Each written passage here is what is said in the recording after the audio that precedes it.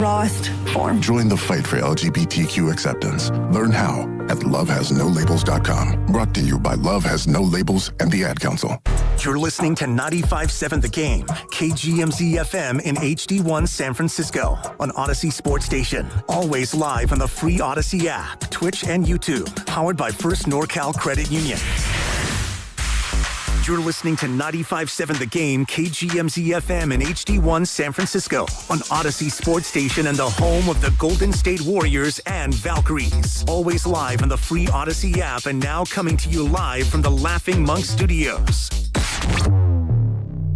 Hey, it's Willard and Dibbs for Safeway. Enjoy these amazing deals for members. And as always, save up to 20% weekly on hundreds of exclusive offers from Safeway. Just clip the highlighted deals from the weekly mailer or click the deals in the For You section of the Safeway app to breeze through checkout. Buy one, get one free of equal or lesser value on juicy, personal, seedless watermelons when you buy two. And here's my personal partner, Dan Dibley. Yes, and you can get Signature Select Thick Cut Bacon, 48-ounce selected varieties sold in 3-pound packages for $4.99 per pound. 10 for $10 mix and match is back. Save on items like pasta-roni or rice-a-roni, 4.3 to 7.2 ounce varieties, or Crystal Geyser Alpine Spring Water gallon size. Add CRV where applicable. Member price $1 each for selected varieties. See your store for a full list of participating items. We invite you to go to Safeway.com for more of these details, and we will see you in the aisles. That's Elena's family group chat. It never stops. Someone's always sending a blessing or starting a poll about the baby shower theme at midnight.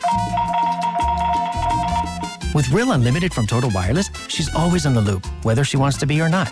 Switch to Total Wireless Total Starter Plan or higher and get a Samsung Galaxy A16 5G on us. Total Wireless, your own Real Unlimited. Offer ends 11/4/2026 or while supplies last. Devices, taxes, and fees may apply. If you own a business, you've heard it all. From fast funding to easy approvals, everyone says the same thing. LendSeek is different. We show you what you actually qualify for. LendSeek's AI-enabled platform matches you with funding options with no guesswork. Up to $5 million in as fast as 24 hours. If you've been in business over a year, doing at least $50,000 per month, apply for free with zero out-of-pocket costs and access to over 100 lenders. Start ready, stay ready. LendSeek.com. LendSeek.com. Hey, John, why so glum? I just got let go. The company's downsizing. This is the third time in the last 2 years. I'm done with this. Have you thought about My Computer Career? I've heard they can train you for a career in IT in just a few months, including cybersecurity and the basics of AI. And you don't need prior training or experience. Now that's a recession-resistant career. Wow, thanks. I'll check them out. Go to mycomputercareer.edu and take the free career evaluation. Mycomputercareer.edu, an elite CompTIA certification partner. Financial aid is available to those who qualify, including VA benefits. J Vineyards returns as the official sparkling wine of the Golden State Valkyries, continuing its mission to uplift women across industries. J Vineyards and the Valkyries share a commitment to female leadership, ambition, and breaking barriers to support women who raise the bar in sports and beyond. So Valks fans, join us at the game, at home, or at Jay's Tasting Room in Healdsburg for a memorable experience. J Vineyards, raise a glass to excellence, on the court and in every bottle. This is the story of the one who keeps multiple buildings running smoothly day after day. Plumbing that flows, HVAC that hums, cleaning supplies that keep surfaces sparkling. That's why she counts on Grainger. With easy reordering online and 24/7 support, Grainger helps her keep the products she needs on hand. So shelves stay stocked and buildings stay ready. Call 1-800-GRAINGER, click Grainger.com, or just stop by. Grainger, for the ones who get it done. Here's good news for folks who have a jumbo loan. The Loan Exchange, America's jumbo lender, is offering a 30-year fixed-rate loan at a 5.75% interest rate and 5.939% APR for loan amounts up to $3 million. So if you have a mortgage with an interest rate of 6% or higher, give America's jumbo lender a call at 833-436-8800. You drive around to find the cheapest gas, so why not refinance your mortgage? Every day you wait, you're wasting money on needless interest. Go to theloanexchange.com or call 833-436-8800 to find out what your savings will be with a new 30-year fixed-rate loan at 5.75% interest rate and 5.939% APR. NMLS 1637539. Loan subject to credit approval. See website for licensing information, loan terms and conditions. Equal housing lender. That's theloanexchange.com or call 833-436-8800 for a 30-year fixed-rate loan at 5.75% interest rate and 5.939% APR. Someone had a birthday. Yep, 50. Can't believe it. 50 years of wisdom. Great segue. We have a health reminder from the CDC. Pneumococcal vaccination is recommended for adults 50 or older. Says here, we're over 6 times more likely to be hospitalized with pneumococcal pneumonia than adults under 50. I don't love those odds. Same. Look what I found. Pfizer's Prevnar 20 is proven to help protect adults against pneumococcal pneumonia and invasive pneumococcal disease in just 1 dose, and millions have already gotten it. Continued approval may depend on a supportive study. Don't get Prevnar 20 if you have a severe allergy to its ingredients. A weakened immune system may lower your response. Common side effects include injection site pain and swelling, fatigue, headache, muscle, and joint pain. For full prescribing information, please call 1-855-213-2138. Visit Prevnar20.com or talk to your doctor or pharmacist. I'm on Prevnar20.com now, scheduling my appointment. Good idea.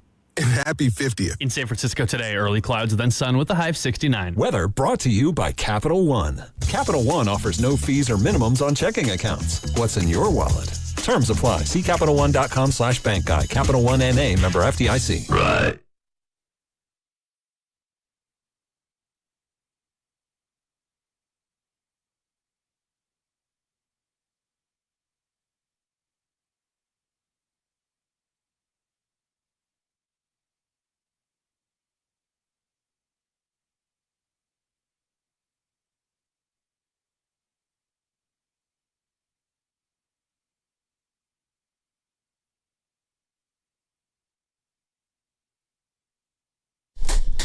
Ooh, hello there. Welcome into the Morning Roast on this fabulous Friday, July 24th. July 24th, is that Barry Bonds' birthday? Pretty sure it is Barry Bonds' birthday. Look at me remembering stuff off the rip. Pretty sure it is. Happy birthday, Barry Bonds. Yeah, wasn't how I was planning to start the show off, but such is life on this. Right. Hey, it caught me off guard too, so... Anyway, it is the Morning Roast. Sam Blumman filling in for Joe Spadoni. He is taking some much-deserved time off this weekend. Joe Shasky is still in with me, though, so we can still have fun today. It's been a fun morning so far at 95.7 The Game, the show before the show, as people like to call it. I don't think we've ever called it that. How you doing this morning, Joe? It's a nice shirt. I'm doing great. Last night, Michelle was out of town, so it was just me and the little guy. And he wanted to watch a baseball movie. Pizza and chicken nuggets? Was that dinner? Well, we did chicken nuggets, cheeseburger for me, and french fries. Nice. And we shared everything. Anyway, point being is that he goes, I want to watch a baseball movie. And I'm like, all right, what baseball movie? Now, he loves The Sandlot. Like, that is one of his favorite movies. So we're flipping around, and the Billy Bob Thornton Bad News Bears one on Netflix is up there. And I'm trying to find the original, but for whatever reason, I couldn't find the original. So I clicked on the Bad News. I had never seen the Billy Bob Thornton version. And it's almost identical, using some liberties and changing some of the stuff. They updated for the modern. What came out in 2005? Yeah, 05-ish. It's about 20-something years old.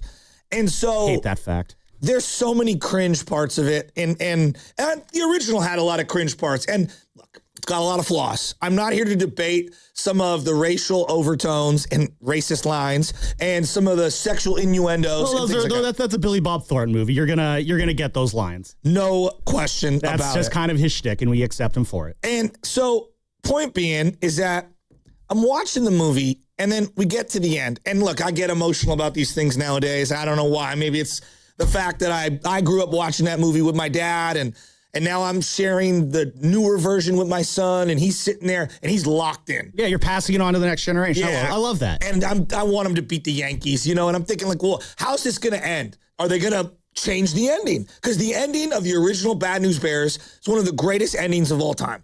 of all time. You know, usually the good guys win and the bad guys lose at the end. Well, Bad News Bears, and I don't want to give it away. It's 21 years old, but... I think after this point, if you haven't seen it by now, that's on you. Kelly Leak flies out, and so there's runners on second and third. They're down 3. The kid whose parents finally show up to the game, and he's asked to basically get hit by a pitch every single time, finally is able to swing away. And he rips one into the gap, and he's running around, and boom, he gets thrown out at home. He would have been the game-tying run. So they lose. The Yankees walk it off. And obviously there's the trophy presentation where they get this little tiny trophy. Little dinky, hey, you made it. Yeah, and the Yankees get this huge trophy, and every kid's got a bigger trophy than the second place trophy. It's just chef's kiss, right? And I'll say this really quick. I'm sorry to interrupt you, but like that, you talk about the Billy Bob Thornton Bad News Bears. I mean, this is going to probably piss some people off, but I don't really care. That's one of the few movies, Bad News Bears, where I honestly think the remake kind of did better than the original. Okay. And For you it did? For me it did. And I've seen both. Like the Walter Matthau one was good. I mean, Walter Matthau's just great. But I don't know. It just, for whatever reason, the way Billy Bob Thornton, his aura that he brought to me, I mean, I love Billy Bob Thornton. Yeah, I think so. He's a terrific actor. He can play serious roles. He can play comedic roles. I mean, you've seen Bad Santa, right? Oh my God. It's basically Bad Santa as a baseball coach, really. That's a good way of putting I think they even use some of the same music from Bad Santa in Bad News Bears. Some of the stuff is like dead on replication of the old one. Exactly. Some of it they take liberties. I do think just Billy Bob Thornton adds just his own little spice to it that I think makes it in the modern age a little bit better than the original. Anyway, I just want to throw that out there. I'm sorry if I offended anyone older. No. Look, how you feel is how you feel. Oh no, again, like just some people get so offended. Oh, the original's always so much better. You can't like anything new. The old is always better, and because shout out society. Well, so I'm sitting there after the movie's over, and I'm like, look, it's a flawed movie, but in a weird way, it's almost a perfect movie because the journey was way more important than just winning it all. And it got me thinking about sports and like real teams. And I've had this long belief. There's something about the 1993 Giants that I connect to. And I'm not saying that I don't connect to the 2010 team. Of course I do. And it's magical and it's special. Think you're basically saying the 93 team is the only team that exists, right? No. I know. I'm playing. Championships. I know what you're getting at. And I think like sports media and fans and it's like we're both in 2026, title or bust. And I've been wrestling with this idea of like, what should I expect from the 49ers heading into this year? And I honestly don't have an answer. And think about that for a second, but we'll table that Niner discussion. Training camp does start on Sunday, which is why we're talking about the Niners today. And I'm like, it's almost like all this title talk kind of robbed a lot of people of just enjoying the journey last year. Yeah. Well, I think the way the Bay Area sports landscape has been going back to 2010, because keep in mind, Joe, like 2010, that was the first time in 15 years the Bay Area saw a championship. Yes. So there was a long period of time where enjoying the ride was kind of the best we could really hope for. It's a great way of putting it. Then you start winning in 2010. And you're like, oh, that was really cool. I guess we got our championship. But then you win in 2012. And then you start getting greedy. And this is why, Joe, I always say the era of one being enough is over. Like everyone who says, just give me that one and I'm good. Nah, that's the biggest lie you ever tell yourself as a sports fan. Like this is so true. 17-year-old Sam was once saying, God, if the Giants could just win one in my life. I was 17 years old saying this, which is ridiculous to say. Just win one in my lifetime. And then they won one in my lifetime. I was like, that was actually kind of cool. Can we do it again? And then the Warriors win. And that was, for me, the most like, well, if the Warriors can win a championship, anybody can win a championship. Because but like, okay, and look, the Warriors, like the amount of winning we experienced last decade ratcheted it up. Yeah, no doubt. Very much what we expect from our teams. Maybe so much to a point that's kind of detrimental, I think, as you're saying. Things off kilter. We take things for granted. I totally agree. And I just feel like we've forgotten about the journey. And then like I start thinking about, like if someone put, I hate to do this game, but a gun to my head, I'm walking down the street and they say, hey, who are your favorite teams of all time? I mean, the 93 Giants are somewhere at the top. I don't think they're higher than the World Series winning teams, but my love of the Giants is not forged without the journey of the 93 Giants. There was something beautiful about, hey, they had one foot out the door. They were going to go to St. Petersburg. They traded away Kevin Mitchell. Like, there was a new ownership group. They got rid of Roger Craig. There was so much up in the air. And then they get new ownership.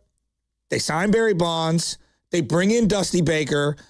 And there was something magical about the 93 Giants. Now, I was 11 years old, so I think that matters, right? Where I was in my life and how I really connected to that team, I truly believe matters. Now, they were 4 years removed from being in the World Series. Different core, but 4 years removed. So it wasn't that far away. Yet, in my heart, the 1993 Giants hold a very special place. I could very much understand why, but yeah, please. Matt Williams, Will Clark, Bonds goes for 46 homers. Dusty's first year. You know I love Dusty. Royce Clayton, Willie McGee, Darren Lewis, the 2 20-game winners in Swift and Burkett.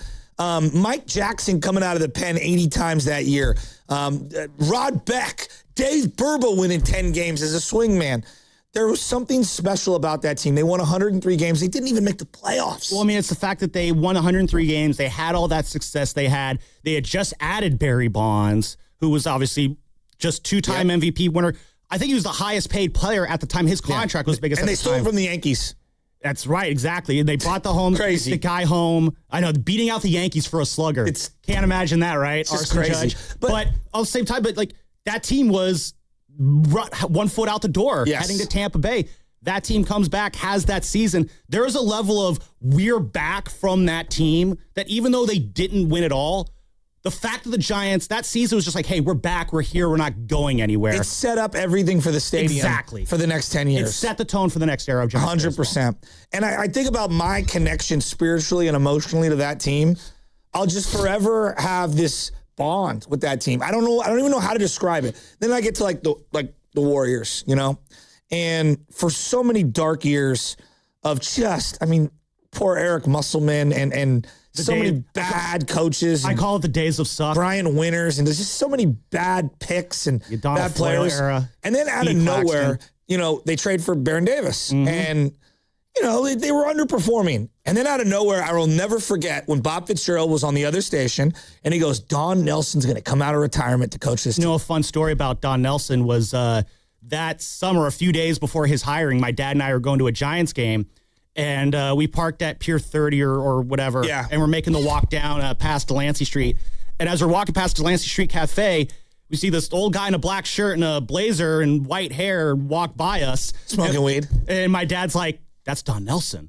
I'm like, what do you mean? That's because this is summer of 2006. So how old are you? I was 13 years old. He hadn't coached the Warriors I didn't know who Don Nelson was. This was new information to me. It's like, Don Nelson, what do you mean? He's like, he was the coach last time the Warriors were in the playoffs. And wait, Warriors were in the playoffs? I knew the Warriors were in the playoffs once upon a time. But at that age, the Warriors in the playoffs was a completely foreign concept to me.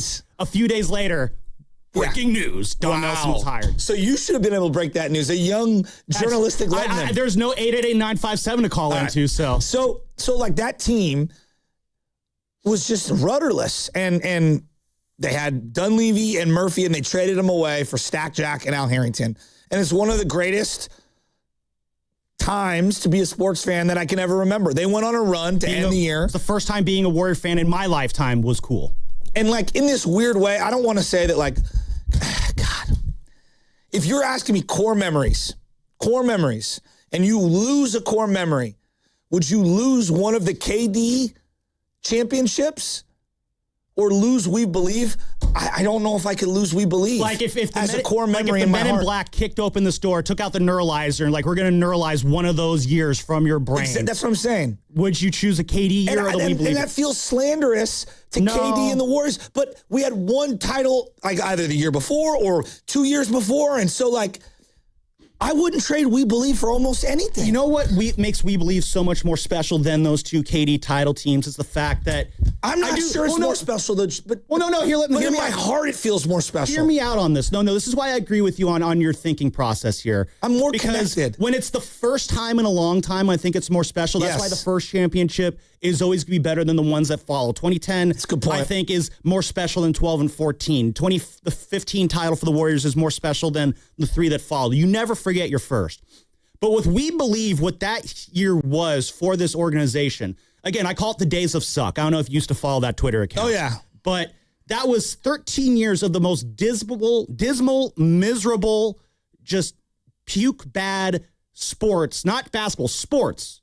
Of all the four leagues that you could contrive was those Warriors teams from basically the minute I was born up until, because literally, Joe, it was a 13-year stretch that coincided the first 13 years of my life. So that's how and I they look won at it. 17, 21, 19 They games. were an absolute joke. I used to watch the Blazers come in and beat the snot out of them all the time, or the Lakers and the Sonics and the Suns. I thought when we traded for Larry Hughes, we were going to the playoffs. See, and that was our championship. I remember reading Scott Ostler, Bruce Jenkins think pieces that season about how the Stack Jack Al Harrington trade, this is a great trade. It fits Nelly's style. I remember meeting. It's one of the greatest trades in Bear history. What made that year so special is it reawoke this fan base. 100%. Like, we saw what Dub Nation truly was for the first time, and it felt like forever in that playoff run. And I'll say it, Shasky, that We Believe run set the tone for the crowds that would make teams absolutely miserable for that entire was it their last 5 years at Oracle? I believe they lost like 7 games or some ridiculous stat like that. I honestly believe that atmosphere, that aura, that hostile environment that Warrior fans created, it was born on that We Believe run. But like, they went to the second round and lost to the Jazz. And it was amazing. I wouldn't trade it for the world. But think of how angry you were after Steph and Clay and Dre, Jordan Poole lost to the Lakers in the second round. Think of the difference. Yeah. Think of the amount of spoiled when you contrast the two. When you talk about what the expectations were then versus now. So you're talking about getting like, teams that didn't win at all. And it's fortuitous, actually, that the Giants are hosting the Angels this weekend. You want to talk about teams that didn't win at all that I just completely fell in love with. It is very much that 2002 Giants team. Joe, 2000 was when I first went to a Giants game. I was 7 years old, June 17th, 2000. My dad takes me to a Giants-Astros game. All right, I'm invested now. I'm on board with this. 2001, I'm 8 years old. Barry Bonds happens. Okay, yeah, obviously you don't have to sell me that hard. I'm all in on Barry Bonds and this team. But 2002, the season he had, the season that team had, the run they went on, how improbable it was, the 8-game winning streak they had to finish the season to get that wild card. There were so many guys on that team that were my childhood idols, I guess, growing up. Barry, there was Richie, there was Jeff Kent, who's getting enshrined in the Hall of Fame this weekend. Kenny Lofton up the middle. When they got Kenny Lofton, I loved Kenny Lofton. I always loved Kenny Lofton. I played with him in backyard baseball, where he was just one of the speedsters in that game. Oh, he was one of my favorite base stealers kid. We got Kenny Lofton. We had Yoshi Sinjo on that team. God, he was a fun player. I feel like you would just crush him all the time if he was playing today. Well, if he was not that great. Didn't have the surgery, he would have been on the team and been your DH. I loved Andres Galarraga too. But Sam, that's your team? But that's the team that solidified my forever love of Giants baseball, even though they didn't win. I was 9 years old, about to be 10 with that team. Great time to have it. The perfect age to have a season like that. And they lost that year. It sucked. I don't remember being that upset about that World Series loss because I was more again, I'm 9 years old. I know. And I was just more caught up in the whole, man, this team's great. This is what Giants baseball is always going to be like. And I'm thinking, you know what? They didn't win it this year. They're going to be back next year. They went wire to wire and lost to the Marlins. In the first round. And that is why. And they went on to win it all. And that is why Jose Cruz Jr. and JT Snow as part 2, those 2 moments are the most miserable moments for me as a Giants fan. Like, if 2000 through 2002 was like the introduction to Giants baseball, this is all the fun you can have. That Marlins series was, okay, kid, you've had your fun. Now we're going to explain to you what real fandom is like. And so I had to get my first, punch in the face. So I want to ask everyone, and I got a football team that is just so special. And then we'll talk about it on the other side. But who's your favorite non-title winning team of all time? Ooh, I like that question. And then, why is it we feel this spiritual, emotional, deep connection to these teams that didn't win it all, and yet, you wouldn't trade it for the world? Why was the journey so special for that team? What is it about those teams? And then, now take a step back. Think about where the Niners are going to be this year. I don't know where they're going to go. Think about how you're going to react if they end up losing in the playoffs this year. Think about the Warriors, and let's say they get LeBron, and let's say they lose in the play-in again, just hypothetically. How are you going to react? For some kid out there It's going to be... That will be their team. Some 9-year-old kid out there is... Yeah, I absolutely agree with you. For 44-year-old Joe Shasky, I might be going You're crazy. You're going to be throwing something. Exactly. It's just different ages, different stages. That's how it works. So you want to ask the question, what is your favorite non-title winning team, and why do the teams that fall short resonate with us? I have a theory on the other side, and it involves a Yoda quote. Every time you get a Yoda quote in, I'm ready. And I got to give you... There's a Niner team. Let's keep this conversation going on the other side. Connected to. We got a fun guest joining the show, hopefully, today. I'll explain that on the other side. We're coming to you live from the Laughing Monk Studios, Laughing Monk, Righteously Brewed in San Francisco. And don't forget, what's coming up with the game is sponsored by the Cache Creek Casino Resort. Turn up the soundtrack of summer at Cache Creek Casino Resort. Every Sunday in July, win your share of bonus play and guaranteed 30,000 cash winner at 7 p.m. Cash in at Cache Creek Casino Resort. Yeah, Dan Dibley here for Fremont Bank, which, as you know by now, it's my bank, and it has been for more than 6 years. And I love this bank because it's a family-owned bank with the family-owned feel. They started back in 1964, and when they did that, it was just one branch, but now they have 21 branches. So if you go around in your Bay Area, you're going to find a Fremont Bank branch, and you're going to see it, and you're going to think, you know what? I want that full-service banking with no compromises, and you should. It's not a big box bank. It's a good local bank. And when you deposit your money with Fremont Bank, they reinvest it locally into businesses, philanthropy, home ownership, all the good stuff that makes our Bay Area the best area in all of the country. And that's why you should be a Fremont Bank customer. The money stays here. It's local. It's not a big box bank. It's a good, solid local bank. And we talk about Fremont Bank, and you know that they're here for you and here for good. You only get one shot at this. One chance to handle your injury case the right way. One chance to get the compensation you actually need. And one chance to protect your future. And once you make the wrong move, you don't get a do-over. Sign too early, it's final. Say the wrong thing, it's recorded. Take a low offer, you can't go back. Before you make any decisions, call Beam Law. They'll step in immediately, guiding you, protecting you, and making sure every move is made with your best outcome in mind. Beam Law has recovered millions for clients across the Bay Area and has been named Best of the Bay by SF Weekly 4 times. If you've been injured or lost someone due to someone else's negligence, don't take that risk. Call Beam Law now at 415-523-5555, 415-523-5555. That's 415-523-5555, or visit hurtinthebay.com. That's hurtinthebay.com, because it's not whether you get knocked down, it's whether you get back up. Beam Law, they've got your back, Bay Area. Outside Lands is August 7th through the 9th in Golden Gate Park. Heading to the festival? Embrace the haze with Hazy Little Thing by Sierra Nevada during Outside Lands. Come visit them at the Hazy Little Hideaway. Bring your friends and get a taste of the moments that matter. All guests on 95.7 The Game appear on the River Islands guest line. Dub Nation, this is Jimmy Butler, and you never know when I'll be on the River Islands guest line. Dub Nation, this is Stephen Curry, and you never know when I'll be on the River Islands guest line. So make sure to keep it locked on 95.7 The Game. River Islands in Lathrop is the best-selling master plan community in all of Northern California. With its lakes, parks, trails, and collection of new home neighborhoods, the good life can be your life. Isn't it time for you to discover the islands? Hey, it's your boy Guru. When it comes to pest control, don't guess. Go online and get the facts with Atco Pest Control. Atco is a family-owned local company that's been protecting the Bay Area homes for over 40 years. And quality service does not have to come at a crazy price tag. If you're dealing with ants, spiders, rodents, or anything crawling where it should not be, visit AtcoPest.com. That's ATCO Pest.com to learn more and schedule service today. Atco's got you covered. Finding great candidates to hire can be like, well, trying to find a needle in a haystack, but not with ZipRecruiter. Its powerful technology actively finds and invites qualified candidates to apply to your job. So while other companies might deliver a lot of hay, ZipRecruiter finds you the needle in the haystack. See why 4 out of 5 employers who post a job on ZipRecruiter get a quality candidate within the first day.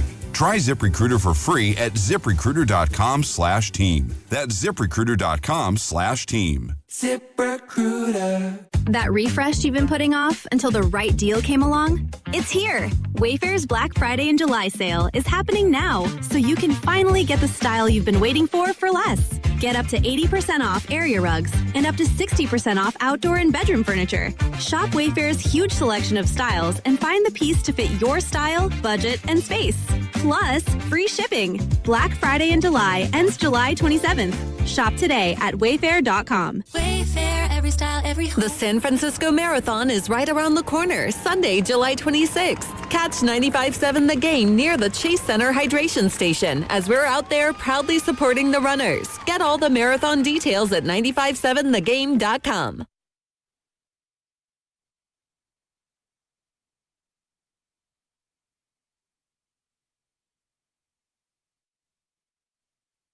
Now back to the morning roast. I think it's an inspired idea. With Joe Spadoni. Is this Brian in Palo Alto changing his voice? And Joe Shasky. I'm sorry? On 95.7 The Game. I wonder what other voices Brian in Palo Alto can do. Like, he can try the southern accent there. I wonder if there's like a British Brian in Palo Alto. Hello, chaps. How are you? Not a GM. Sure wish I could be. These are the things that go through my head at 6:30 on a Friday morning. It is the Morning Roast. Sam Lohman filling in for Joe Spadoni here. And the question we're asking this morning... You would thrive in the Game of Worlds, like the Game of Thrones The Game of Worlds? The Game of Thrones world. I think I would do pretty well. You know what? Now you just threw me off into another off-topic subject here. Would you be... What is it? Is it a leash? A leash? Like what you walk a dog with? No, what do they call it? My leash? The liege lord? Liege, there you go. No, I could probably be king in the north if I'm being real. You know, just put me at the head of Winterfell. I can run things from there. Okay. You know, my gaze is always torn between north and south. Are you listening to this? I am listening to this. But, no, could I survive? I think I could survive in Game of Thrones world pretty well. So you sent a video to our thread the other day of a bunch of people in a park LARPing with each other. Okay. Because you wanted to show Spadoni, hey, look, Spadoni, there's other LARPers out there. Which, obviously, there are. I've seen role models. And I'm watching that video, and I'm not going to lie. Like, if that's what the field looks like in these LARPing communities, like, I feel pretty confident I could do pretty well there. None of those people look like they're in the greatest of shape or moving around very well. And, like, listen, I'm not going to sit here and say I'm the pinnacle of athletic fitness or anything like that, but, like, no, if you drop me into the field, they're like, I could crack top 10 probably in some of these LARPing battles. I will never bet against you. I'm getting so many texts about teams that are like your favorite team that maybe never won at all. And my buddy Dan is like, dude, the Run TMC Warriors, it like forged my Warrior love and my love of hoops. I think a lot of people it did. Yeah, and I think I'm curious how many people their love of a team was forged in a losing season or in a losing effort. Because I've always said, Shasky, like anyone could show up when times are good. Like, anyone could show up for a Warriors game when you got Steph, Clay, KD, and Draymond Green in the starting lineup. Anyone could show up and have fun in that times. But I truly believe real fandom, and I've said this a lot, real fandom is forged in darkness. You become a fan when times are bad, not when times are good. That's why, like, the people who are going to be at Giants games this September, or there's going to be a Sunday afternoon Giants game that coincides with a 49er game, and all the Giants fans who were at that game instead of at home watching the 49er game, I'm going to look around at that ballpark like, you guys are the ones. You guys are the OG fans. You guys are the diehards. Like 2016, if you were at that week 15 Niners game in 2016, I don't know if they were at home or not. I'm just picking a random week. Yeah, you're real. You're a diehard fan. If you're still showing up through that, you got commitment. I tip my cap to you. You're a real fan. There are two games that stick out in my head for 49er fans. There's one when we lost the Busch Bowl we technically beat the Texans and lost the number 1 overall pick. The other one is, I think it was the 1-10 versus 1-11 Dolphins and Niners, where Randy McMichael, the tight end, kicked our butt. It was on my birthday. I mean, it was some of the lowest moments ever. What year was that? Like 04, 05. Okay, yeah. I wasn't as locked in the Niners back then. I was very baseball focused at that. We were awful. Yeah. Oh, no, I remember some of those, like the Dennis Erickson, Canes legend, those years. Ugh. Mike Nolan, yikes. Dennis Erickson. So my number one, like, Niner team, look, there's an argument for the 2019 team. There's an argument for the 2023 team. I mean, those teams were unreal. 19 team, there's a specialness to it. Because, again, when it's the first season after a long stretch, I mean, it was 5-6 years. It's still pretty long in the NFL. When it's the first time back after a long time gone, there's something more magical about it. Like that 2019 team felt so magical. The 2023 team, it felt like there's no magic. This is a job. Yeah, you were talking about dark times. You know, after Singletary, after all the coaching problems, the quarterback issues, there's a lockout. Here comes Harbaugh. And I had no expectations for that team. The 2011 49ers hold one of the most special places in my heart of all time. I'm not the biggest Alex Smith fan. That was a very special season that year. But he won you over with his grit and style of play. Joe Staley, Justin Smith, Aldon Smith getting drafted, Frank Gore, Willis, Navarro Bowman's emergence that year, Deshaun Golson, Dante Whitner, Kendall Hunter. Vernon Davis. Crab. Upati, Davis, on the line, Anthony Davis. I mean, Delaney Walker, the Tony Montana special teams squad. All of the different random acquisitions that they made. Ahmed Brooks, Isaac Sopoaga. The 2011 Niners. Gesundheit. Forever will hold a special place in my heart. You all right? I told you my throat has been given out. Oh, yeah. No, you've had it going through your house lately, haven't you? That team, I have a seminal connection and will always have one with that team forever. I argue, oh my God, dude. Blake Costanzo, Larry Grant. Dude, can you play the future where the Candlestick crowd? The future. No. Out of nowhere, before the New Orleans game, they asked Future to come onto the field. And he's like, yeah, I'm doing this for the homie Delaney Walker. I will never forget sitting up in my... No one sat for that playoff game against New Orleans Saints. Delaney Walker was good. Oh, dude, I got goosebumps, dude. Hair is standing on my... That Tony Montana squad, CJ Spillman... That was so sick, honestly. Time.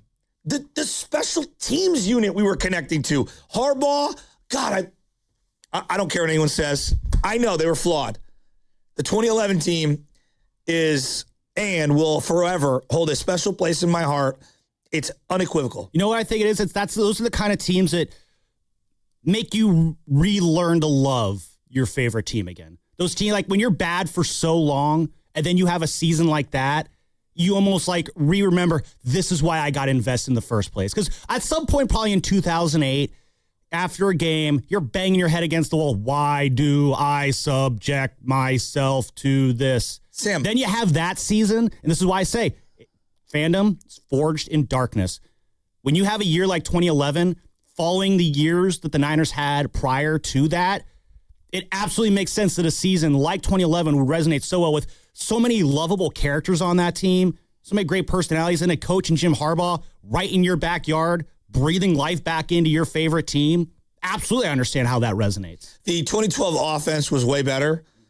The 2011 defense is one of the greatest defenses of all time. I don't care what defense the Niners ever put together. The gold standard for me, for the Niners defense of all time, will forever be the 2011 49ers. That was a hard-hitting defense. No, and that was Navarro Bowman's best year was probably 2013, but nothing will come close. Golson and Whitner are two of my favorite players ever. And I'm not saying that like as a joke. I'm dead serious when I say that. I love the way that they played ball. Carlos Rogers was unreal.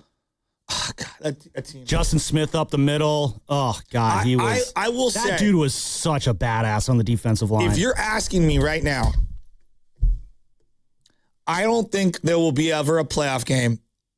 If you ask me now, like, you have to bet for the rest of your life, will there be a playoff game better than the New Orleans Saints-Niners playoff game in your lifetime for the 49ers? And I would say probably not. In terms of just excitement level. One of the greatest games I've ever been to, period, any sport, it doesn't matter. We were crying. People were crying in Candlestick erupted. Well, it was the first playoff win at Candlestick since... like 9 years, 10 years. Well, it was probably that Giants wildcard game, was it? Yeah, 01, which was like 01-02, the Trey Junkin play. Weren't you at Game 4 in Boston? I am telling you. That's nuts. I am telling you. I was at Game 4, and we won. That's one of the greatest wins of all time. There was nothing like the final, because the way they won in dramatic. I mean, how many lead changes in the last 3-4 minutes? Alex Smith, they turned the ball over 1,000 times. Alex Smith had one of the greatest runs ever where they went left and Joe Staley is the lead blocker. The place went crazy. Then Jimmy Graham scored like an 80-yard touchdown. We got the ball back, and it was like, one timeout and like no hope. And you had to go 80 yards. And it was Alex. Like, you have to understand, no one believed in Alex. No one did, even in that moment after the year that they had. And then he hit Vernon on that little like cut in route thing, and he just kept going. And then he hit him on the post, and it's look, I know it sounds insane. I'm telling you, and I've been to, you know how many playoff games I've been to for the 49ers? I've been to almost every single home playoff game since like 91, 92. Yeah. I mean, yeah, the only one I haven't gone to was the Green Bay one in the rain because my son was too young. It's the only one. I've been to every other home playoff game. Oh, the NFC division round a couple years. That was another fun one. I mean, honestly, the Lions game that next week was probably more fun, and obviously we got to experience that one together. Again, what makes those games, what's great about that game, though, that Saints game, and before I was on a plane during that game, so I missed that entire thing. I literally, I was flying back to Miami that day. For the 2011 game? Yeah. No, I'm at BART, and I'm watching all these, Niner fans driving the game, oh, man, I'm going to be missing that. Yeah, the entire game took place during my flight. I learned of the entire ending when I landed. The captain's like, hey, guys, guess what you missed? We were up because I switched seats because we had to get four together. We all want to watch me, Mikey C, Rocco, and my brother. And we were up in the corner. Yes, White Mike. And from the other end of the end zone. Oh, his last name's C? I didn't know that. They were about to score, the Saints, in the first drive. We were miles away. I felt the Pierre Thomas Dante Whitner hit. And I swear to God, to this day, I see that hit and I get brought right back to that day. It was a hot day, actually, in January. It was a warm January. It was a Saturday, too, if memory serves. Carter, you were there? I don't think I was there, but I remember the hit like it was yesterday, obviously. It's one of the greatest games of all time, and we should have blew them out. Our defense was insane that day. Even though they scored a bunch of points, New Orleans was unreal. What I remember most about that day is not just the Alex Smith redemption day, and I remember Ann Killian, I think, had a great story about Alex Smith after that game where she talked about how, in the past, Alex Smith's family, they would do this toast of to moving on. It would be moving off the Niners and on to better things for him. But then she talked about how now the toast has different meaning. We're moving on in the playoffs. And what I really liked about it is it set the tone of that was a redemption game for Alex Smith. It's the greatest 7 minutes of his NFL career. And on top of that, you had him connecting with Vernon Davis, another redemption story, who we all remember where Vernon Davis was just a few years ago with Mike Singletary, where, Niner fans this guy's nothing for this team.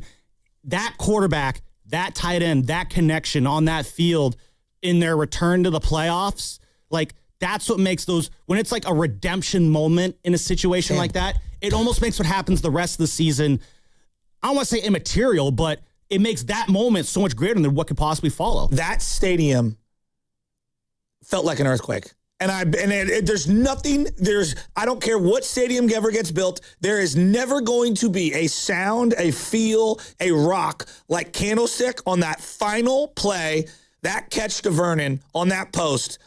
I've never experienced anything like that. That place, if you were there, now I'm down here. If you were there, call in. Because I swear to God, it is a top game all time. No matter. And look, it's a freaking divisional round game. Not even for the whole thing. And then the very next week, they're throwing fades to Brett Swain in the rain at Candlestick against the New York Giants. Ahmed Bradshaw fumbled. It's just, I'm telling you, dude, the 2011 San Francisco 49ers will forever hold this special, just a very special place in my heart. And they didn't win it all, but to me, they're champions. I know, it sounds insane. But let's dive into that on the other side. Why is it that the teams that fall short still resonate with us? Let's get into that on the other side, because again, I do have a theory. We'll keep that going. Frankie and... What's coming up in the game is sponsored by Fremont Bank. Here for you, here for good.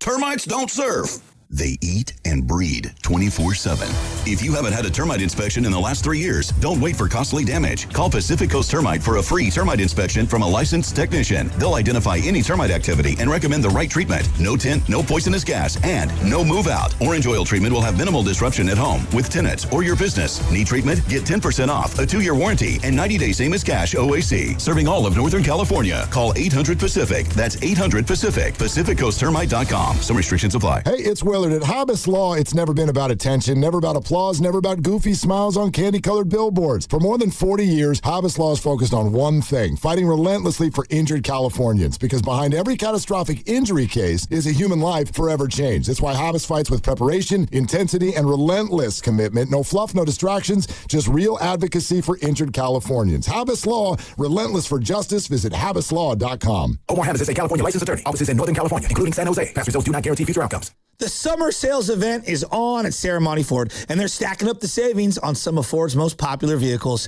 You're going to get 0% APR financing for 36 months, plus $1,000 in down payment assistance and no payments for 90 days. But Sarah Monty Ford isn't stopping there. You're also going to receive a 2-year, 25,000-mile Ford premium maintenance plan, and it's included with your purchase. Shop eligible models, including the 2026 Ford F-150, Bronco, Mustang, Mach-E, the Explorer, the Mustang Ranger, Super Duty, and Transit cargo van, plus the 2024 Ford Bronco Sport. 2025 Ford Bronco Sport. Whether you need a truck for the job site, an SUV for the family, an electric vehicle for the commute, or a Mustang Mach-E, because driving should still be fun, well, Sarah Monty Ford has the vehicle for you. 0% APR, $1,000 in down payment assistance, no payments for 90 days, and 2 years of premium maintenance included. Sarah Monty Ford, the base Ford store in Colma Daly City, or 24/7 at SarahMontyFord.com. Sarah Monty Ford, the Bay Area's Ford dealer.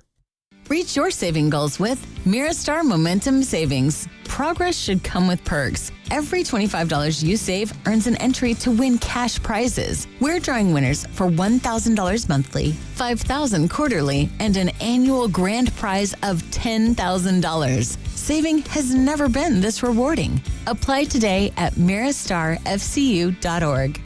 Insured by NCUA. No purchase necessary. Terms and conditions apply. See website for full details. Administrator Dan Daly at Lawton Skilled Nursing and Rehabilitation Center would like to thank his staff, residents, and family members for helping us become both Newsweek Magazine and U.S. News and World Report's top-ranked California nursing facility. Lawton continues to be a 5-star facility conveniently located in San Francisco's Sunset District. Please don't hesitate to contact our admissions team of Dab Sterling or Christopher Lord at 415-566-1200. That's 415-566-1200. Hi, I'm David. I'm Chris. And I'm John. We are the three brothers who own Jack's Restaurant and Bar. And we are here to... Not again. That's my line. Boy, stop it. Mom? What are you doing here? Have you heard your commercials? They're terrible. That's not our fault. You taught us how to cook delicious food. Using only the freshest ingredients. And to treat all our guests like family visiting our home. But you didn't teach us how to write catchy radio spots. They remember that and get back to work. Yes, Mom.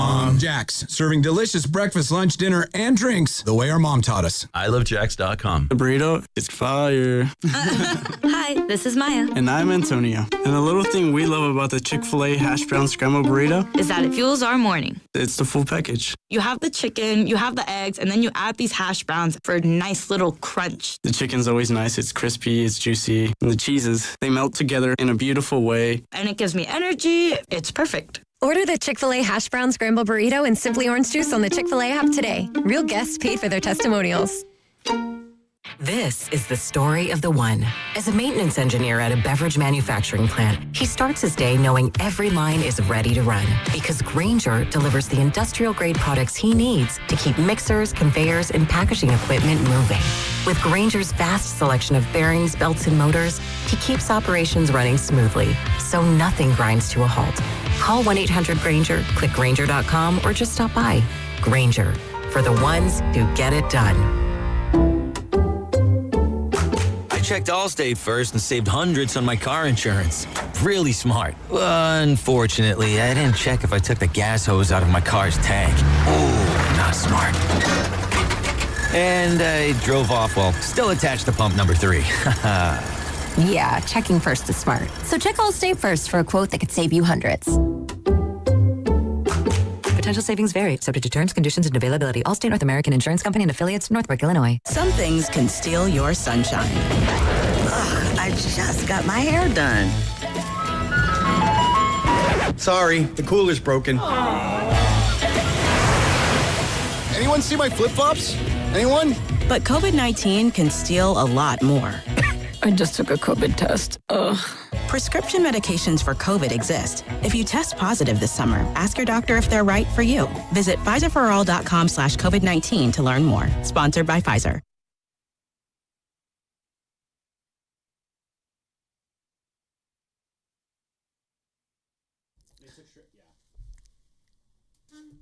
There's just so many great games. Guys, we got football.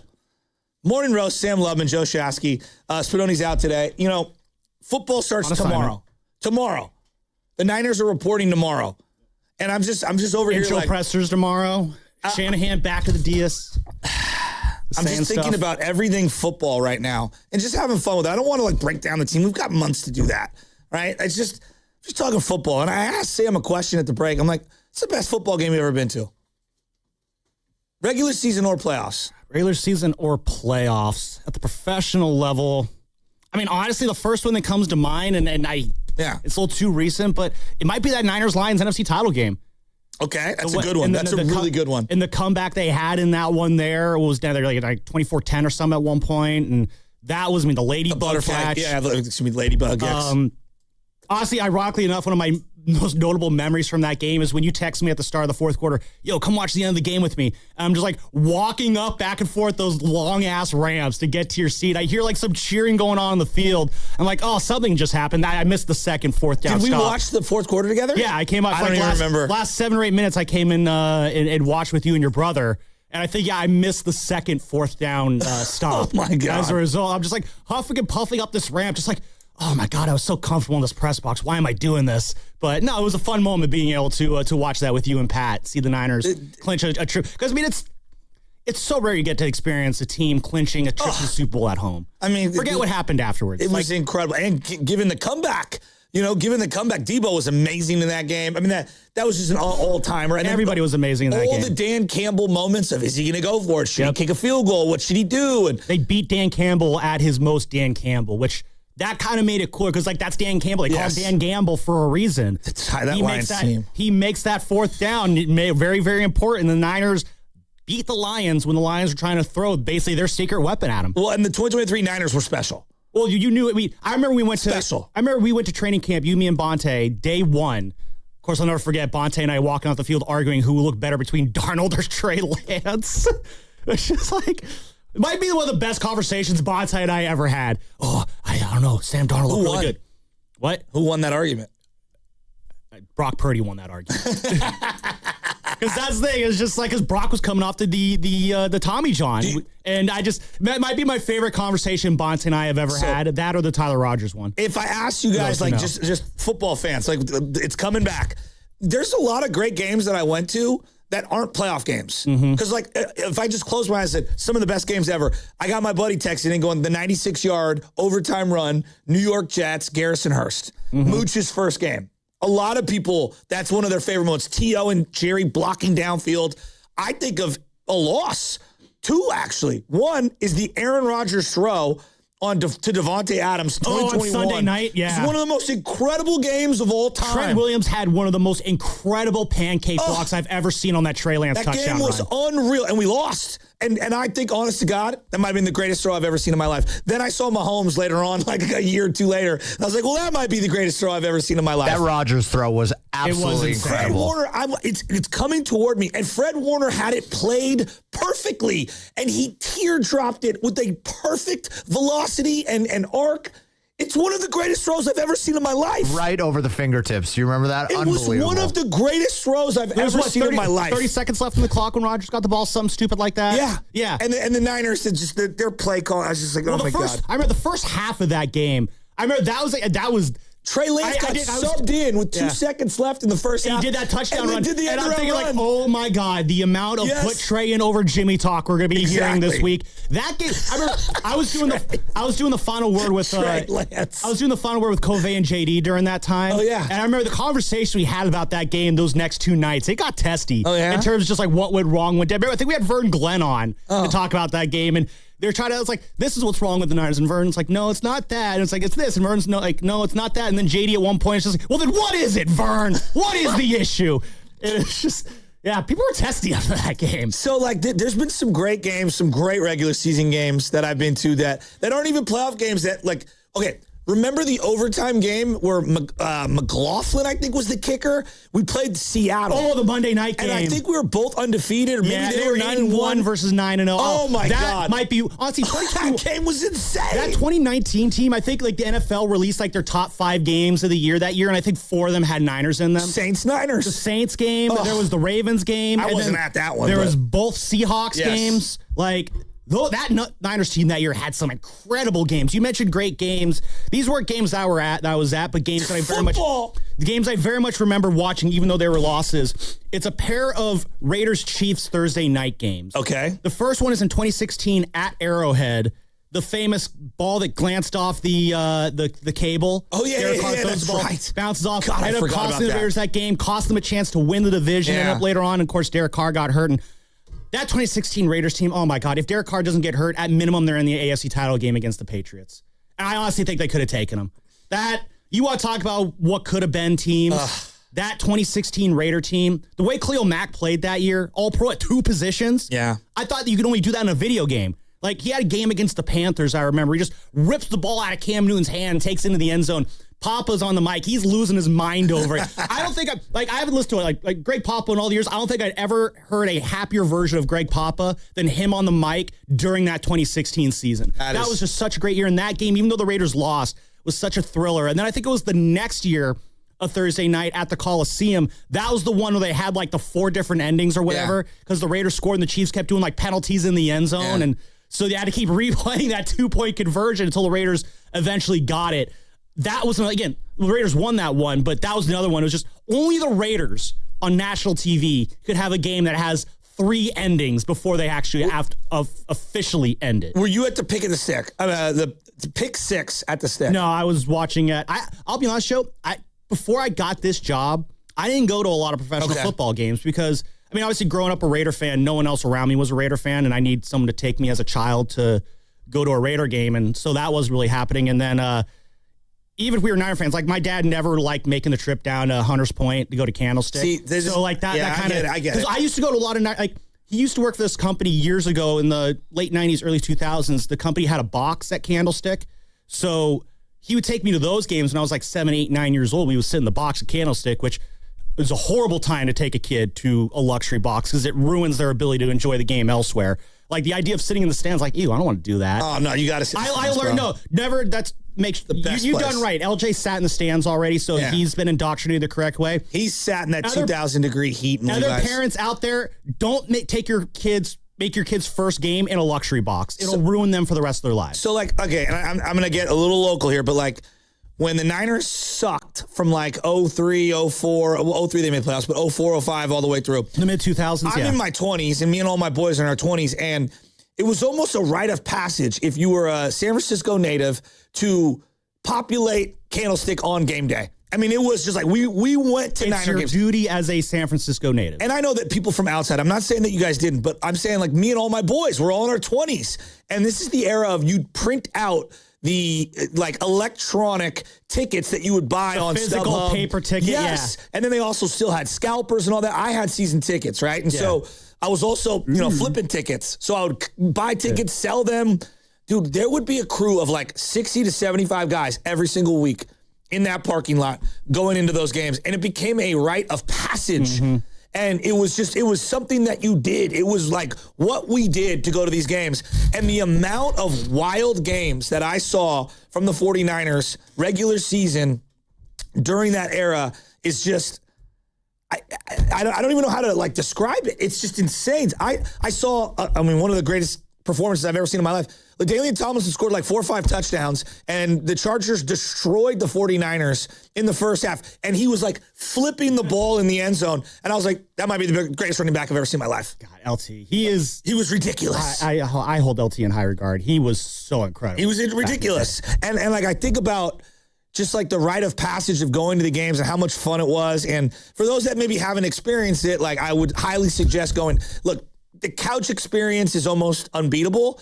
I just like being there for the games. There's something about the atmosphere and the pageantry of it all. I go bold. I mean, obviously the couch is pretty cool. I love my couch. Shout out my couch. But when you're there and in person, It's a pretty surreal experience. Brought to you by Golden State. Serving the Bay Area for 3 generations. When you succeed, we succeed. Visit goldenstatelumber.com. 888-957-9570.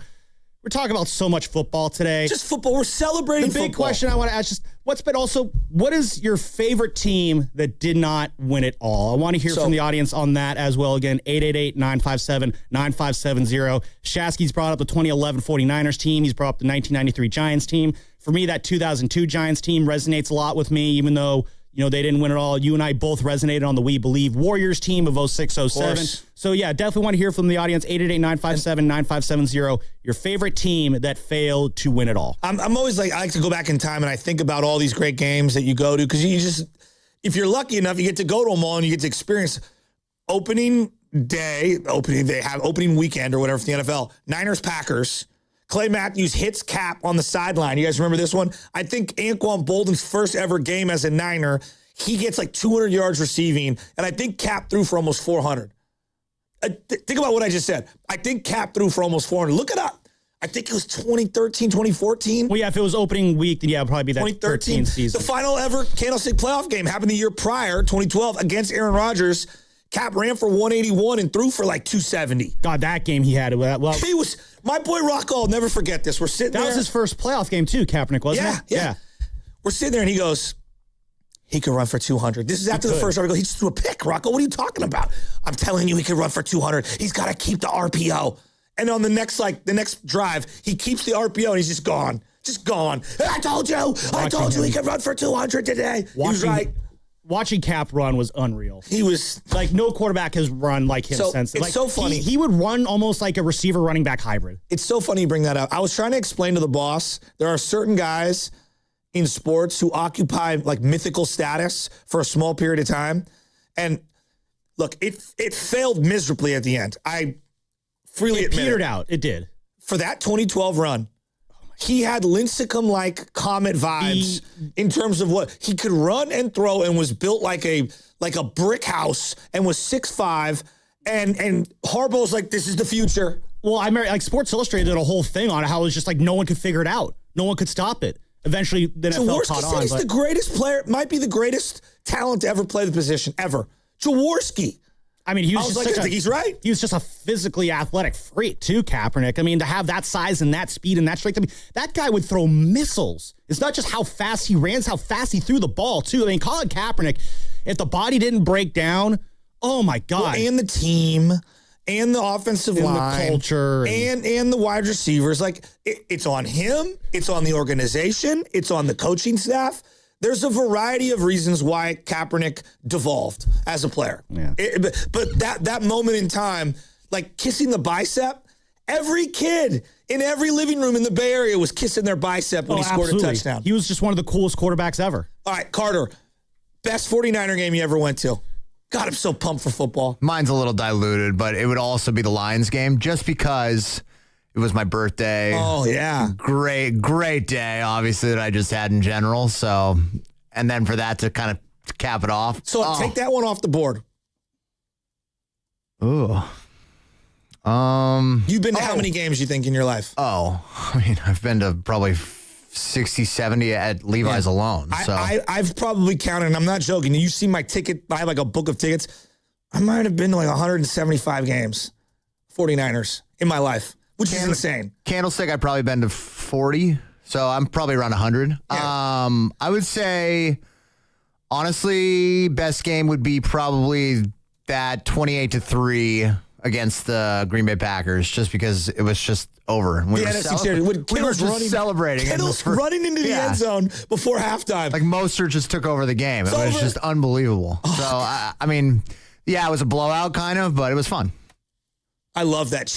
Young Chase, the new guy on the squad. So, you know what? I mean, Shasky, you're bringing up that you've been to 140 games. I think I've been to I think I've been to 7. That's fine. So, I went to 3 at Candlestick, probably about 4 at Levi's. The best one I've ever been to, I don't know if you guys remember this one, the Saturday night game in 2019 against the Rams, where Fred Warner stole the ball right before halftime. Exactly. I was in the bathroom, actually, for that play. Oh, my God. Jimmy hit a couple 3rd and 17s. Robbie Gould with the field goal to win it. And then we were fighting for the 1 seed, so that was a big game. That was such a fun night. Saturday, I'll never forget that. I took my nieces to that game. And like right before halftime, I'm like, oh my God, like Goff and them, they're going to score on us. And Fred Warner jumped that route and went to the house. Football's the best. It's pretty fun. So glad Football's the football's best. back. I was just, when we finally make it to the start of training camp, there's that, we made it feeling. Especially, I'm going to take us behind the glass here in radio, not that anyone cares, but like during the summer months when basketball's officially over, free agency's done, you get this 4, 5, 6 week stretch where all you have is baseball, which the Giants have given us so much to talk about, obviously, but there's just times where there's just not a whole lot going on. And then training camp starts and suddenly there's a whole bunch of stuff going on. So love that. You are listening to 95.7 The Game, KGMZ FM and HD1 San Francisco and Odyssey Sports Station, the home of the Golden State Warriors and Valkyries. Always live on the free Odyssey app, coming to you live from the Laughing Monk Studios. Well, really quick, Shats, because football's starting up. You know what I think of when there's football going on? Think about Shark Week. Think about Brian Baldinger. When does he come back? He's going to be coming back in about 4 minutes. Today? 26 minutes today at 7:30. Let's go. Hopefully, I don't know. He's I texted him yesterday, hey, Bald, you want to chat with us? He's like, I'm going to be shark diving, but if I have time between dives, sure. He does have time between dives. Oh, awesome. All right. Well, Baldy will be on the boat and chat with us at 7:30 this morning. Who, if you had to boil it down to one, it doesn't have to be the best player. Who's your favorite 49er of all time? Wait, I have to hear, first of all, before you ask that, Shasky, I have to hear the worst games you guys have gone to now. I'll give you a couple of them. Because when you asked me, like, forget the Lions one, I was like, well, I can think of 100 horrible ones I've been to. I can't think of the second best. One of the worst losses ever, it's 2011 NFC Championship game in overtime to the New York Giants. That's walking out of your home stadium saddest in the rain you've ever been in your life. Sammy, for you, it doesn't have to be Niners necessarily. It can be Raiders. I mean, honestly, I could probably pick a variety of Miami Hurricanes games that made me absolutely miserable. The first one that comes to my mind, because I don't have a huge pool of pro football games to pick from. I'm a lot like Chase, just haven't been to a lot. But for college football, I mean, this was probably my second game in Miami. So my freshman year, we hosted Kansas State and lost at home. Ja'Cory Harris has the ball, the chance to score on the last play of the game. Gets taken down. His knee goes down right in front of the goal line. They review it. They show the review up on the Jumbotron where his knee's clearly down right in front of the line. It was just like, oh my God. I really just watched Miami lose to Kansas State at home. Good Lord, what did I just walk into? That's funny, Sam. Mine is a college game as well. Really? Mine is Kevin Riley. Is that game against Oregon? You were at that one? I was at that game against Oregon State. I had my homecoming dance that night. I was so pissed. I've never been so pissed. You want to talk about misery? Oh, that game broke Cal football. For eons. It might still be broken, actually. For eons. Like, oh my God, that 07 Cal team, I legit, like, they're going to go to the Rose Bowl. Oh my God, that 07 Cal team was so stacked. Ranked number 1 for 2 hours. Oh, unofficially number 1. Yeah, they had Forsett on that team, Javid Best, Deshaun Jackson, the Hawk, Lavelle Hawkins. I'll give you one of the saddest games that I've ever been to, and also one of the greatest moments ever that I will never forget. October 10th, 2010. Candlestick parking lot. I believe it's either Sunday or Monday Night Football. It's one of those two. It's a night game.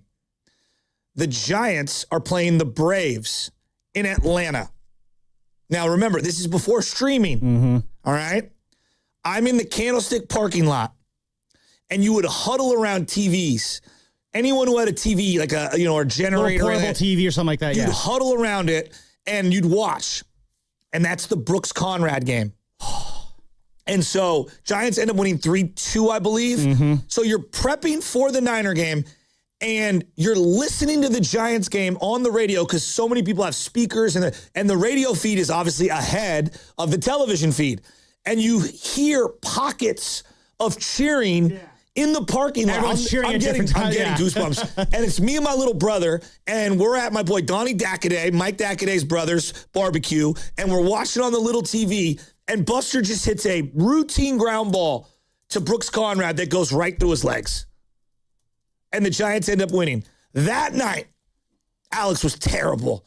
Terrible. The Niners fall to 0-5. They lose to the Philadelphia Eagles, and a stat goes up on the broadcast later on. Donovan McNabb has more 300-yard games at candlestick than Alex Smith in his career. I'm like, you've got to be kidding me. That's nuts. He had the worst fumble I've ever seen in my life in that game. I remember that. He got booed off the field. I remember that. What I remember about that game was Jed York, I think, afterwards said, yeah, I still think this team can win the division or something nuts like that. And I remember my football coach bringing that up in our film session that week. He's like, yeah, you hear what the Niners owner said? He thinks they can still win the division. He still believes in that team. You guys should believe in yourselves. And I just thought, Coach, that's a horrible example. Just to give you an example, they didn't even lose to McNabb in that game.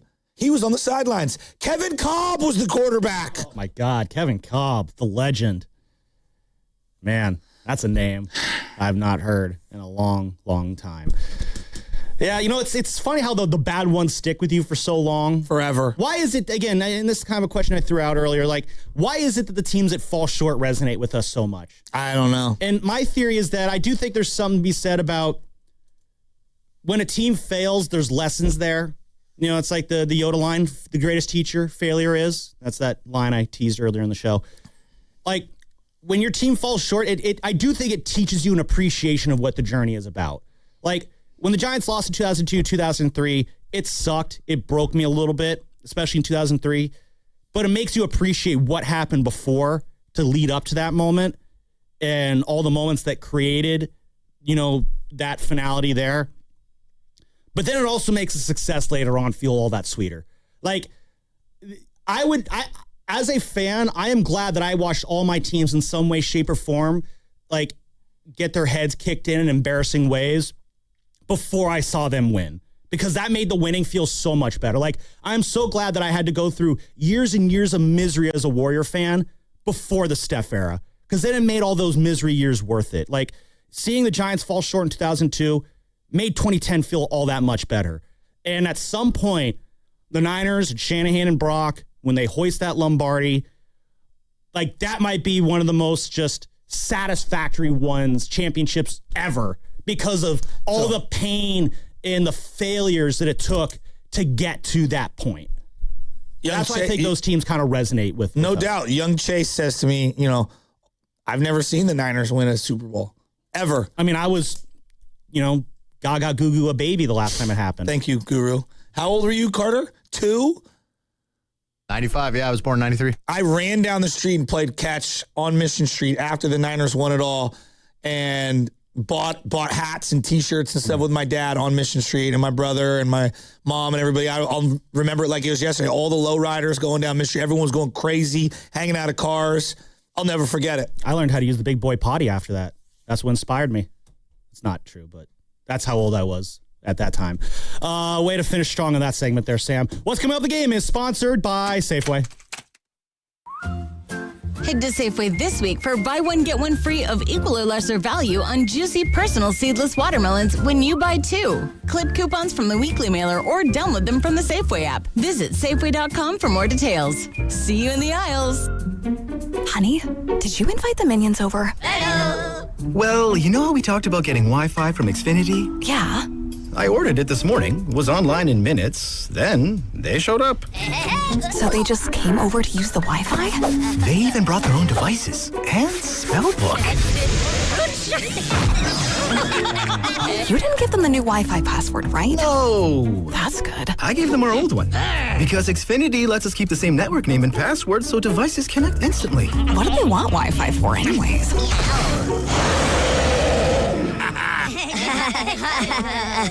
Better not to know. Plausible deniability. Get streaming or scheming instantly with same-day Wi-Fi from Xfinity. Plus, lock in one price for the most reliable fiber-powered Wi-Fi for 5 years. Guaranteed.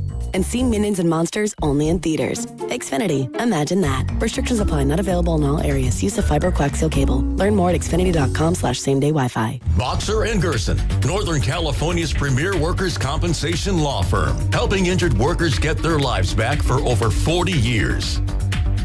Looking to get your next project done right without running all over town? At Ashby Lumber, everything you need is in one place. From premium lumber and building materials to doors, windows, decking, and hardware, we've got it all, ready when you are. Whether you're a contractor on a deadline or a homeowner starting something new, our team knows the products and helps you get it done right the first time. 2 locations, Berkeley and Concord. Ashby Lumber, one stop, done right. A lot of Bay Area banking customers are faced with a choice. Which financial institution best fits what they're looking for? It might make sense to consider a bank's history. Take Fremont Bank. For 60 years, we've provided stability and consistency with an emphasis on relationships. We've grown one customer at a time, not through mergers or acquisitions, because that's how you can do business when you're independently owned and community focused. Fremont Bank. Here for you, here for good. So, I need hamburgers, sodas, ice, and a DJ. A DJ? Relax, Pa. With T-Mobile, we're saving when we bundle home internet and phone lines. Oh, wow! Here to bundle and save big. Stay connected con tu gente with 4 lines from T-Mobile with fast, easy-to-set-up 5G home internet and save up to $1,000 a year. Switch now on T-Mobile.com/conectate. Savings based on third line free via monthly bill credits. Internet discount with $15 in monthly bill credits and auto pay discount. Qualifying credit required. Credits will stop if you cancel any lines or change plans. Visit T-Mobile.com. At Uline, they know going the extra mile takes hard work. For companies pushing to go further, Uline will go the distance with you. 24/7, they answer the phone to get you the shipping and industrial supplies you need. Business can move fast. Unexpected large orders, adverse weather, new safety guidelines, and changing economic trends. Uline works hard keeping 41,000 items ready to ship, minimizing detours on your way to the extra mile. Visit uline.com. This is the story of the one. As a maintenance engineer at a beverage manufacturing plant, he starts his day knowing every line is ready to run because Grainger delivers the industrial-grade products he needs to keep mixers, conveyors, and packaging equipment moving. With Grainger's vast selection of bearings, belts, and motors, he keeps operations running smoothly, so nothing grinds to a halt. Call 1-800-GRAINGER, click Grainger.com, or just stop by. Grainger, for the ones who get it done. I think we should have an open relationship. Yeah, I was thinking the same thing. Let's definitely do that. With our cars. Oh, FlexCar. Yeah, that's what I meant too. FlexCar is the first and only month-to-month car lease. Swing from a Wrangler 1 month to a Prius the next. FlexCar. You drive everything. At Uline, they know going the extra mile takes hard work. For companies pushing to go further, Uline will go the distance with you. 24/7, they answer the phone to get you the shipping and industrial supplies you need. Business can move fast. Unexpected large orders, adverse weather, new safety guidelines, and changing economic trends. Uline works hard keeping 41,000 items ready to ship, minimizing detours on your way to the extra mile. Visit uline.com. Get in the zone, AutoZone. Annie's first oil change wasn't as hard as she thought because she went to AutoZone, where a friendly AutoZoner helped her find the right oil and save on an oil filter. He explained the job and showed her free how-tos on AutoZone.com. When she was done, AutoZone recycled her old oil for free. Get a free oil filter and more during the Celebrate Free event at AutoZone, now through July 27th. Get in the zone, AutoZone. Restrictions apply. That refresh you've been putting off until the right deal came along? It's here. Wayfair's Black Friday and July sale is happening now, so you can finally get the style you've been waiting for less. Get up to 80% off area rugs and up to 60% off outdoor and bedroom furniture. Shop Wayfair's huge selection of styles and find the piece to fit your style, budget, and space. Plus, free shipping. Black Friday in July ends July 27th. Shop today at wayfair.com. Wayfair, every style, every home.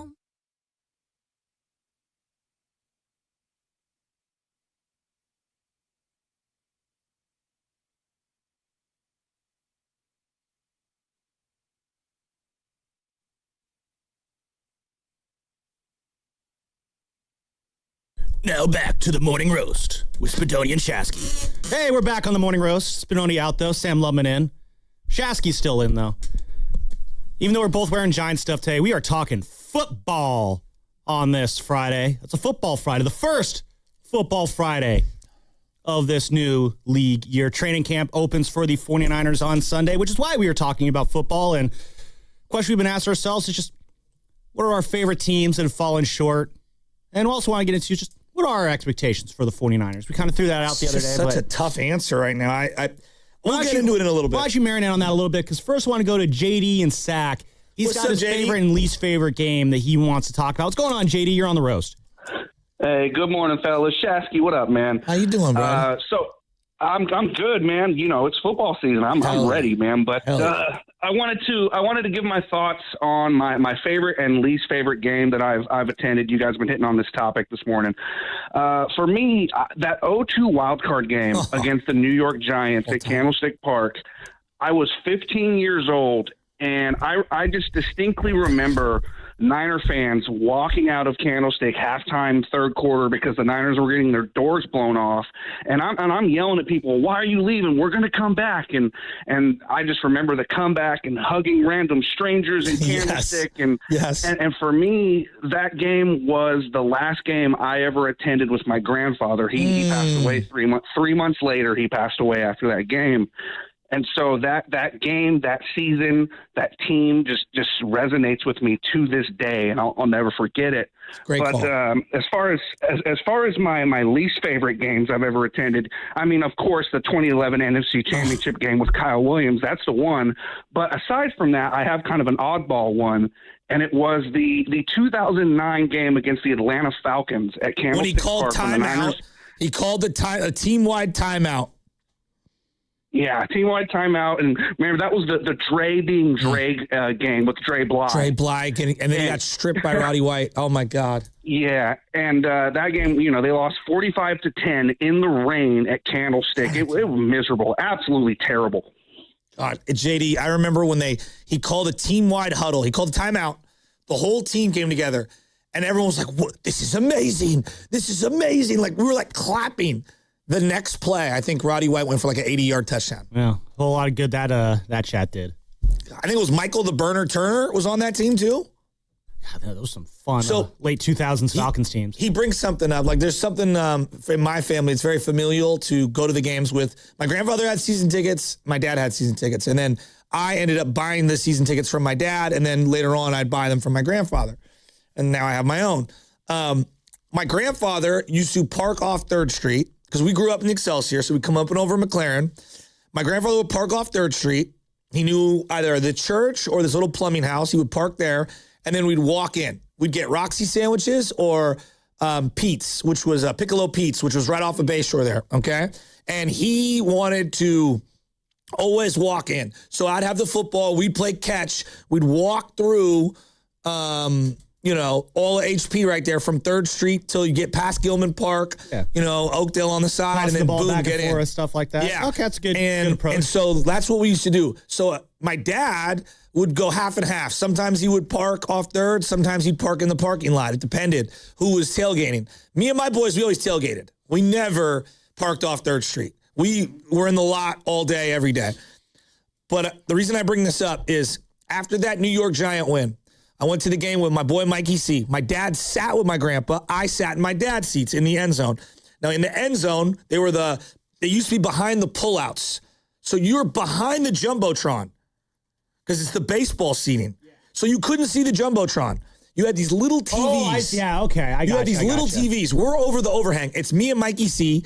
And this big, heavy set New York Giants fan has got a Lawrence Taylor throwback white jersey on. A giant Giants fan. And he's just talking to talk. And everyone's telling him to shut up, sit down. We're going to come back.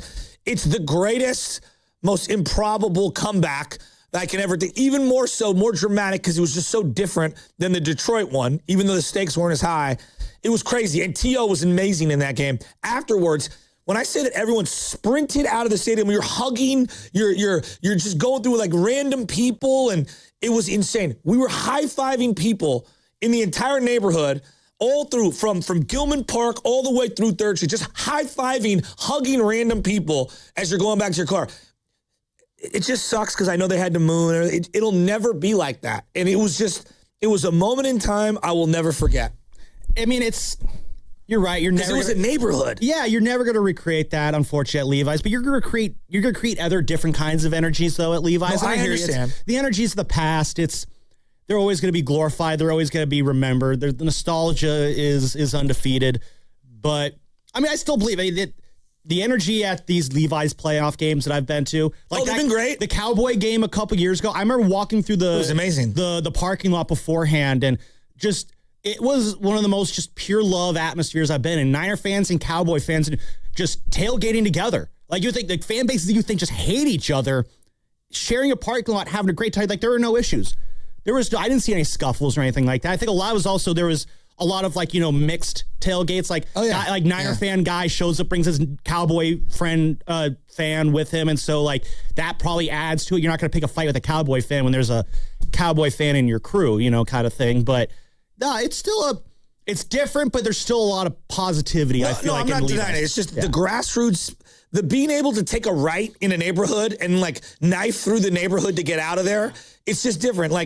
That's how it used to be leaving Oracle Arena sometimes after Warrior games. Absolutely. If you didn't want to take the freeway, you would go through East Oakland to get out on Highway 13. But in the 90s and in the early 00s, we would literally jump in the back of my grandfather's pickup truck.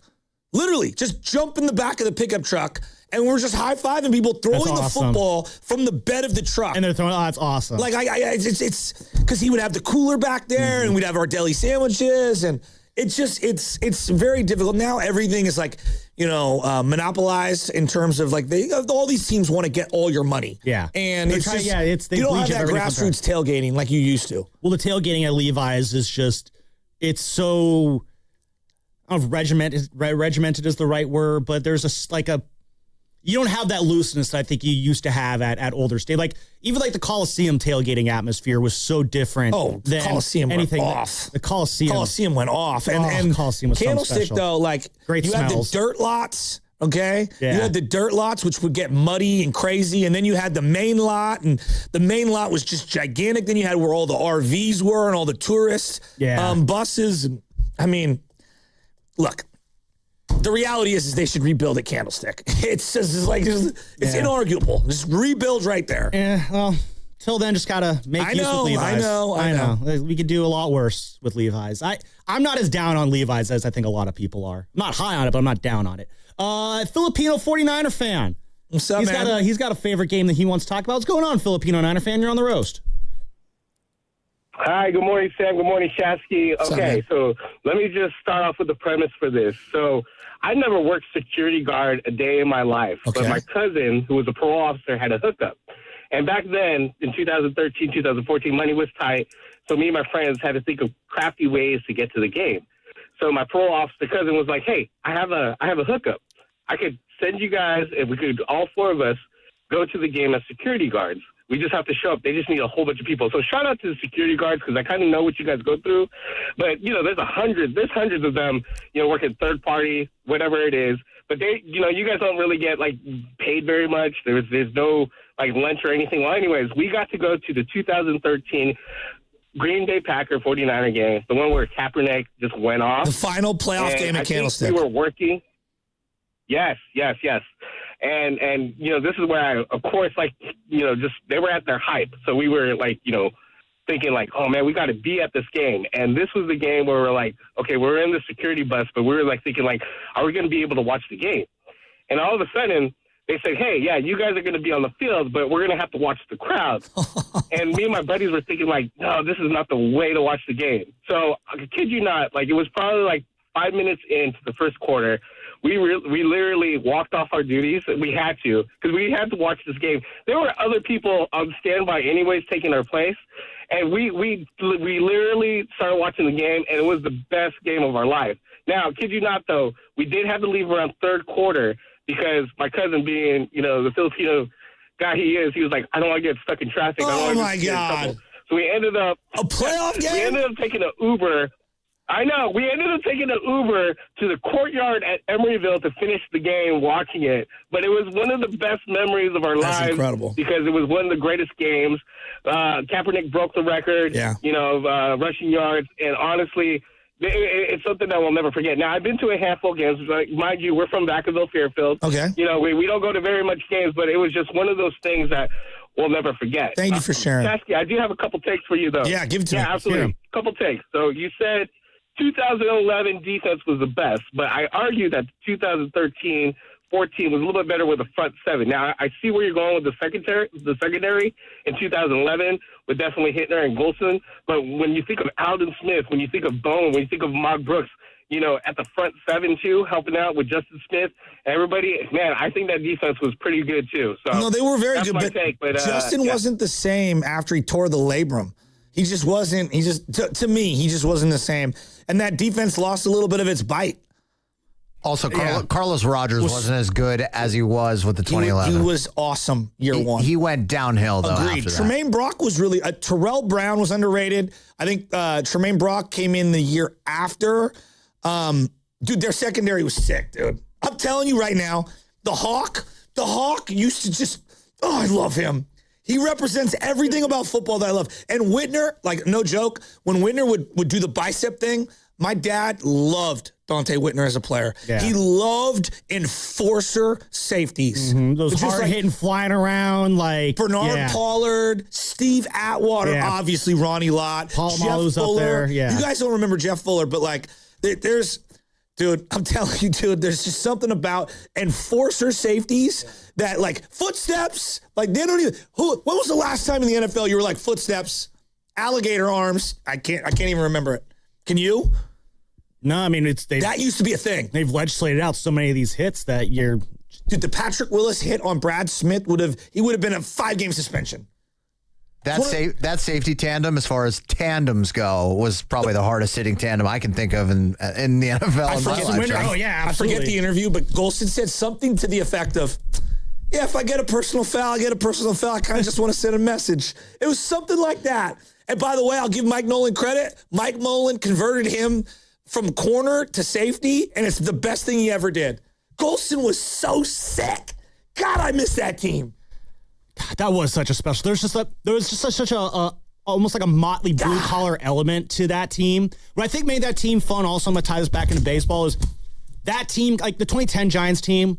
You know, there was the misfit element to that team. Just a bunch of cast-offs who came together and won this championship. And obviously, Bags had that book, Band of Misfits. That was a great read. And I think what made that 2011 team for the Niners so much fun is there were like characteristic similarities to that 2010 Carlos team. Rogers, first-round pick. Dante Whitner was a first-round pick with the other teams. Yeah. Justin Smith was a first-round pick with another And they team. found, he was like all these cast-offs who found a home with the Niners. 100%. And a new head coach in Jim Harbaugh who just so Alex inspired. Smith was kind of a cast-off player even in his own team. Exactly. So, like, God, what made that, it continued the fun that we had been having in baseball the year prior. Now, all of a sudden, you're seeing it here in football as well. Dude. These just kind of, cast-off, kind of motley underdog teams that we've seen in Bay Area sports history. I'll throw the We Believe Warriors in there as well, because there are guys cast off of their teams. Al Harrington, Steven Jackson, Baron Davis. Monte, who, was a guy who we don't know what he's going to be. Oh, now he's actually going to be something special, and then he wasn't. When these teams, it's almost kind of like representative of, like, there's a quirkiness to it that represents this area. No doubt. The Bay Area, we got some weird people here in the Bay Area. Here you are. I'm one of them. Like, we're an interesting, goofy little region here in this corner of America. And when you have teams that represent the aura or ethos or just attitude of your region, that just makes... Led by Harbaugh. Exactly. The most quirky. Exactly. And again, the homegrown guy right here in Stanford. Were you in on Harbaugh? Because I loved him. Well, it was tough for me with Harbaugh because, again, he did come from Stanford. And so once you kind of wash that stink off of him. He won with Stanford. I know. Well, I mean, other people won with Stanford, too. Stanford's not I loved him. When he slapped Jim Schwartz in the back, it's one of the all-time greatest Sunday mornings a Harbaugh fan of all time. And Jeff Schwartz was like, what? And he came running after him, and the whole team was galvanized. I remember watching that in real time on my floor in college. That was probably the moment I really started to like Harbaugh there. Honestly, was sick. My favorite thing about Harbaugh taking that job to be with the Niners was the fact that, thank God he can't do stuff at Stanford anymore.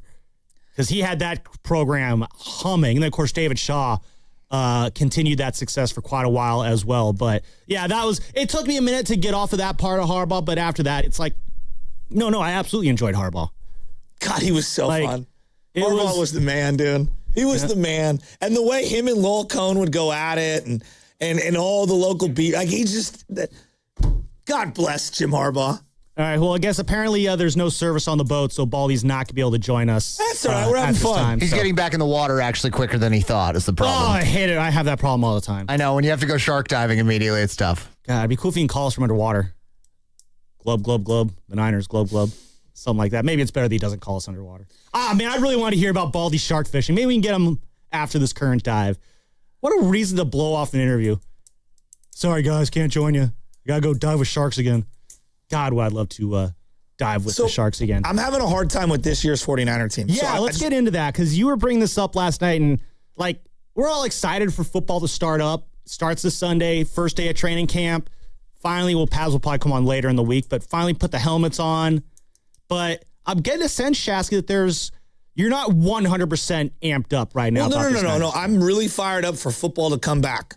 I want to make that very football, clear. Yes, but I'm talking about let's narrow the focus down to just the Niners. I don't want to get into this deep, break down the positional depth of this guy and that, and just everyone take a deep breath here.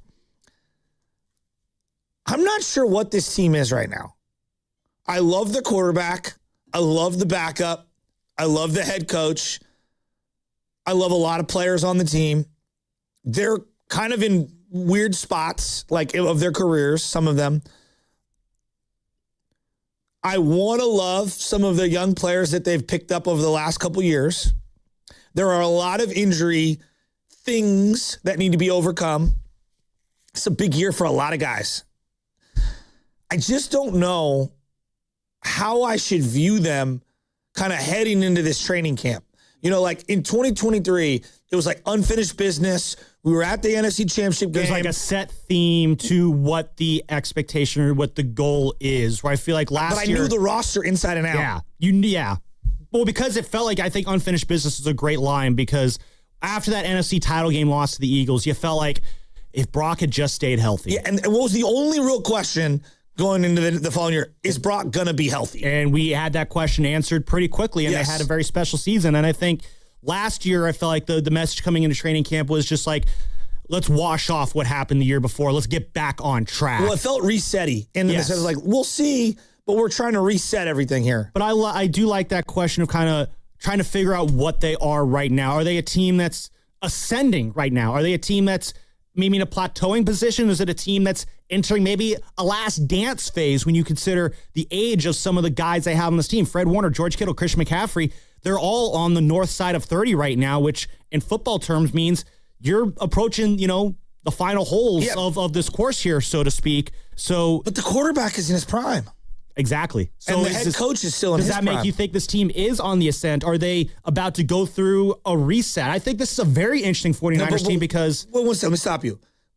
Forget looking just at the team.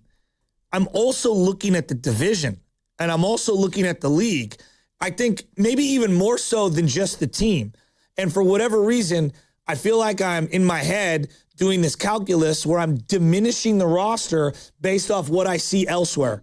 Not what I see internally on the Niners. I think they're good. I just think these other teams are way better. And I don't even know if that's appropriate. Do you get where I'm going? Yeah, I think you just said really great. The Niners are really good, but the Rams might be better. So it's hard to really kind of get a beat on the Niners when exactly. Well, it sounds like you're saying it sounds like what you're saying, and correct me if I'm wrong here. I'm putting words in your mouth. I'm not sure how I feel. I'm gonna take some words. I'm gonna throw them into your mouth, and you either ingest them or spit them back out here, right? It almost seems like you're having a hard time figuring out what the Niners are just because the Rams seem so much better. And they've made all the sexy moves I wanted to make. And it almost seems like it's like a given that the Rams are going to get the division. So if the division isn't the carrot at the end of the stick, what are you chasing, in a sense? I put it out the other day. Yes, kind of.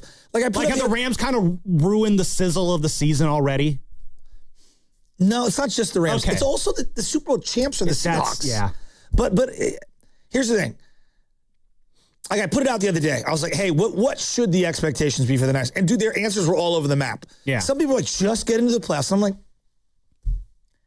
just get into the playoffs? Name me another franchise quarterback in his prime who the expectation 26 now, right? Yeah. 26, yeah, that's literally heart of his prime. So let's just go through the top 10, okay? Top 10 quarterbacks in any list. Mm-hmm. Is Herbert just get to the playoffs?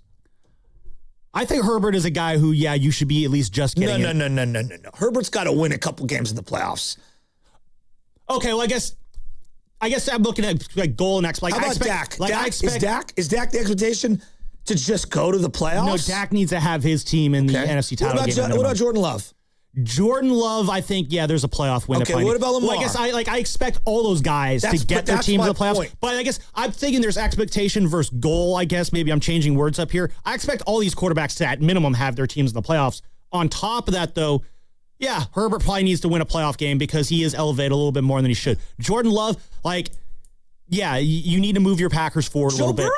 Joe Burrow, I think the expectation is, dude, can you be that guy who could beat Patrick Mahomes in the playoffs? And can you be healthy? Yeah. And can you stop with the excuses? Dak Prescott, you mentioned, I think NFC title game. I'm just using a bunch of examples. No, let's do this. But it's not just the quarterbacks, because we know teams win and lose. Jared Goff, his team wasn't good defensively a couple years ago, and even though they had an incredible record, they fell short in the playoffs because the team wasn't good enough, and he also underperformed in that game. So I know that it is about teams, but again, when you have a franchise quarterback and a heck of a coach, whether you think he's top 5 or top 8, we all agree he's a heck of a coach.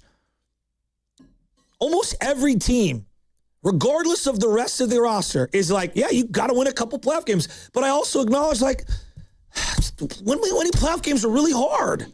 Really hard. They won one playoff game last year, and I thought it was a hell of a year. Mm-hmm. One playoff game. And now, you're talking they got to win 3 of them. Well, just a couple. Yeah. But that's a lot. Yeah. No, I think 888-957-9570. Still a question, just what are the 49ers this year? How should you feel about them? It's a broad question, but it gives, I think, for a broad answer. What are the 49ers this year? So what are they on defense? On defense, I feel good about the defensive line on this team, which I don't know, maybe that's crazy to say. I feel very optimistic about Nick Bosa this year, even though he's coming off the ACL injury. And you could call this a cynical way of looking at it. He's up for a contract extension next year. What do we know about the Bosas? They love to get paid. Nick Bosa had his DPOY year going into his last contract extension. He got a big old bag broken off because of it. I do expect Bosa to come back motivated to get that contract extension again next year. And I think that's going to very much help the Niners on the field this year, which will be very fun during the season. But who else is on that line? I'm curious to see how Oso Digizua fits in. I agree. I agree. It's a good point. I saw a nugget from our guys at Pro Football Focus. I forget who the guy who wrote it was, but basically he was writing about how the Odigizua trade did not get as much attention as it should have. And that could be a massive upgrade for this 49ers defensive line. And, I look at the rest of this 49ers defensive line. I liked Alfred Collins. I'm curious to see what C.J. West can bring to the table. I'm not willing to throw in the towel on Michael Williams yet. I know. Does he even participate? What's the? Let me just ask you real quick. And we're going real superficial here. Has he even ran? Has he run yet? Jimmy Butler's made significant progress in his ACL, but I don't even know what that means. Has Michael made significant progress on the ACL? Does anyone know? I honestly don't know. I don't. Maybe if you guys in the back want to try and fish for the latest. Do you trust Trey Greenlaw to stay healthy? Joe, if we traded away D Winters. If we want to trust this team in health, that's its own conversation now. I love Fred Warner. We all love Fred Warner. Fred Warner's been really injured basically the last 2 seasons. Now, the year before he gutted it out on a broken foot. Bosa has been injured 2 out of the last 3 years. It's pretty severely. I don't know. I'm looking at this in a way where I'm not trying to forecast injuries. Ahead of time. I'm not saying injuries are going to I'm not looking at Bosa's been struggling. I'm looking at it in maybe a more optimistic way where I'm just maybe these guys can just stay healthy this year. It's not going to be the case for everybody. Some of these guys are going to get hurt, but I'm feeling optimistic. If these guys can stay healthy, there's still a lot of great football you can get from guys out of this defense. Do you trust Raheem this year more than you trusted Robert Saleh going into last year? New DC again? Yeah. I have a hard time.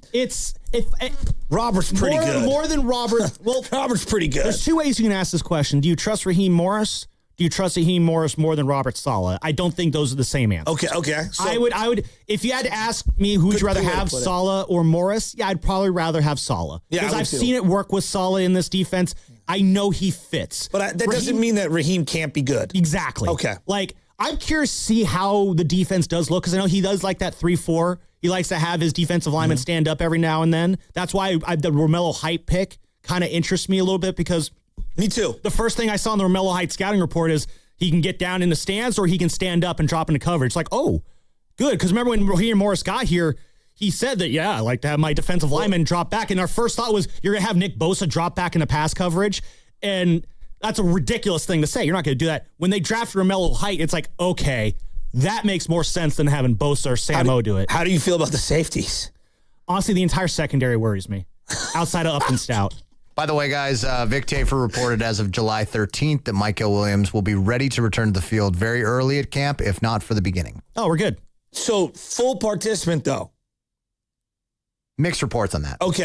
And sorry, I haven't heard a whole lot. I must have missed that. Yeah. We'll see who's on the field We'll see who's Apologies, on the field on Sunday, and maybe we'll get Vic or our friend Jennifer Lee Chan on next week, and she can kind of give us more of a lowdown on who's healthy and who's not healthy right now. But obviously, we will find out. I mean, is this I've heard reports this is like the healthiest the Niners have been in a while going in it. I don't know. Famous last words. This is the healthiest they've been. They've got like 3 guys off of ACL. I mean, it's the healthiest they've been. Yeah, that's even when you say that out loud, it sounds ridiculous. Look, I'm pumped for the Niners, but I think the defense is just unknown. No, the secondary. It's a mystery bag. The secondary very much worries me. Diamador Lenore, I think, is a good corner. I don't think he's a great corner. I don't. He's not an elite cornerback, but I think he's better than a number 2 cornerback. I like Demo. Demo's a stud. Demo's good. The other side of the cornerback 2 this year is that Renardo Green. Yikes! No, is Upton Stout to be your cornerback 2? It's kind of hard to expect Upton Stout to be your CB2, and he's a nickel guy basically. The safeties, I don't know what the safety's going to look like. I like Mustafa probably more than some, but even I'll admit there's lots of flaws to his game. Jair Brown is, self-proclaimed top 5 safety in the league. Jair Brown, the safety position is so just out of whack. The energy we give to pods, we should be giving to Jair Brown. I look at Ephesians Prysock who's drafted as a corner, as a safety of the future. That's how he a 5th-round pick? Exactly. Watch his film. I watch him like, oh, this guy's not a corner. This guy has to be a safety. I think they will move him there eventually. Okay. The fact that that's the safety I'm high on, though, is the guy who was drafted as a cornerback. The secondary of the 49ers defense very much worries me in a not great way. I mean, their big addition there was Nate Hobbs, another guy coming off of injuries. So, yeah, that's where I'm at on the secondary. I wonder what your brother thinks of this 49ers team. Let's ask him. What's going on, Pat? Calling from the airport. Hey, good morning, guys. How we doing? What's up, dude? Going good, man. How you doing? Just coming off the graveyard shift, going home. What do I think about this Niner team? I have to say it. I know this might sound extreme. We are Super Bowl or bust. The reason why I say that is that we've been knocking on the door for so long. We can't just settle for just getting to the playoffs. We're looking up at the Seahawks. We're looking up at the Rams. We've been knocking on the door for so long. It's kind of a question of, are we ever going to do it? Is this the right regime to do it? Is Lynch and Shanahan the guys to do it? This is the time. Our team is getting older. We don't know what they're going to be. I can't settle for just getting to the playoffs anymore. I want to see it done, and I just want to know, is this team going to be able to do it? I don't know. I'm excited, though. I'm really, really excited. I just don't know what it's going to be. That's how I feel. We got to win. It's about time. Yeah, Joe. How many games do you think you've been to? Niner games? I can't even count. Yeah. So many. Okay. What's the best one? What's the best one? If you had to narrow it down, your favorite game of all time that you've been to? Ooh, there's 2. There's 2 that just popped in my head right now. The first one is that Saints division game. The first playoff game in years at Candlestick. I think it was Harbaugh's first playoff game. That was incredible. I don't think we sat the entire game. And then the other one, that one was all that's time. One of the greatest games. All time. That one is one of the greatest sporting events I think I've ever been to. I mean, Mikey Kruchet was just out of his mind that game. I mean, Rocco, I think he lost his voice. I remember in the car he was talking like this. He couldn't even talk. He was screaming so much. The other one I have to say, it was a great game, and also just kind of for you and I, Joe, was that Lions game a few years back. Yeah. That one for me is really, really special. Those are just the 2 right in the top of my head. That's also one of the all-time greatest games I've ever been to. How many bad games have we been to? How many bad games have we been to? So many I want to just erase from my memory. How many times have we walked out of Candlestick and just been like, "Well, what are we doing? Oh, that was just terrible. It was cold, miserable. We're getting defeated by, bad. But you know what, though? I'll take the bad if we can win. You know, and that's the other thing with that is that we've gone through so many bad games. It's like, I'll take it if we could just win one when it matters most. I know. You know, you speak for a lot of Niner fans. I just want to know, like, is our pain worth it? You know, we show out every single year as Niner fans. We're up there. We're we're called the faithful. We're sticking by you. But after a while, it's just like, show me what my faith is giving. You know, what is my faith giving me? I love you, bro. See it, and I'm just wondering. Hey, love you too, guys. Good call there from Pat, the deli boy, and Niner fans are like at the end of the run. What a line right there! Just like, is this going to be worth it? Just that's such a you hope it is, because like I think that's maybe what adds to maybe a dire feeling. I get where Pat's kind of coming from there with the Super Bowl or bust feel, because he mentioned there at the end, is this all going to be worth it? Is all this pain going to be worth it? And Joe, you've talked at length about how much it sucks that those Harbaugh teams didn't get a Super Bowl ring. That awful. 2012 team with Kaepernick, with Smith, with Justin Smith, Crab, Randy Moss, all those guys, they didn't get a ring, and that team just so deserved to get a championship. What I think adds to the Super Bowl or bust nature of this team is, and Niner fans, I want to hear if you agree with me on this, 888-957-9570. It feels like the window on this era, this generation of Niners players is starting to close. And I mean that, like, with Fred Warner, George Kittle, Christian McCaffrey, if they, and all the other guys they got on this team, Trent Williams. Yes, Brock is in the prime of his career. Shanahan still has a lot of coaching left in him. But at the same time, I mean, Joe, Google Kyle Shanahan intro press conference and see what that guy looks like.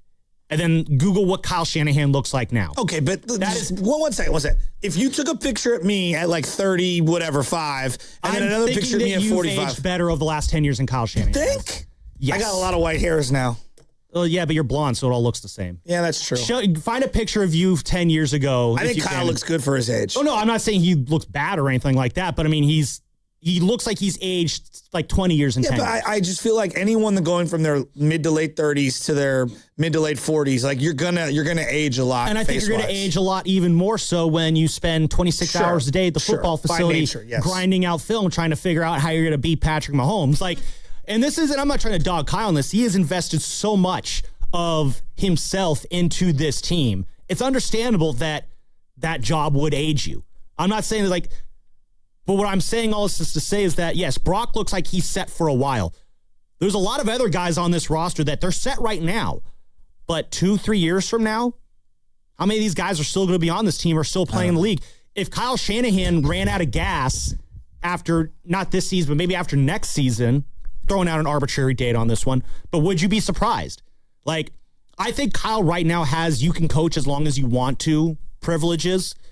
But at the same time, like, what if they get to the NFC title game this year and fall short and Kyle's just like, oh my God, I'm losing my mind. I need to step away.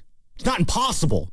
I don't think we're there. I don't think we're there either. But it's all of this is to say that I think the Super Bowl or bust nature comes from the fact that it feels like with a lot of these guys, there's less years ahead of them than there were behind them, if that makes sense. So and that adds to the urgency of like, can we just get this done? Because you imagine, Joe, and I know I'm being long-winded here, but how upset you were that the Harbaugh teams didn't win at all? Could you imagine if this Shanahan era also came away empty-handed, how devastating that would be? I hate even putting that out in the ether. It would be typical. I mean, right now, I'm going to be honest, my setting is you're going to break my heart somewhere, somehow.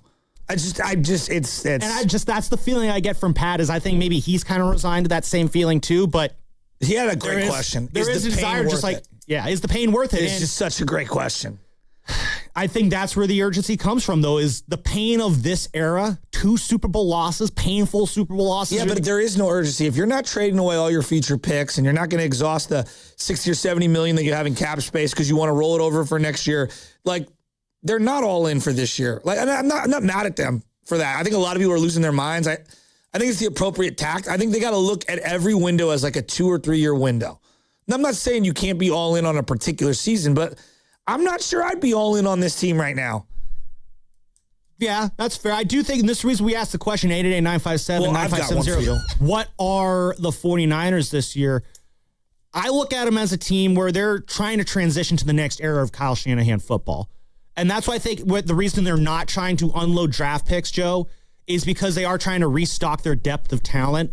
Because, again, when so many of your best players are on the north side of 30, you eventually got to start thinking about what's I think we've called it Kyle Shanahan 3.0. What's that Kyle Shanahan 3.0 roster going to look like? You say it breaks down to 3 year, approximately. Yeah, 3-4 year. 2 to 3 year runs. I would say last year was the start of Kyle Shanahan 3.0, or maybe this year is the start of a 3.0 run. And what we're going to see is, we'll see what this team looks like, but I do think the goal over the next couple of years is phase some of these older guys out, phase some of these newer guys in around Brock Purdy, and try and keep this thing going. I think the Niners are a team they're a contending team, but they're a contending team trying to transition to the next edition of what a contending Niners team looks like. Okay. So if they're going to do that, you're going to need Brock to continue to play at the high level, right? Yes. And right now I feel confident that that will be the case. Name me a team that goes deep in the playoffs that doesn't have elite pass rush. Right? So Bosa is going to have to be a big part of that. Well, Bosa's got to be a part of it, the right now. And then I think that's also why I look at the younger guys on this defensive line, whether it's Michael, whether it's Alfred. We can't even one of those guys yet. Like, come on. All right, fair enough. Hopefully one day. Bosa's on another level. Even the biggest critic can admit. Bosa's on a whole nother level. You're never going to get another Bosa. All right. Well, you might. You just never know. But, he's on another level. Who's more likely to replicate their best season? Just I'm going to give you 3 options for this year, this upcoming year. If you had to put $1,000 on one of these 3 options, what would it be? Bosa returns close to DPOY of 2022? Yes. Yeah. Okay. CMC turns back the clock and runs the ball as effectively as he did in 2023? Mm-hmm. Or Brock enters top 5 MVP consideration like he did in 2023? You're able to pick one of those 3 to have the closest to that year for this upcoming year. What's the most likely, if you had to bet? Bosa returning to his DPOY form, CMC to his 2,200-yard form, 2,300-yard form in terms of passing, receiving, and running the ball, or Brock getting into that top 5 for MVP. Basically, which of those 3 do you think is capable of having a career year type season? Yes. Christian McCaffrey. This year. Yeah. 888-957-9570. Brock Purdy, Christian McCaffrey, Nick Bosa. Which of those 3 would you pick to have a career year type season this year? And I hinted at it once already a minute ago with Bosa. Again, the cynical way of looking at it, I do think with the promise of a payday at the end of this year, I do think is going to motivate Nick Bosa to have a big year this year. So you're picking Bosa. I'm going to take a risky one here. I'm going to pick Nick Bosa on this one. This isn't to say that I think Brock is also a very safe bet. I would take Brock. Actually, if I wanted to say the safest bet, it's Brock Purdy. If I wanted to get a little bit riskier with the bet, though, I would go Nick Bosa. I'm going to answer your question a little bit backwards, though. I don't think it's McCaffrey. I think McCaffrey's best days are behind him. Aren't we all aware that the best version of this offense has someone being dynamic on the ground? Yes. Okay. But the Niners said he's got to get back to that. The Niners said, though, that they're going to start scaling his workload back again this year. I mean, we said I'll believe that when I see it. He had 413 carries last year. Led the league, the most in 413 touches. Is he the biggest red flag for you heading into the year? Oh, absolutely. It's because so much of the offense relies on him being healthy. I mean, we remember what this offense looked like a couple years ago when he was out, and sure, they were running the ball with Jordan Mason, but that was all Jordan Mason can do. And the offense was not as crisp as it usually was when McCaffrey wasn't there to act as that pass-catching option. That's why I'm curious to see how Kalen Black fits in with this offense. But it's if hard for me to say that. McCaffrey's not on the field, I have a hard time really having a whole lot of faith in this offense. So, yeah, the health of Christian McCaffrey is absolutely paramount for me this year. But I'm also not expecting him to be at 2023 levels. I think it's going to be, you're going to see less of McCaffrey, but maybe still the same amount of performance, just not as much. I mean, part of why Brock had the MVP year was their ability to run play action. And I'm not taking anything away from Brock, but it was a big chunk of that was because of how dynamic he was CMC able was. to utilize his offense in the way that made it work the best. And, you had Brandon Ayuk who could beat man coverage. And, you had a lot of really good players. I still think Brock's the safest bet on this board just because new DC, returning from an ACL injury in Nick Bosa, I don't know who on the opposite end is going to command double teams. I'm hopeful that the kid from the Cowboys is going to be impactful, but I just don't know. And as risky as Brock's injury history is, and as down as maybe people might have been the year prior when he only missed 3 games, like Brock to me is the safest bet to return back to his elite status. You mentioned in terms of for the whole season. You mentioned the injury aspect of Brock Purdy. Let's pick apart that in just a second. This hour is brought to you by Fairmount Bank, here for you, here for good. I say just a second because it's time for the injury report.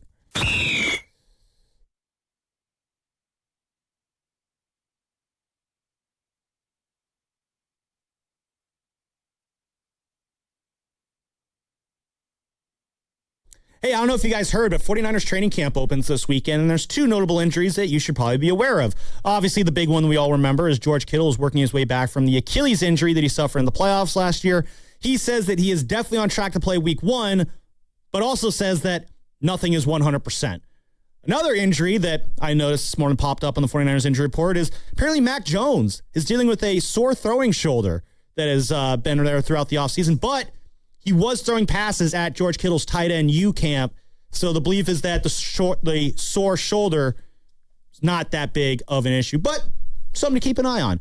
The injury report was brought to you by Boxer & Gerson, Northern California's premier workers' compensation law firm, helping injured workers get their lives back for over 40 years. As you, the listener, are listening to 95.7 The Game, KGMZ, FM, and HD1 San Francisco, and Odyssey Sports Station, the home of the Golden State Warriors Valkyries. Always live on the free Odyssey app. We are coming to you live from the Laughing Monk Studios. Speaking of the injury report, Brock Purdy.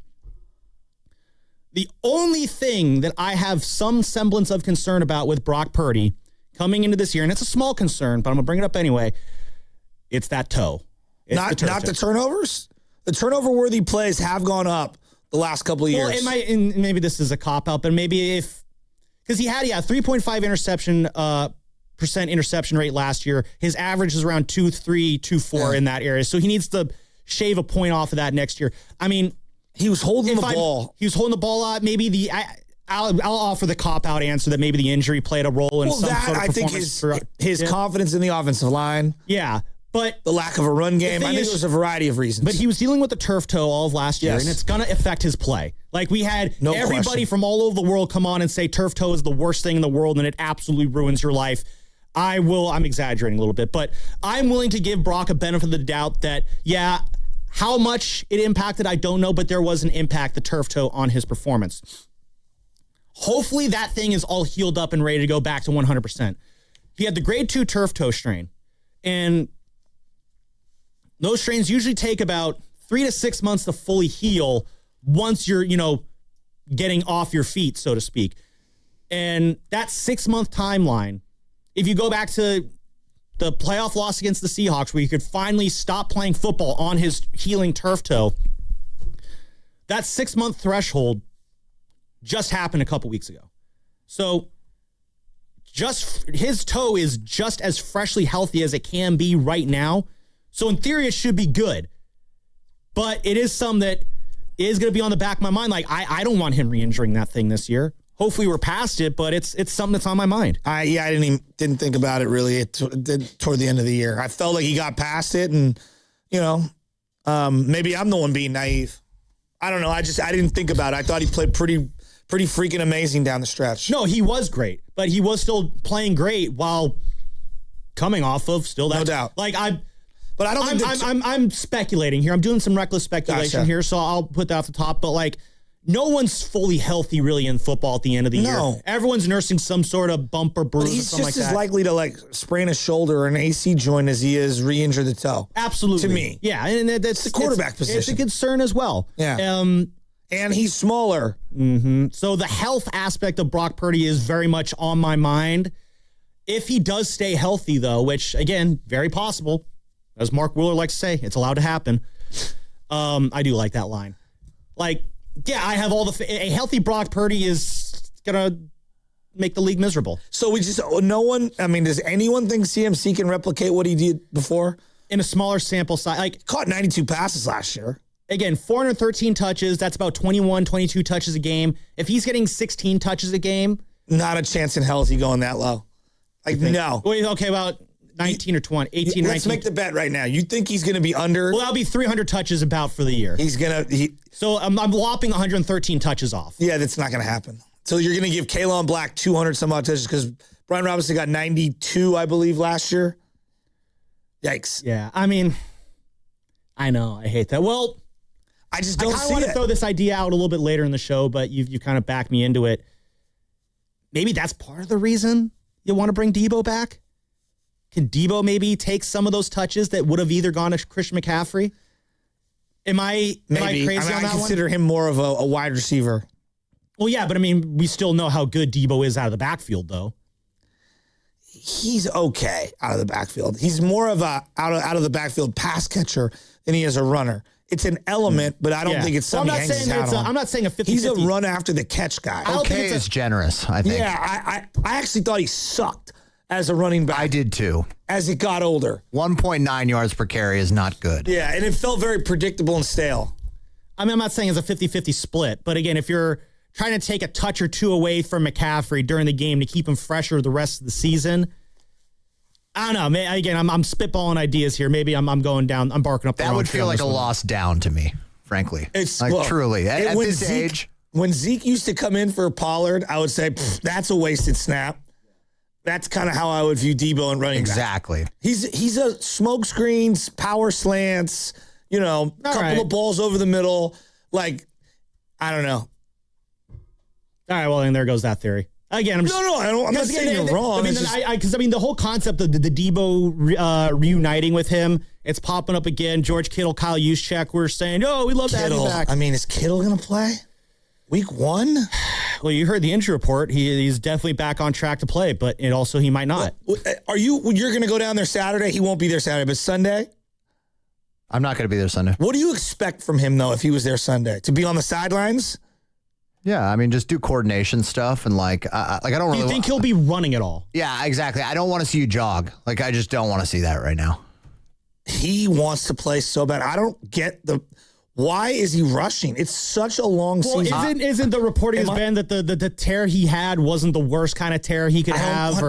I know. We got to stop this. I've heard and I've kind of been seeing that I don't think the Rams is going to happen in Australia for him. Thank God. But if you think about it, that makes sense because it's a Thursday night. So it's kind of like a 2-week kind of, honestly, extra 2 weeks. There's a part of me that's just like on pup and just take a deep breath. Yeah. I don't even want to really fly to Melbourne for that game to start the season. It's if you're still healing, just stay home and rest, dude. Like, we don't need to have you deal with the whole jet lag. I like Jake Tonjes. Tonjes is fine. He's not a blocker, but I like Jake. That's why you got Luke Farrell, remember? I might be one of my top 5 worst takes ever on the show. I will add Debo. We got Luke Farrell. He can block. I would add Debo to this team right now, but not as a running back, as a wide receiver. I'm not saying primarily as a running back. Yeah. They miss it big time. They miss the yards after the catch. They miss his physicality, his toughness, but as a pass catcher. Yeah. And to me, he's a complimentary receiver. And that's, you're right. That kind of blows a hole in my theory. And that if you did try to line Debo up in the backfield and he's a pass catcher, then it just kind of ruins the whole element of what's he going to be doing. I just don't think he's got great vision as a ball carrier. Yeah. And I thought it was very predictable. That's fair. Again, it's outside of his control. When I think about the CMC Debo pairing, it's not a 50-50 split or anything like that. It's very much picking and choosing a spot here or there. Because again, if you're trying to take touches away from CMC to keep him fresh, it's who are you going to give that touch to then in retrospect? If they are going to have a bringing of Debo back, it just seems like a way they could offset some of those touches that you wouldn't be giving to McCaffrey. But again, it's not a perfect situation. If you brought back Debo, hypothetically, we're just having a go. Mike Evans, Debo, in no order, by the way. Mike Evans, Debo, Demarcus Robinson, Pearsall, Deshaun Stribling. I mean, that's a pretty freaking... Christian Kirk. I forgot about Christian Kirk. That's right. Jed. Yeah. I mean, that's a pretty deep wide receiver core. Yeah. I mean, honestly, there's a good chance I feel like Kirk or Robinson, probably Robinson, I don't know, doesn't make it out of training camp. I could see just a numbers game pushing one of those receivers. I mean, Jordan Watkins, we haven't even brought him up. Junior Bergen probably be on as the punt returner. It's a fun looking receiver room right now, especially with Mike Evans at the top. Maybe we'll see some from Jacob Cowing this year too. That'd be kind of cool. I no. I mean, Sasquatch has had more sightings than Jacob Cowing. Yeah, that ship has sailed. Yeah, maybe Cowing's gone and not Robinson then. There are two guys I don't want to hear about. And if they make the team, I'll let you say something. But until then, no. I don't care what Isaac Guerrero does at any practice. I think he's done. And I don't care what Jacob Cowing does at any practice. Isaac Guerrero. Wake me up if they make the regular season roster. I think Isaac Guerrero, I mean, he's not even going to be available for training camp. But a shoulder injury, I think, with him, and they say he's going to miss all of training camp, which that's a death sentence right there. If you're not going to be active for, Niners training camp, you're going to be behind the 8 ball all year long. And we know how Kyle Shanahan is with running backs. If you're not running the way that he wants you to, you're not going to get time to play. And, I just don't see it happening for Guerrero, which is a shame because when the guy's out there, he's got all the speed that you love to see, but it's the whole you got to be out there part. That last thing is, what undrafted running back are we going to all fall in love with? Oof. Every year. Sincere McCormick. I don't even know who that is. It's the running back you're going to be falling in love with come week 13. Where's he from? Doesn't matter. We'll find out. Come week 13 when you fall in love with him. You said the name. Is he on the team? Yeah. What's his name? Sincere McCormick. His name's Sincere? Kind of like that. Yeah, I'm pretty sincere about that. Sorry, that was too easy. That was a low-hanging fruit pun right there. My puns have not been good today. Loveman is locked in, dude. The sweat is gone. He is just... It's funny, dude. It comes in. It's always like 100 degrees in the studio. I feel like we're back in the old studio. It's 68 degrees, and I'm wearing a coat. I don't know what... I run hot sometimes. Yeah, we're all well aware. Yeah, hey, it's... The cross-eyed bear, I guess. But yeah, Sincere McCormick. That's the guy who I see at the bottom of the... I don't know. I have him on my Excel sheet of my 49ers You have him on an Excel spreadsheet? Yeah. These are the notes I keep. I have Excel sheets for all the teams. I got a Shark sheet. Really? I got a Warrior sheet. I got several Giant sheets. So you keep your own depth chart? Yeah. Oh, that's kind of cool. Yeah, I like to... and then I compare it to David Lombardi's when he releases his. And I'm like, I am smarter than you. Nah, his depth charts are always better than mine. I was right all along. Yep. I've been right about literally every single thing ever. That's what I love to say. Sincere McCormick. I'm looking it up. Let's see if we can... Oh, we just have it right here. UTSA. There you go. Sincere McCormick. San Antonio has a football team? Yeah. University of Texas San Antonio. I think it's like Division II probably or something like that, but... Hey, that means he's going to be sweet. Matt Breida on line 1. It's either him or Patrick Taylor Jr. You remember Patrick Taylor Jr., obviously. But it's not going to be Isaac Guerrero. I think his days as a 49er are all but finished there. First game's on what, August 13th? First preseason game? Yeah. Sounds about right. Carter says he thinks so. I'm going to trust that Carter is right here. I'm just trying to fill time before we get to this break so here. Fired up for that first preseason game. Then 7 plays in, I'm like... All right, we're good.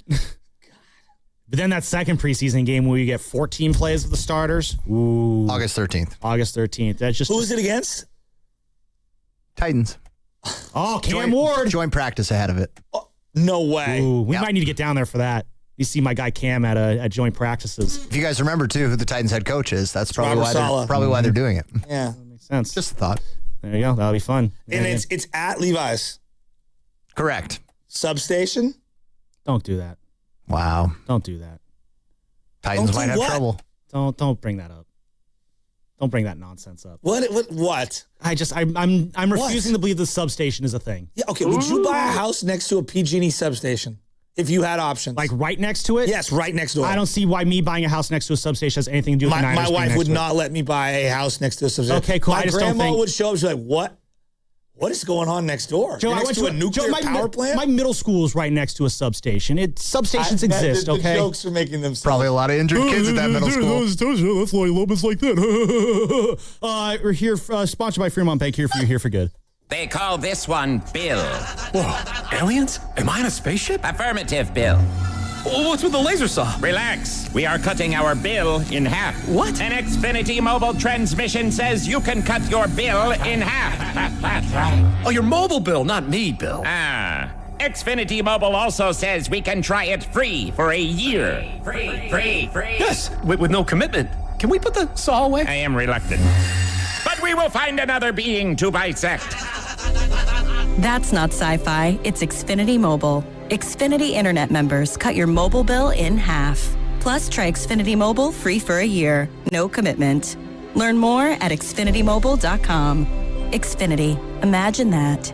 Restrictions apply. Xfinity Internet required. Savings compares one line of Xfinity Mobile Select to comparable plans from T-Mobile, Verizon, and AT&T as of 3/24/26. Taxes, fees, extra. $30 monthly discount limited to new mobile customers only. After 12 months, regular rates apply. FlexCar, we know radio ads are annoying, but not as annoying as car salesmen. Sign here, please. Never talk to one again with FlexCar, the first and only month-to-month car lease. No, submit to my extortion machine. Insurance and maintenance included. Switch cars anytime. Switching Bronco to Camry to Telluride willy-nilly? Oh, no. Oh, yes. FlexCar. You drive everything. Whether you're a Bay Area homeowner looking to upgrade your outdoor space or a contractor building the absolute best for your clients, TimberTech stands out. Picture this, a deck that's the highlight of your backyard, turning heads season after season. TimberTech delivers stunning, real wood looks paired with the kind of durability only advanced engineering can provide. And the best part? You won't spend a single weekend sanding, staining, or sealing it. You get all the beauty without the back-breaking maintenance. Trusted by contractors for its unbeatable quality, TimberTech uses advanced technology so your deck will still look amazing 20 or 30 years from now. It's sustainable, low maintenance, and backed by industry-leading warranties. When it's time to build, you need a local partner you can trust. That's why you head to Ashby Lumber. With locations in Berkeley and Concord, the expert at Ashby have everything you need to get the job done right. Build with confidence. Build with TimberTech, the #1 brand in premium decking. Find it locally today at Ashby Lumber. Hey, it's Willard. At Habas Law, it's never been about attention, never about applause, never about goofy smiles on candy-colored billboards. For more than 40 years, Habas Law is focused on one thing, fighting relentlessly for injured Californians, because behind every catastrophic injury case is a human life forever changed. That's why Habas fights with preparation, intensity, and relentless commitment. No fluff, no distractions, just real advocacy for injured Californians. Habas Law, relentless for justice. Visit habaslaw.com. Omar Habas is a California licensed attorney. Offices in Northern California, including San Jose. Past results do not guarantee future outcomes. Want to talk about low testosterone or impotence? No way, right?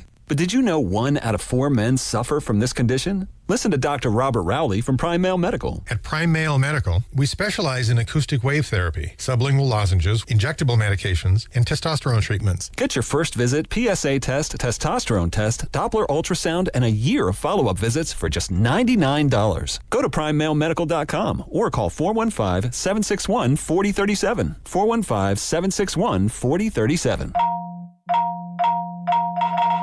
That's Elena's family group chat. It never stops. Someone's always sending a blessing or starting a poll about the baby shower theme at midnight. With Real Unlimited from Total Wireless, she's always in the loop, whether she wants to be or not. Switch to Total Wireless Total Starter Plan or higher and get a Samsung Galaxy A16 5G on us. Total Wireless, your own Real Unlimited. Offer ends 11/4/2026 or while supplies last. Devices, taxes, and fees may apply.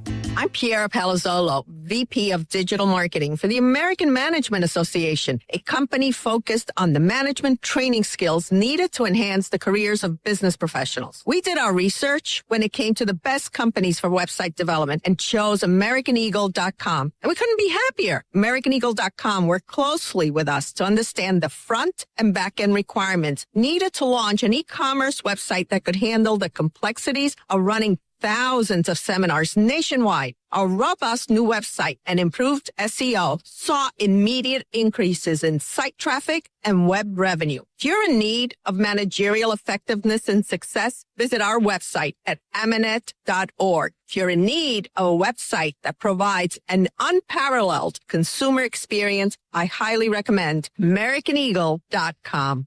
Transform your business today. Dial 877-WEBNOW1 for a free digital consultation with AmericanEagle.com. Look who has extra pep in their step.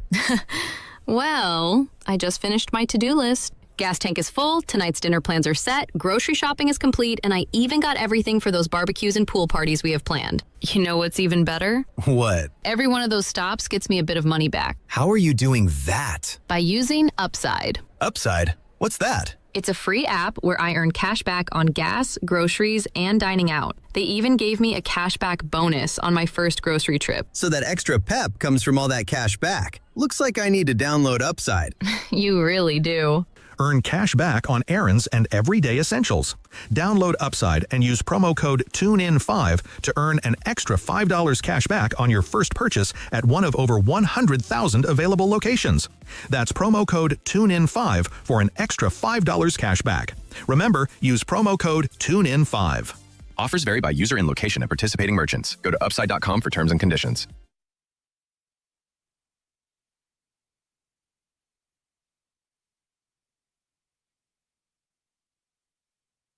This is Oreo Cookie from Oakland, California, and it's plain to see you can't change me because I'm going to be a roaster for life. What's up, Oreo? It is the Morning Roast. Sam Lubman filling in for Joe Spadoni on this wonderful Friday morning. Happy birthday, Barry Bonds. It's July 24th. That's Barry's birthday. So it's a pretty cool thing about today. Joe Shasky, you got a fun little game that you want to play with us in a little bit, a little word association with the Niners. I want to get to that in just a second. With the NFL. Oh, with the NFL. Ooh, we're going bigger than the 49ers. Before we do that, though, I want to get to my guy Daryl in D.C. He's got some thoughts on the Niners as well. Daryl, how you doing this morning, bud? You're on the roast. Good morning, Sam. Good morning, Joe. How y'all doing this morning? We're doing all right. What's up, man? I'm doing good. I think that I think Purdy will have a better chance of reaching his the 2003 MVP candidate season. I think last year has shown us that CMC is on the decline, and if we don't get him help or release or alleviate some of the touches for him, the team won't even see 10 or 11 wins. And this is a bold take, a real one. I got two of them, actually. One, I think the 49ers are making a big mistake by holding on to Joey Bosa. I think his DPOY season or getting back to that form is done. I think the two knee surgeries have really set him back, and I think that his bendability and him coming off the edge has affected him tremendously.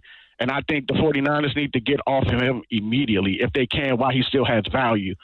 And then the back end for the 49ers is terrible. The safety that position is terrible. I have good faith in the front seven and the linebacker is better. I'm good with the corners. But if we do not get no help in that back end or get a decent safety that's good enough to play to cover the deep end of the field, I don't even think the defense is going to be top 10, let alone top 15 or 20. So, I have some big questions about this team. Big questions this season. All right, that's fair, Daryl from D.C. Get off Bosa as soon as possible. I mean, the way I look at it, Joe, as soon as you can, I mean, you're not getting off Bosa right now. It's too late to do that. But, I don't know, maybe if he has a good year this year, trade him after next season and let the next team deal with his next contract there. That's kind of the way I see it, but we'll obviously let the chips fall as they may on this season here. You are furiously writing stuff down right now, and I'm putting it in order. So I've got it's like I feel like I'm watching like a mad scientist at work right now. It's kind of impressive to watch right now. Like you're fiercely going back and forth. It's like watching the artist at work right here. This is kind of fascinating. I'm enjoying this. So I've seen these things on the internet, these reels, and it's like basically word association game. So I'm going to rat-a-tat-tat. This is what the person will say. I'm going to rat-a-tat-tat 7 to 10 words at you, and you just say the first thing that pops in your head. There are no wrong answers. But like that's kind of the game. Yeah, a little word association. Yeah, and so like it's been a lot of fun, and I just, in honor of football season coming back, like I kind of want to do this with everybody. Yeah, let's do it. Why don't we? So if you want to get in on the game, 888-957-9570. Line them up. We're going to do rapid fire. We're going to go around the room. We're going to have a lot of fun with this one. And Sam, you want to be the first guinea pig? Yeah, let's give it a shot. All right, just give me a second. All right, we can get a little football music going here. Okay. A little NFL Primetime, NFL on Fox. Okay. NFL on Amazon. It's never going to be NFL on Amazon. Is Chase the kid here? All right. Get a notepad, young man. write down the answers for Sam as fast. All you're doing is writing down the answers in order. I've got 10 words, and I want you to give me the first thing that pops into your head, okay? The NFL word association game. Are you ready? Yeah, let's do it. Tell me when you're ready. Carter? Are we doing all me right here? Are we going I'm around? going straight to you, Okay. then I'm going to Carter, and then Gotcha. anyone that wants to play the game.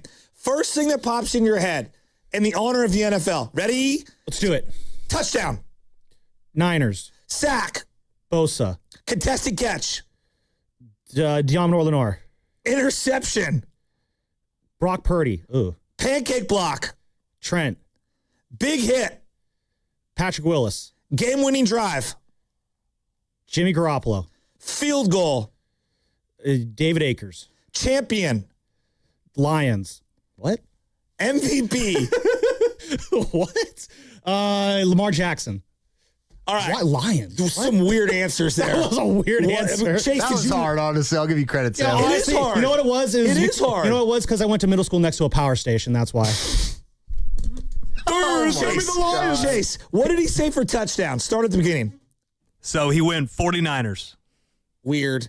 49ers who went touchdown. 49ers. Okay. Sack, what did he say? Oh, I just wrote down sack. He said Nick Bosa. Okay. Nick Bosa. What did he okay. say for contested catch? Diamador Lenore. Wrong side of the ball. That's fine. Maybe he was contesting the catch. Okay. God, we're getting judged on our answers, I thought too. you said there's no wrong answers. Well, you just gave like 7, so it's okay. Well, okay, so I have wrong answers. No one else does. I see how it is. What did he say for interception? This is a classic He Joe said Brock. Shasky game. He said Brock. You said Brock? You went negative? I thought there was no wrong answers. I'm just...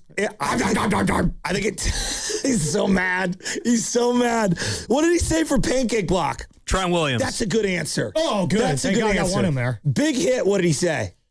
Patrick Willis. That's a really good answer. This is like Family Feud. Good answer. All right, for game-winning drive, what did he say? Jimmy Garoppolo. What the heck? For the what he doesn't get. What did he say for field goal? Akers. David Akers. That's actually not a bad I answer. almost said Jake Moody, though. All right. What did he say for champion? This was the one that stood out. He said Lions. I mean, what if that was my Super Bowl pick? Okay. What did he say? If the Lions win it all this year, that's going to be the best word association ever. All right. What did he say for MVP? Lamar Jackson. That's a good answer. So some good answers mixed in. Let's play. Anyone that wants to play the game, the word association game, in honor of the NFL, we're playing it right now. Line them up, 888-957-9570. Carter, I'm going to go to you. Chase, are you ready to write down Carter's answers? Ready to go, Shasky. Okay, Carter, are you ready? I'm ready. I'm not going to rush the way Sam did. Well, no, you have to. It's It's the first one that comes to your mind. All right. Yeah, don't be cheating. Ready, set, go. Touchdown. CMC. Sack. Nick Bosa. Contested catch. Brandon Lloyd. That's a good answer. Interception. Diamador Lenore. Pancake block. Trent Williams. Big hit. Fred Warner. Game-winning drive. Brock Purdy. Field goal. These are not the first things that pop into his head. Field goal. Robbie Gold. Okay. Champion. Champion Chiefs. MVP. Patrick Mahomes. Wow, that's pretty good. All right. So let's go through some of his answers. All his answers were good? No, they were calculated. Yeah, no, They were calculated. He thought those answers beforehand. Yeah, I know. All good. I almost want to say you can't say the same thing twice, meaning like if someone else says it, we should hit the X button like in Family Feud. Touchdown. What did he say, Chase? CMC. Sack. What did he say? Nick Bosa. I got to change that. Yeah. What did he say for contested catch? Brandon Lloyd. That's a great answer. That's a great answer. Interception. Diamador Lenore. Pancake block. Trent Williams. Okay, same answer as him. Big hit. Fred Warner. That's a good answer. Game-winning drive. Brock Purdy. I wonder how many people would have that as their guy. Okay. Field goal. Robbie Gold. Not bad. Champion. Chiefs. It's a good answer. And then MVP. Patrick Mahomes. He only has one, right? 2018, Mahomes, the one MVP. Is that the only one? Yeah, because I think Lamar won it. When was the second one? He's got a second one? Two, right? Okay. All right, Chase, you're going to play the game. You ready?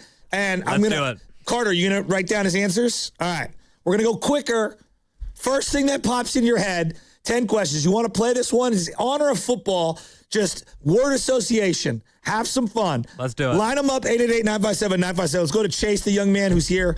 Second week of this other job. Touchdown. Jimmy Graham. Sack. Nick Bosa. Contested catch. Calvin Johnson. That's a great name. Interception. Brett Favre. Pancake block. Trent Williams. Big hit. Warner. Game-winning drive. Brady. Field goal. Joe Nedney. Wow. Champion. Chiefs. MVP. Mahomes. Interesting. Very interesting. Very interesting. Well, I feel like now we got to play this game with you now. All right, here. All right, here. Here, You let me wanna, give it give me your notepad here. Do the handoff. That could have been a word, just handoff. You ready? All right, let's do it. Ready? Wait. All right. All right. There's no wrong answers except for all of your answers. Touchdown. Tom Brady. Sack. Fred Dean. Contested catch. Chad Ochocinco. Oh, okay. God. Trying to be fun. That's a good one, yeah. He took Calvin Johnson. I wanted to go somewhere else. Interception. Ronnie Lott. Pancake block. Harris Barton. Wow, no Colt McKivitz. Big hit. Bill Romanowski. Ooh, there's a good one. Okay. Game-winning drive. Got to go Joe Montana. That's a good one. Field goal. I'm going to say Adam Vinatieri. There you go. Champion. Bill Belichick. MVP.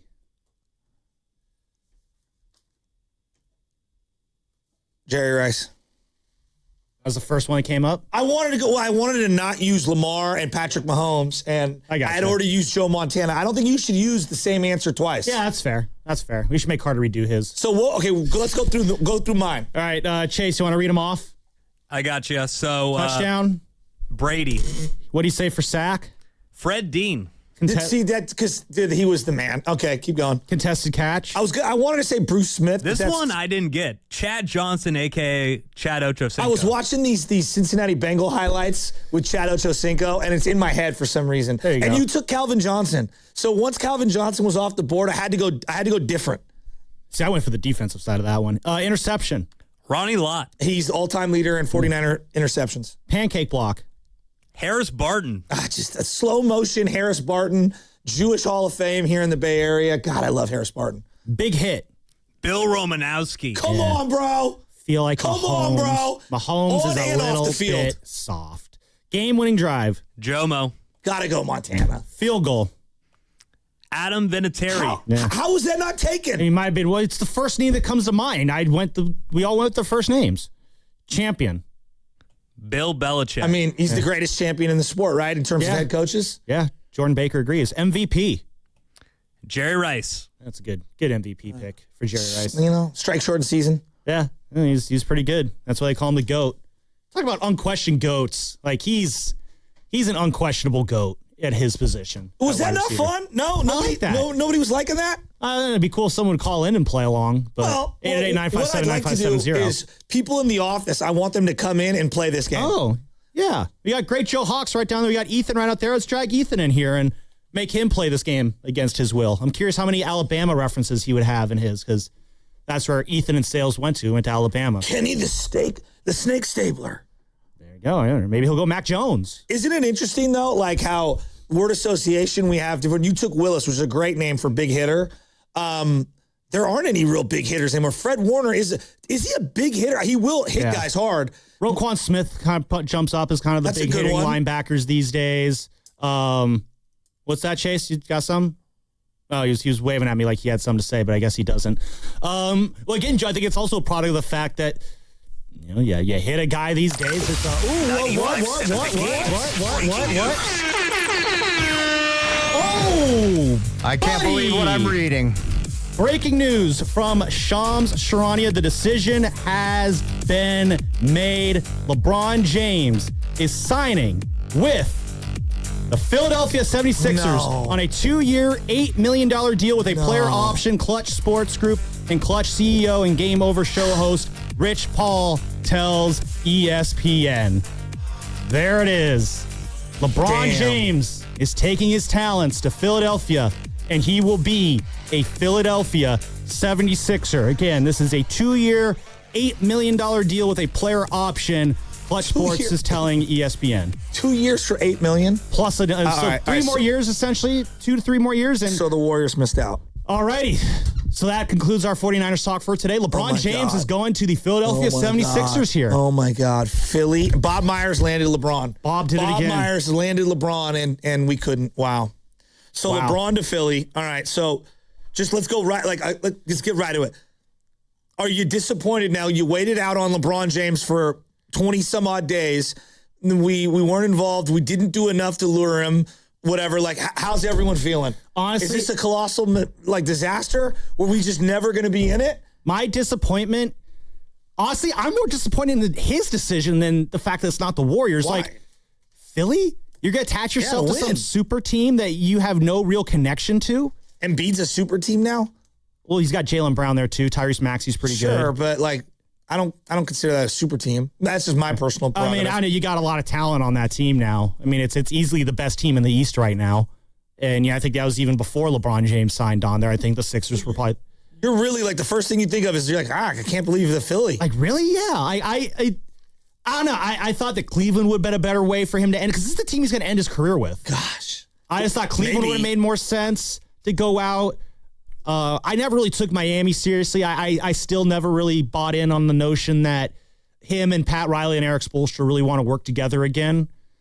And the Warriors, it was very much just, is he really that much trying to stay close to home? Does he just want to have fun for the last 2 years? I mean, I thought it was going to come down to the Cavs, to be honest. Philly, it just seems like he's just taking an easy route again. No. I mean, they recruited him. They have a team around him. It's great. Now it's the Warriors. I mean, we struck out. We did. We struck out again on another name. What was to blame? I mean, like, let's just call it what it is. Is it their inability to make a trade for somebody? Is it because the situation is so dire, even if they would have traded for somebody, it still wouldn't have made a difference? Is the situation simply put, even the best pitch they could possibly put forward is just not good enough to lure a free agent of that caliber? Like, is the Warrior fans don't want to hear this? Like, Sam, I'm going to tell you the truth here. Mm-hmm. Warrior fans don't want to hear this.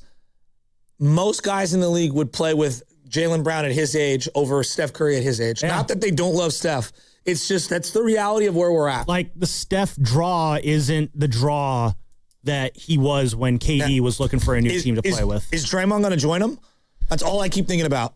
Well, I don't know. Apparently, there's a report from Slater the other day that if the plan B is, well, if LeBron doesn't sign here, we're going to throw money at Draymond Green and just bring him back for a couple more years. I don't know how much weight you want to put into that, but that's... So no LeBron. So it's the pivot is going to be we're going to bring Draymond Green back for a deal that probably a lot of people won't like. This is I think, Joe, this is just where the Warriors are at. They're a team that's at the end of their road. It's just a matter of when are we going to pack this up and move on to the next era. We're not going to get a LeBron James cherry on top of this Steph era of Warriors basketball. And quite simply put, just the Warriors aren't the cool, hip, sizzling team that everyone wants to climb over themselves to get to right now. Should they have traded for Kyrie? Should they have traded for Anthony Davis? 888-957-9570. Well, are you bummed? Are you excited? Your reaction to LeBron James saying no to the Warriors and saying yes to the Philadelphia 76ers, I'm just... It's, again, I think the main reason why is I just don't think the Warriors have that appeal. Like, maybe going out and getting Anthony Davis would have helped. A part of me, though, is happy that the Warriors stood their ground on that one, though, and said, no, we're not going to mortgage draft picks for a couple of years of LeBron James. Because, again, that's basically what you're doing is you would have mortgaged your next 4 or 5 years of picks for a couple of years. Well, I mean, the fact it would have been 2 years plus a player option. I don't know. Now I kind of wonder, because I didn't think LeBron would be 2+ more years. I thought it'd be a year or two for him. He's 42 now. This guy literally thinks he's going to play NBA basketball till he's 44, 45 years old. He's LeBron. He's going to be awesome. I guess. I mean, I can't believe I allowed myself to believe that he was actually going to come here. I feel like a moron. I mean, we all what thought. A moron when he declared 888-957-9570. Do you blame Joe Lacob? Do you blame Dunleavy? Do you blame the roster? Are you willing to finally admit that, like, we love Steph. He's an all-time player, but, like, there are other destinations that are more enticing given where he's at in his career regardless of how great he once was. Yeah. There it is, 888-957-9570. What do you do with Draymond? How are we feeling? LeBron's not coming here. It's deflating. I'm not going to lie. Yes, I was excited for LeBron to come here because, why wouldn't, the notion of seeing him on the floor with Steph and Draymond, even for a year, even for a team that may not go to the finals, it would have been fun to watch. I don't know if it would have ended in a championship or a deep playoff run. The process would have been fun. And if these last Steph years are not going to be about winning, it's just going to be about playing meaningful basketball or just giving us a compelling product, that would have been the way to do it. The most deflating thing about all this, Joe, is now that it's all said and done, now that all the dust is settling and the music stops and everyone's sitting into a chair now, there's musical chairs reference there. I feel like we're just locked into, it's just going to be a redux of last year. I mean, this is a gut punch. I mean, look, even if you hate LeBron and you were very wishy-washy on him joining the team, they don't have any other moves. What are they going to do now? They're going to bring back Draymond? Yeah. No, it's going to be the exact same team as last year, but with Yaxel instead of a year older. And a year older. What No, that's the most disappointing fact about all this is they put all their eggs in this LeBron James basket.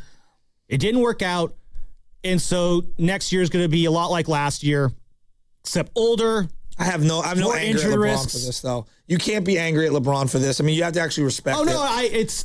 I know I sound kind of disappointed they went to Philadelphia. He's going for a title. I don't blame him. That's a title team. And you know what? Good for Bob Myers. Bob Myers has now lured Andre Iguodala. He has lured Kevin Durant. And he has now lured LeBron James. I mean, Bob Myers is a savant. Yeah. I mean, he's one of the elite executives in sports being able to pull that off. For a guy, and I wonder, just for a guy like LeBron who's just so obsessed with his legacy, it just, when he went to the Heat, it felt like he was building his own Heat team with the Heat. When he went back to the Cavs, he was building his own Cavs team with the Cavs. He went to the Lakers, he built his own Lakers team with the Lakers. This just feels different for me because it just feels like you're attaching your wagon onto somebody else's already completed team, which is... It's 41. It's just, I don't know, maybe you're right. It's just so different 41. How is this different than Tom Brady jumping to the Tampa Bay Bucks? And then he added a couple of his buddies, but he went to the Bucks. Yeah, he's a free agent. He can go wherever he wants. I know. I don't know. Everyone crushed KD for going to the Warriors because you're taking the easy route. It's totally different. He was in the prime of his career. I mean, you're taking the easiest route possible title, which I guess, I don't know, maybe that's the whole point of it. But I'm not mad at LeBron. I'm bummed that the Warriors didn't get him. And I think people are going to be furious at the Warriors, and I get it. I'm not, but I get it. I'm just more bummed that we were boxing, and this is pretty much all we had. Yeah.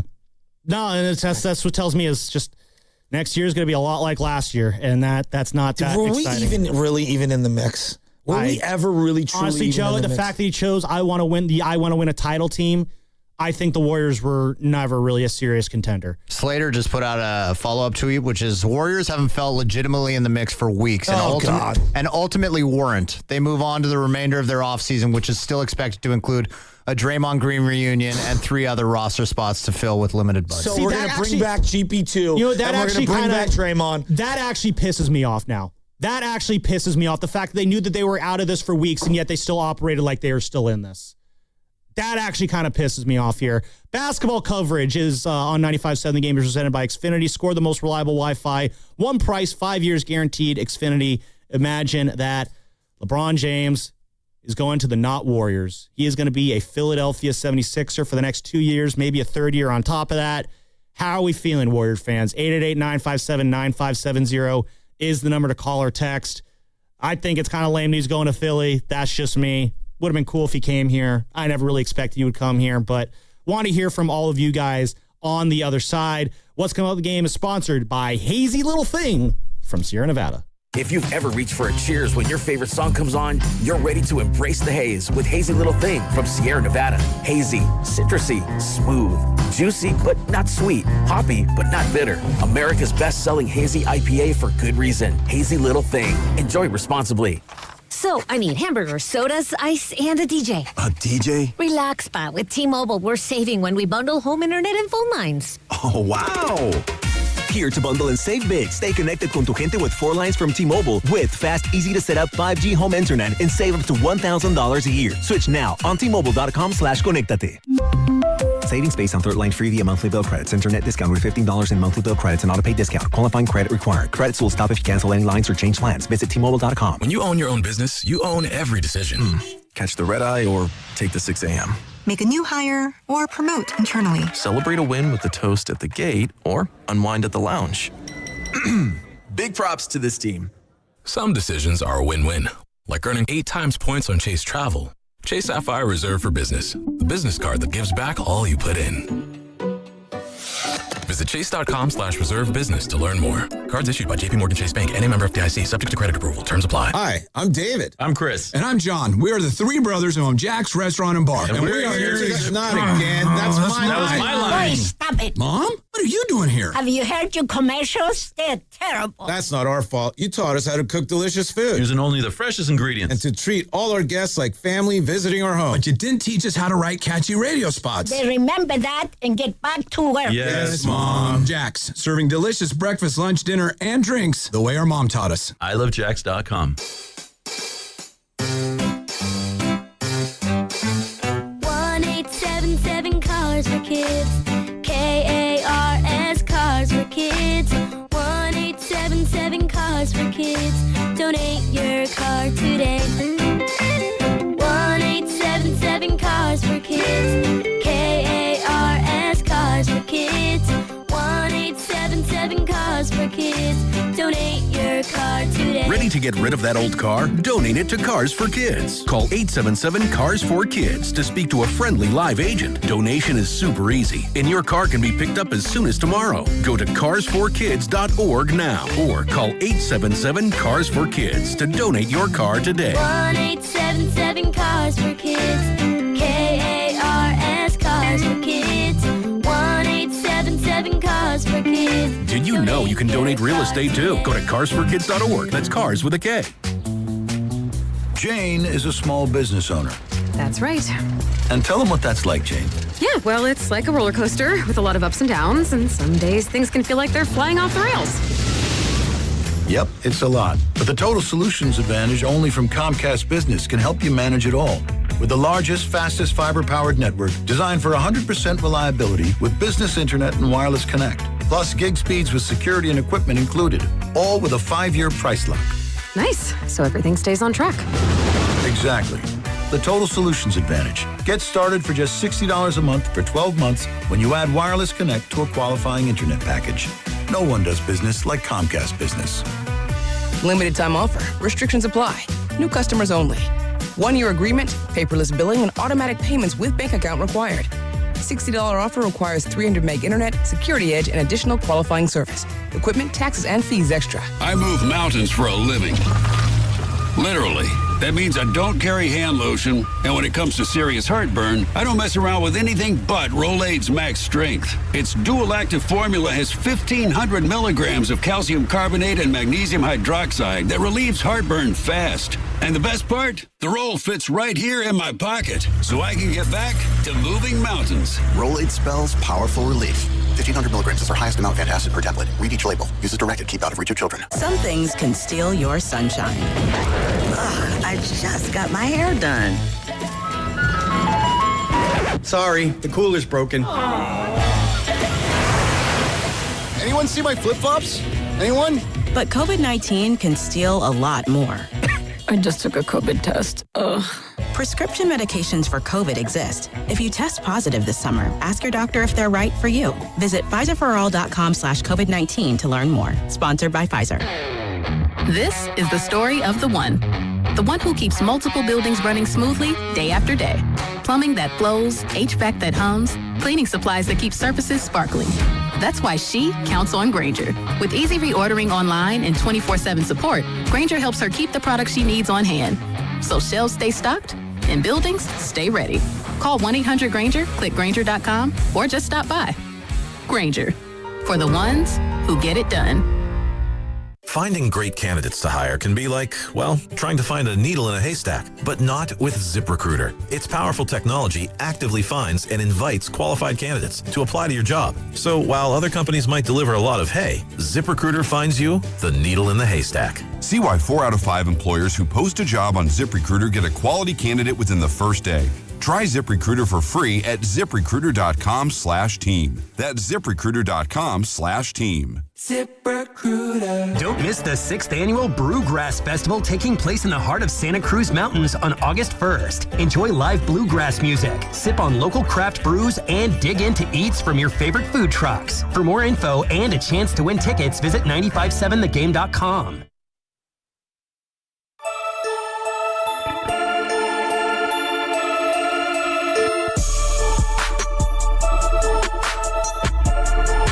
Bay Area is Draymond Green, and you can see us live on YouTube and Twitch right now.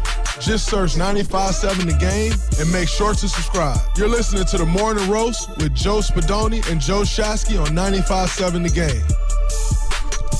We are back on The Morning Roast. Sam Lubman filling in for Joe Spadoni alongside Joe Shasky. If you just missed it, the breaking news, the decision has been made by LeBron James. Decision 4.0. LeBron James is heading to the Philadelphia 76ers on a 2-year, $8 million deal with a player option for a 3rd year. LeBron James is not coming to the Warriors. He is going to Philadelphia to be a 76er. And wow, that just kind of take a lot of air out of the feeling of this morning here. We were feeling good talking football, and we knew the decision was in the back of our mind. We were waiting for it. We were ready for it when it came, and then it did come, and I don't know. Maybe I'm the foolish one too, Shasky, thinking that the Warriors had a shot. When LeBron James was saying things like, yeah, I want to make a move for my family, and maybe winning is the number one priority for me. And me being the foolish one actually believing something that came out of LeBron James's camp when I knew I shouldn't have believed anything that was said.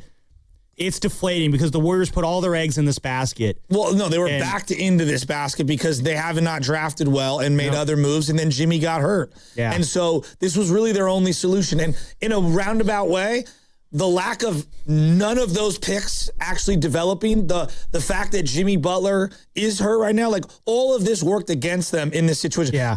I'm not even sure if they were ever legitimately in it. Well, again, as Carter told us, Anthony Slater tweeted out that the Warriors felt like that they were not in this conversation for weeks, it sounds like, which that adds another layer of frustration for me, which is that if you knew you weren't going to get them, why were you still acting like you were going to get them?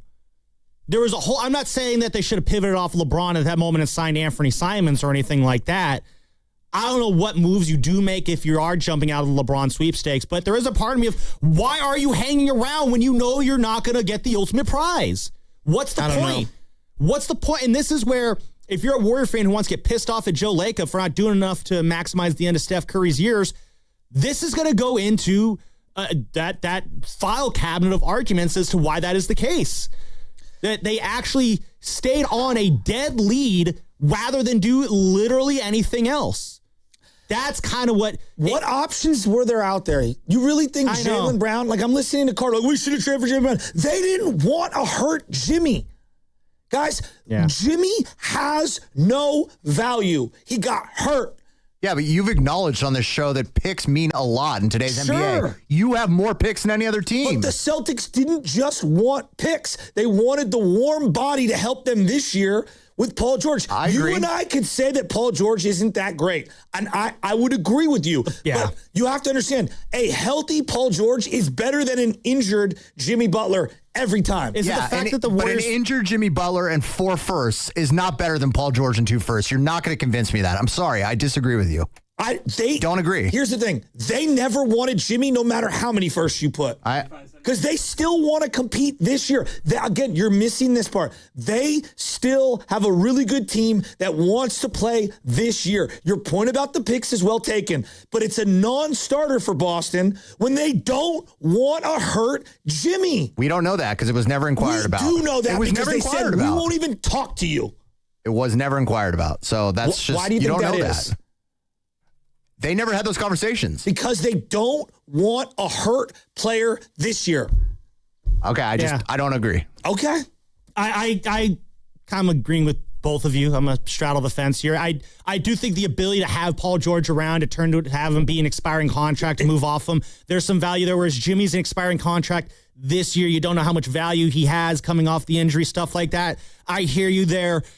Could the 49ers, the Warriors had still maybe enticed the Celtics with the bevy of draft picks, though? That's where I do agree with Carter. I think there is a number of draft picks that would have compelled the Celtics to say yes. Would it have been a number that we as Warrior fans would have liked? I don't know. It's the fact that the Warriors are never kicking around on the tires on that one. That kind of frustrates me a little bit. But to your point, though, yeah, it still probably would have ended at the end of the day with Jaylen Brown going to the Sixers. And that is the ugly, frustrating reality that's getting shoved into our face right now, Shasky, is that the Warriors don't have the ammunition. They don't have the ability to make the moves that we want them to make. You said it numerous times that they are so strapped by the cap restrictions right now that there's only so many moves they can make. There was no magic free agent out there that they could have signed with the mid-level, aside from LeBron, that would have changed this. That's why, like, the whole, you could have gotten Anthony Simons, could have gotten Rui. No, that I'm not entertaining that whole side of this conversation here. The Warriors just, they don't have the bullets in their gun to pull off the kind of hunting thing that Warrior fans want them to see. It's just not physically possible for the Warriors to have the off seasons that Warrior fans want them to have. That's the ugly reality that I feel like we're being confronted with here. So 888, let's take some calls here. 888-957-9570. If you're just tuning in, LeBron James going to the Philadelphia 76ers for the next 2 years plus a player option. He is not coming to the Warriors. Warrior fans, how are we feeling about this? Are we angry about this? We got a special guest joining us on the River Islands guest line right now. Hold off, callers. We'll go to you in a moment. Let's get our special guest on the River Islands guest line in right now. It is the one, the only, Bonte Hill, joining us with the newborn there. And Bonte, no LeBron. You're still the only king in the Bay Area now. What's your reaction on this, Bonte? I mean, I knew it was going to happen when I was out of the country, and I literally just woke up from a nap.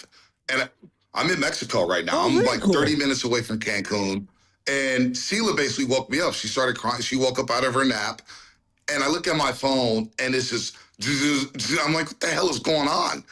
And, yeah, we got the news, LeBron James, 2-year, $8 million deal in Philadelphia. And, look, it goes back to the beginning of this whole witch hunt that Warrior fans dreamed of.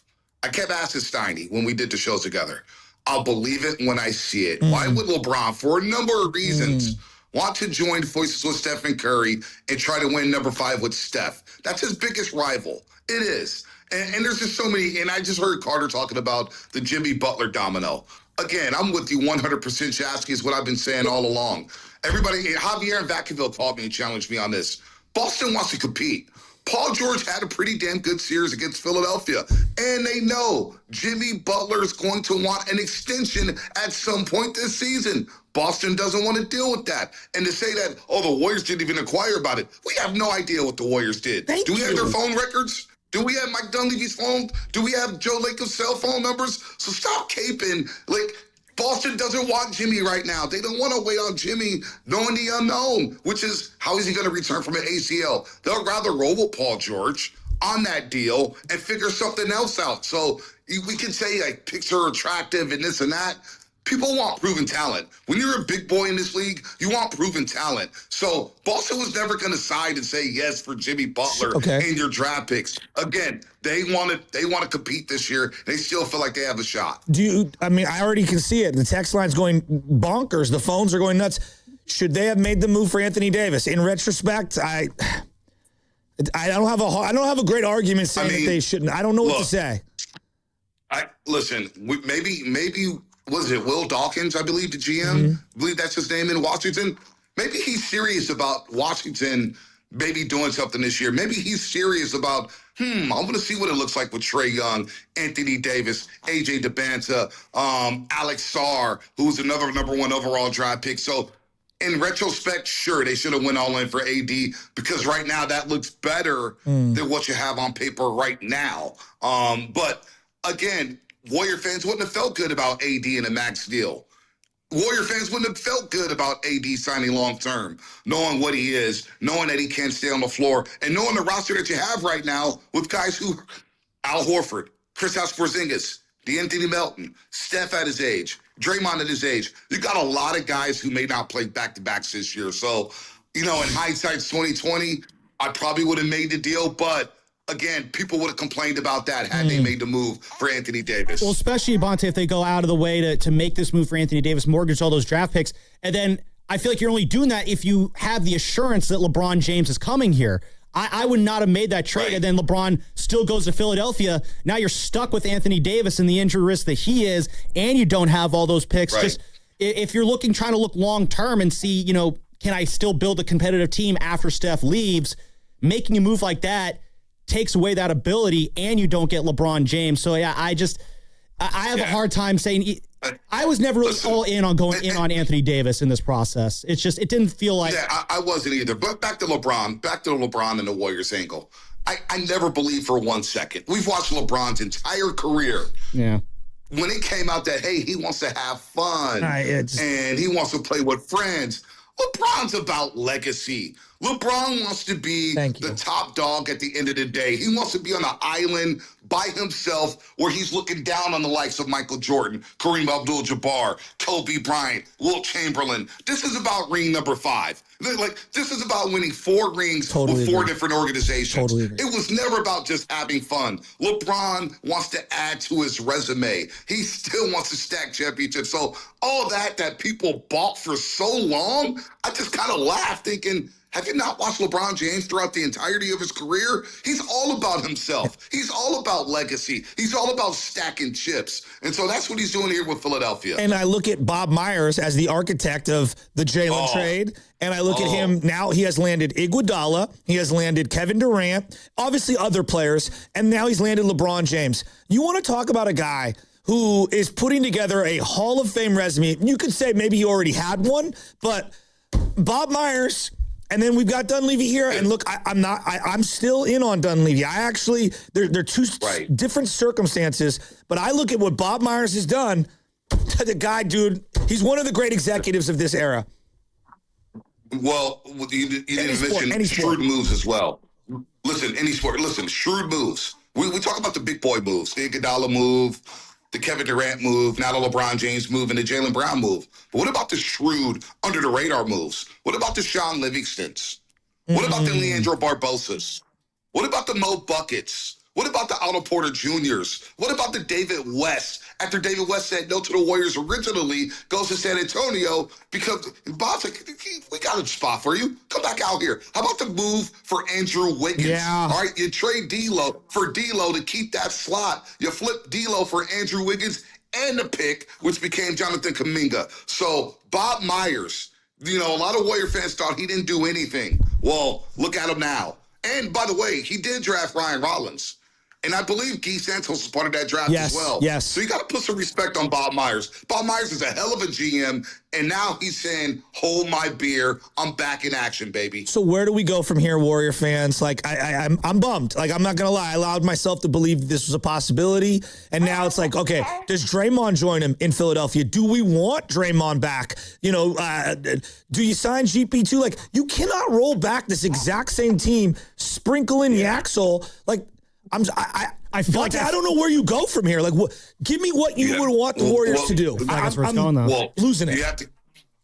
You go back to the plan that you had before LeBron James was a free agent, and the plan is to let the money roll off the books after next season. So with Draymond Green, I think for this organization and where they're positioned, giving him more than a 1-year deal would be kind of foolish. It will kind of contradict what you've kind of sent, that message that you sent over the last year. Clear your books next year. You roll out this team. You tell Steph, hey, what do you want to do? What do you really want to do? And I believe Steph wants to finish as a Golden State Warrior, but things change.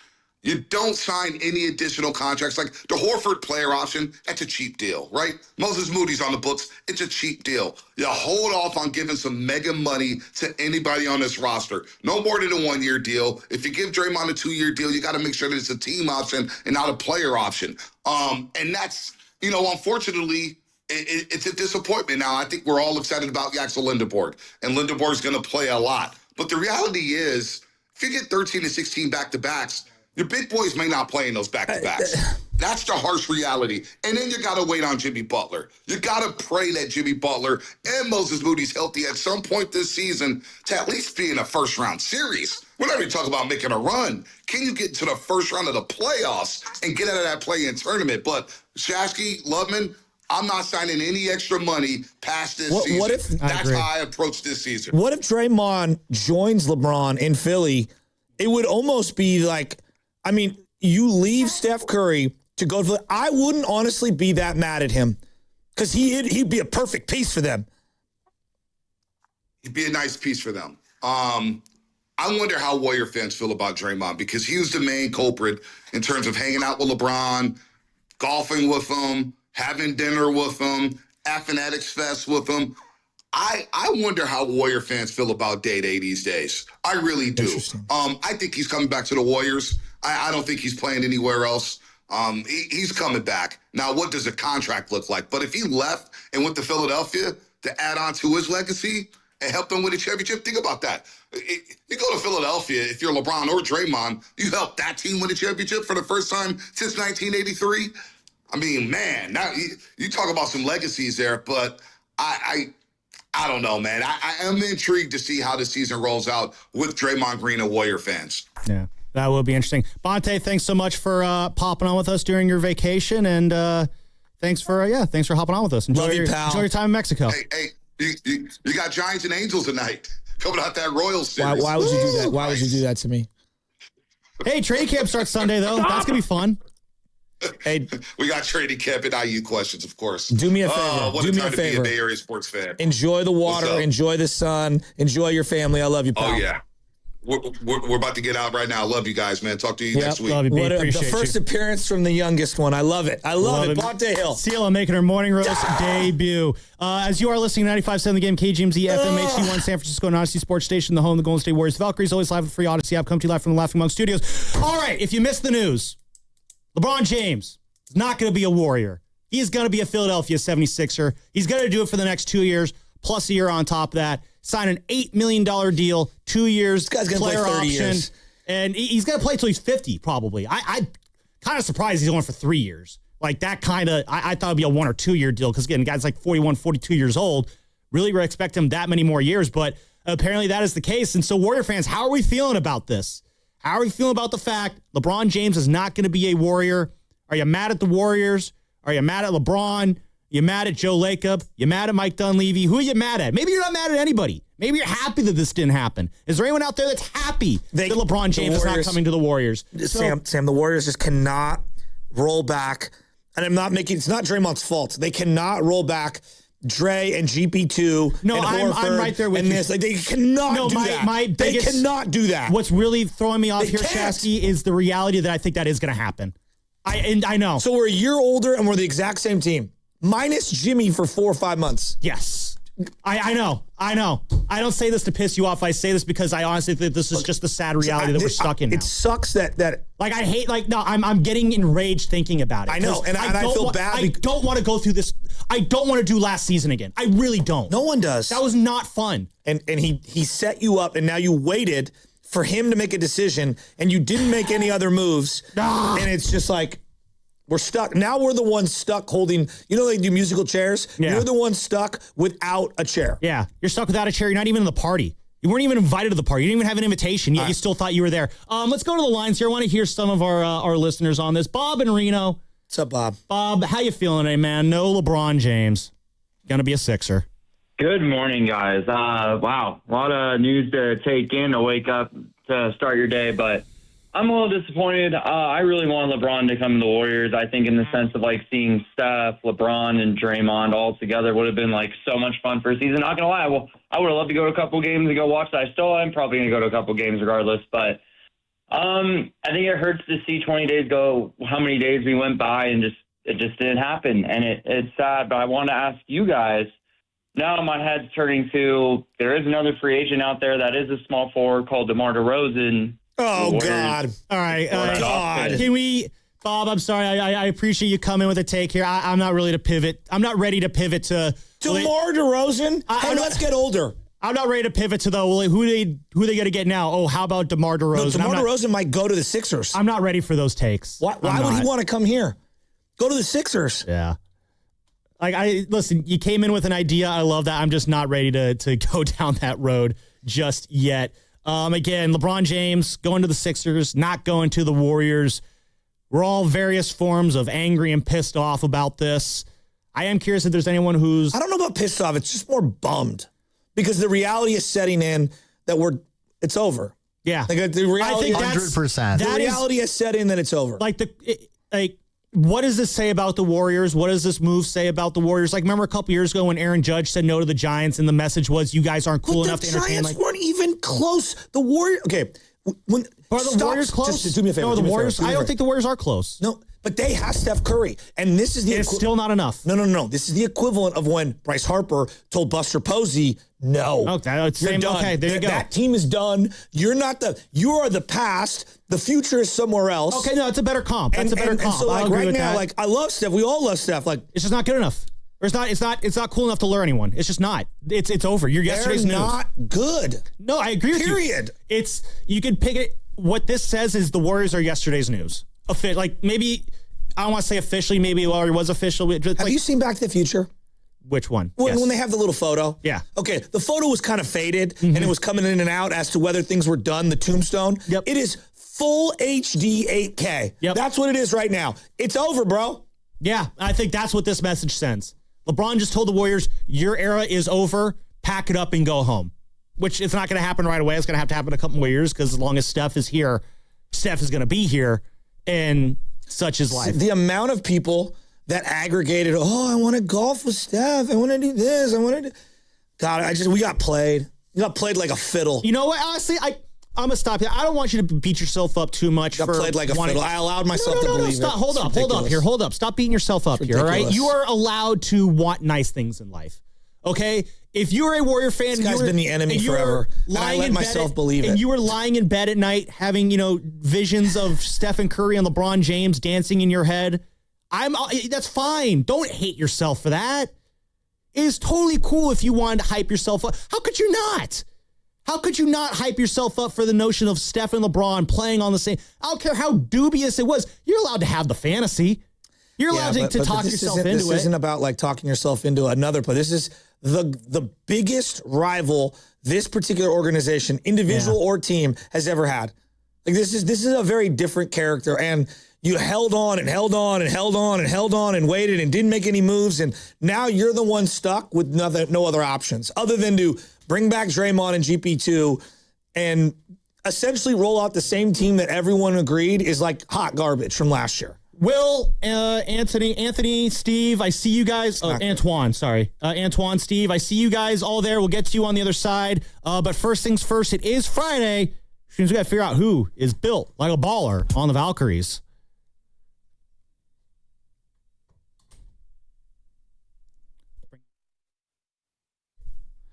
There we go. Every Friday, we let you know who on the Valkyries was built like a baller. Brought to you by Baylord Wealth Management for the Bay and the people who built it. And it's an easy choice this week. Caitlin Chen is the one who's built like a baller after dropping a career-high 20 points on Monday night against those Washington Mystics. Looking around, feeding Thornton, hand back to Kalen, driving baseline, puts it up, banks it out, puts it back up and in. That's a new career high, 20 points for Kalen Chen, bounced by 9. They're exploding here in the fourth quarter. 6 assists on 7 made field goals here in the fourth for the Valkyries. Good team shooting. That was Kevin Dana on the call right here on 95.7 The Game. Caitlin Chen just... Gosh, she is so much fun to watch, and that is why she is built like a baller this week. Baylord presents Built Like a Baller, discipline and integrity paying off. That's Baylord, and that's how they manage the wealth you've built. Baylord.com/baller. LeBron James is a baller, but he's not going to be doing baller stuff for the Warriors. He is going to the Philadelphia 76ers. We're going to take your calls on this on the other side. How are we feeling about this, Warrior fans? What's your emotion on this? There is no wrong emotion. What's Coming Up the Game is sponsored by Ceremony Ford. Hey, the summer sales event is on at Ceremony Ford. Get 0% APR and $1,000 in down payment assistance. No payments for 90 days, plus a 2-year maintenance plan on models, including the F-150, Bronco, Mach-E, Explorer, and Mustang. Ceremony Ford in Coleman, Daly City, or ceremonyford.com. Being built like a baller takes years of doing the right things. So does building real wealth. Baylord has been in the Bay since 1969. Independently owned, no corporate parent, they work with founders, executives, and families whose financial lives are anything but simple. From liquidity events and concentrated positions to decisions that span generations. The kind of experienced people who do right by what you've built. See if they're yours at Baylord.com/baller. That's BAILARD.com/baller. Honey, did you invite the minions over? Well, you know how we talked about getting Wi-Fi from Xfinity? Yeah. I ordered it this morning, was online in minutes, then they showed up. So they just came over to use the Wi-Fi? They even brought their own devices and spell book. You didn't give them the new Wi-Fi password, right? No. That's good. I gave them our old one. Because Xfinity lets us keep the same network name and password so devices connect instantly. What do they want Wi-Fi for anyways?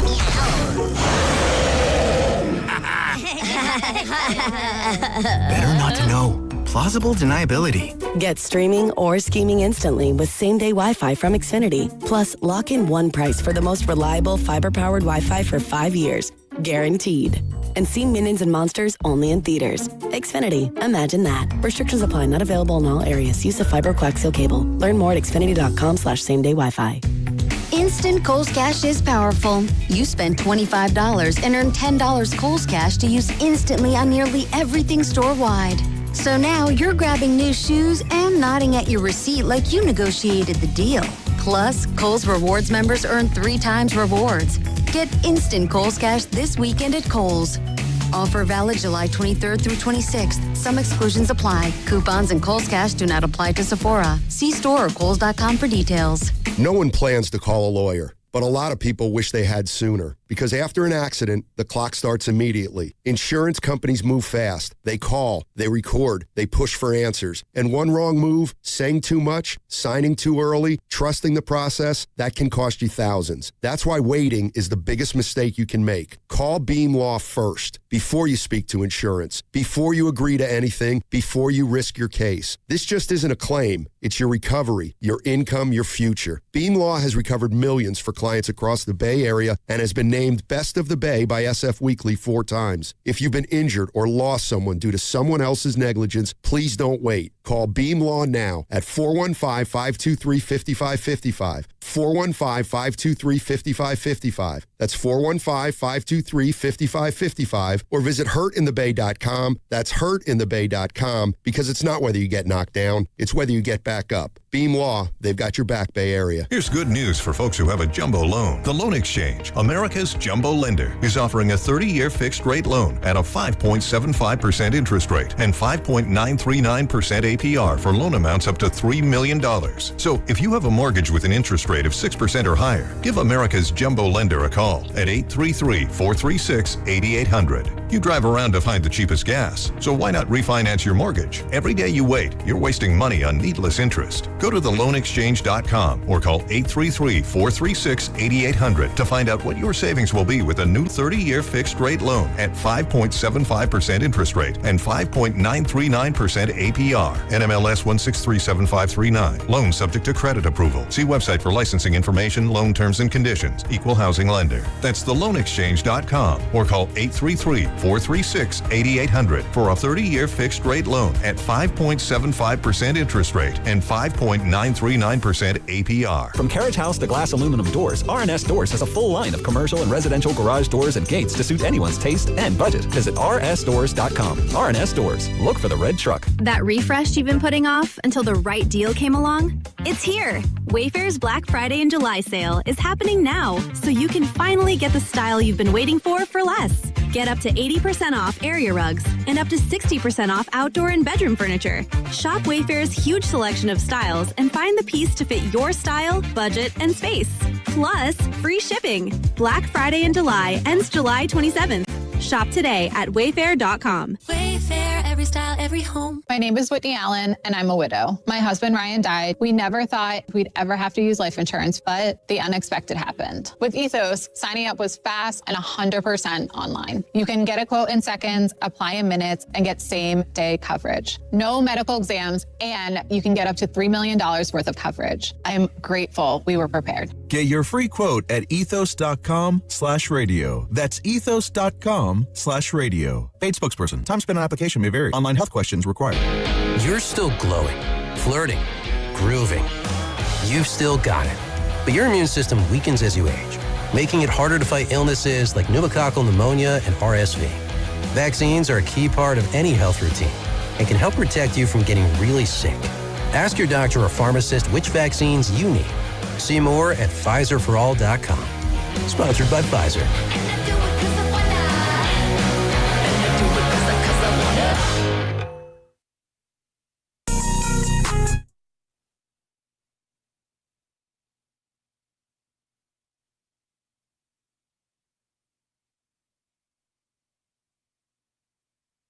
Dub Nation, this is Stephen Curry, and you never know when I'll be on the River Islands guest line. You're listening to The Morning Roast with Joe Spadoni and Joe Shasky on 95.7 The Game. Hey, Steph. Got bad news for you, buddy. You're not going to be playing with LeBron James next year. LeBron James is going to the Philadelphia 76ers, 2-year, $8 million deal with an option for a third year. Yeah, he's not going to be a Warrior, LeBron James. And we're all sorts of emotions are just flying around this building right now. No. The only emotion I have, Carter has it, Guru has it, I'm going to give it to you right now. I allowed myself last Friday to buy in on this family thing. Oh, my daughter and the family, and I really... It wasn't just you, Joe. No. At the beginning of my race, I said I'd crack an egg on my head if he came. I didn't believe it. And then I allowed myself to believe it because LeBron, the narcissist, and again, I'm now turning on him immediately because I told you I would. Yeah. No, let me finish this. He played us like a fiddle again, and this is why he's the greatest rival to the Golden State Warriors. This time, it wasn't on the court. This time, it was through the back channels of stalling us out, convincing Draymond to opt out a little, trying to get Anthony Davis maxed in Washington. Like, this was all a leverage play. Now, did he know where he was going to go? There's no doubt he had no idea where he was going to go when he opted out of the Lakers. But he knew he could use the Warriors as a fiddle to play them left and right for all of the other clutch spiderweb thingies that they want done. You know what's on deck? Draymond Green multi-year extension. It's on deck. You know what else is on deck? I bet you a Washington extension for Anthony Davis, because it's never just about him. It's always about everything else. And look, he can go wherever he wants, but it truly feels like he absolutely used the Golden State Warriors as a straight up leverage play. And we're the ones sitting here with nothing now. We have no other moves. They waited everything out. We're just a year older. We're a year slower. And a year more boring. Yeah, that's the worst part of it all. LeBron James did release a statement over a series of tweets. I'm going to read that statement right here. So just, oh my God. Yeah, get ready for this one. I thought I was done when the season ended, LeBron James says in his, I thought I was done when the season ended, LeBron James says. I wasn't ready to announce it, and I knew I needed some time to really decide. But I was pretty sure I played my last game. I was honest at that last press conference when I said I needed to look at myself and decide if I still love this game. LeBron goes on to say that I still truly love this game and I have more to give. The last few weeks have been really special. I've never been able to have no clue what to do and take real time to just think. I've had an incredible few months with all the people I love trying to figure it all out. This is my last decision. I'm not going for money. I'm not going for family. What am I really playing for at this point? I still want to sacrifice. I still want to work. I still want to grind. I still want to compete to win and have a chance at the feeling of winning another championship. I believe I can help the Philadelphia 76ers a championship team. All right, I'm done. I am so excited. No, Sam, I'm sorry. I'm done hearing from him. Let's go to the fans. I only care about the Warriors now and how Warrior fans feel. I don't want to hear from LeBron James anymore. We sacrificed the whole offseason to him. Yeah. All right? Screw him. That's the worst part of it. Good for Bob Myers. Bob Myers, newsflash. Bob Myers out there. Mariano Rivera just texted in on the Boxer and Gerson text line. Said you're the greatest closer of all time. Yeah. Bob Myers. Let's go to the lines. Yeah, let's go to Antoine in Nashville. Antoine, how we doing today? You're on the roast. Hey, guys. You know what? Actually, I know you asked if somebody was happy about this decision. And I actually am very happy about this decision because in my own personal opinion, this is what the Warriors get. I'm sorry. Like, you don't get to do what you've done over the last 4 or 5 seasons since the 2022 championship and have all these bad decisions that you've made, which, if we're going to be frank, Warrior fans out there, blame the front office. Dunleavy does not know what he's doing. He's not a good GM. It's very, very simple. When Bob Myers left, and then you saw Sean Livingston, who was in the front office. He left. There was something bad. There was a cancer kind of growing in that office, and it reared its ugly head during the draft. We saw a little bit during as well with Joe Lacob and them. You kind of saw it a little bit, and what the Warriors have turned to. Because if you look at that 2022 season, it wasn't about chasing big names. Nobody on the roster was a big name besides Steph Curry. So instead of that, after those years, instead of continuing that process of making gradual moves to get better, not chasing big names, and actually just try to create a good roster that can support your superstar Steph Curry, who has been all world ever since, no, you decided to chase big names such as Giannis, such as who we had, Jimmy Butler, and then you chase like LeBron James. And at the end of the day, if you got any of those guys singly, they would have not made your team better. You're one injury away from a big star at the wrong moment, and you're not going to be able to compete against these teams. OKC, any of the Spurs, they don't have big name guys. They have a couple big name guys, and they just gradually get better and better and better. We got away from that, and we chase big names. You chase ticket sales instead of trying to putting together a good roster, and that's why you get what you get. Yeah, but you know what? You know what, though? Look. I hear you on all the prior stuff. What you say is well documented, and I agree with a lot of it. They did nail the Axel pick at 11. Like, I'm telling this kid's going to be a stud. It's not all awful. So they need to get younger. Like, I'm pissed. I'm disappointed. I'm angry. I'm this. I'm that. But, like, it's not like they were picking in the top 5 the way the Spurs were the last couple of years. I don't think this is the conversation for today, but I'll throw it out there anyway just to let it noodle around in some people's minds. But maybe this is a good thing long term. Today, I don't want to hear it. I know. I don't want to hear it. No, I don't want to hear it. Right, I don't want to hear it. All right. Today, I want to yell at LeBron. I know. For doing whatever he wants to do. I know. Let's talk to Will in Oakland. Hey, Will. What's going on, man? You're on the roast. Hey, guys. Bummed, but what's there to be surprised about? It's a typical LeBron move. For me, the biggest part of this is Joe Lacob in the light years era needs to die. Yeah. It needs to die out. And the way that I have seen this team, instead of hitting singles and doubles like all the great front offices do, like OKC where they just stack draft picks and just keep adding good guys, make quality trades like adding Jared McCain in the middle of the season. We're trying to go for home runs every time, whether it was saving all of our draft capital for years to try to get Giannis, who had no interest in coming here, to a 41-year-old LeBron. We're staking all of our offseason moves on a guy that's 41 that was going to decide way later than everybody else. Listen, I'm incredibly grateful for the early years of Lacob had, when he surrounded himself with great people like Bob Myers and Jerry West. This is a hot take for me. I don't think Dunleavy is that terrible as a GM. I agree. I think Lacob has got power control right now. If you look at the draft record of Dunleavy, and this doesn't include the Kumingas and the Wiseman. No, Podziemski and Yaxel. Quentin Post was great value. I know you're going to probably kill me on that. But I agree. Second rounder. That's a good pick. Yeah, I agree. For value, that was nice. I'm with you. I think Yaxel's going to be good as well. So here's my thing is Dunleavy's probably doing all he can, but when you have a tyrant owner like Lacob is right now, we saw the draft video when we were picking Yaxel, which, by the way, looks like the right pick right now. Agreed.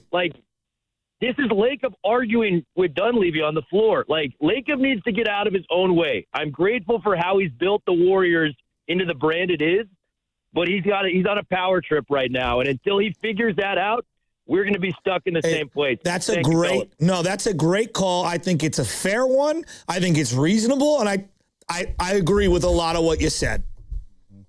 Let's keep this thing going here. Try and get as many calls as we can. 888-957-9570. I got a call from a family member yesterday. Yeah. I got a call from a family member yesterday. They were like, hey, we're getting asked about box seats for the Warriors, some suite. Do you have any news on LeBron? I go, dude, I swear to God, I don't have any news on LeBron. I have no idea. He goes, well, what do you think if you had the best? Kalshi's saying this and that. I go, dude, I have no idea. But it's LeBron. So I have a feeling he's going to middle finger us at some point. Yeah.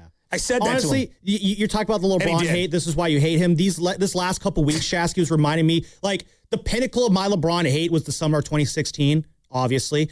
And I was like, I just thought he's the most fakest human being because everything he said is just so cold and calculated. Nothing is genuine. It's all planned out.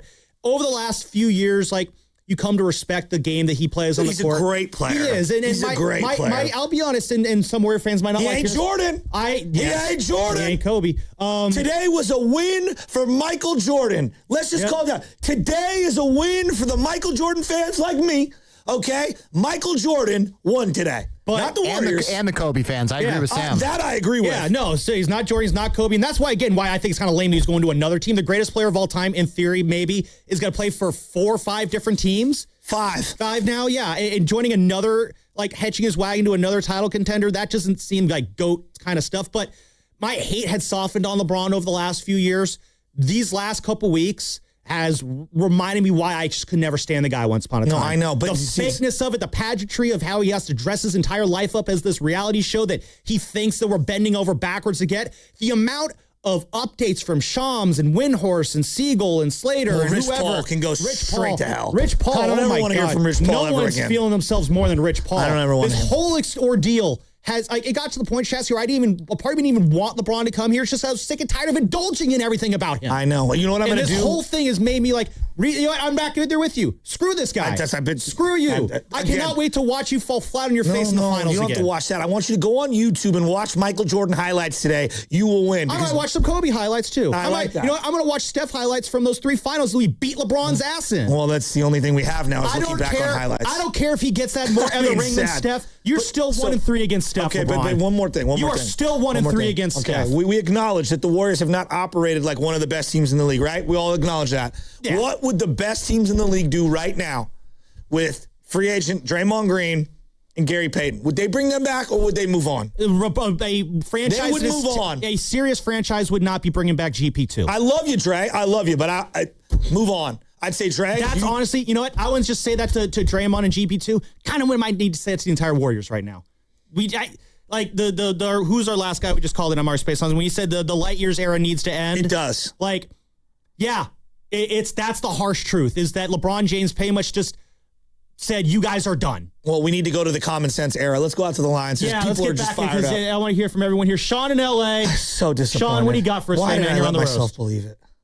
Thanks for taking my call, guys. Chasky, I think I might have a take that you're looking for here. So I got a serious take and then maybe a joke take at the end. So, look, I didn't want LeBron because we weren't going to win with LeBron anyway. Understandable. And I knew that he wasn't going to come here. Yeah, no, I knew that, and I knew he wasn't going to come here anyway. He's your bitter rival, most heated rival of all time, him and Steph and the Warriors. That's his bitter rival. So him and Rich Paul, those guys are snakes. They're plotting, they're scheming, they're conniving. And what a better way for LeBron to put a nail in the coffin of the Warriors 10 years after the 3-1 comeback than to leave them on in free agency and play footsie with them all summer long and then leave them standing there with no musical chairs with their pants down, right? And that turned out to be true. And I called in July 1st, and I said that the first day of free agency, this is a terrible idea. They need to go make moves with the Anthony Simons and all those types of guys that we talked about. So not only that, but with LeBron, he said it's about winning, right? It's like shocker, breaking news, the guy competing for GOAT, greatest of all time. What does he actually care about? Does he care about hanging out with his family and watching Toy Story 5 with his daughter? Or does he care about playing golf with his best buddies? No, he cares about winning. He cares about being the GOAT. He was never going to come to the Warriors and win a 5th ring with Steph. He's chasing Michael. If he wins a ring with Steph, he's just going to be compared more to Steph. He was never going to come here.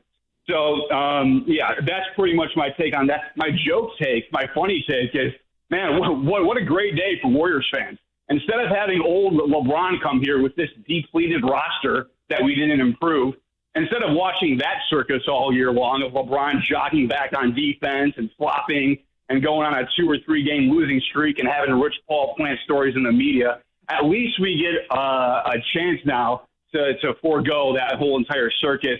Last thing, go get Trey Murphy. He's worth it. He's a future all-star. He's an elite shooter. And him and Yaxel will be a great future for the Warriors. So that's my take, guys. It was a horrible decision to go after LeBron. If anybody like Joe Lacob or Mike Dunleavy or Steve Kerr thought they had a chance of getting LeBron for even a second, they got played. They were foolish, and they got played. Ultimately, they should have done something this offseason. They could have done anything on the margins.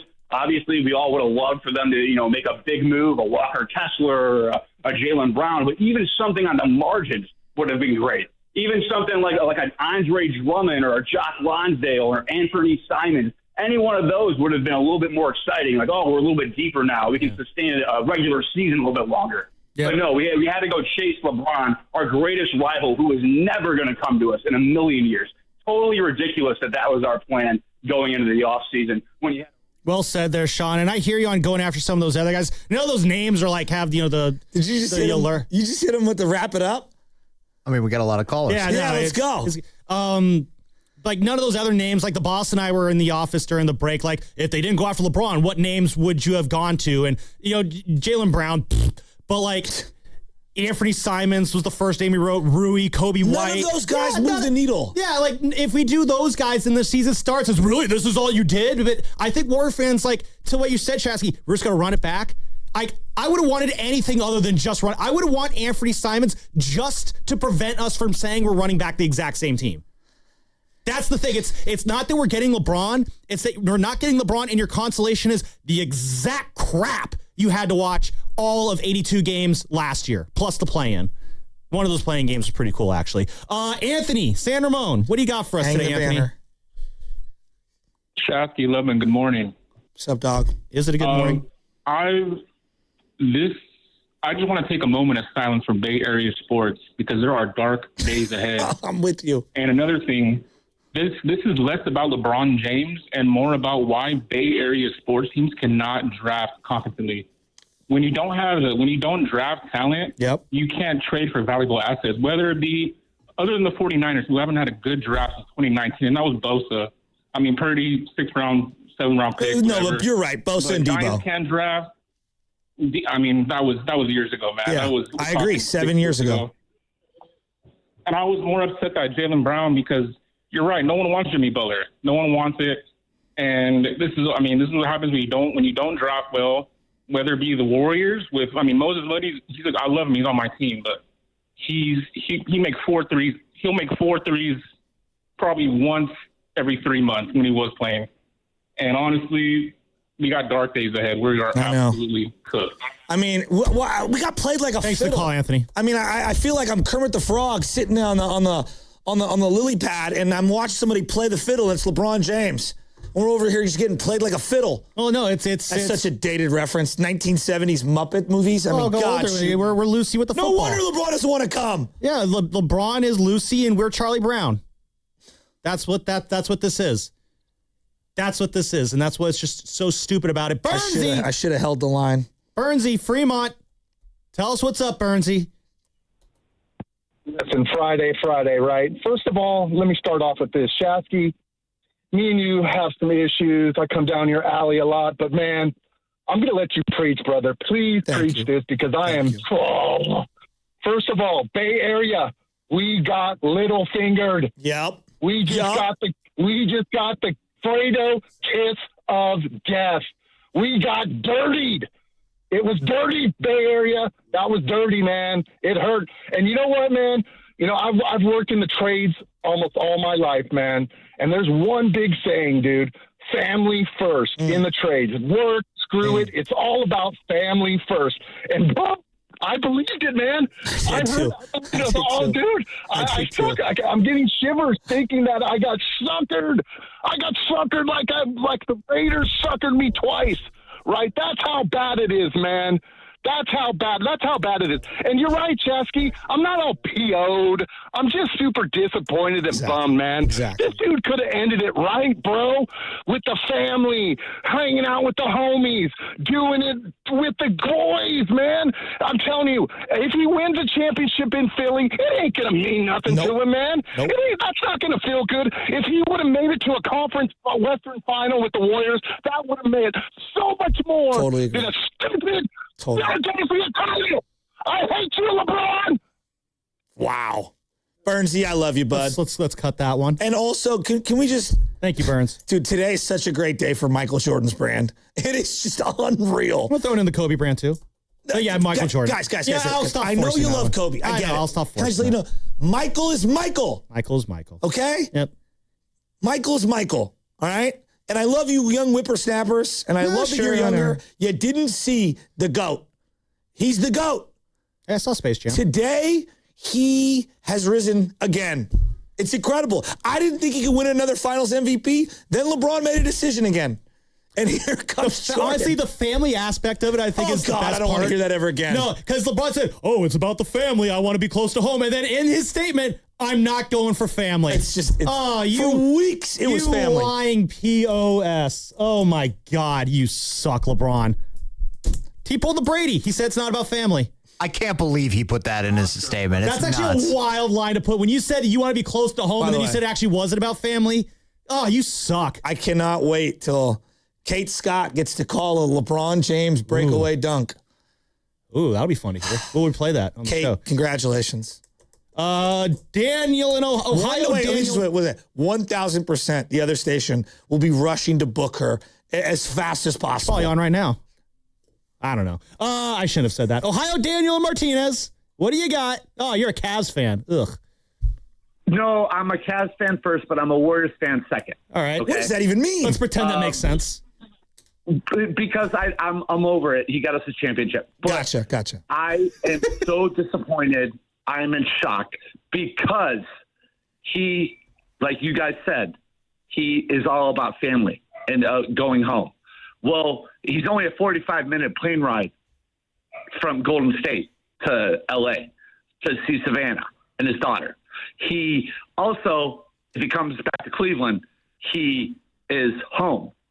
He is not a good person. I'm sorry. He's not a good person. He totally just went and did everything differently, and he's been doing it his whole career. He's not a good person. He just isn't. And he's a liar. I'm sorry. Do you guys agree or disagree? I don't know. I'm not going to go down that he's a bad person. I think I don't know LeBron. Yeah, I think as a pure human Seems being. like a good dad. Yeah, as a pure human being, I don't think he's a bad person. I mean, the guy's like built schools and stuff. Like, I feel like if we spent 10 minutes in a room chatting with LeBron James, we would come out being, hey, I can be mad at his decision. Chill. I can be mad at his decision. I can also think that he's a great human being. Come on, who are we kidding? And as far as the egotistical thing, like, honestly, if I was LeBron James, I'd be a little egotistical too. The guy's a legitimate self-made billionaire. Yeah. Like, he made his billionaire fortune legitimately off of his body. In this day and age where most billionaires are handed their wealth, he legitimately built it. So, like, he's allowed to be a little egotistical. I do think he's a terrible human being in the sports sense, which is not the same as real life sense. But you know who I'm kind of curious to hear from on this whole thing is Daryl the Guru Johnson. And he and Evan Giddings are going to be joining us in the crossover on the other side. And I don't know, maybe we'll still take some calls. Plus, you got to hear the reaction they had in Philadelphia when they found out LeBron was coming here. No. I don't care. Apparently, from what I heard, it's a really crappy reaction. I kind of want to hear it. I want to hear what a bad reaction to news like that sounds like. I can't imagine having a reaction that's like, wow, that's your reaction. That sucks. Like if LeBron... It's a fake sports town. Yeah, you'd be bouncing... Chess, you'd be bouncing off the walls. You'd be running down the street with your Warriors flag right now. I'd be doing solo right now if LeBron had come here. Apparently, Philly's reaction was just... I'm curious to see what that is going to sound like. On the other side, Guru and Evan, part of the crosser, coming up next on the other side. Brought to you by Fremont Bank. Here for you, here for good. Hamburgers, sodas, ice, and a DJ. A DJ? Relax, Pa. With T-Mobile, we're saving when we bundle home internet and phone lines. Oh, wow. Here to bundle and save big. Stay connected con tu gente with 4 lines from T-Mobile with fast, easy-to-set-up 5G home internet and save up to $1,000 a year. Switch now on T-Mobile.com/conectate. Savings based on 3rd line free via monthly bill credits. Internet discount with $15 in monthly bill credits and auto-pay discount. Qualifying credit required. Credits will stop if you cancel any lines or change plans. Visit T-Mobile.com. I move mountains for a living. Literally. That means I don't carry hand lotion, and when it comes to serious heartburn, I don't mess around with anything but Rolaids Max Strength. Its dual-active formula has 1,500 milligrams of calcium carbonate and magnesium hydroxide that relieves heartburn fast. And the best part? The roll fits right here in my pocket, so I can get back to moving mountains. Rolaids spells powerful relief. 1,500 milligrams is our highest amount of antacid per tablet. Read each label. Use as directed. Keep out of reach of children. Some things can steal your sunshine. Ugh, I just got my hair done. Sorry, the cooler's broken. Anyone see my flip-flops? Anyone? But COVID-19 can steal a lot more. I just took a COVID test. Ugh. Prescription medications for COVID exist. If you test positive this summer, ask your doctor if they're right for you. Visit PfizerForAll.com/COVID-19 to learn more. Sponsored by Pfizer. Do you owe $10,000 or more to the IRS like Mark? I've been doing home remodeling for 30 plus years, but the economy crashed. I wound up losing my home, losing my job, and on top of that, owing the IRS a ton of money. I owed the IRS $114,000. It really, truly was the worst part of my life.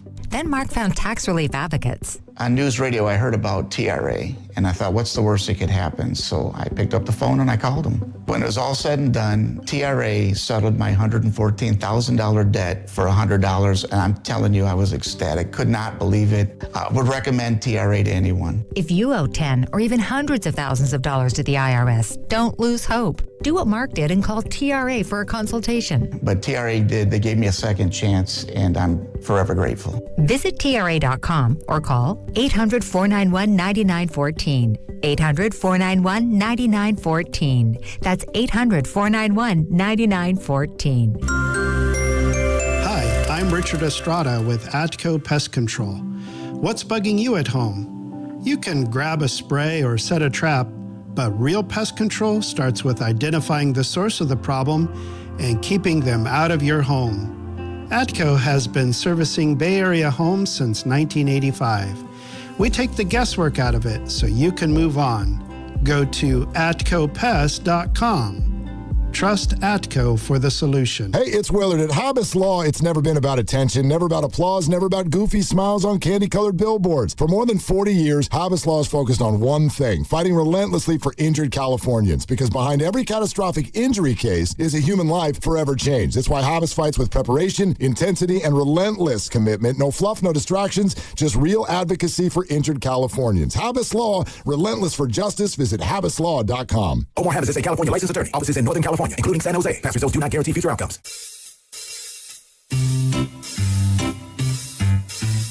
1-877 Cards for Kids. KARS Cards for Kids. 1-877 Cards for Kids. Donate your card today. 1-877 Cars for Kids. KARS Cars for Kids. 1-877 Cars for Kids. Donate your car today. Ready to get rid of that old car? Donate it to Cars for Kids. Call 877 Cars for Kids to speak to a friendly live agent. Donation is super easy, and your car can be picked up as soon as tomorrow. Go to carsforkids.org now or call 877 Cars for Kids to donate your car today. 1-877 Cars for Kids. KARS Cars for Kids. 1-877 Cars for Kids. Did you know you can donate real estate too? Go to carsforkids.org. That's cars with a K. What if everything you learned in history class was only half the story? I'm Dr. Harini Bhatt, host of Hidden History. Every Monday, I go where history gets mysterious. Vanished civilizations, doomsday prophecies, paranormal phenomena, and events that science still can't fully explain. On Hidden History, I treat these moments like open case files. Not myths, not superstition, just incomplete explanations waiting for a closer look. Listen to and follow Hidden History, available now wherever you get your podcasts. This is the story of the one.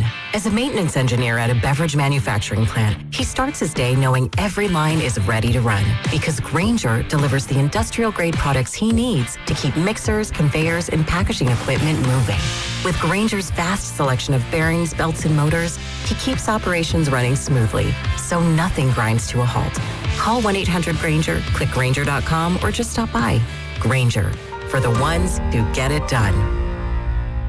Hey, it's Brew, and between my radio show, filming content, editing videos, and trying to stay connected with family, reliable Wi-Fi isn't really optional anymore. I just need it to work. And that's why I like that with Xfinity, you get the most reliable, fiber-powered Wi-Fi with the best equipment at one price for 5 years, guaranteed. No contracts or commitments. Plus, Xfinity makes getting connected simple with same-day Wi-Fi so you can get online in minutes. Restrictions apply. Not available in all areas. Use of fiber or coaxial cable. Learn more at xfinity.com/same-day Wi-Fi. Xfinity. Imagine that.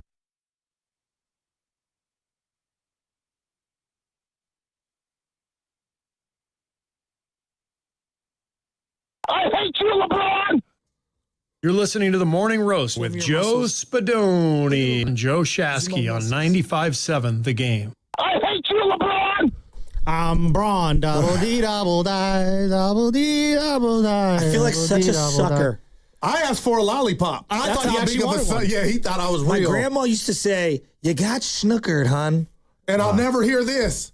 This is LeBron James. You're listening to Sonny and Guru. This is King James. Right. Now back to the morning roast. You know why did we fall for it? Because we're gullible and we're desperate. And when you're desperate and you're gullible, that's fandom. And you understand like what's the reality of their situation? The reality of their situation is it's bleak at best. And think about times that you've made horrible decisions. Oh, my God. It's when you're desperate and you don't have a lot of options and you reek of that desperation. Goo, you've lived a little. You understand that. And I'm sure you guys can relate to this as well. I'm going to pretend like I'm the oldest guy in the world, but, like, we can all understand that, like, when you're super desperate, you say yes and you talk yourself into dumb stuff that doesn't make a lot of long-term sense, but it feels good in the moment. The basketball, real quick, part of this, I understand it should have been Philly, but the sucker part is I want to play fun basketball with Evan. Yeah. And Evan's been my nemesis for a whole decade, and I want to share a chip. And I knew it was Philly. It made all the sense. And I got to be able to get home in time. You would have stayed in L.A. if it was about your daughter like that. He said in the statement that it was not about family. It is the morning crossover, by the way. Darren Guru Johnson, Evan Giddings joining us, Shasky and myself, Sam Loman, in for Spadoni here. And for those who just missed it or just tuning in and missed the big news this morning, LeBron James is going not to the Golden State Warriors like a lot of us had hoped or wanted to have happen. LeBron James is going to the Philadelphia 76ers on a 2-year, $8 million deal with an option on top of that. And that's, I think, schnookered is a good word, Shasky, that your grandma would use. I talked myself into believing that it could happen. I let the fantasy play out in my head. Oh, it would be cool. See Steph tossing up lobs to LeBron and dunking them down, and Draymond jumping up and down, celebrating. And I'm like you. I was foolish about it. So my dad used to say another line, if it's too good to be true, it's probably not true. Like the old school. Evan, you watched this team, and you were at how many games last year? How many games were you at? Just about every home game. Okay, so 50 games, give or take, right? Yeah. All right. Yeah. They can't roll back the same exact team. They're going to. They're right. Well, they're going to. Hello. And I think that's what hurts just as much as LeBron choosing another team, because we all knew what the consequences were if he didn't. We've talked about this for weeks. And I think it's interesting that there's a lot of people that, LeBron, make a choice. LeBron's a sports narcissist. LeBron, shut up and, make a choice. And he finally does. And here we are all completely disappointed because LeBron James is not going to be on the team, but that means Draymond's going to be on the team. Are you sure? GP2 might be on the team. Are you sure, though? No doubt. Man. I fully believe that Draymond Green will He shouldn't get more than 1 year, right? I heard Bonte what you guys said. But if I'm Bob Myers, I would not be shocked if they're going to give Draymond 2 years. Just suspend the Golden State aspect. Okay. If I'm Philly, oh my God, and I look at that team, and Draymond could play a role and be able to cruise throughout the season, and if he still wants to win, if I'm Bob Myers, I actually would be recruiting Draymond Green to come play with them. But do they have enough bread to afford? I was asking Evan. Yeah, he would be only able to take a vet minimum, which to me is the difference. Well, look, I don't think he's not walking away from $27 million to take 4. Man. To play with LeBron in Philly and potentially win a ring. More. Yeah. He's a perfect Philly player, too. No, yeah. Well, how about this? I mean, we're talking about the... You are right. We're talking about they would love him. The anger of we're going to be rolling the same, freaking team back next year. But if it's the same team minus Draymond Green, then it's not the same team because there's no Draymond. I mean, Draymond not being on the Warriors next year would be a very different look for this team. I agree with Evan in this. I would be shocked that it would happen. But I'm just going... I said it from the beginning with the LeBron thing. San Antonio makes sense to me. OKC makes sense. Philly made sense once the Jaylen Brown thing went down. How about Miami? Make sense. Yeah. How is Draymond not in a similar position as LeBron in are you trying to play those 16 playoff games? That's why I asked that. I think the Warriors may have made sense if they gave LeBron James what he wanted. And go ahead. I meant Draymond. But he clearly, by choosing Philadelphia, told you he wanted a good team. Yes. And go get Warriors, AD. At every single turn was said, I don't even know if we AD don't want would him. enough. We don't want to cash in our chips for him. We don't want Davis. And you could say that's the smart decision, but the reality is LeBron James told you what he needed this offseason, which was a competitive basketball team, and the Warriors did not put one together. And guys, I'm hurt. Agreed. I'm in denial. I feel betrayed. I did it to myself. But the rat on the table brought to you by Atco Pest Control in all this. And tell me if it's just me. The Bob Myers component. He's Mario He Rivera. went and helped Philly behind the scenes get Jaylen Brown loving, and now you bring Bron. He was once our guy, Bob Myers. And we let him walk out of the Mario building. Rivera. He's the closer, right? He brought in, think about it, Iggy, I heard you KD, guys. Yeah, right. and now LeBron. Show me a guy outside of Jerry West and maybe Pat Riley. Well, Pat, yes. Who has landed more superstars? I mean, that's it. Season. Bob is on that Mount Rushmore of superstar landers. Man. He is the heavy mover now.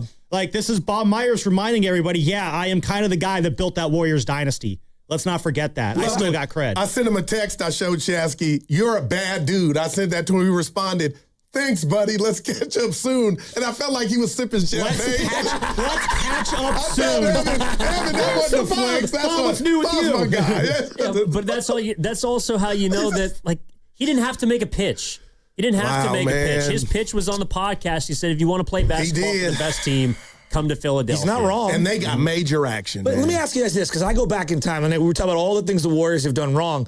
There was a time Tyler Hero, Jordan Poole, Tyrese Maxey, we're all going to get broken off. Why are you laughing? No, it's real. We were all discussing it's really pain. Who would you want as your guard moving forward? And they were all about to get the same kind of payday. Think about where Tyler Hero's at. Think about where Jordan Poole's at. Now think about where Tyrese Maxey is. Jesus. It is kind of crazy. Yeah.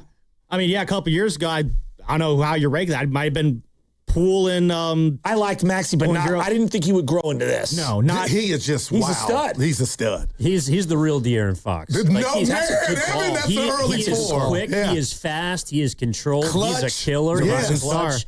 Yeah, Tyrese Maxey is the real deal for sure. No doubt. I love him. So how's Curry feeling? Because you guys make fun of me or Steiny. You're wearing your Curry underwear, but it's like a pitcher when you see him losing, stuff on his fastball or the running back can't hit the hole. It's like, oh, he's getting old. It happens. Steph's still at a high level at 38. This is what we got around he's him. He's at a high level. He deserves better. Where are you going? He's at a high level when he's healthy at this point. But last year was a one-off, man. You better hope so. He sets new reality, though. New reality doesn't tell me it's a one-off. And the season ended the year before when he got hurt. That part. It's hard for me to unsee both those things. He's always going to have even in his best year, Steph would have periods where he missed time, but it feels like at age 38 now, 2 years in a row, he's had significant injuries. Last year, more or less ended his season, in a sense, he's going to be 38 going on 39 next year. That knee's not getting any younger, Goo. And it's going to be a sad reality his next couple years under Steph. It's going to go out sad. It's going to go out meekly, the Steph Curry era. Back to Philly for a second. You've got Maxey and Edgecombe.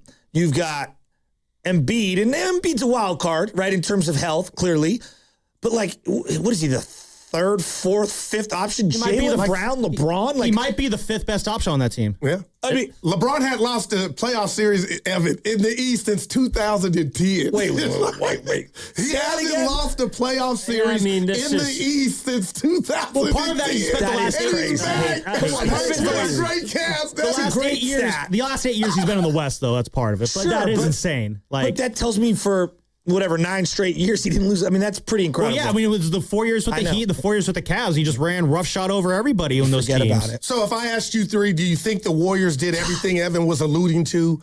Checked all the boxes, and I heard Bonte this morning. We don't have the phone records. That is true. But even if you made the call, you didn't close the deal. Do you think the oxymoron to me is let's build for the future and hold on to the picks, but all in for Steph. You can't do both. Did they? I think try to do it. The Jimmy Butler injury in particular is the biggest domino that fell because he can't play for you, so he can't help you. No one wants him. He's an expiring deal, but he wants to get paid. It's Jimmy. I really think that was the final linchpin.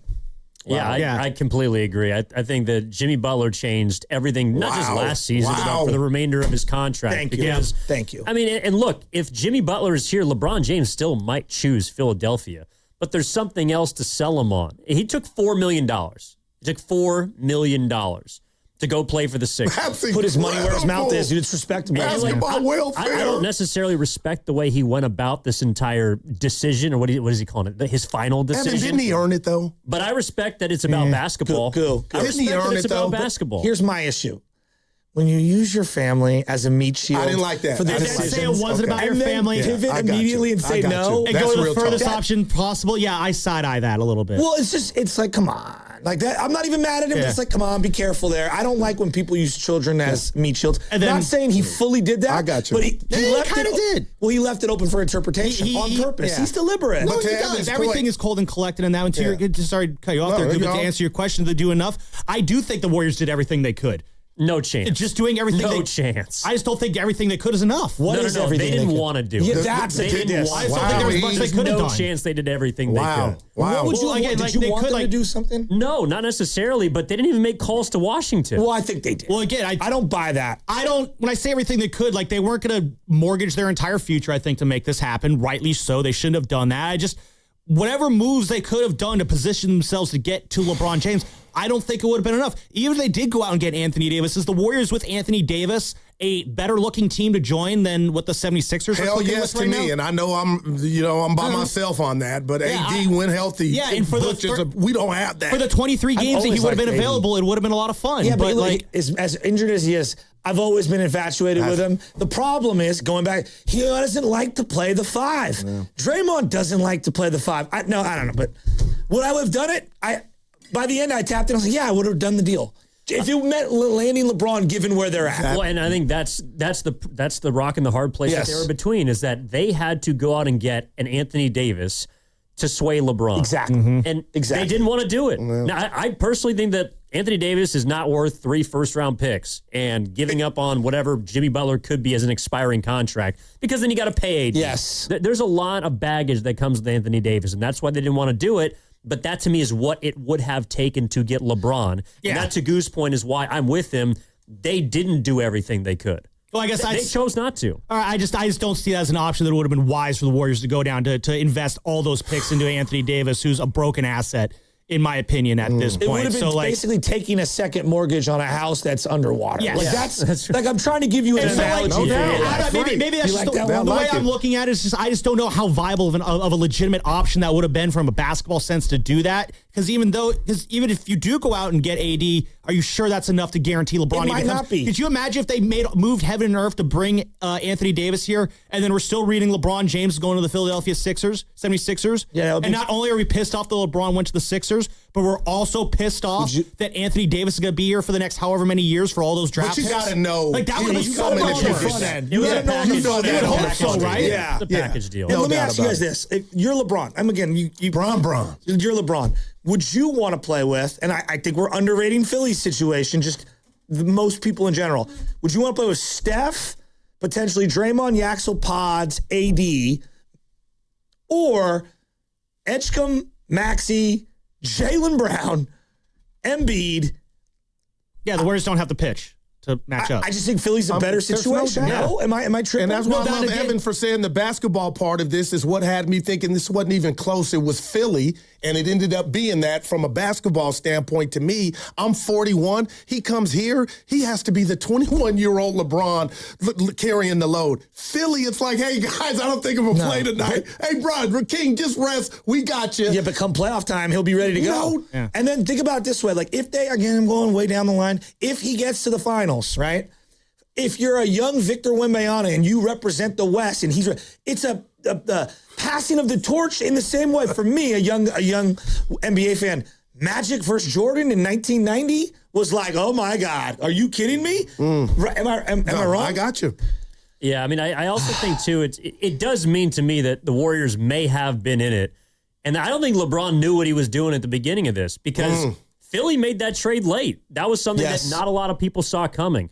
So I think LeBron, again, was waiting out to see how the rest of free agency would play out, and then he was going to make his choice. That's why I don't dismiss the idea that he was interested in Golden State. Like, the initial reports to me, I think, were accurate. Okay, I got a question for you. for you. It did depend on what they would do, which turned out to be nothing. But my question is, well, okay, but now Anthony Slater's reporting that the Warriors know that they haven't been in it for weeks.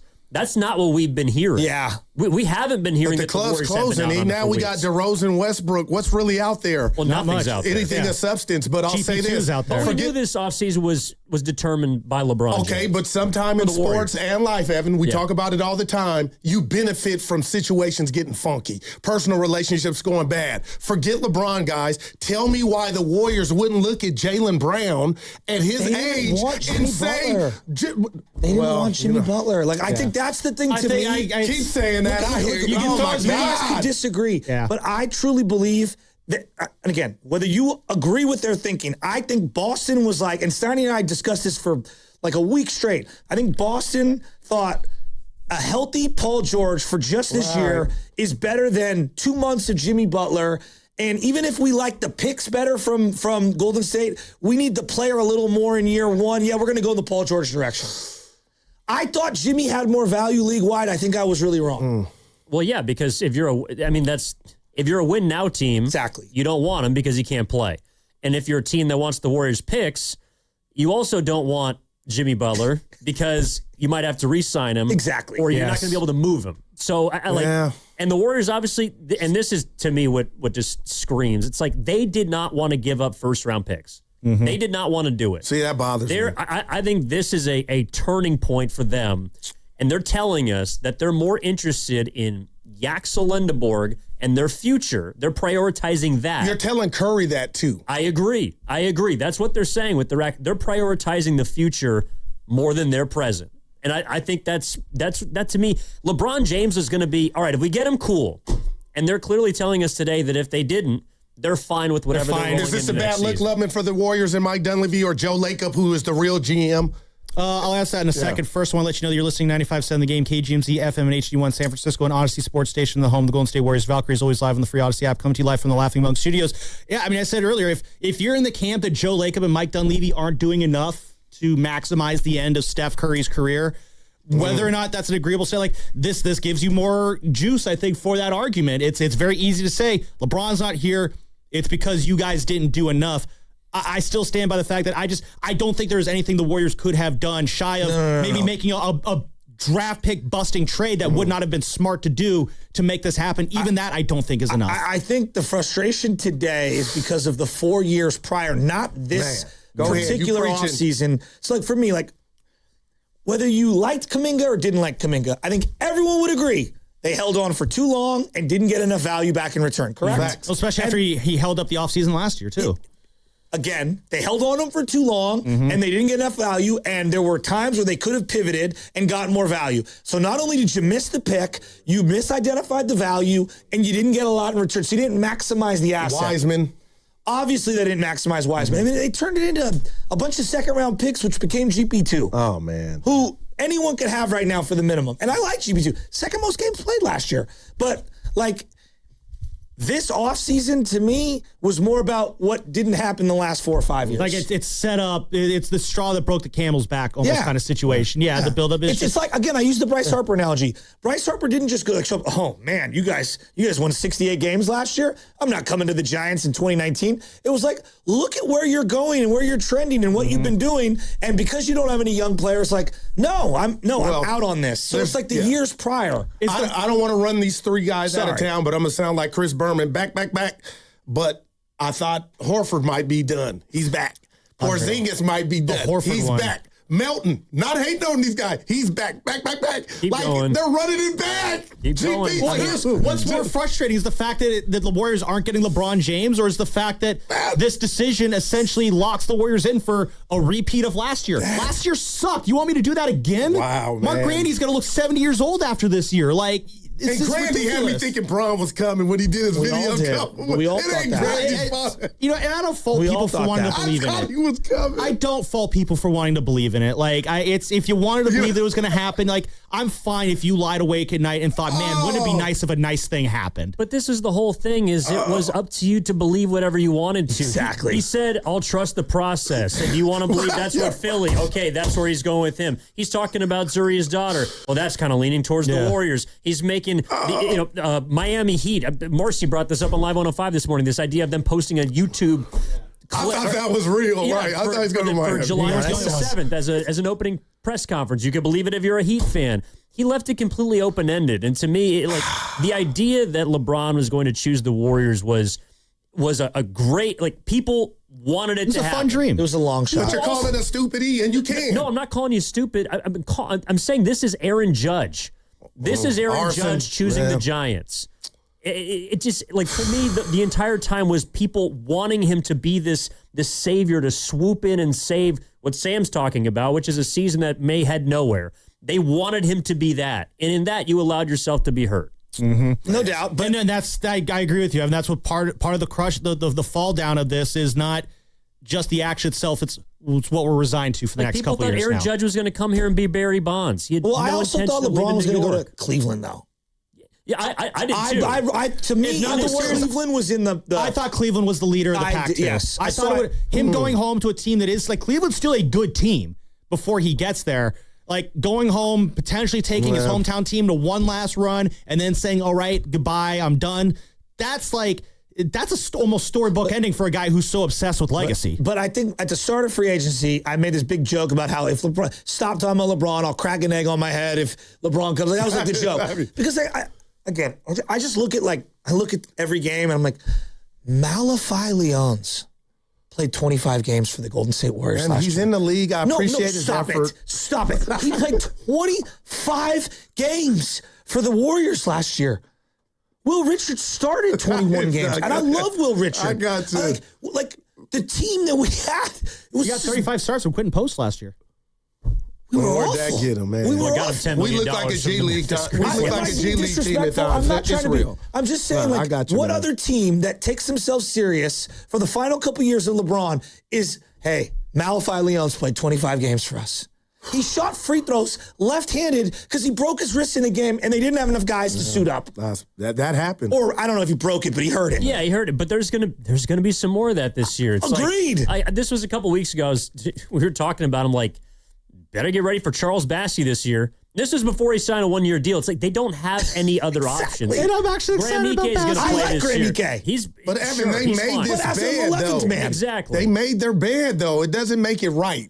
I get where you're going. Spencer was one of the best stories on the Warriors. He's a 29-year-old lacrosse player. There we go, man. I like him, but also, but that got you Yaxel. People are really excited about Yaxel. That's the most exciting part of this offseason right agree. now. That is the only exciting thing, part. Yeah, that's the only thing to look at and say, that's what they did this offseason. Forget whether you want him back or you think he's back. Would a smart organization who's trying to turn the page bring back Draymond? I'm just remove the emotion. It's so hard to, but no. This would be perfect. If you're trying to turn the page, no, you don't bring him back. Here's the problem, though, Joe, is I don't think the Warriors are turning that page. But isn't that symbolic of what you have been talking about? Have your cake and eat it too. You can't do both. They're stuck in the past, yet they're not ready to move on, and they're in this no man's land. They are, and I think it's going to be that way until next year because what's been the selling point? Cap flexibility, optionality. Yes. And which I buy into. Well, I'm with you too, but to your point, Joe, about the last 4 years, that's been the selling point every single year. Yes. And look, they went out and got Jimmy.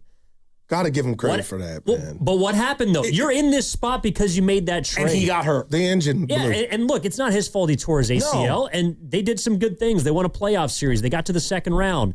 But because you invested a ton of money in an older guy, you left the possibility of this potentially happening. You left that door open. So your point, that's the bed they made. And so now I'm 56 years old, Lawrence Taylor. You guys are telling me at 60 we'll be back. We'll have young Thundercats outside of just Yaxel. I mean, you got to hit on your draft. So where are we at in Warrior World in that regard? What do I expect? It's called uncharted territory. Ooh. I know that sounds terrifying. It's the next chapter. That's what it is. They don't know where they're going. That's uncharted territory. That's scary. Look, dude. Hey, call up Magellan. I mean, we're searching around. He said Magellan. Am I wrong? And with that, you guys are leaving? Yeah, well, yeah, it's time to end the show. It's your guys' I have turn. to go see my son. We are going up to the river. It's 90-degree weather up there. I can't wait to go swimming. What about when I showed him my batting stance and he threw a pitch to me? That was awesome. Oh, dude, that was He's got a nice swing. He's got a nice swing. We're working on it. Enjoy, Butch. Love you guys. All right, that's Guru. That's Evan. They're I'll both be gonna listening take you for the next 4 hours. 4 hours, and Guru and Evan coming up next. He brings the passion. For what? I want to know now. I'm mentally invested. Don't tell me to pray and you don't say what for. He brings the perspective. Yeah, I think they both have great points. Get off me, text line. He's truly one of a kind. That is wow. Oh, my God. And he's doing a great job. I need you to man up and say what you really want to say. Simon, you're doing a great job. And together, they're...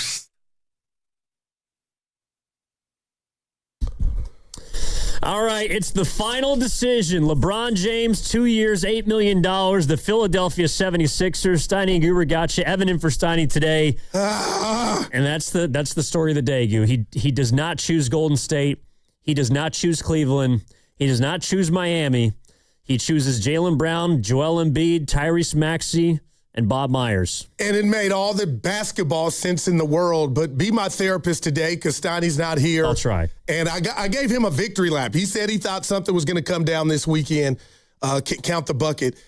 Evan, what made me believe, is it Twitter, social media, what made me, not you, Shasky and the rest of us believe that the king might say, you know what, I could go to Golden State. We might not win it, but I'm going to have some fun playing with the chef. That's why I feel like a fool, man. And I wasn't born in April. Well, I don't think you're the only one that feels disappointed. And this was, again, something I believe we expected. Not him choosing Philly. I didn't have him going there.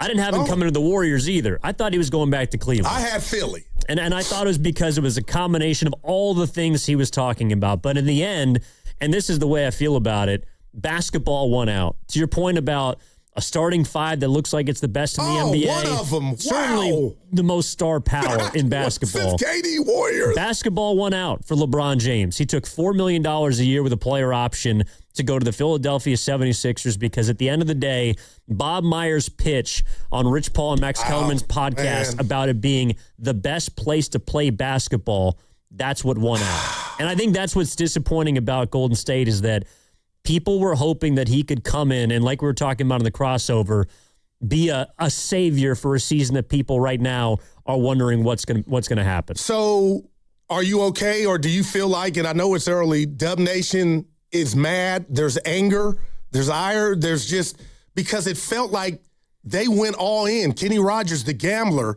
And now talking to you, Shasky and Lubman, I'm like, if you're holding on to those first-round picks, maybe that's why you didn't go get Jaylen Brown. Or maybe Shasky was right. They didn't want Jimmy Butler. But I don't know what Boston is doing. And the reason I bring them up is it looks like they're cutting costs. And Jimmy's contract would have came off. I don't think they're better now without Jaylen Brown. So maybe that Jimmy Butler could have been attractive because it was about the Benjamins. But, Ev, why do I feel like, and why am I hurt? I have anger because now you're telling me to get ready for a season from a team that doesn't know, if I'm quoting you correctly, what direction they're headed. Well, let me ask you this. And 888-957-957. Again, LeBron James signs with the Philadelphia 76ers, 2 years, $8 million. What is the Bay Area's reaction? That's what we're going to be talking about today at 888-957-957. We almost got full lines. We'll get to you in just a little bit. But I got to ask you, why are you feeling the ire, the anger that you're talking about? Because I feel like we are about to embark on a repeat of last year. And now this team goes to Steph Curry and his runners needs to go. And I think that's not fair. I wanted him to have another, even at 41, superhero. I think he deserves that. And now we're a one-trick pony with Yaxel. It's cute, and I like Yaxel, but that's too much pressure on the young man. And I'm not saying he's going to shy away from it. But again, you asked me the question, and I won't take forever. The bottom line is LeBron, to me, made Steph Curry's life on the court easier, and I thought that could equate with those minds along with Dre to where we avoid the play-in, and that's a lower standard. Yeah, see, I think it's disappointing, it's frustrating, it is enraging to some people because LeBron told the Warriors what we've all been afraid to say out loud, and that's they're not good enough. Except Steiny. Well, they're not good enough right now. Man. They're not good enough with Steph, with Draymond, with Porzingis, with Horford. He saw that team that won 37 games last year, and he said, even as great as I believe I am at 42 years of age, I'm not good enough to take that team to where I want to go. And yes, he chose an easier location. He chose the easy path. He's also done that every single step of his career. But the idea that the Warriors, having done nothing, that's what we can get into also. Did they try to do anything to court LeBron James? To me, the frustration is that they felt that doing nothing was going to be good enough. And LeBron James brought a hammer that is reality, that the Warriors right now are not good enough, even with him, to take basically this franchise back to where it once was, which was the top. Man, you got me thinking about those days. I'll say this to that, too. We heard Mike D. We heard Steve Kerr talk about turnovers and, this newfound focus on being a grown-up on the basketball court. So now that the dust is settled, you brought back the guys that I mentioned, Melton, Horford, and Porzingis, and those guys have question marks just in regard to health. And now you're telling me and Dub Nation to expect something better or greater when all you did was basically run it back. Well, they still have to decide on Draymond Green. They still have to decide on 3 other roster spots. But you're right. It looks like they're going to run it back. And that's another part of it, too. The LeBron free agency, sweepstakes, decision, whatever you want to call it, was the only thing preventing them from running it back. I just think this entire offseason, they've kind of told us, like, they're okay with this. And that's frustrating, Goo, because what they're okay with is, to me, a basketball team that's going in the opposite direction. Man, Evan, you're my therapist again today, and I'm going to run this by you, and you just tell me quickly what you think. And Steiny said it, and I got to give him credit. He said, Goo, you want LeBron for the wrong reasons. And you know what? I'm scared, and I'm confessing to you, I think he's right. Dub Nation needed to win. I wanted somebody to choose us. I wanted us up all on the shows with the King. You go into the 41 home games and maybe more in the offs. So what kind of advice would you give me that I just wanted to win? We wanted something to feel good about. Would you call me spoiled? Well, but, you go on a blind date, you want it to be Halle Berry. But the reality is there's only one of those. And that's, to me, the LeBron James allure. It allowed us to dream, but that's what it was. It was a dream. A dream. It was all a dream, Biggie. Of 95-7 the James. That's what the dream was going to be. Us going to Chase Center, covering this guy, covering this team. But the reality, too, was there was no guarantee for it to work. And that's where I think LeBron finally came down on a decision that the most likely place for him to contend was going to be in Philadelphia. And I don't know if the Warriors finished second. I don't know if they finished fifth, but it doesn't matter because just like we were talking about it yesterday in the conference room, we're meeting with the sales staff. Someone asked you who came in second in the in the lucky break competition. Who finished up second to the Goo?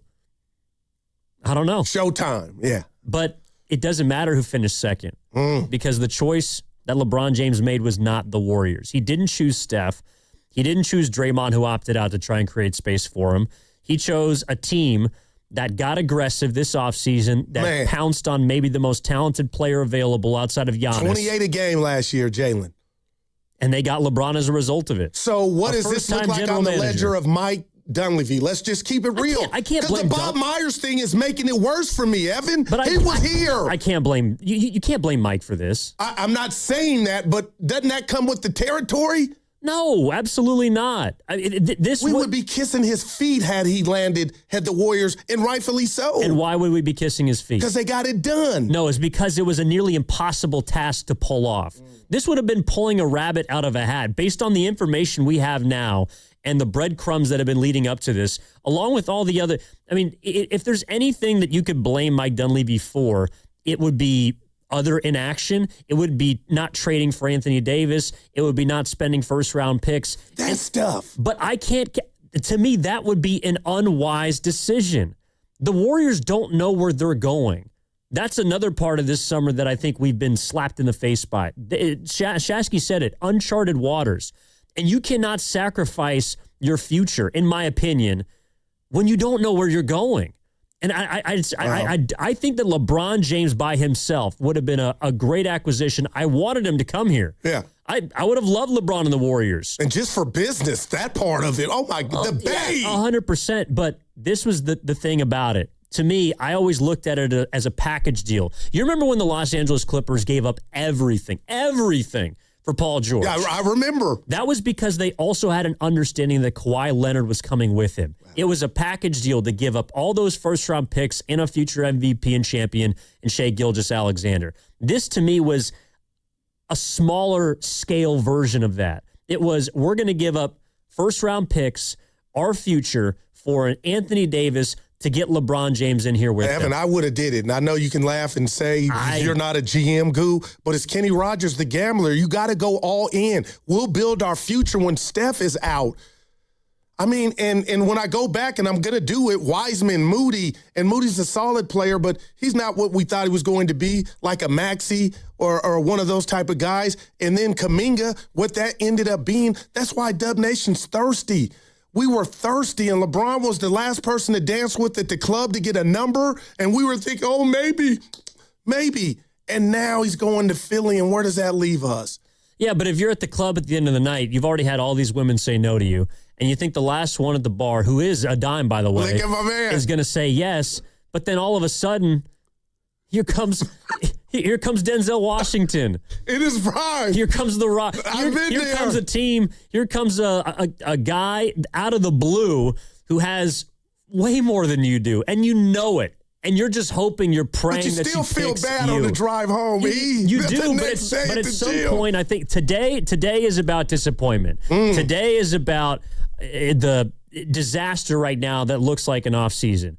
But I think that down the line, people are going to wake up and realize that if they had gone all in for LeBron James, that could have done way more damage than what right now is staring them in the face. I love that, and I'll throw this at you, and real quick, tell me if it's fair.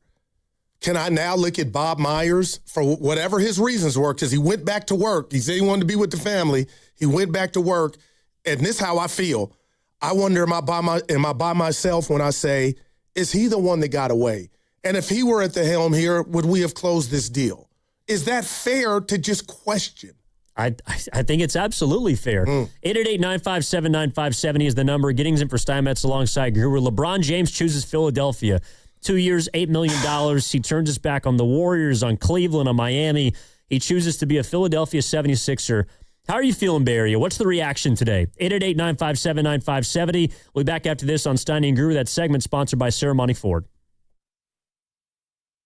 Lawton Skilled Nursing and Rehabilitation Center is a 5-star facility located in the Sunset District of San Francisco and in close proximity to our preferred partner, UCSF Medical Center. At Lawton, you're in good hands with world-class nurses led by a well-known and UCSF-affiliated medical director in Dr. Darby Clayson. Contact Administrator Dan Daly at 415-566-1200. That's 415-566-1200 for any additional information.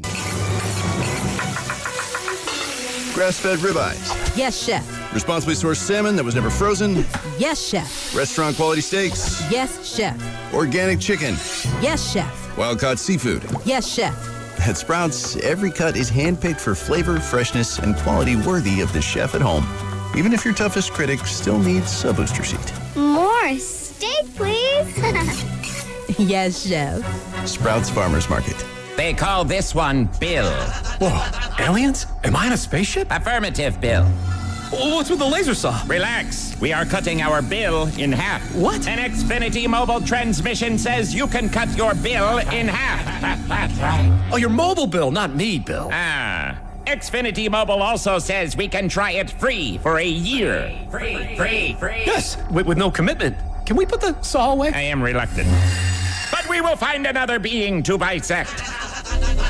That's not sci-fi, it's Xfinity Mobile. Xfinity Internet members cut your mobile bill in half. Plus, try Xfinity Mobile free for a year. No commitment.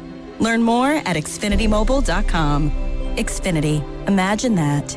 Restrictions apply. Xfinity Internet required. Savings compares one line of Xfinity Mobile Select to comparable plans from T-Mobile, Verizon, and AT&T as of 3/24/26. Taxes, fees, extra. $30 monthly discount limited to new mobile customers only. After 12 months, regular rates apply. The world's game doesn't end when the tournament does. On Saturday, July 25th, your first place Quakes take center stage at Stanford Stadium for the 105th California Classico against the LA Galaxy. It's NorCal versus SoCal. Timo Werner versus Marco Royce. The first 10,000 fans through the gates get a Quakes Americana jersey presented by El Camino Health. Then stay in your seats after the match for the biggest summer fireworks show in the Bay. Quakes versus LA Galaxy, Saturday, July 25th at 7:30 at Stanford Stadium, presented by El Camino Health. Tickets at sjearthquakes.com. Hey, it's Willard. Embrace the haze with Hazy Little Thing from Sierra Nevada. If you've ever stayed for the ninth inning comeback, know how to time the beer run to still make it back for the stretch. If you're up for whatever the game brings, then embrace the haze with Hazy Little Thing. Hazy, citrusy, smooth. Brewed with the purest ingredients for finest quality, there's a reason it's America's best-selling Hazy IPA. Embrace the haze with Sierra Nevada Hazy Little Thing. Enjoy responsibly. This is Larry Fleck, owner of The Floor Store. Our summer sale is on now. 25% off store-wide through August 3rd. Carpet, hardwood, laminate, waterproof flooring, and much more. Big savings, big selection, giant opportunity. The Floor Store, your Bay Area flooring authority. Don't miss Built Like a Baller every Friday as the Morning Roast breaks down the standout performance of the week. Burton a heave at the horn from 28. Banks it in! Brought to you by Baylord, wealth management for the Bay and the people who've built it. This is the story of the one who keeps multiple buildings running smoothly day after day. Plumbing that flows, HVAC that hums, cleaning supplies that keep surfaces sparkling. That's why she counts on Grainger. With easy reordering online and 24/7 support, Grainger helps her keep the products she needs on hand. So shelves stay stocked and buildings stay ready. Call 1-800-GRAINGER, click Grainger.com, or just stop by. Grainger, for the ones who get it done. Finding great candidates to hire can be like, well, trying to find a needle in a haystack, but not with ZipRecruiter. Its powerful technology actively finds and invites qualified candidates to apply to your job. So while other companies might deliver a lot of hay, ZipRecruiter finds you the needle in the haystack. See why 4 out of 5 employers who post a job on ZipRecruiter get a quality candidate within the first day. Try ZipRecruiter for free at ZipRecruiter.com/team. That's ZipRecruiter.com/team. ZipRecruiter. I scream. You scream. We all scream. Because Wendy's famous small classic Frosty is just $1 for a limited time. More screaming, happy screaming, summer screaming, dollar small classic Frosty screaming! But please don't scream in the drive-thru. It hurts the employees' ears. Get a $1 small classic Frosty for a limited time, only at Wendy's. U.S. price and participation may vary. A la carte only. Not valid for delivery. Limit 10 per transaction. Price may be higher in Alaska and Hawaii. My name is Whitney Allen, and I'm a widow. My husband, Ryan, died. We never thought we'd ever have to use life insurance, but the unexpected happened. With Ethos, signing up was fast and 100% online. You can get a quote in seconds, apply in minutes, and get same-day coverage. No medical exams, and you can get up to $3 million worth of coverage. I am grateful we were prepared. Get your free quote at ethos.com/radio. That's ethos.com/radio. Paid spokesperson. Time spent on application may vary. Online health questions required.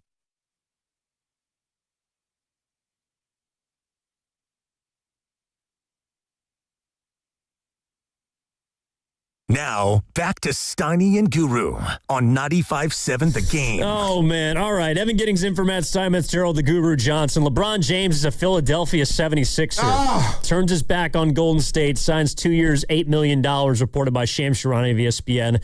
Also a reminder, the summer sales event is on right now at Ceremony Ford. Get 0% APR, $1,000 in down payment assistance. No payments for 90 days, plus a 2-year maintenance plan on models, including F-150s, Bronco, Mach-E, Explorer, Mustangs. Ceremony Ford in Colma, Daly City, or at ceremonyford.com. Goo, I mean, today is about the fans, but the phones are about to break. I think a lot of people are feeling what you're feeling, which is disappointment. And lack of direction, Yeah. to Shasky's point, and Loveman's. But I'll say this, Evan, you don't care. Father's under, who cares? But you made Daryl Johnson history books. 2016, early morning, I was on the edge of the bed playing Madden online, and the KD news dropped. He's coming. I'm on the Bay Bridge trying to get to the show. We were about to come out on Tony Vitello, and I get a text from Evan talking about the guest we were going to have. Bron news just dropped.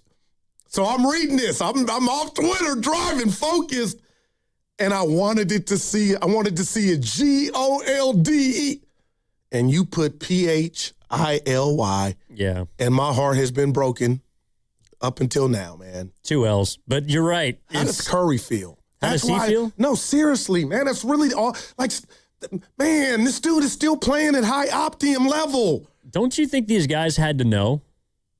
I mean, Draymond Green opted out to go give LeBron a pick. They vacationed together. Happened. They vacationed together.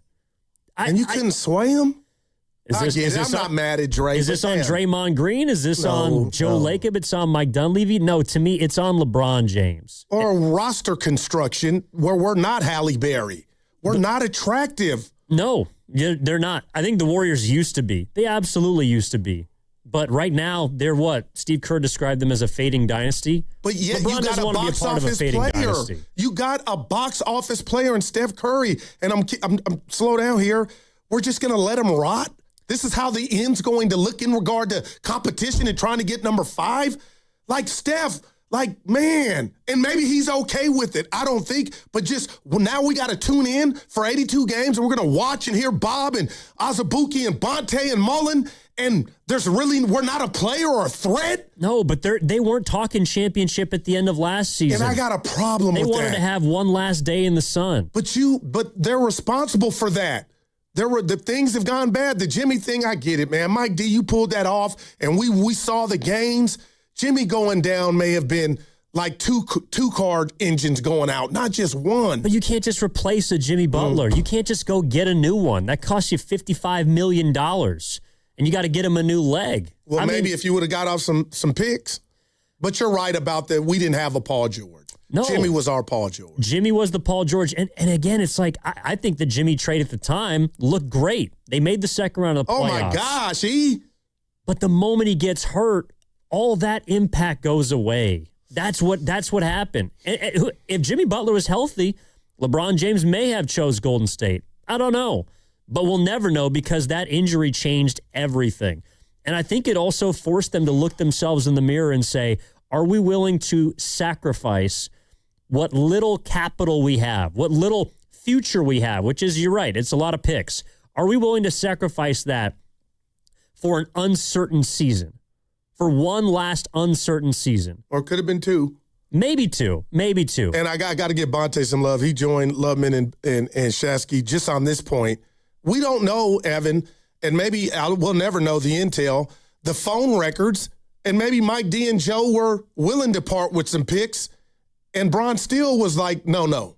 I mean, maybe. I do think that it comes down to were they willing to go after Anthony Davis, and all the reports are saying either Washington didn't want to trade him or the Warriors weren't very interested. And I can understand why the Warriors didn't want to give up everything to get Anthony Davis. This is a 5 from Man of 100. I think I know where you're going. Let's see. It's a super chat. $2 to say from Hamptons 5 to Motel 6. I was about to read it. That was a 5. To Motel 6. Yeah. I do want to hear from fans, though. It's about you today. How you feeling? 888-957-9570. Giddings in for Steinmetz with Guru.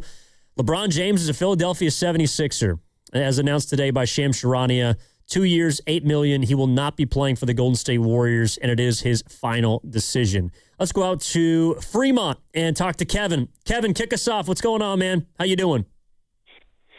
I am tremendous. I am exceptionally happy that he is not coming. Okay, I never wanted him. I don't think he plays for attention, and it's all about him in the end. And I think, but I'm going to make a point about from his point of view.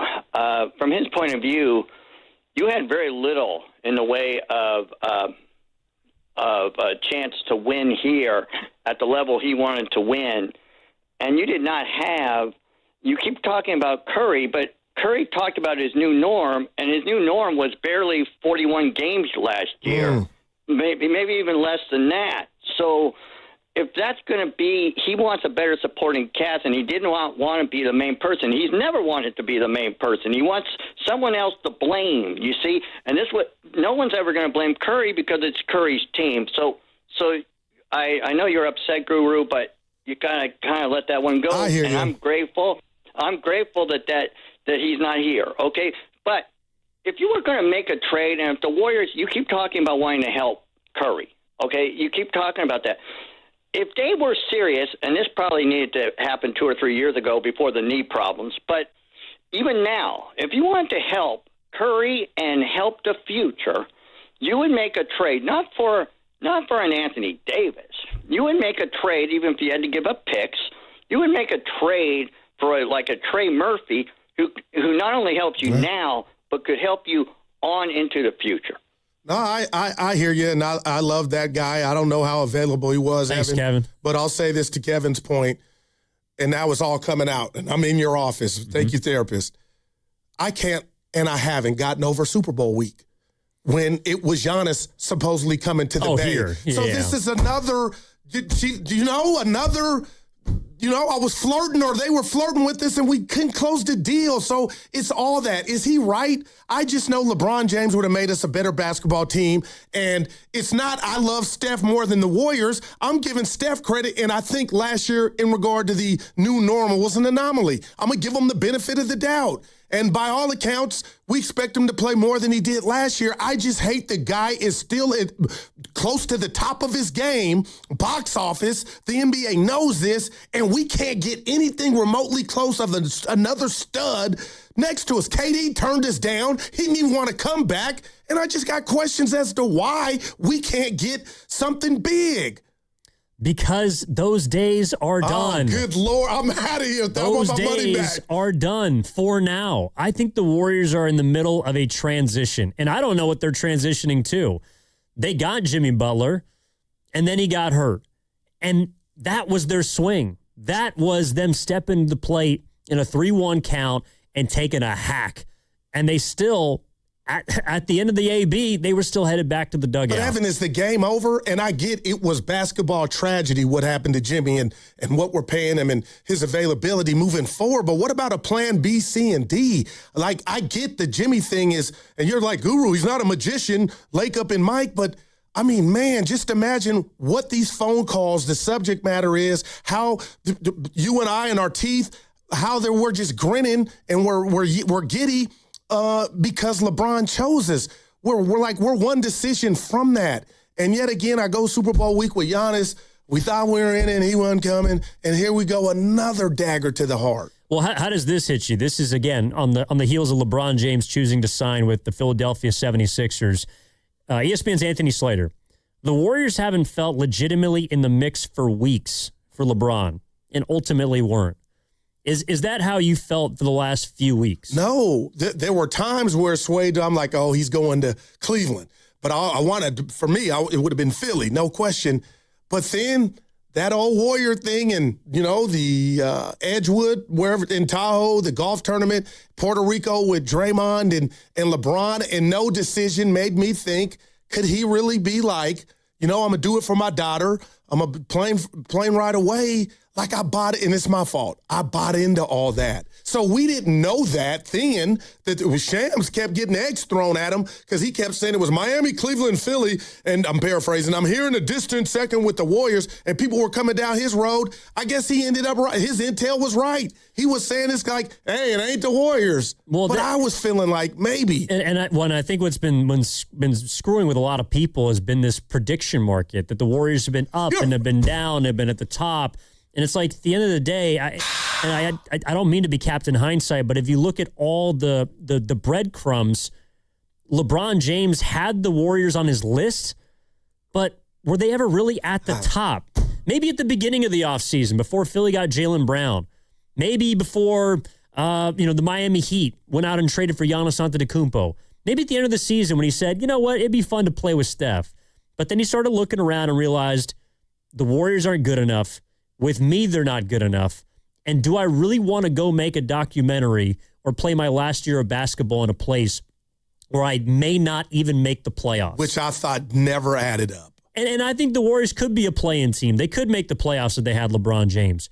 But there wasn't enough certainty, just like there's not enough certainty right now with the organization. Certainty of where they're going. Certainty of who's going to be on the team in a year, because Steph technically, along with Draymond Green, are free agents either now or next season. Jimmy Butler is going to be a free agent. There's no certainty right now with Golden State, and certainly none more certainty than what the Philadelphia 76ers have. So let's just say you're right, and I'm listening to you, every word. Then where does Dub Nation get their positivity or hope from outside of Yaxel? That's a question for you.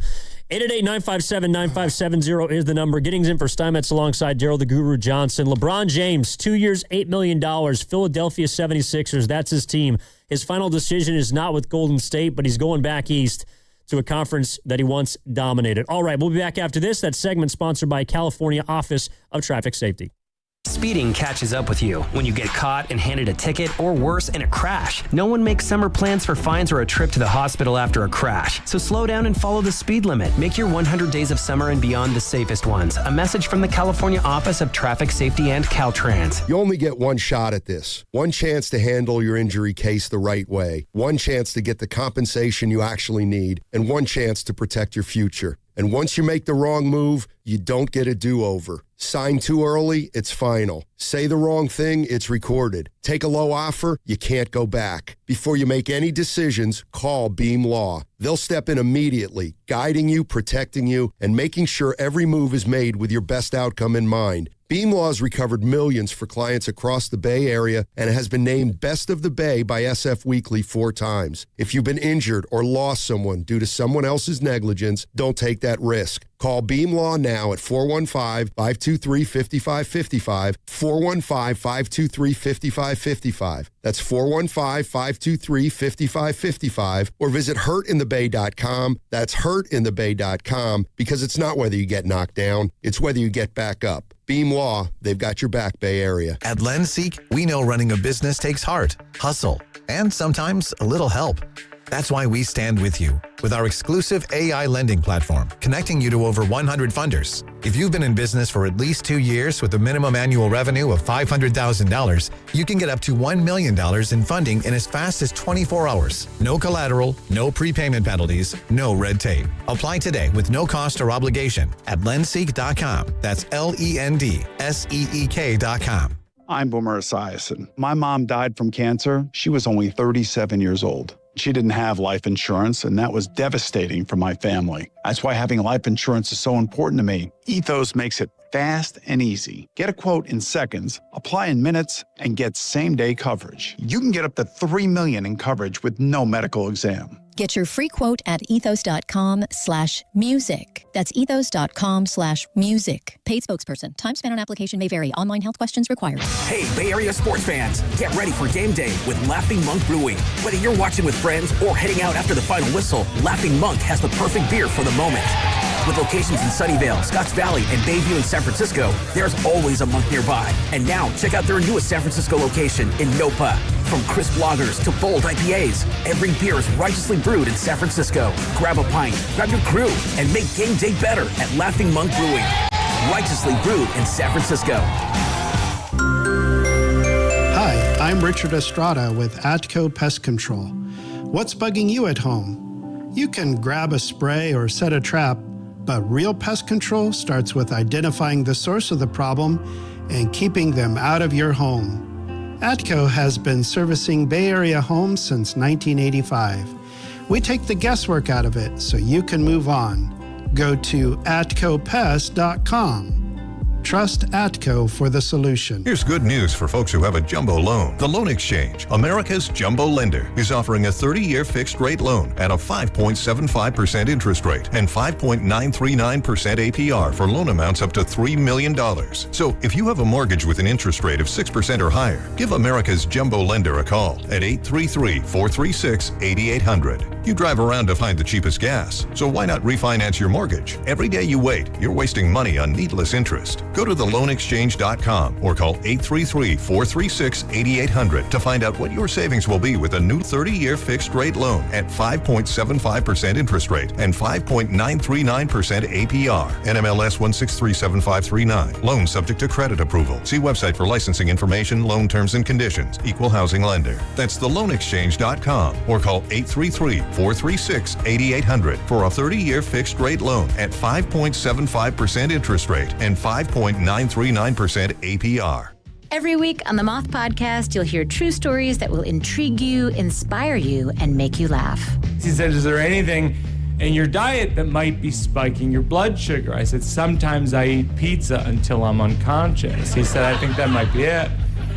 For real stories live on stage from comedians, astronauts, accountants, farmers, and people just like you, follow and listen to The Moth wherever you get your podcasts. We all hear the radio ads about the IRS. They tell you to be afraid, to be scared, and they try to frighten you into calling. I'm not here to do that. Tax Relief Advocates is different. TRA is here to tell you that if you owe money to the IRS, whether it's $5,000, $50,000, or $500,000, we have a solution. It doesn't matter if you're sitting in your car, at work, or with your kids. No matter where you are, call now. 800-575-9834. Don't lose hope. TRA can eliminate or reduce what you owe to the IRS. Generous programs are now available that can give you a fresh start. Our passion is taxes and helping individuals fix their IRS problems. We have over 1,000 five-star reviews on Google and an A+ with the Better Business Bureau. You don't need to be afraid of the IRS any longer. End your tax nightmare today by visiting us online at TRA.com or call 800-575-9834. That's 800-575-9834.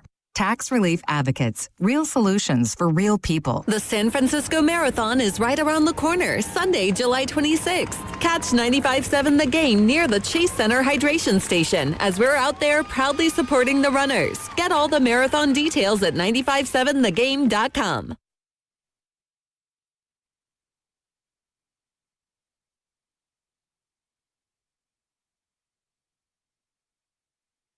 This is Tim Roy, and you're listening to Steiny and Guru on 95.7 The Game. Well, thank you, Tim. Timmy, you think he's bummed? Yeah, unfortunately, he's not going to be a lot of elevation James-sations this season. You and I are brothers, and we got a lot of interests. No, I'm going to say one. We got a lot of the same interests. We like the funnies, comedians, and movies. You and I, acting. No doubt. I'm going to, nobody asked, Tommy T's to see my boy Mario Hodge, comedian. Oh, nice. So he'll be at the Tommy T's tonight in Pleasanton. So I'll feel better later. But right now, I'm hurt. You think he's going to make any jokes about... Now, that might... I guess serious. how does a comedian get ready? Is it like a boxer for a prize fight? Like if I was going to Cobb's tonight or the Punchline or some comedy club here in the city, I would kind of expect there to be a little rib about LeBron James because, again, for those who didn't catch it, he chose Philadelphia of all of his destinations. I would use the F word in LeBron before I started my set. Bleep LeBron. I'm just having some fun. That's an easy way to win the crowd for sure. All right, 888-957-9570 is the number. Again, Giddings in with Daryl the Guru Johnson. What are the emotions right now? How are you feeling? What are yours? Disappointed? Me? Yeah, because I know we think differently. I run hot. What are yours right now, E? I'm not surprised. Now, I'm not surprised he didn't choose the Warriors. I am surprised he chose Philly. And the reason for that is I wasn't sure that he could handle that market or that he wanted the attention of that market. Because right now, it's championship or bust for the Sixers. And that's the LeBron I know. He loves that. And I wasn't sure that that's what he wanted because, again, he was telling us about how he wanted to be happy, how he wanted to be. And I know he loves his daughter, but I was like, that's how I feel snookered too, man. He wanted to make sure his family was cool with his decision. You could have stayed in L.A. And that's why I'll kind of reiterate what I said on the morning crossover. I don't respect how he went about it, I guess, because a lot of the tea leaves that he was leaving us pointed me to believe that it wasn't just about basketball. But I do respect now, having seen his choice and it being the Sixers, I do respect that it is clearly just about basketball. No doubt. He wants to win a 5th title. He wants to try and go out the way that Mike did with the Bulls. He wants one last dance, and he thinks that this is his best place to do it. So take LeBron's assists nightly over. He's going to be passing to Embiid, Maxey, Jaylen Brown, Edgecombe at times. Oh, my. Like he's in basketball heaven in regard to I can pace myself. He can the entire season. And that's one thing that he was not going to be able to do at here. all. He was going to have to play as hard as possible. Hell, you could even say that LeBron, let's just put it like this. You think he watched the way that Curry was used and how much Steph has had to do the last couple seasons? No, like you can't ignore it. Yes. That's how he would have to be used, and that's how he would have to play next season if he was a Warrior. At least until Jimmy Butler got back. I'm with you. And good news is Jimmy Butler's turned a corner in his ACL recovery. And that's about the best news we've gotten the last couple of days on the Warriors front. All right, let's get back out to the phone lines, 888-957-9570. Let's go to MC, who's in San Francisco. MC, how are we feeling? Good morning. Hey, good morning, Evan. Good morning, Guru. How you guys doing? I'm a little down. Well, I'm better than good. I feel it. Well, you know what? I just want to say that I'm actually glad that this whole saga is over, man. First and foremost, I never wanted him here. I think that I'm glad he chose an easier path to win his 5th chip. And that whole, I respect the whole, him going to the East.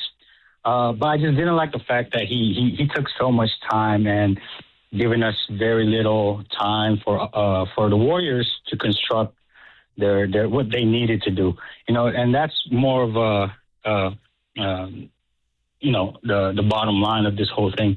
But I'm glad that he didn't going to the Warriors, and good luck to him. And good luck with all the baggage that's coming with him to Philadelphia. I'm sure they'll love that too.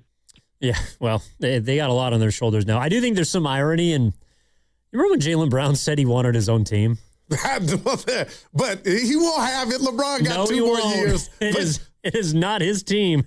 But now I got to defend Jaylen because I think he, dude, I could get fired if we had a real conversation about this whole Boston, the city, what it represents at times, its history. Not. Exactly. So let's not do that. And Jaylen Brown. But I believe he helped talk his way out of Boston. But to his credit, it was poetry in motion with him sharing the limelight. And he was Robin to Tatum's Batman. Yeah. And they had a lot of success. So I feel like if I'm Jaylen Brown, I go to Philly in the same division as the team that kicked me to the curb after he had won a title. Bron, you could come kick it, but it will be obvious in regard to age, crunch time, to where LeBron know he needs to lean on these young Bulls, and he's got a lot more young Bulls in Philly than we have here. And if we want to have, and we will, Evan, because we're together next week, if you just want to forget LeBron and just talk about the state of the Golden State Warriors basketball right now, that's depressing in the sense that guys like Steiny, and I'm not saying he's wrong, it'll get better, but the root canal is just starting. There's going to be more pain, and that's what hurts to me, is it's not over. No, it's just starting. It's just starting, and we don't know. But how, when you have Steph at this level? Do something. The level was last season. The reality was he wasn't an all-NBA player last season, and we don't know if he will be again. Maybe that's another reason why LeBron was looking at the Warriors and saying, I would love to play with Steph, but I don't know how much Steph is going to be able to play. Maybe the new normal comment scared off LeBron. I didn't like it, but it was real. They scared me. They should scare a lot of people. A new normal with runner's knee, that's not something I'm interested in being a part of, especially if I got to carry a guy who's got runner's knee. At 41. At 41 years old. This is from Eric Chan, donating $5 on our super chat to say, at what point do we begin talking seriously about Dunleavy as a bad GM? Have that conversation, please. I can't do that yet. Can you tell us why? Why? What has Mike Dunleavy had control over?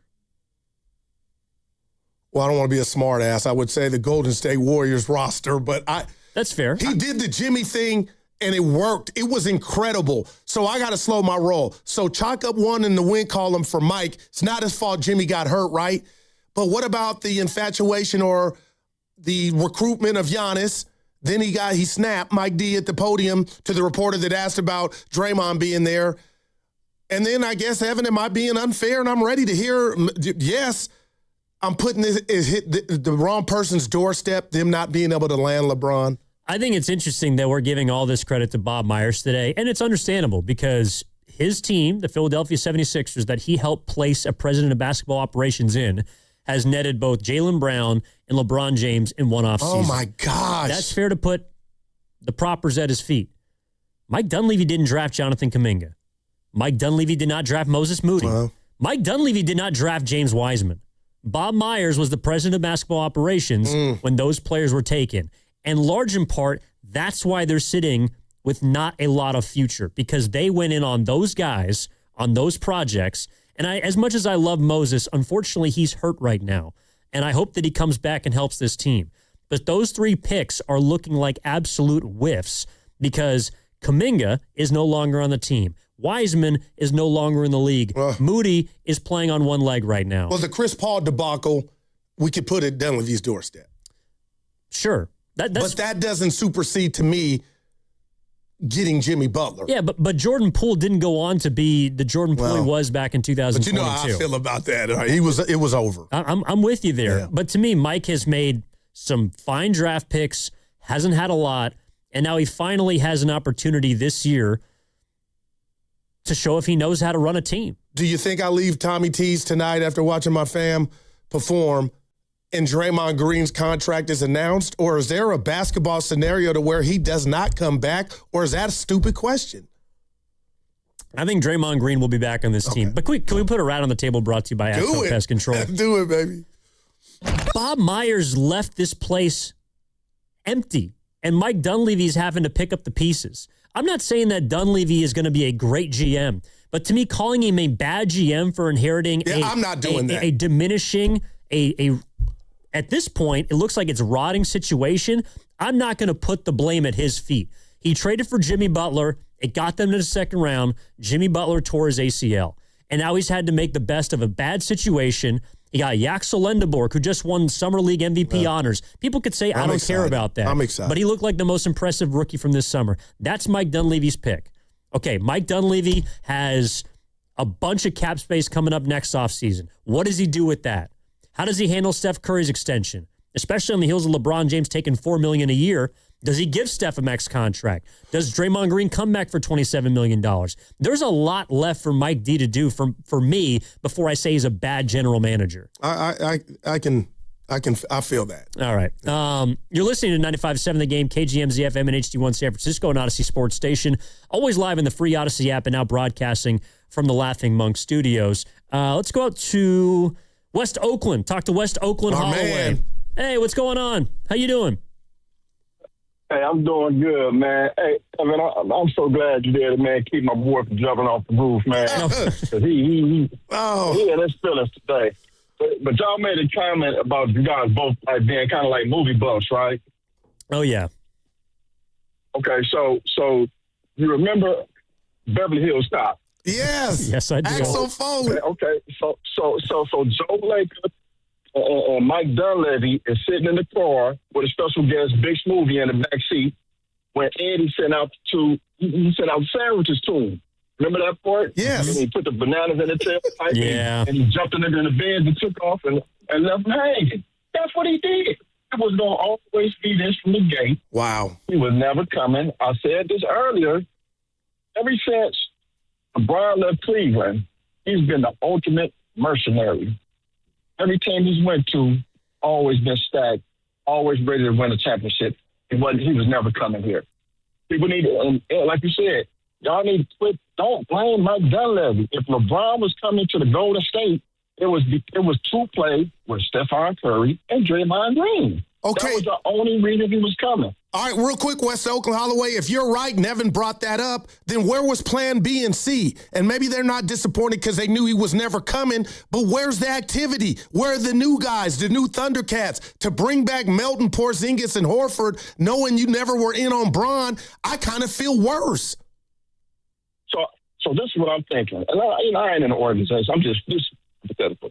I'm thinking if they get Bron, the plan B was to take some of those draft picks and maybe go after a Trey Murphy or a Zion Williamson. Just bring in another young player with the pick. So now you got Bron and you got another up-and-coming player to pair with Steph and Draymond. And I think that should probably still be the plan moving forward right now. He needs to be working the horns. But if you're going to run this back now, if you didn't have a plan B and you're going to run this back, Evan, I want you to answer this question for me. Mm-hmm. I'm going to take it off the air. What's the point of bringing Draymond back? You're going to run it back and you know you're not going to make the playoffs. I'll talk to y'all later. Thanks, man. I'm with you, West Oakland. I think that's something that we're going to discuss between now and whenever Draymond Green does or doesn't sign a contract with the Warriors. Nice Beverly Hills Cop reference, though, yeah. Yaxel Foley. Yeah. I heard some people calling him that earlier in the summer. Yaxel Foley's pretty good. Shout out Detroit. I think that's the next decision they have to make. And they have a few, right? They have Draymond Green to decide on. August 26th is Steph Curry's extension date. Brandon Pajemski is extension eligible. There's some things that they have to do that we'll get to in time. Right. And I'm with you, West Oakland. Draymond Green he's an interesting one because we know what happens when Draymond is not on a good team. He's not really into it. But I also think the Warriors, I think they want him to retire a Golden State Warrior, and I think he wants to retire a Golden State Warrior. So to me, what I think is going to happen is they're going to give him back the money that he forewent or chose to forego in order to try and get LeBron. With a team option, not a player option, right? Well, I don't know if it'll be a team option, but it'll be a one-year deal. That's what I hope happens, is that they give Draymond a one-year deal so that next offseason, no matter what happens, whether they're better, whether they're worse, Draymond Green and Jimmy Butler, they have a chance to get off of both those guys if they so choose. Okay, I like that thinking. That's what I hope. I think you are missing the mark, and the reason being the Draymond Green that I think I know and stuff matters, respect. You think he's going to watch Horford, Porzingis, and Melton re-up for multiple years, and I'm the one coming back on the Tracy McGrady? I don't see that. That's a good reference. I like the 4. Number one, Porzingis' contract is only partially guaranteed for $3 million beyond next season. Correct. Al Horford has an option. They have given themselves an out in a lot of these deals. And that's why I think that will be presented again I hope it's presented to Draymond Green, but obviously we're not sure. All right, 888-957-9570 is the number. LeBron James signs with the Philadelphia 76ers, 2 years, $8 million. Bob Myers in that front office gets their guy, and the Warriors are left at the bus stop. Let me put it like this for you, because you and I, we've been to Vegas together, James, right? Yeah. Super Bowl week 2023. You and I go to Las Vegas. Now, I don't know if you do this, but I have an idea of how much money I'm willing to lose if I go to Las Vegas. I'll take a couple $100, maybe more, whatever your number is. Once you lose that amount of money, you have two options. You can either not lose any more, or you can take money out and put yourself potentially in a deeper hole. They call that chasing. Or you could go to a loan shark if you're really playing big. And to me, that's the choice that the Warriors face this offseason.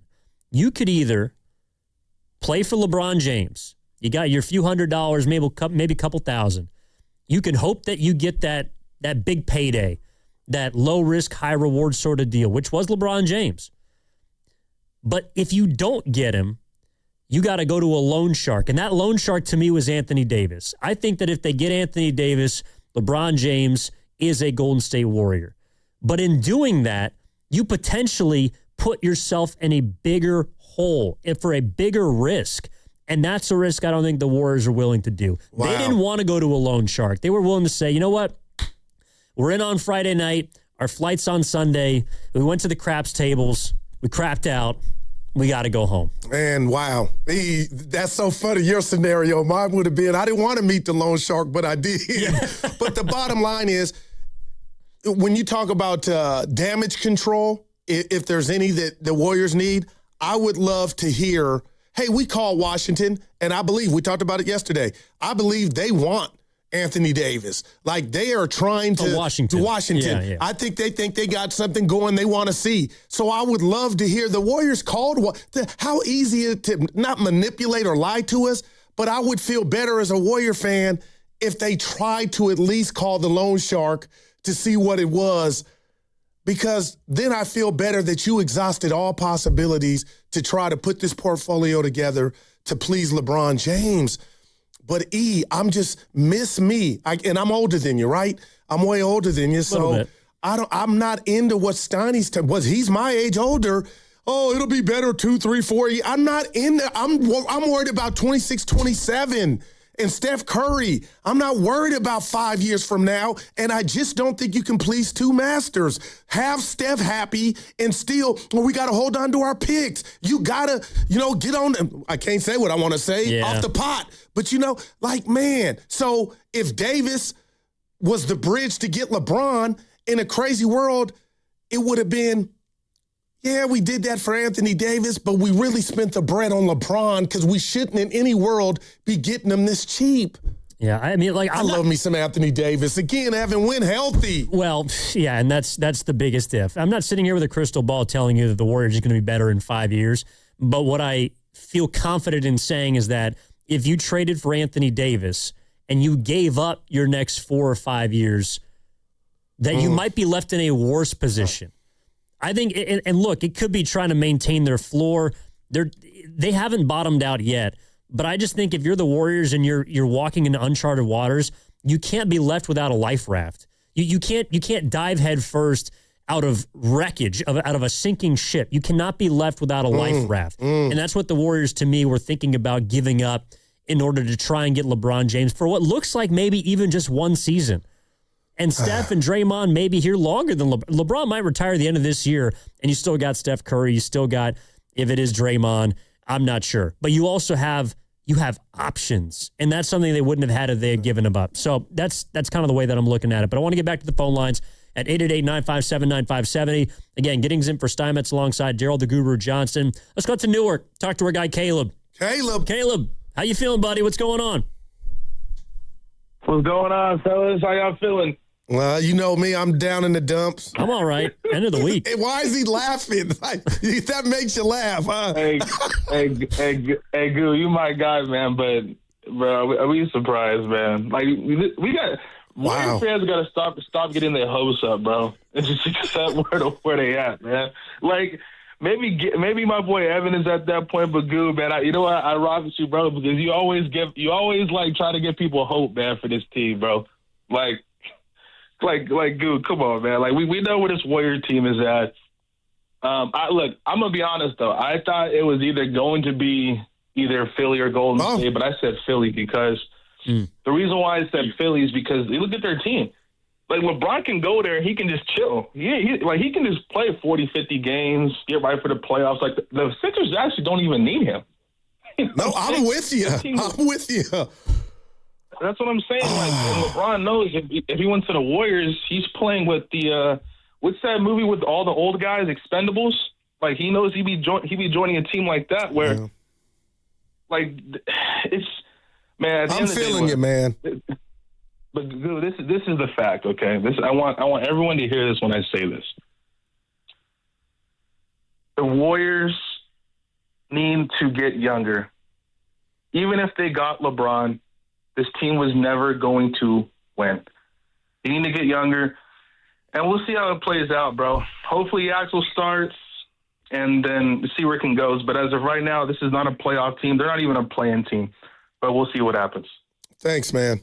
Appreciate it, Caleb. I mean, I agree with him from that standpoint. We kind of talked about it, but I think by LeBron choosing to sign with the Philadelphia 76ers, he's telling you that he does not think that he can win with the Warriors. And I'm here to tell you wouldn't have. They would have been better. But we already knew that. Okay, right. We already knew that. So why would he come? Why did we think in Utah? You and I fielded the other day. Evan, you were like, it wasn't just you.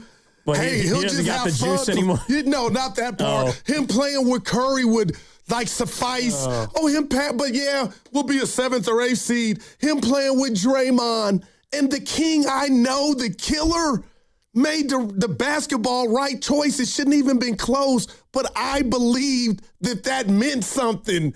So you're telling me I'm at the end and I ain't got a chance to win? No, but this is why I also think that he was flip-flopping a lot of this summer, because I do think that family meant something to him. I do think location meant something to him. Proximity, having fun meant something to him. But at the end of the day, you were 100% right. It was basketball that won out. Yeah. It was him winning a championship or trying to contend for a championship that won out. That's, again, why I don't necessarily respect the way he went about it, but I respect that he chose basketball over everything else, because at the end of the day, that's a great point. If LeBron James is trying to compete for a championship, you're right. Where else? He might play 3 or 4 more years now. He might. It's going to be his final decision. Although we'll see if Brett Favre's their starting lineup. Oh, I'm jealous.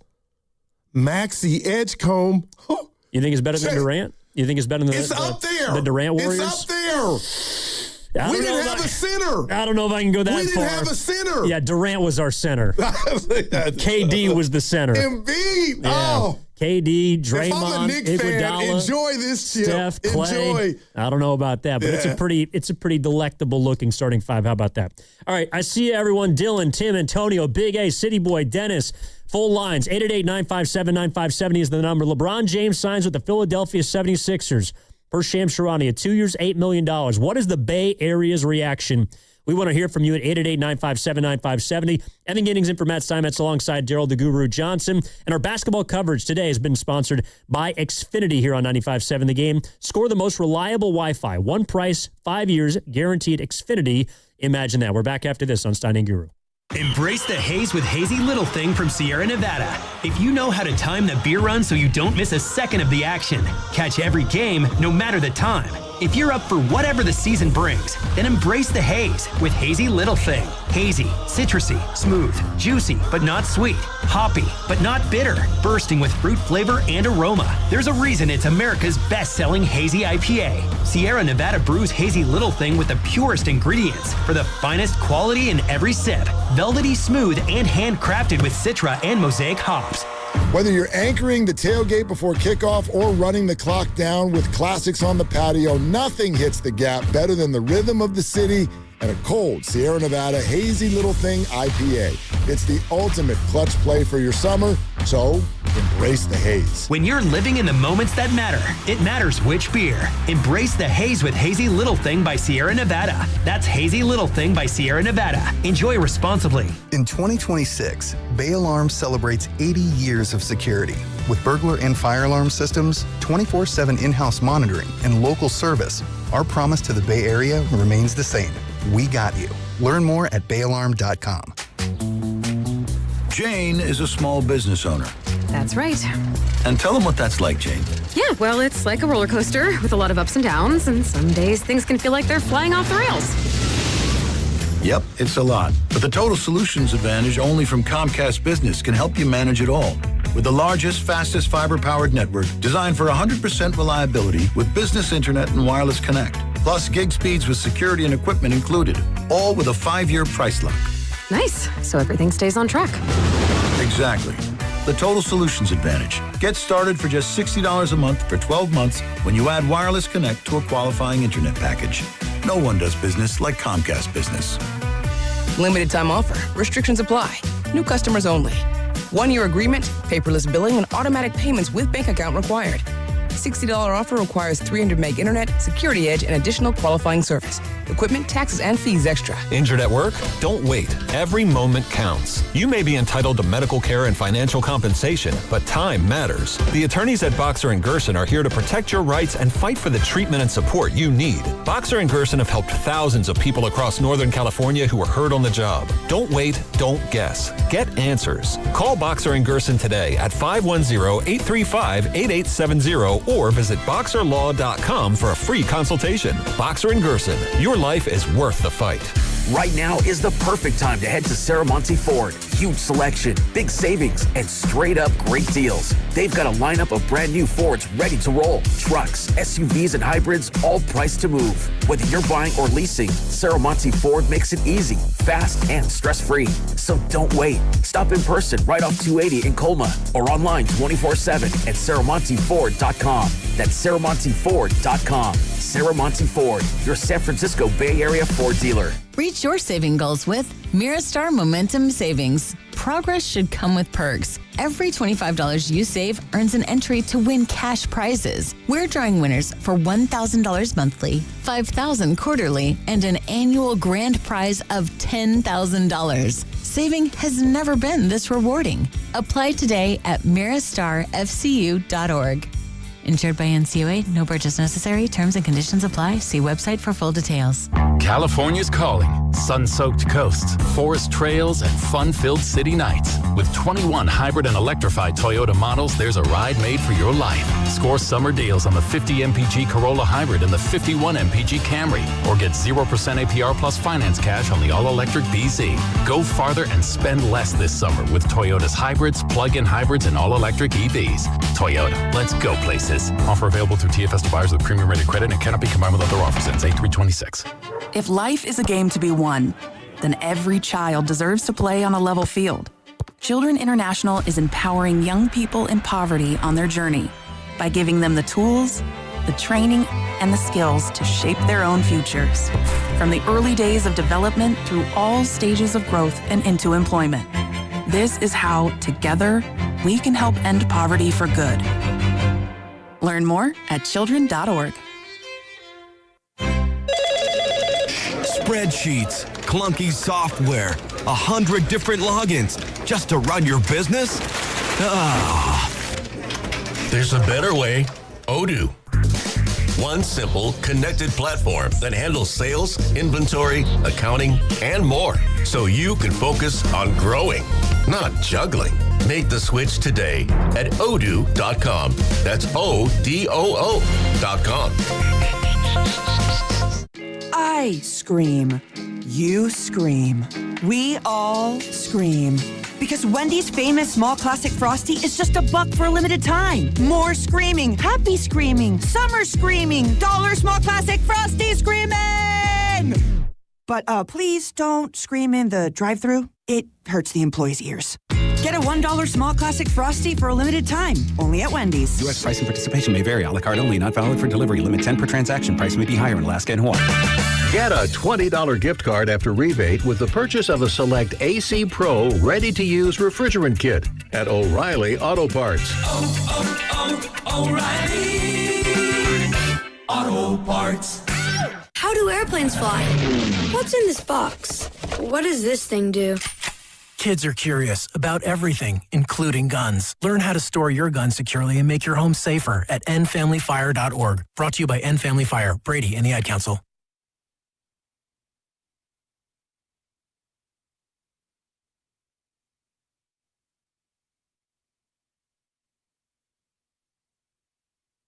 Now, back to Steiny and Guru on 95.7 The Game. All right, news of the day. LeBron chooses Philadelphia. He will not be a Golden State Warrior, and we're taking your calls, getting a reaction in here on this Friday. I know Fridays are usually a news dump, but man, it's a big one. It is a big one, and am I going too far being overzealous, saying Bob Myers or whoever was in control of this thing, shout out Janet Jackson, this may be one of the best off seasons ever when you get a Jaylen Brown and the King coming.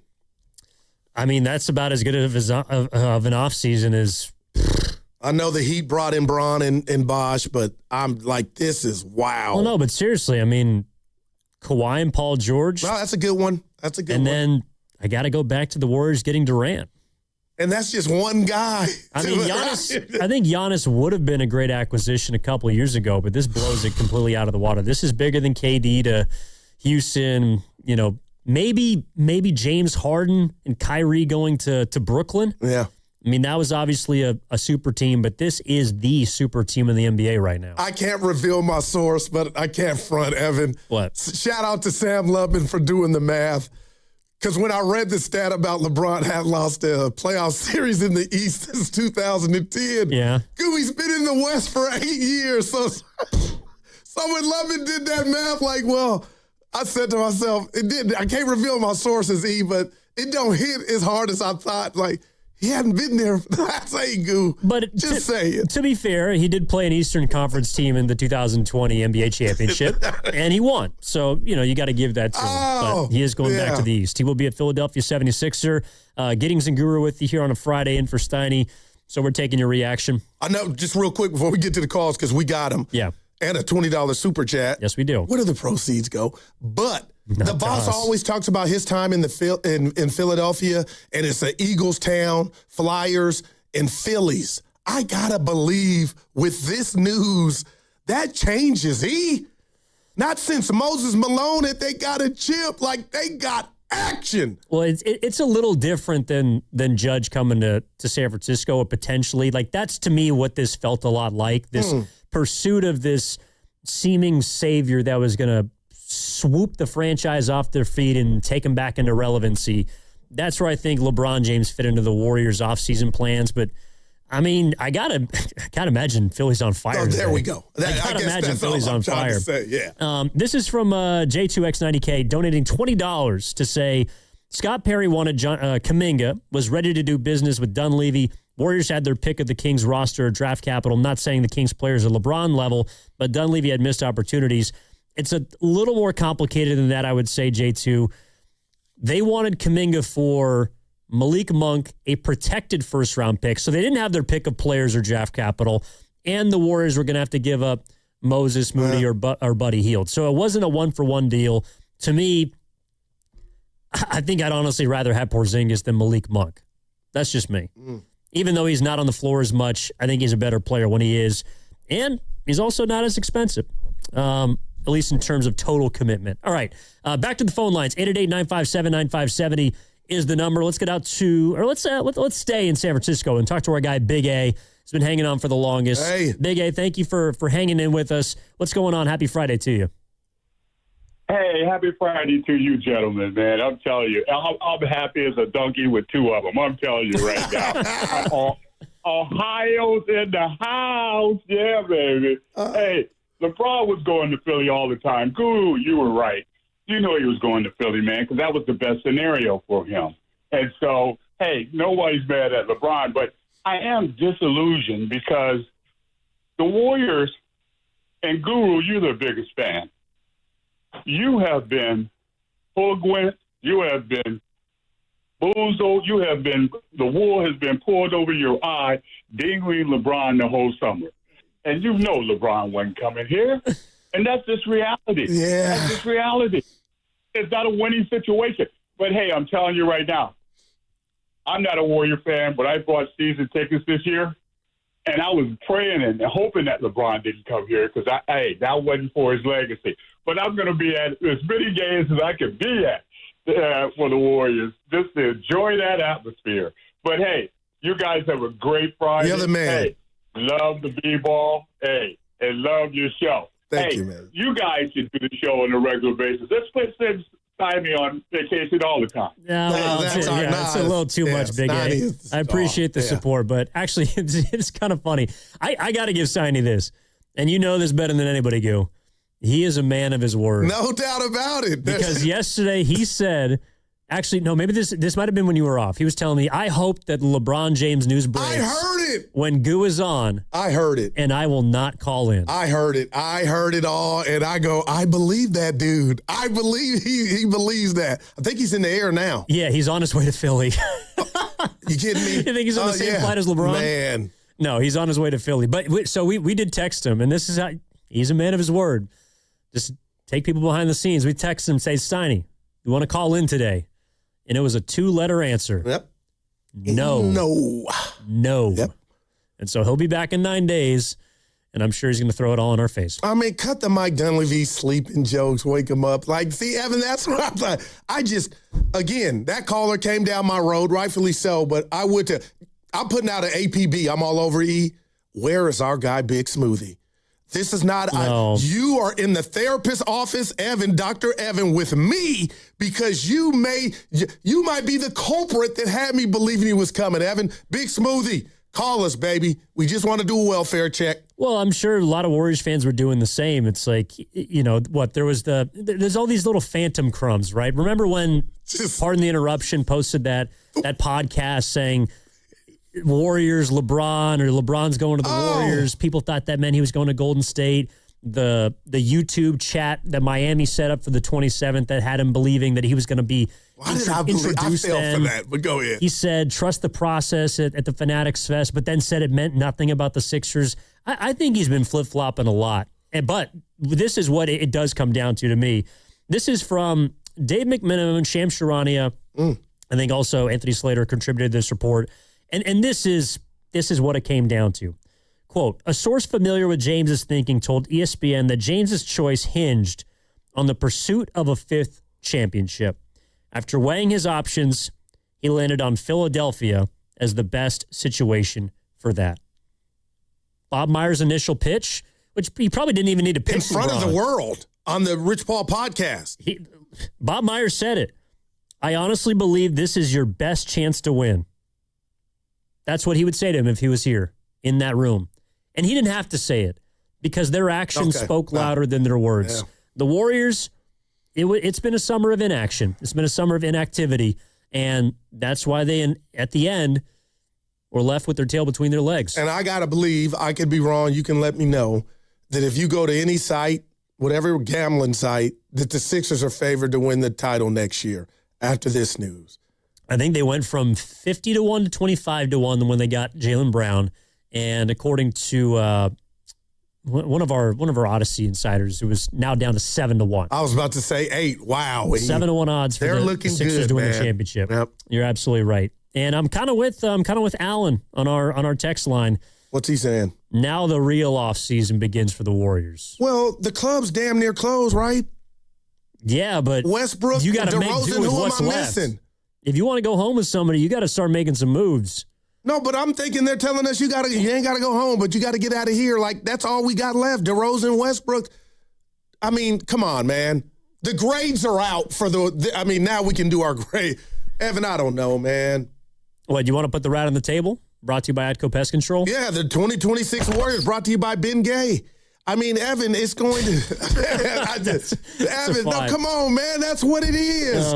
Availability. The best ability is availability. Hey, I'll tell you what. If health is on their side and they can stay afloat and then Jimmy comes back, okay.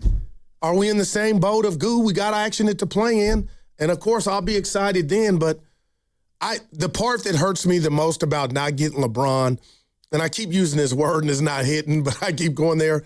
It was basketball welfare that he was costing it didn't break, the house. That's why I'm just blown away. Like, it was for cheap as well. That's what hurts, I believe, to me more. Well, if you're a superstar and you want to win, take notes. He got all the bread in the world. Take notes. LeBron James, 2 years, $8 million. That's it. To join the Philadelphia 76ers and pair with Maxey, with Edgecombe, with JB, with Embiid. That's the team to beat right now. All right, let's go back out to the phone lines, 888-957-9570. Again, LeBron is a 76er, not a Golden State Warrior. Antonio is in Oakland. Well, I know Antonio wasn't sure he wanted LeBron in the first place, so I'm curious to see what he's got. Antonio, what's happening? Yeah, I don't really want LeBron on the team, man. But, this is an easy route to a title. He's trying to catch Michael Jordan and the Kobe's. the Magics, the Currys, and rings. You already know, man. He's probably their fourth best player. I mean, VJ Edgecombe has always given me like Dwayne Wade vibes.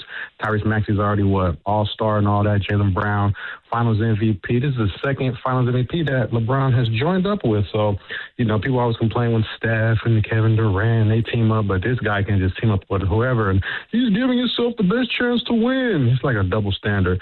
Oh, I'm so tired of that, man. But anyway, man, I actually picked the 76ers to win the title, when they got Jaylen Brown a couple weeks ago. Now the guy who has gotten swept or gentlemen swept the last 4 years is going to be bad luck to them. So something's going to go wrong. Joel Embiid's going to be the scapegoat. That just always happens. He always needs a scapegoat every team. So I already know what's going to happen, man. I actually want the Knicks to repeat now because I don't think my Warriors is going to do too much. So you never know. I mean, people are going to count the Knicks. They're going to be swept under the radar. You would think they're going to have all the pressure in the world since they just won, but all we hear is OKC, the Spurs, now 76ers. So they're actually probably the fourth most talked about team going into next season. So I'm just saying. Yeah. Antonio, it's our Warriors, baby. Yours. He said, yeah. Our Warriors. My bad. It's all good. Our Warriors. No, I look, the Warriors still have some stuff to do, but it did feel like this entire summer depended on what LeBron James chose. And I think that's another disappointing aspect of this too, Goo. It's that not a lot of Warriors fans have loved LeBron throughout the years. Right. Understandably so. And yet the summer depended on if he chose them or not. Well, game recognized game. And he turned his back. You're right. I used to hate on Bron. Now I appreciate it. Let me ask you this, Ev. Yeah. We got, Anthony Slater, our guy for Dale, Kawakami with the Standard. Do we hear from the Warrior brass on how close this got or how far they went in? Or no, you never ask a guy why you didn't get the gal. It just is what it is. Well, this is what Anthony Slater of ESPN reported not too long ago. In fact, I believe it was right after the news that LeBron, again, chose the Sixers. Quote, Warriors haven't felt legitimately in the mix for weeks and ultimately weren't. And to me, is that, do you think that's crowd control? Do you think that's clean up on aisle dubs? Do you think that's the reality? And they just weren't letting us know that they were letting these projection markets, the poly market, the Kalshi, speak for them when they weren't really saying anything in the first place. See, and I love how you set that up because I feel more of a fool after I read that because you're right. I was doing that. Dibs had the markets every day, and it was a thing. TV shows were using that, and, I felt like that was Joe Lacob talking to us. But, man, I would like to hear from the horse's mouth just how close they were and what's the plan B, C, or D. But at this point, I just feel like a DeRozan, Westbrook, or if I'm missing somebody that can help us, because there's 3 spots. Dre's coming back, no doubt in my mind. GP2. I think so. Now, did we count Cryer having a spot? Because he'll be on my team. I mean, he might be on a 2-way contract to start the year. To me, he's taken Pat Spencer's place, which, ideally is at the back of the roster, but who knows? Maybe he plays well, and at some point this year, he's probably going to see time. Just like at some point this year, you're going to have to see maybe it's Graham Ike or Charles Bassey. I don't know why I like Ike. Diz likes him too. I always liked him. Yeah, we've seen him a lot at Gonzaga. He's a really good college player, but this is the NBA. All right, 888-957-9570 is the number. Giddings in for Steinmetz alongside Daryl the Guru Johnson. Let's stay back. Let's come back to the city. Talk to our guy, City Boy. Our man. City Boy, good to hear from you. What's happening? What's going on? Oh, not much, fellas. This LeBron thing isn't surprising at all, and I never thought we were truly in on him. I mean, if we would have traded for Anthony Davis, there might have been some smoke there, But, I mean, at the end of the day, it's the right decision. The big problem is that they never probably should have been playing this whole game anyway. I mean, they should have been building a roster that's better than they have now. And, sometimes it makes me think of when the Giants would go after, what was it, Soriano they went after. And they went after Harper, and they went after Judge. And they go after all these dudes that they know they're not getting. Wow, man. So it's like you're going after people you're not getting, and you sell a bill of goods to the fan base for optics to make it look like you're trying. And then, and that's how this felt. It felt like they were trying to make it look like they were going to make a splash, and, they just came up short, And honestly, it feels like it feels like they've been trying to build a loser the last few years. I mean, they haven't made. I mean, if you want to say the Jimmy deal that was a go for it deal, okay. I mean, I thought extending him was a huge mistake, but at the same time, he wasn't going to come here without the extension, whatever. Yeah. But, I mean, you put all your eggs in the old guy basket, and then they have $54 million over the next 2 years committed to Porzingis and Horford. So they talk about getting off money, and then they re-sign, old hurt dudes, I mean, it's just there's no hope right now for Warriors fans. And I think the hope was that, even if it was an Anthony Simons or, going all in on a Jaylen Brown to at least try. I mean, I don't know what the Warriors have tried to do. I mean, I like the Yaxel pick. I mean, he has an extremely high floor, right, at the very least. And he might have a high ceiling. We don't really know. Summer League is kind of hard to judge. But, I mean, I love the Yaxel pick. But right now, this team feels like they're not even trying to win. Wow. And that's, for me, that's the deflating part as a fan. Because year after year, I mean, even look at 2022. I mean, Steph was out of his mind. Poole played very well. But that might have been one of the worst championship rosters from top to bottom. When you look at Clay, really wasn't himself. Draymond was getting benched. I mean, we know that he played some good minutes here and there. But when you look at that roster, I mean, Andrew Wiggins is an afterthought in the league right now, right? He's maybe the 100th ranked player in the league, something like that. He was easily the second best player on that team. So Steph Curry elevated that team unbelievably. It might have been along with Brunson this year, but that's an expensive team. I mean, the Knicks got players, right? I mean, they have Karl Anthony Towns, they have Bridges, they have Hart, along with Brunson, right? I mean, they got squad, but at the end of the day, like, it's deflating as a fan because I feel like there is no hope for this team. And, I don't understand the excuses for Dunleavy. I want to know why he can't be accountable when this is his fourth year here. And we just go, oh, he deserves a pass. Oh, he's trying. I don't see any moves that I've looked at and been like, wow, like Dunleavy showed me something. He hasn't showed me anything. This is 4 years. Like, there's no accountability for this guy.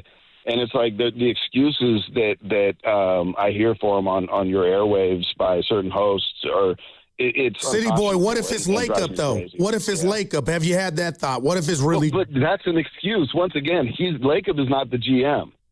So, here's the thing about Dunleavy, right? I believe that he's an intelligent human being, right? Okay, so he's intelligent. He went to Duke. Oh, he went to Duke. He's so smart.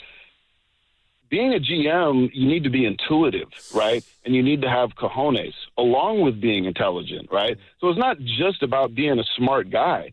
You have to know how to play people. You have to be a poker player. You have to be able to get on the phone. Why do you think Buster Posey keeps getting fleeced? Because when, people respect him. But when he gets on the phone with another GM, they think, oh, Buster's on the phone. Here we go. Like, what am I going to get out of him, I mean, yeah.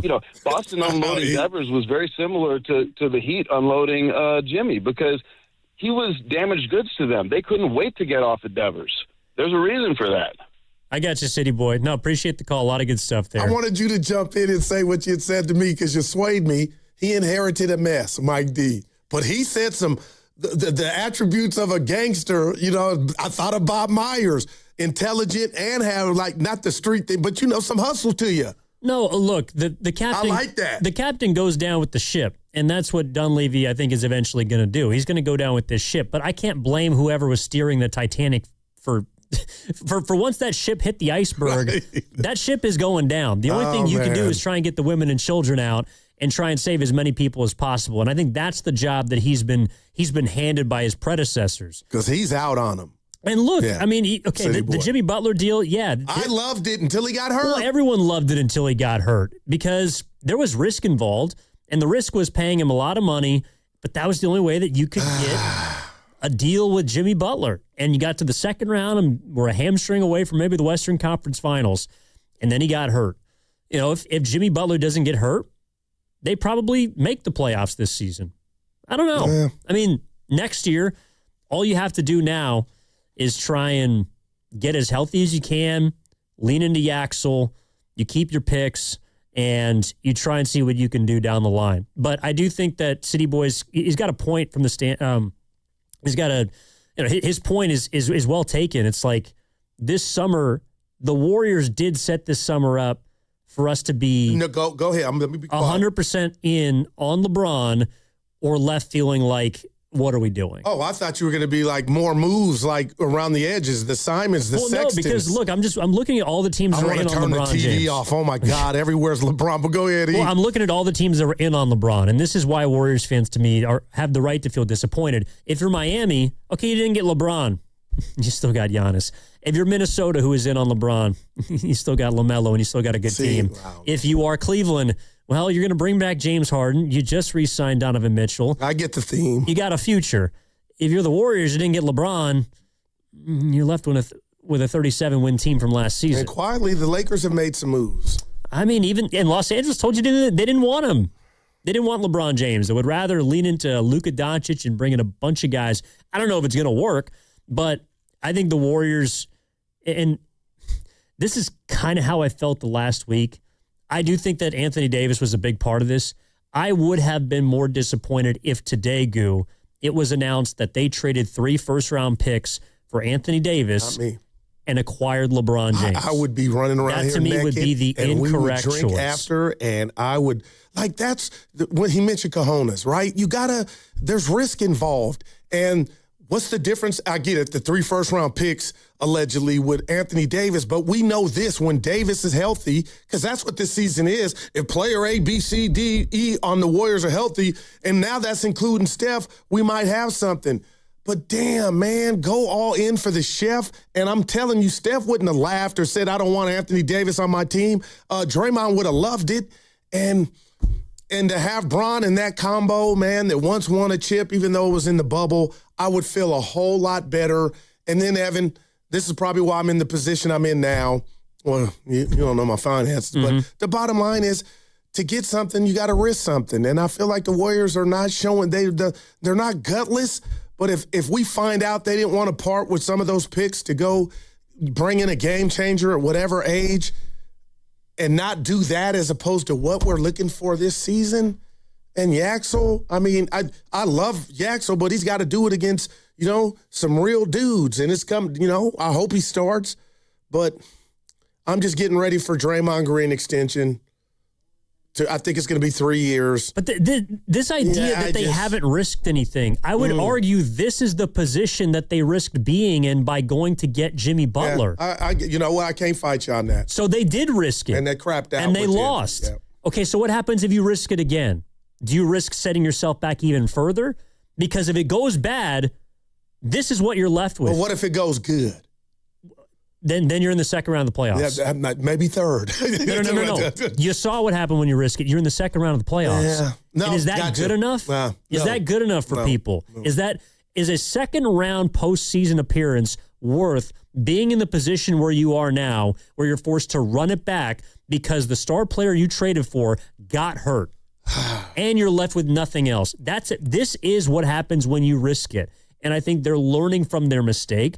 And they're trying not to make it happen again. All right, 888-957-9570 is the number. Evan Giddings in for Matt Steinmetz alongside Daryl the Guru Johnson. I see your calls. We're going to get to them. We got to hit a break here. That segment sponsored by Ceremony Ford. The summer sales event is on at Ceremony Ford. You get 0% APR, $1,000 in down payment assistance, no payments for 90 days, plus a 2-year maintenance plan on models including the F-150, Bronco, Mach-E Explorer, and Mustang. Ceremony Ford in Colma/Daly City or ceremonyford.com. Honey, did you invite the minions over? Well, you know how we talked about getting Wi-Fi from Xfinity? Yeah. I ordered it this morning, was online in minutes, then they showed up. So they just came over to use the Wi-Fi? They even brought their own devices and spell book. You didn't give them the new Wi-Fi password, right? No. That's good. I gave them our old one. Because Xfinity lets us keep the same network name and password so devices connect instantly. What do they want Wi-Fi for anyways?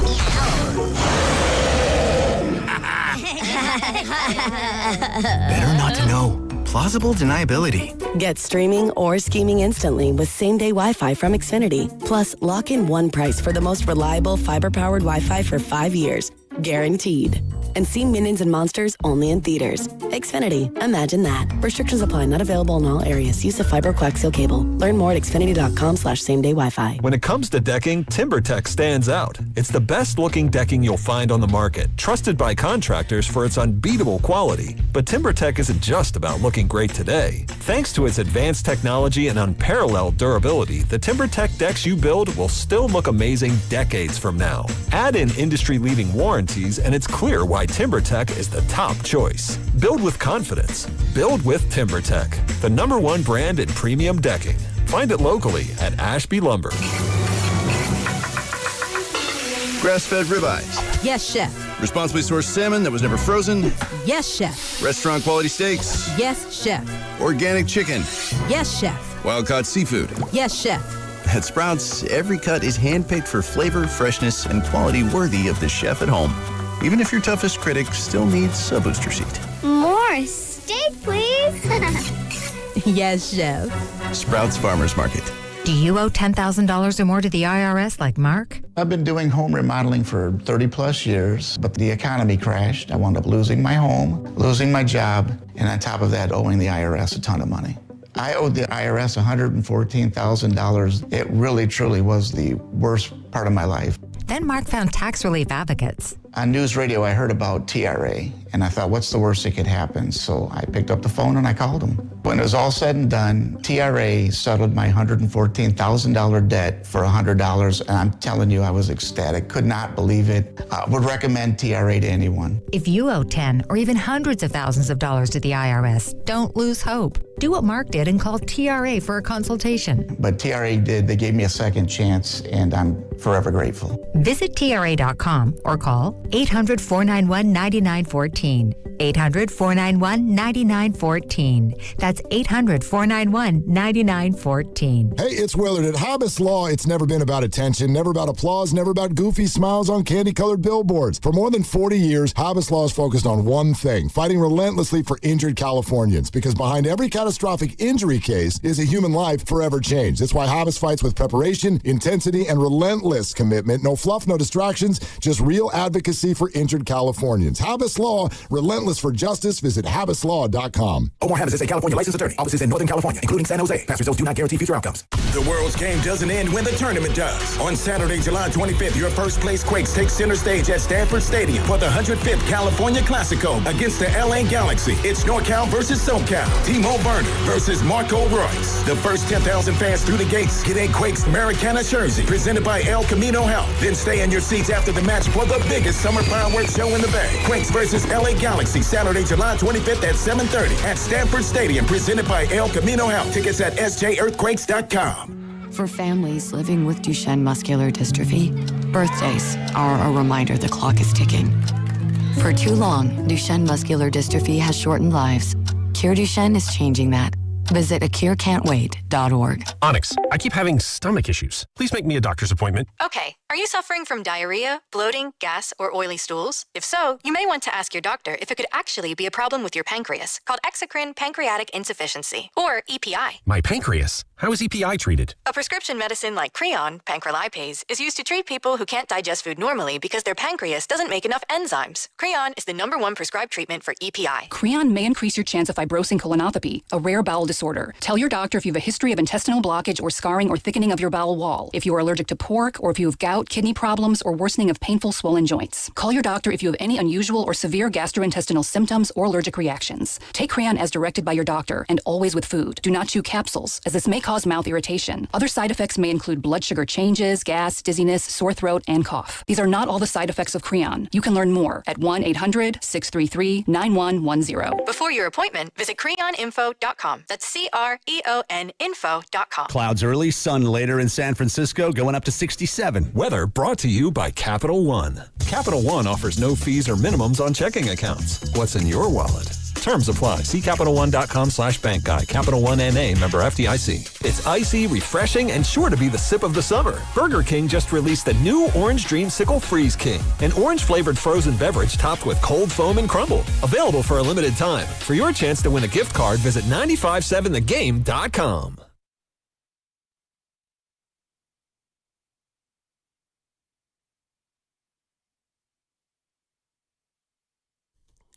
This is Moses Moody, and you're listening to Steiny and Guru on 95.7 The Game. Oh, hope you're doing well, Moses. No doubt. Get better, man. Yeah, I've been getting in for Matt Simons, Gerald the Guru Johnson. Cam playing the slaps. That's what he does. Cam Williams always comes with it. All right, let me ask you this, Go. Before we get back to the calls, and by the way, if you're just joining us, LeBron James, 2 years, $8 million with the Philadelphia 76ers, turns his back on Golden State, on Cleveland, on Miami, on Minnesota. He's headed to the city of brotherly love. You ever heard this quote? Lo Neal says it all the time. And I think I kind of know what he's getting at. Cut my leg off and call me Stubby. No, he's got a lot of Loisms, though. He says, opportunity is never lost. It's just given to someone else. And Mike Dunleavy, sure, he had an opportunity to put his fingerprint on this summer if somehow the Warriors, by the way, didn't get LeBron, if LeBron chose them, just like he chose Philly. But there's a guy here whose name is going to get bigger and bigger, and it's not Mike Dunleavy. It's not Bob Myers, and I can't believe we haven't heard this name all day. It's like Bob gets all the credit. It's Mike Gansey. Who was that? Put some respect on Mike Gansey. Who's Mike Gansey? He's the president of basketball operations for the Philadelphia 76ers, and in less than 2 months on the job, he traded for Jaylen Brown and got LeBron James in free agency. Hey, Evan, yeah, now, right. That's the way to announce your name. I'm not hating on Mike, but it is funny, right? But the coffee goes to Bob Myers. He's the liaison. They had to bring him in from the bullpen to do what he does. Went on Rich Paul's podcast, just like talking to a woman at a bar that you didn't even know you were going to see. Quick on his feet, witty, said what he said, closed the deal. I love what you're putting down with Mike Gansey, but the real Mike Gansey is Bobby M. Not Mike Dunleavy. Dude, people Gansey. Are talking about Bob Myers. Mike Gansey. And that wasn't a flex when I said I text him and he texted me back. I just said, you a bad dude. No, but you have now mentioned it twice. Right, 3 times. But he did. Why did he say thank you? So he is Mike Gansey. Because he would have been like, I had nothing to do. Jaylen Brown. And the red on the table brought to you by Echo Pest Control is, what if you're Mike Dunleavy or Joe Lacob and you're like, damn, Bob, okay, whatever percentage credit you get, doesn't that sting a little more that it's Bob? And that's why I think people are giving him the credit here in Golden State. And look, he deserves it. Like, to me, with this with this move, all right, so Bob obviously helped build a dynasty, architect all that here in Golden State. Leaves now as a part of a conglomerate of sports teams. He oversees people calling him the GOAT. He's in the Pat Riley conversation. Oh, my God. We couldn't use that? He's in the Pat Riley stratosphere now. We couldn't use that. Well, we had it. Pat Riley runs the Heat. He's not technically the president of basketball ops anymore. Yeah. But he got LeBron. He got the credit in Miami. Nobody knew who the Mike Gansey was in Miami at the time. That's Pat Riley. And I think that, and I'm being honest now, I mean, that is the weight that Bob Myers carries.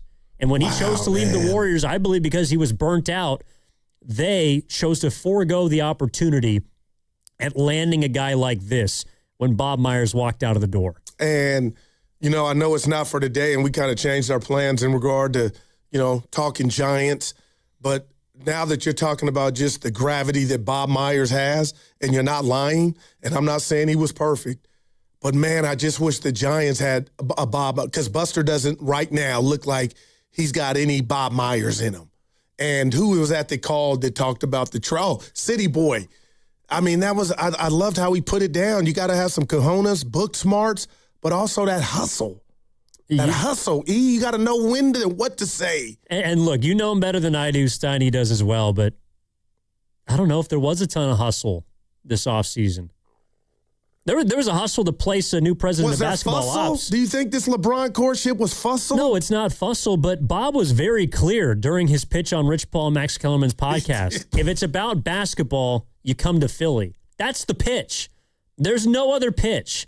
The pitch is the actions that they took to put a great team around Maxey, Edgecombe, and Embiid so we can't to bring in LeBron James. So you're saying there are no words for the roster. The rosters are the draw, and their roster was way better than ours. Yeah, the pitch was in their actions. The Warriors' pitch was about family. It was about golf. It was Draymond in Cabo or Puerto Rico, wherever they were vacationing. Steph making a call saying, hey, would love to play with you. That's not a pitch. A pitch is trading for Jaylen Brown. A pitch is going out and getting a bona fide star for you to come and play with. But we that want to to me was hold the on pitch. to our picks. Well, but you want to hold on to your picks. But I got news for you. They couldn't get Jaylen Brown. I got you. They couldn't get JB. They couldn't get LaMelo Ball. They couldn't get Giannis Antetokounmpo. You could have drafted LaMelo, but go ahead. Well, you could have drafted him. But, and you know who drafted him? The guy who just got LeBron. Your boy, Bob Myers. I thought you might. What's his name? Gansey? Oh, Mike Gansey. Yeah, Mike Gansey. I love it. That's the name we got to learn today. Yeah. All right, 888-957-9570 is the number. LeBron's a Sixer. Let's go down to San Diego, my favorite city in the country. Tim, talk to us. First of all, what's the weather like there right now? Timmy. Oh, man, it is beautiful. It's actually hot. It's 86 degrees. Oh. And that's in La Jolla. Yeah. It's pretty crazy, but and I'll get into the Warriors, but yeah, yesterday there was a buoy out in Del Mar, said the water was 77 degrees. Which What? is pretty scary. Wow. Surfing note, yeah. Yeah. Yeah.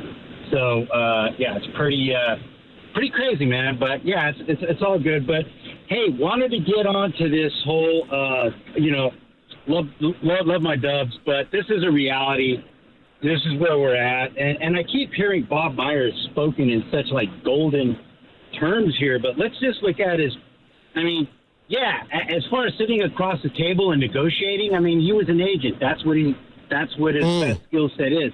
But as far as player personnel, he's horrible. He's not horrible. Excuse me. He's not horrible. Since 2012, the only players standing from 2012 with us is Draymond Green and Kevon Looney's gone. So Draymond Green from his draft picks from 2012. Look at his misses: Wiseman, Kuminga, Moody, Patrick Baldwin. We're here because of that. A lot of the reason why we're here. And then you look at Sixers, the reason they're there to attract someone like LeBron is Daryl Morey put together an awesome roster, even though he just got blown out. That's got Daryl Morey all over the player personnel in 76ers. That's the whole reason LeBron made this decision. At the end, you have to think about it. Is it nostalgia or is it winning? LeBron's a winner. He's going to go to the best chance to win. And unfortunately, what's sad is, like that previous callers, we have not done anything to strengthen our team or make it even viable. And I'm talking about like cheap bargain basement kind of acquisitions, market, Tybalt, Anthony Simons. Just get some wings. And our wing game is it's really bad. So honestly, I think come February, we're going to be sellers. And I think we're going to be building for the future because I don't see we're going to be buyers come February. I think that we're going to be sellers and, we're packing it up for the future. I hope you're wrong. I got you, Tim. Yeah, I hear you. Appreciate the call. He no confidence there. I hope he's wrong. February. Look, right now, things they seem pretty bleak because it's Operation 2025 again, it feels like. You brought back Steve Kerr. You brought back Melton, Porzingis, Horford. You re-signed Bassey to a one-year deal. Melton.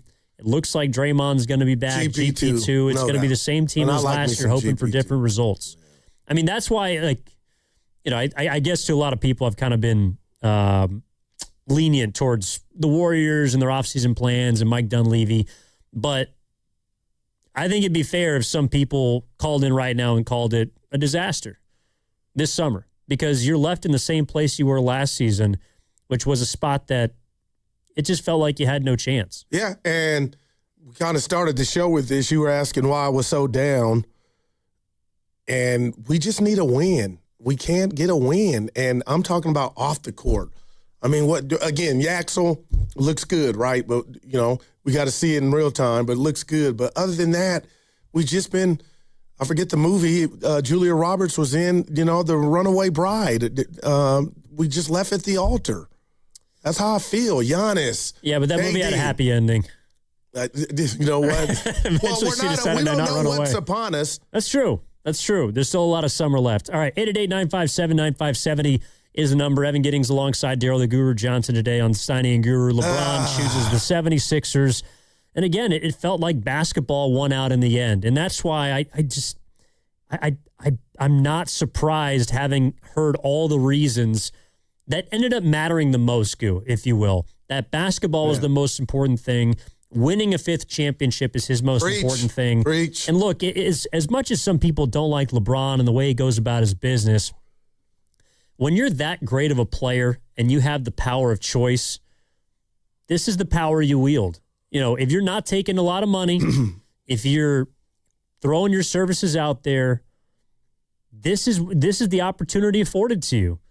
You know, and look, LeBron James has done something, and I don't give him a lot of credit, but how many superstar max level salary players have done what LeBron James just did, which is go from making 50 something to making 4 to go to a team to help try and win a title. All day.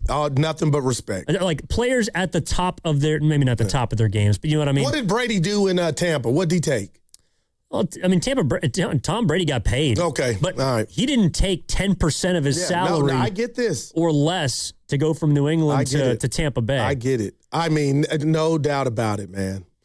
And I'll say this because I've had fun with you during this whole decision thing with the Kang. When you're like, Goo, I just feel like he don't got that juice like he used to. And I'm like, Evan, it only takes one. He's 41. The world stood still, the basketball world. The schedule couldn't come out. I think that had something to do with why it came out all of a sudden. But, Evan, you have to, I'm doing the Derek Jeter, the meme where the little kid takes off the hat, the respect. You got to respect him for this, right? You do. You're listening to 95.7 The Game, KGMZ FM, and HD1 San Francisco. An Odyssey Sports Station, always live in the free Odyssey app and now broadcasting from the Laughing Monk Studios. Turn the TVs off. Are you reading LeBron's statement right now? No, I don't want. I just we got 4 of them in here, and or is it? Yeah, 4. There's a few typos in there, by the way. But I'll say this, E. Yeah. And you're my therapist today. Well, session almost over. I'm letting it all out. 2 hours. I blame Kerr. What? I blame it. It just can't. Why did you do that in Vegas and say we got him? Evan, you don't play with the basketball guy. Or maybe then he already knew they had no chance in the world at him. But Evan, that's how my mind works. Gem. When I saw that, I was like, it's a wrap. Saran. You think he jinxed it? Yes, don't play with it. You think Steve Kerr jinxed it by saying we got him? But if you're Draymond, he's second. Do you think about your relationship? Are you really that close with the king? If you can't, Evan, come play with us, dog. And we're sipping and having fun and we're on vacation. The weather's great. Like, was that too big of a task for, you know what? And I'm not coming at Dre. I think it was. LeBron is a narcissist in a good way. He did not, and I said this to you and Steiny, he did not want to share number 5 with Steph. This ain't the after-school special. He's a killer. He wanted his on his own. And now he's going to Philly. And I believe if they don't win, Evan, he'll be in the Eastern Conference Finals or damn close to the finals. So, like, for 2 seconds in a day, I thought maybe that didn't mean anything to him. And I guess as much as it hurts, you said it. You hit it out the park. The basketball part of this was gotten right. Couple things. He didn't think he could win number 5. It didn't. To me, it's not about sharing with Steph. Here, you mean? Yeah. Oh, yeah. Yeah. If he thought that the Warriors could win a title, he would be a Golden State Warrior. Okay, but I think he would prefer for it not to be with the chef. They're cool, but you know what I mean. They won a gold medal together. I seriously think that a 5th championship alongside Steph doesn't. It is minuscule on the scale of things, on the Richter scale of what is weighing. Yeah. I don't think that matters to him a whole lot. Now, what if he gets one in Philly? Well, then he'll obviously be able to, but that's Brady in Tampa. I think LeBron already thinks he's better than Steph. I mean, it was funny. So you and Steiny were talking about this earlier today. Maybe he's playing chess and, it's he's trying to get over on Steph. There's only one person LeBron James is thinking about in regards to basketball legacy. I already know the answer. It's the GOAT. It's Jordan. There's only one person that he's thinking about. Now, Warriors fans and basketball fans that are Steph fans may say he's better than LeBron, has had a greater impact. They like him more. You can believe that. I'm not saying that you're wrong. I'm not saying that you're right. Yeah. What I'm saying is that LeBron, that's not on his radar. He has been thinking about since the moment he put the chosen one on his back in ink, he's been thinking about Michael Jordan. And that, to me, is why he's trying to get number 5. I love it. That's why he's trying to get that He's right. in a position from afar. It's early, but this starting 5, this team, with what they did last year, knocking Boston off, I mean, he gives them all, he's the adult on the court now. Maxi's better. Edgecomb's better. Embiid's going to be better. Jaylen Brown. Oh, my God. Who's the coach? Nick Nurse. Oh, my God, Nicky. Yeah. No, it's Nick. I don't have a ton of, I don't have these, connections the way that you and Steiny do. No, I just text Myers. He texts back. It's the 4th time he's mentioned that today in the show. I don't have that kind of juice. But I do know someone in the Sixers organization, went to college with him, a good friend of mine. Oh. They didn't know this was coming either. Seriously? Up until, they found out in enough time to put out a press release and coordinate everything. They didn't know LeBron was on the radar until they got Jaylen Brown. That's why. Okay. Well, I got you. Well, they didn't know he was on the radar, but they didn't know that it was a for sure thing until recently. I'm telling you, this was not something that was predetermined, that was calculated before free agency started. This was something that happened where LeBron said, let me get the lay of the land. I'm not going to be a Laker, and I got to pick a new team. And the Sixers did what they had to do to get him. And now he's in an easier conference. You don't have a problem with me saying that, the East. No, I don't. I mean, that's a big part of this. No, I do not. So it's a win-win for the King. All right, let's get out to Brandon, who's in Nevada, who's been hanging on patiently. Brandon, I'm sorry, it's been a long day, but I appreciate you hanging on. What's happening? What's up, guys? First, long-time listener, first-time caller. I got a couple things. As a Warriors fan, I think everybody should be relieved that LeBron didn't come here. For one, this is Steph's house. This is Steph's house. The fact that we beat LeBron in 2015, 2017, 2018, if we won a ring with him, everybody would at this point think it was LeBron that got us this next ring, and then they would blame Steph's supporting cast if we didn't. So this him not coming is kind of just protecting Steph's legacy as the GOAT of Golden State, and not LeBron's farewell tour. My second point is Dre. I think he really needs to stop talking. Him opting out of his contract, groveling and going on golf trips with LeBron, trying to get him to come to San Francisco, only for LeBron to take the tiny deal with Philly. I think it's an embarrassing look on Dre, and I think he really needs to just stop acting like the unsalaried clutch recruiter, take home his hometown discount, and start setting screens for number 30. And my last point, I think Philly, they can have the drama. LeBron admitting to his $4 million contract to purely hunt ring number 5 with Joel, Tyrese, and Jaylen Brown. It just shows that he couldn't handle the West. He had to go back to the East, to the easier path to ring number 5. Oh, I got you. And the family first narrative, that's a joke. You're right. That is a joke. The fact that he even came out and said that, it baffles me. Oh. I got you, Brandon. No, appreciate the call. That's my spirit animal because, Evan, I start believing that. He's a great family man, but miss me now. That's why I'm a sucker. Where's the lollipop, E? That's why I'm a sucker. I fell for that. And then I'm like, well, if it was that serious, you could have just said, you know what? My work life for another year is not that great, but I'm going to be able to come home, see my kids and my daughter, watch Netflix. And he ends up in Philly. It's about basketball, E. It is. He only took $4 million. He took a $48 million pay cut to go play for the Philadelphia 76ers. And look, is it an easier path? Yes, 100%. But you know what? At the end of the day, Jalen Brunson's still a champion. Karl Anthony Towns is still a champion. Do you know that Bron can guard Karl Anthony Towns? Like, if he came to that, like, Jose Alvarado has a ring. I'm taking nothing from New York. Hold my beer. I'm telling you, Philly is better than the Knicks. It was a great run. It's over. Oh, I think they are. But my point is, last year, if the Knicks had to go through the West, they may not have gotten a championship. No doubt. It doesn't matter. No doubt. History remembers winners. Damn, is that yours? No, it isn't mine. Whoa. History remembers winners. I might steal it. Yeah. Who remembers who came in second place? Nobody. We've already done this exercise. Third place, fourth place, it doesn't matter in the grand scheme of things. For example, people may relitigate the Nuggets championship, right? They didn't have to play anybody higher than They beat the Heat. They didn't have to play anybody that was a 50-win team. Beat Jimmy. It doesn't matter. Doesn't matter. Nikola Jokic is a champ. Jamal Murray's a champion. Jaylen Brown and Jason Tatum, they only got one, and then now they're not playing together anymore. Doesn't matter. They're champions. It doesn't matter how you get it as long as you do. So if LeBron James gets a fifth ring, I hate to break it to Warriors fans.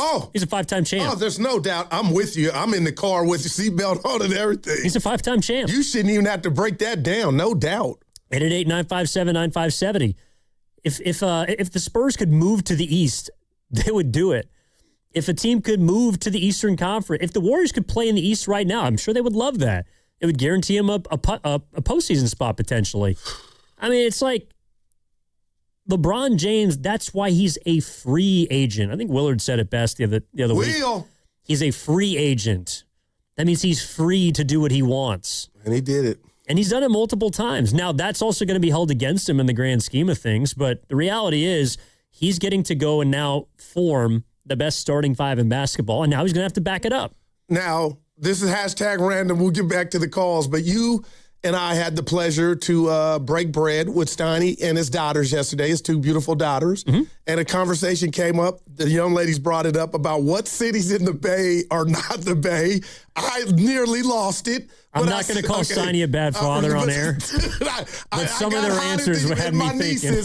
But I couldn't believe what they were saying. But, Evan, in a crazy world, I bring that up because where would LeBron have stayed had he came here? Where would he stay? Walnut Creek. Hell no. He'd be staying with Steph in Atherton. Or he'd be staying in some high rise. The U. Actually, I did just see, I think it's the highest, I don't know if it's a condominium or my man. A place to stay, but the highest place in San Francisco is officially on sale for like $40 million. It's at the top of some penthouse building down in Rincon Hill. Maybe that's where LeBron will be staying. Yeah. I don't know. All right, 888-957-9570 is the number. We got to hit a break here, but we're still taking your calls. Don't worry. I see you, man. I see you, Javier. I see you, Rich. I see you, Coach. We'll take your calls on the other side. Evan Giddings in for Matt Steinmetz alongside Daryl the Guru Johnson. What's the Bay Area's reaction? LeBron James signs with the Philadelphia 76ers, and we want to hear from you at 888-957-9570. That segment is sponsored by Hazy Little Thing from Sierra Nevada. If you've ever reached for a cheers when your favorite song comes on, you're ready to embrace the haze with Hazy Little Thing from Sierra Nevada. Hazy, citrusy, smooth, juicy but not sweet, hoppy but not bitter. America's best-selling hazy IPA for good reason. Hazy Little Thing. Enjoy responsibly. That's Elena's family group chat. It never stops. Someone's always sending a blessing or starting a poll about the baby shower theme at midnight. With Real Unlimited from Total Wireless, she's always in the loop, whether she wants to be or not. Switch to Total Wireless Total Starter Plan or higher and get a Samsung Galaxy A16 5G on us. Total Wireless, your own Real Unlimited. Offer ends 11/4/2026 or while supplies last. Devices, taxes, and fees may apply.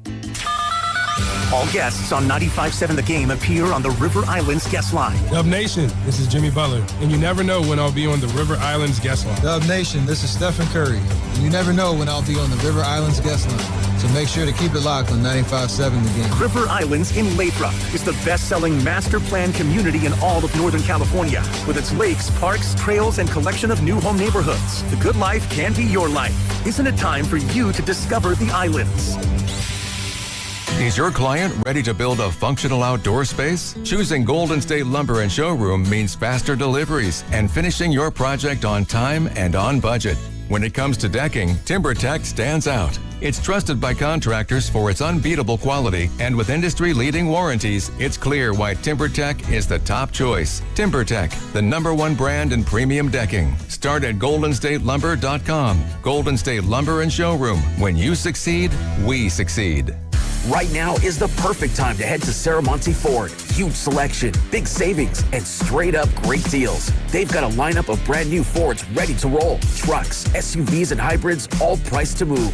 Whether you're buying or leasing, Saramonte Ford makes it easy, fast, and stress-free. So don't wait. Stop in person right off 280 in Colma or online 24/7 at SaramonteFord.com. That's SaramonteFord.com. Saramonte Ford, your San Francisco Bay Area Ford dealer. This is Vanessa Deniston, senior attorney at the Dolan Law Firm. The Dolan Law Firm handles a diverse line of cases from personal injury to employment law. We're proud to say the Dolan Law Firm is just as diverse in our attorneys and staff. The Dolan Law Firm consistently achieves outstanding results with over $1 billion in verdicts and settlements. The Dolan Law Firm, the best, most diverse personal injury and employment law firm we hope you'll never need.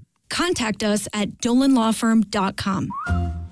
Head to Safeway this week for buy one, get one free of equal or lesser value on juicy personal seedless watermelons when you buy two. Clip coupons from the weekly mailer or download them from the Safeway app. Visit Safeway.com for more details. See you in the aisles. Hey, Bay Area sports fans, get ready for game day with Laughing Monk Brewing. Whether you're watching with friends or heading out after the final whistle, Laughing Monk has the perfect beer for the moment. With locations in Sunnyvale, Scotts Valley, and Bayview in San Francisco, there's always a Monk nearby. And now, check out their newest San Francisco location in Nopa. From crisp lagers to bold IPAs, every beer is righteously brewed in San Francisco. Grab a pint, grab your crew, and make game day better at Laughing Monk Brewing. Righteously brewed in San Francisco. Ready to get rid of that old car? Donate it today to carsforkids.org. Call 1-877-CARS-FOR-KIDS. Donation is super easy, and your car can be picked up as soon as tomorrow. Call 1-877-CARS-FOR-KIDS to donate your car today. That's CARS with a K. Attention. Have you racked up $10,000 or more in credit card debt? Are you barely getting by making minimum payments? With credit card debt reaching all-time highs, National Debt Relief is notifying consumers about significant debt relief options currently being made available to help those with overwhelming credit card debt. These options may reduce a large portion of credit card debt for those who qualify.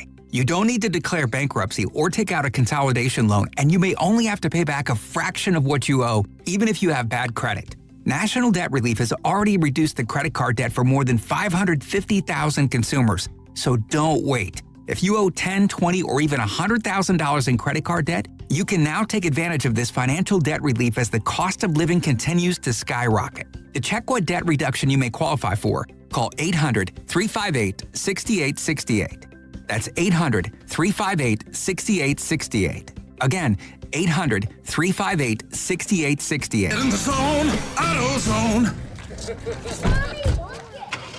Summer's finally here, and we're kicking it off with a whole lot of free. Free brake pads with Duralast rotors. Free oil filter with 5 quarts of oil. Free Armor All wipes with Armor All glass cleaner, and more. More free, so you can have more summer. Celebrate free at AutoZone. Now through July 27th. Restrictions apply. Get in the zone, AutoZone. Some things can steal your sunshine. Ugh, I just got my hair done. Sorry, the cooler's broken. Anyone see my flip-flops? Anyone? But COVID-19 can steal a lot more. I just took a COVID test. Ugh. Prescription medications for COVID exist. If you test positive this summer, ask your doctor if they're right for you. Visit PfizerForAll.com/COVID-19 to learn more. Sponsored by Pfizer. Don't miss the 6th annual Brewgrass Festival taking place in the heart of Santa Cruz Mountains on August 1st. Enjoy live bluegrass music, sip on local craft brews, and dig into eats from your favorite food trucks. For more info and a chance to win tickets, visit 957thegame.com.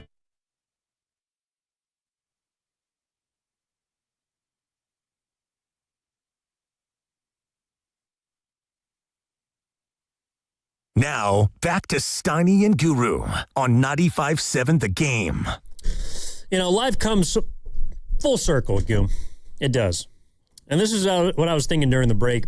So we had a caller last segment, Brandon, and he brought up Draymond Green and how Draymond might be feeling not frustrated, but a little embarrassed. But, you know, the fact he opted out, tried to get LeBron, went to Puerto Rico with him, played golf.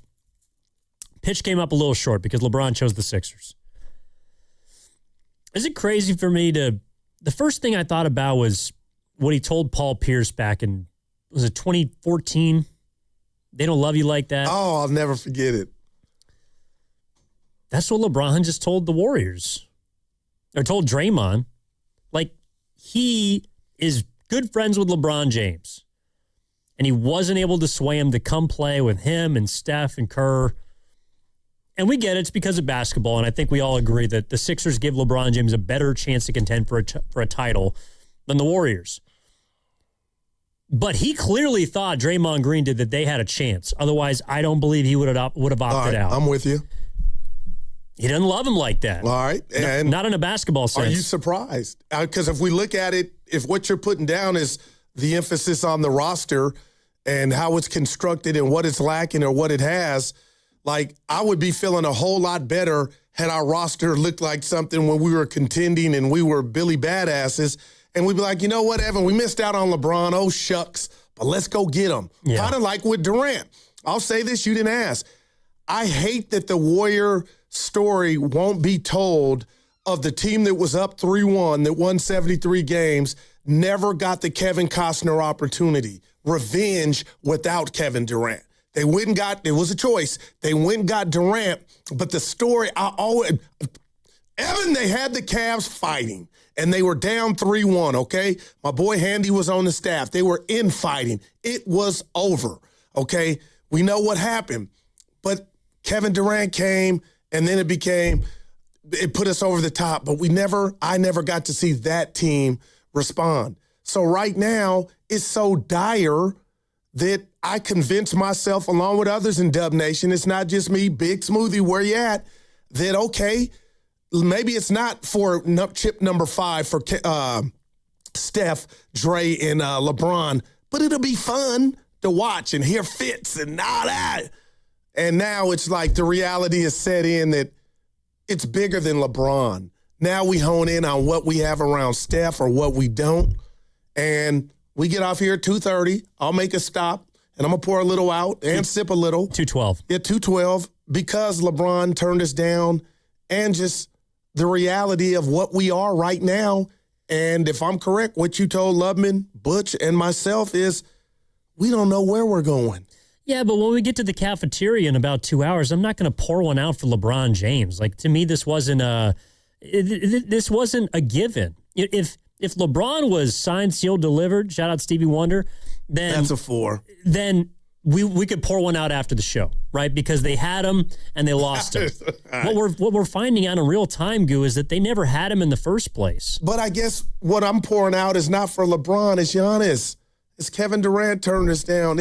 We keep getting left at the altar, E. But we need a win in Dub Nation. But that's why also I think someone brought it up in the past. Like, LeBron didn't want to become a Warrior because he didn't want to share the spotlight with Steph. Oh my! And I have no problem with that. No, but like that, it didn't matter. I mean, this idea, even if LeBron James had led the Warriors to a championship, it's always going to be Steph's team. KD won 2 Finals MVPs, and people are still saying it was Steph's team. And they're correct. I'm one of them. Yeah, you're one of them. But he didn't win Finals MVP for those teams. So to my point, even if LeBron had accomplished the miraculous, which is taking a 37-win team and dragging it to a title alongside Curry, Steph would still get the credit. Steph's always going to be the golden boy here. And I don't think that mattered, honestly, in LeBron's decision. I think it was about basketball.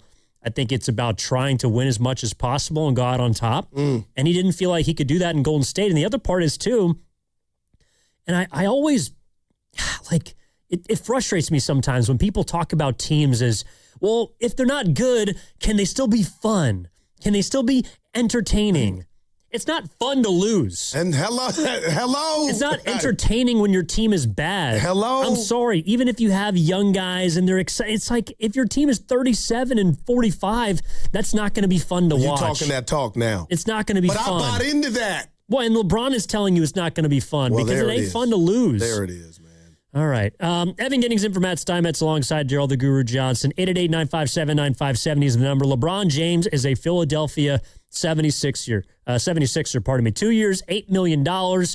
And what's a reaction, Bay Area? Let's go out to Fremont. Talk to our guy, Rich. Hey, Rich. How you doing, man? Doing good on this Fast Friday, man. Hey, you know what? I'll tell you something. And Guru, I'm glad that your father is recovering, man. Right That's on, good baby. to hear because I lost my father. Yeah, I lost my father last week. So, Rich, I'm sorry, thoughts Rich. and prayers, man. Yeah. Wow. Yeah. Well, you know, he was 90 years old, and you know he had recovered from a coma, and so the fact that he was able to recover from that coma and still stick around for a little bit, you know, we were happy, you know, that God at least heard our prayers through that, but. He was up in age, man, and his vital organs just started shutting down, man. So it's been a rough week. You know, still thinking about you, Rich. Yeah, appreciate that. Yeah, appreciate that. But Goo, I mean, I'm gonna be honest with you. I'm glad LeBron is not coming to the Golden State Warriors, and the reason being is because Don Levy said it best. We need to get younger, okay? And having LeBron is not getting younger, all right? And at the end of the day, we want that locker room to focus on basketball, okay, not on LeBron James. Now, if LeBron James came here, it would be good for Joe Lacob because he could add more money to his coffers because wherever LeBron goes, you know, his jersey is going to sell out, and and people are going to buy tickets. But at the end of the day, what they really need to focus on is the product on the floor, okay? Now, I know we got a bunch of guys that are hurt and whatnot, but I still believe at the end of the day, you don't want a distraction like LeBron James in the locker room. You just don't, okay? Not to mention, just because he's in Philly, it doesn't mean that this could still work out. LeBron James is 41 years old, dude. 41, all right? And he played well last year, but trust me, he's not going to give you a lot of games. And if he gets injured, this could go very, very wrong. Anyway, guys, thanks. Appreciate you. Hey, No doubt, thoughts and Rich. prayers, Yeah. man. No doubt, Rich. Thanks for calling in. Hope everything's all right. Well, Evan, I got to do a better job, too, because As now. good as it can be. Yeah, we're at half. No doubt. 90, a great run, too. Yeah, He's no doubt. blessed. But it's not just missing out on LeBron. It's the reality of what this roster is without LeBron. And that's where I get depressed. And I'll say this. We had an opportunity. 3 guys, not hating. Horford, Melton, Porzingis. All 3 could have been gone, and you could have supplanted those guys with younger legs. Hopefully some young Thundercats. They chose not to do that, Rich. So, again, I'm not saying miss me, but miss me with, we drafted 2 guys, and now we're younger. No, we wanted some proven guys that were younger that would make this team faster, more athletic. That didn't happen. So my despair is not just we missed out on LeBron because I knew it wasn't enough.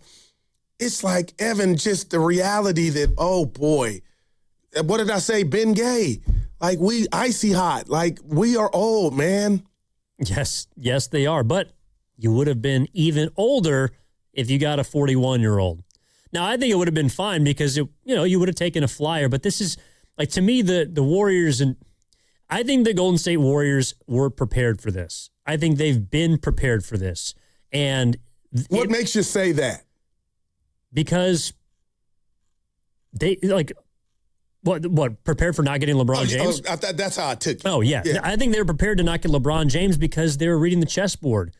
Because they saw, and I don't know if the Warriors, again, good. I don't know if they came in 5th. I don't know if they came in 2nd. Does it matter to you? No, it doesn't. We'll Coffee's for closers. You say it all the time. And they didn't get it done. Bob Myers got over on the Warriors. Bobby. Because he got Jaylen Brown and he got LeBron James. But if the Warriors did indeed not feel like they were in the mix for weeks, according to, again, Anthony Slater of ESPN, then they clearly felt like running it back is the best that they could do. You know, let's say you don't get, you don't bring back DeAnthony Melton. Is Anthony Simons that much of an upgrade? Because they're making about the same money. I don't know if you could get anybody better than Porzingis. More than, but I get what you're doing. Yeah, sure. But I mean, to me, it's apples to apples. Like, okay, did LeBron James cost you a chance at Hachimura? Maybe. You know, maybe he might have. I would have took him in a heartbeat. But is Hachimura helping you get back to the playoffs? I don't think he's helping you do a ton. Now, he's a player that we don't have that we hope Yaxel's, can demonstrate. He also plays the same position as Yaxel Lindeborg. So maybe they're saying, hey, we don't want to take minutes away from our rookie. You know, again, they're trying to do the best with what they can. So what's the plan now? The plan is to bring back Draymond Green, and it's to bring back Gary Payton II, and it's to go into next season with full flexibility, knowing you only have $34 million on your books. But you still got, you know what? And Steiny says it all the time. Your plan's to get younger. Okay, but you still got to hit. And Yaxel right now has us excited. But it's just kind of funny, the irony, right? Steph, Dre, Clay, homegrown, 4 titles, a dynasty, movies that come out soon, later. And then you got the trifecta of Wiseman, Kuminga, and Moody. It's just like, and I know you can't, what am I saying? Scratch a lotto ticket twice. I don't know anybody that's won lotto twice, but it's just like, how can you just come up roses with Steph, Dre, Clay, do what you did with it, maximize it, and then pretty much get some love from the basketball gods and get those picks again with Moody, Wiseman, and Kuminga? I just can't stop thinking about where this team would be, had each of those three, the latter three I mentioned, been just a tad bit better. And if Kuminga and Wiseman were in their prime and they were the right guys for this team and they were solid and maybe a couple years from an all-star, I can't stop thinking about the whole motion picture of what was Golden State Warrior basketball in regard to the misses. The misses are why we're here now, too. Well, and the irony is today we're placing all this understandable credit at Bob Myers' feet. But the Warriors are in this position in part due to Bob Myers' decisions. / Lake Up, he had some. Well, that's what I'm saying in part. I mean, it's not all on Bob. Yeah. It's not all on Joe. It's not all on Mike. It's not all on Steph. It's on all of them because, and less about Steph, but you get my point. Yeah. They chose to draft developmental projects, high upside players, and that left them in this position. They took a swing on those guys. They took a swing at number 2, number 7, number 11. They took a swing, I think, on Jimmy Butler. Because the whole reason they can't make any moves is because I think what we found out this summer, in addition to LeBron James not thinking the Warriors are good enough, is that Jimmy Butler's trade value he's borderline untradeable. I got it. And it's in part because of how much money he makes, but because of his injury as well. And the Warriors would rather risk bringing him back for a couple months at the end of the season to try and make something out of nothing than get off him for beans and have to attach first-round capital. So we've been in this studio, since 9:45. Would you say from what you've heard and read that people are more disappointed Bron didn't come to Golden State, or people are more happy? Because I know Rich just called, he's happy. We had another caller from the city say he was happy. Yeah, well, I actually don't think that people are that disappointed that LeBron didn't choose the Warriors. What I think, and maybe you as well, I don't want to speak for you, what I think most people are disappointed in is the totality of the summer. And there we go. It's that LeBron was the last opportunity for you to do something. Yeah, I'm in that line. And you would have gotten him, as Philly did, for basically nothing. And you missed out on that opportunity, and so you're left with a C-, a D+ sort of grade if we're talking about. Yeah. Well, certainly they're in a worse position than all the other teams that were in line to try and get LeBron. The Warriors were They were the kid who's at the back of the line trying to get onto a ride that they're not tall enough for. And the rest of the kids can at least say, well, we're tall enough to ride these other rides. We can't get on this one, but we're going to go ride something else. Plan B. Have fun, little Johnny. Yeah. Because you got to go back home because you got nothing left. All right. Do you think we hear from Mike and Joe about not landing Bron, or hell no? We better. Yeah. Oh. I think we better. And I think we're beginning to. They're leaking stuff out about how they didn't feel like they were legitimately in it. I think that's the beginning pieces. Yeah. Shams was on it then. I don't know if we'll hear from Joe, but Mike Dunleavy eventually will have to talk and answer to, why they didn't get him. All right, let's go out to get out to Vacaville. 707, say it backwards. What's up, Javier? Javier, how you doing? You there, buddy? Going once. He'll say, hey, Mr. Johnson, Mr. Giddings. Going twice. Javi, call back, man. I'm sorry. We had you on hold for a while. Let's go to the coach. The coach is in Vallejo. Uh-oh. Hey, Coach. How you doing? Hey, guys. How you doing? And, Goo, you're down a little bit, so I'm going to make you laugh a little bit. Yeah. I need it, Coach. Go ahead, baby. Okay. Could you imagine LeBron coming to the Warriors and Brandon Pajinski come up court pointing to where he wants LeBron to go on the court? Boy, can you just picture that? You made me laugh, Evan. Come on, man. What do we do with that? I hear you, Coach. Right. Oh, man. I really wanted to see that, Goo. I'm telling you, I really wanted to see that. But that would have been hilarious. The future. But what I really wanted to say, though, this Warrior team is in such bad shape as currently constructed right now that I honestly believe, and this is my honest truth, I think the Summer League team is better than this current Warrior team.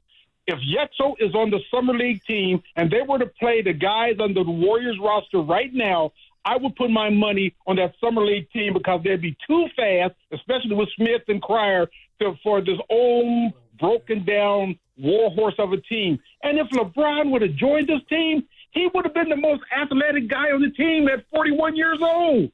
That's how sad that this Warrior team is. Now, again, I think we should just bite the bullet, play these young guys as much as possible. There is no way in hell they're going to even sniff the playoffs. No way in hell. So let's enjoy the young guys. Let's play Cryer. Let's play Pods if you want. Let's play Yexel. Ladae Jones, I want to see him on the big team. I don't want to see him in the G League. I like him. I want to see him on this big team. Yeah, I want to see him on this team. That guy's a bull. He's athletic. Let's have some fun this year. And let's not think about winning right now, okay? The best team in the Bay Area right now is the Valkyries. No doubt. There's no doubt. You got the 49ers, the Giants. The Valkyries, okay? So that's all I had to say, Goo. We love you, baby. Your face with that. We love you. All right. Thanks, Coach. But the second punchline was funnier than the first with Pods. They're not beating the regular team. I just pictured the game like, stop, Coach. But that was funny. Well, and maybe he was trying to emphasize the fact that there's going to be a lot of games this year where you're seeing these guys who are on the Summer League team. And we saw some of that when the chef went out. And Cryer's going to play. I like Cryer. I think we're going to see Ike get minutes at some point and this year. And I like Jones. I know people got, he didn't have a great summer, by the way. But he had some moves to show me, Evan. I'm not, and this is where Stoney misses who I am at the Savant.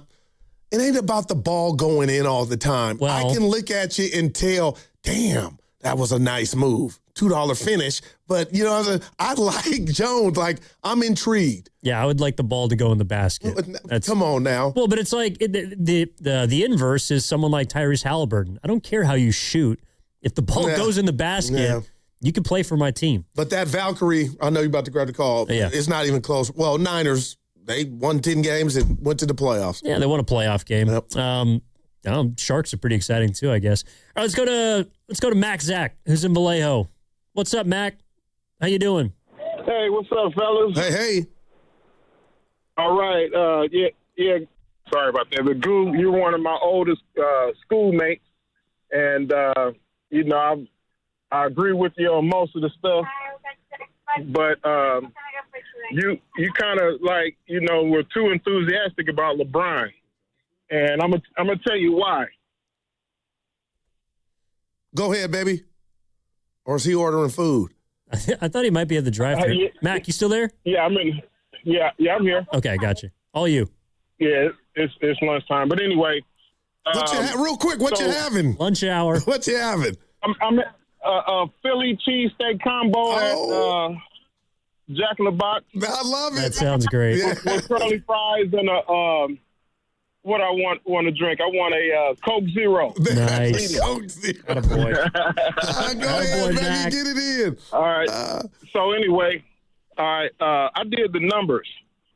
So last year, the New York Knicks had an average age of 27.4.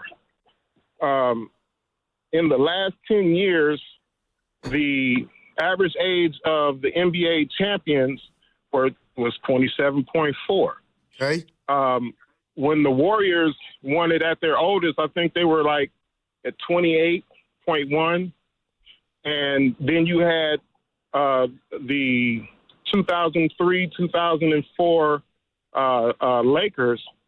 They were at like 29.1 or something like that. They made it all the way to the championship, but, you know, they lost to Detroit that year. It was 27.4. So to be a prudent front office, you have to look at those trends and try to, you know, figure out how to get, like, the core of your team, you know, the age down. And I know, you know, you look at any team that had a superpower like, you know, Jordan,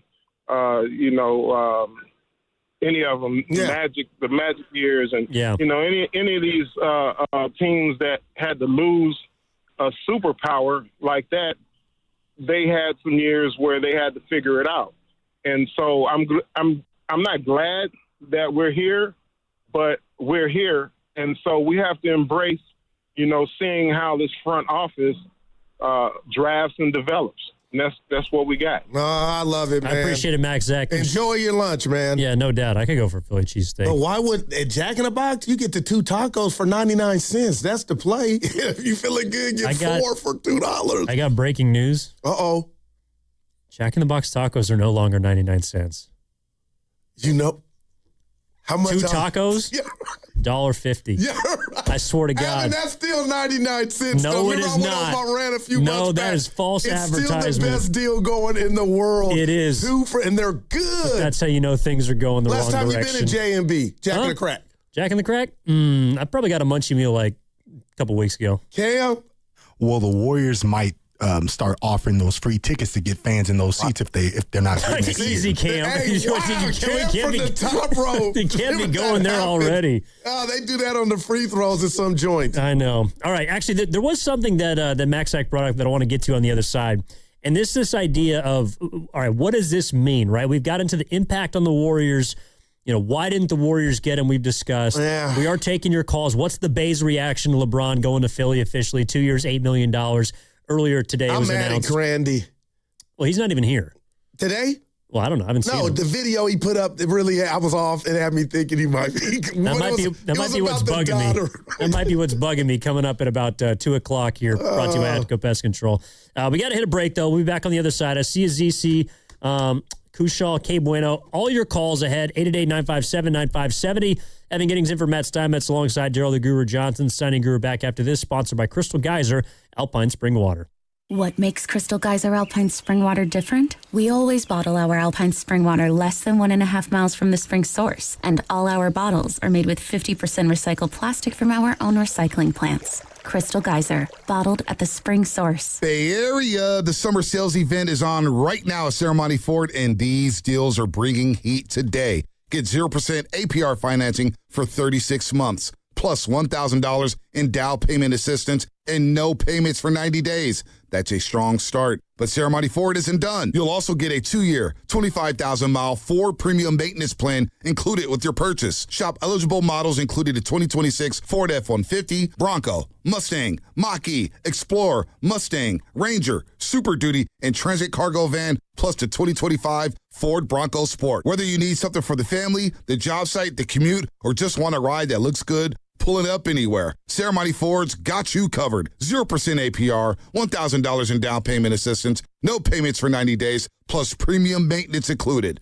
Ceremony Ford, the Bay's Ford store in Colma, Daly City, or 24/7 at ceremonyford.com. You know that's my Ford store. Make it yours too, and tell them Bonte sent you. When you own your own business, you need to keep things moving. Need to book a last-minute flight? Earn a $300 travel credit to cover that. Need to take a meeting before takeoff? Do it from the comfort of the Chase Sapphire Lounge by the club. Need to catch your breath before you board? Done. Chase Sapphire Reserve for Business, the business card that gives back all you put in. Visit chase.com/reserve business to learn more. Cards issued by JPMorgan Chase Bank, N.A. member FDIC, subject to credit approval. Terms apply. This is Larry Fleck, owner of The Floor Store. Our giant summer sale is here. Now through August 3rd, get 25% off everything in the store. Carpet, hardwood, laminate, waterproof flooring, and much more. That's 25% off every product. Add 24 months interest-free financing, and you've got giant savings for your home. The Floor Store's giant summer sale. Big savings, big selection, giant opportunity. Visit floorstores.com to find the nearest of our 11 Bay Area showrooms, from Santa Rosa to San Jose. The Floor Store, your Bay Area flooring authority. Hi, I'm David. I'm Chris. And I'm John. We are the three brothers who own Jack's Restaurant and Bar. And we are here to... Not again. That's my line. Boy, stop it. Mom? What are you doing here? Have you heard your commercials? They're terrible. That's not our fault. You taught us how to cook delicious food. Using only the freshest ingredients. And to treat all our guests like family visiting our home. But you didn't teach us how to write catchy radio spots. They remember that and get back to work. Yes, Mom. Jack's, serving delicious breakfast, lunch, dinner, and drinks the way our mom taught us. ilovejacks.com. Now it's time for the closer of the week.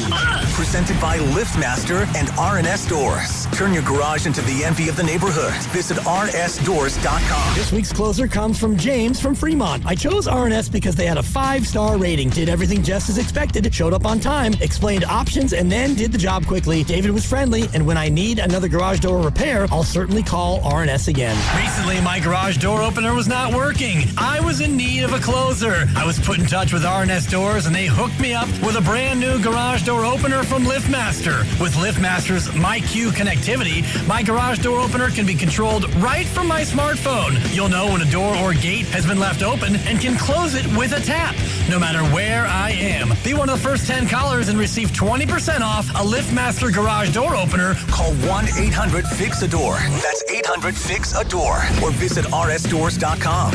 R&S Doors. Look for the red truck. Here's good news for folks who have a jumbo loan. The Loan Exchange, America's jumbo lender, is offering a 30-year fixed-rate loan at a 5.75% interest rate and 5.939% APR for loan amounts up to $3 million.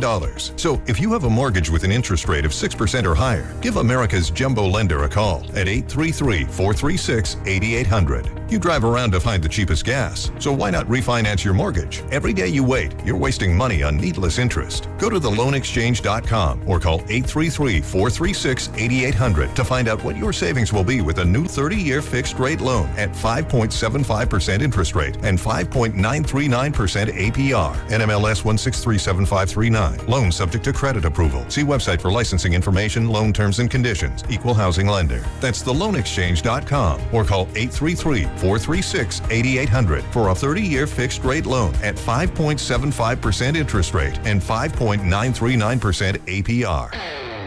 This is the story of the one who keeps multiple buildings running smoothly day after day.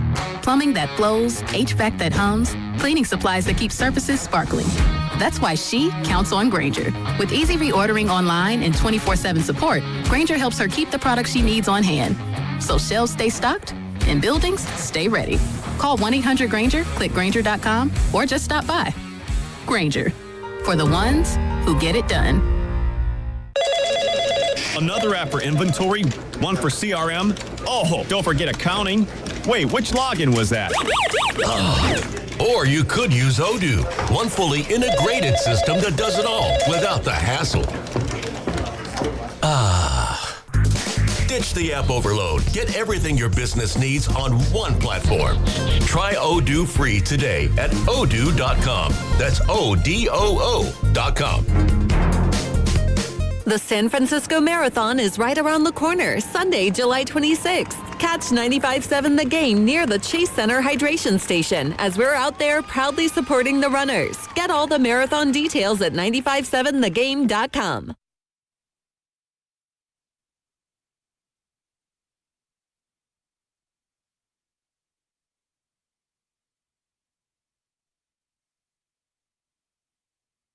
Now, back to Steiny and Guru on 95.7 The Game.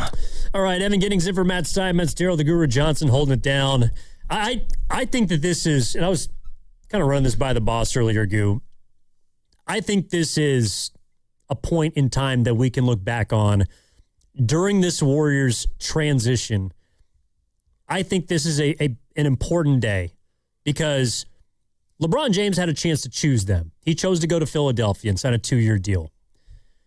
But for the first time, what feels like the last 4 years, really since, honestly, the punch, the Warriors are moving in a direction that prioritizes youth as opposed to veterans.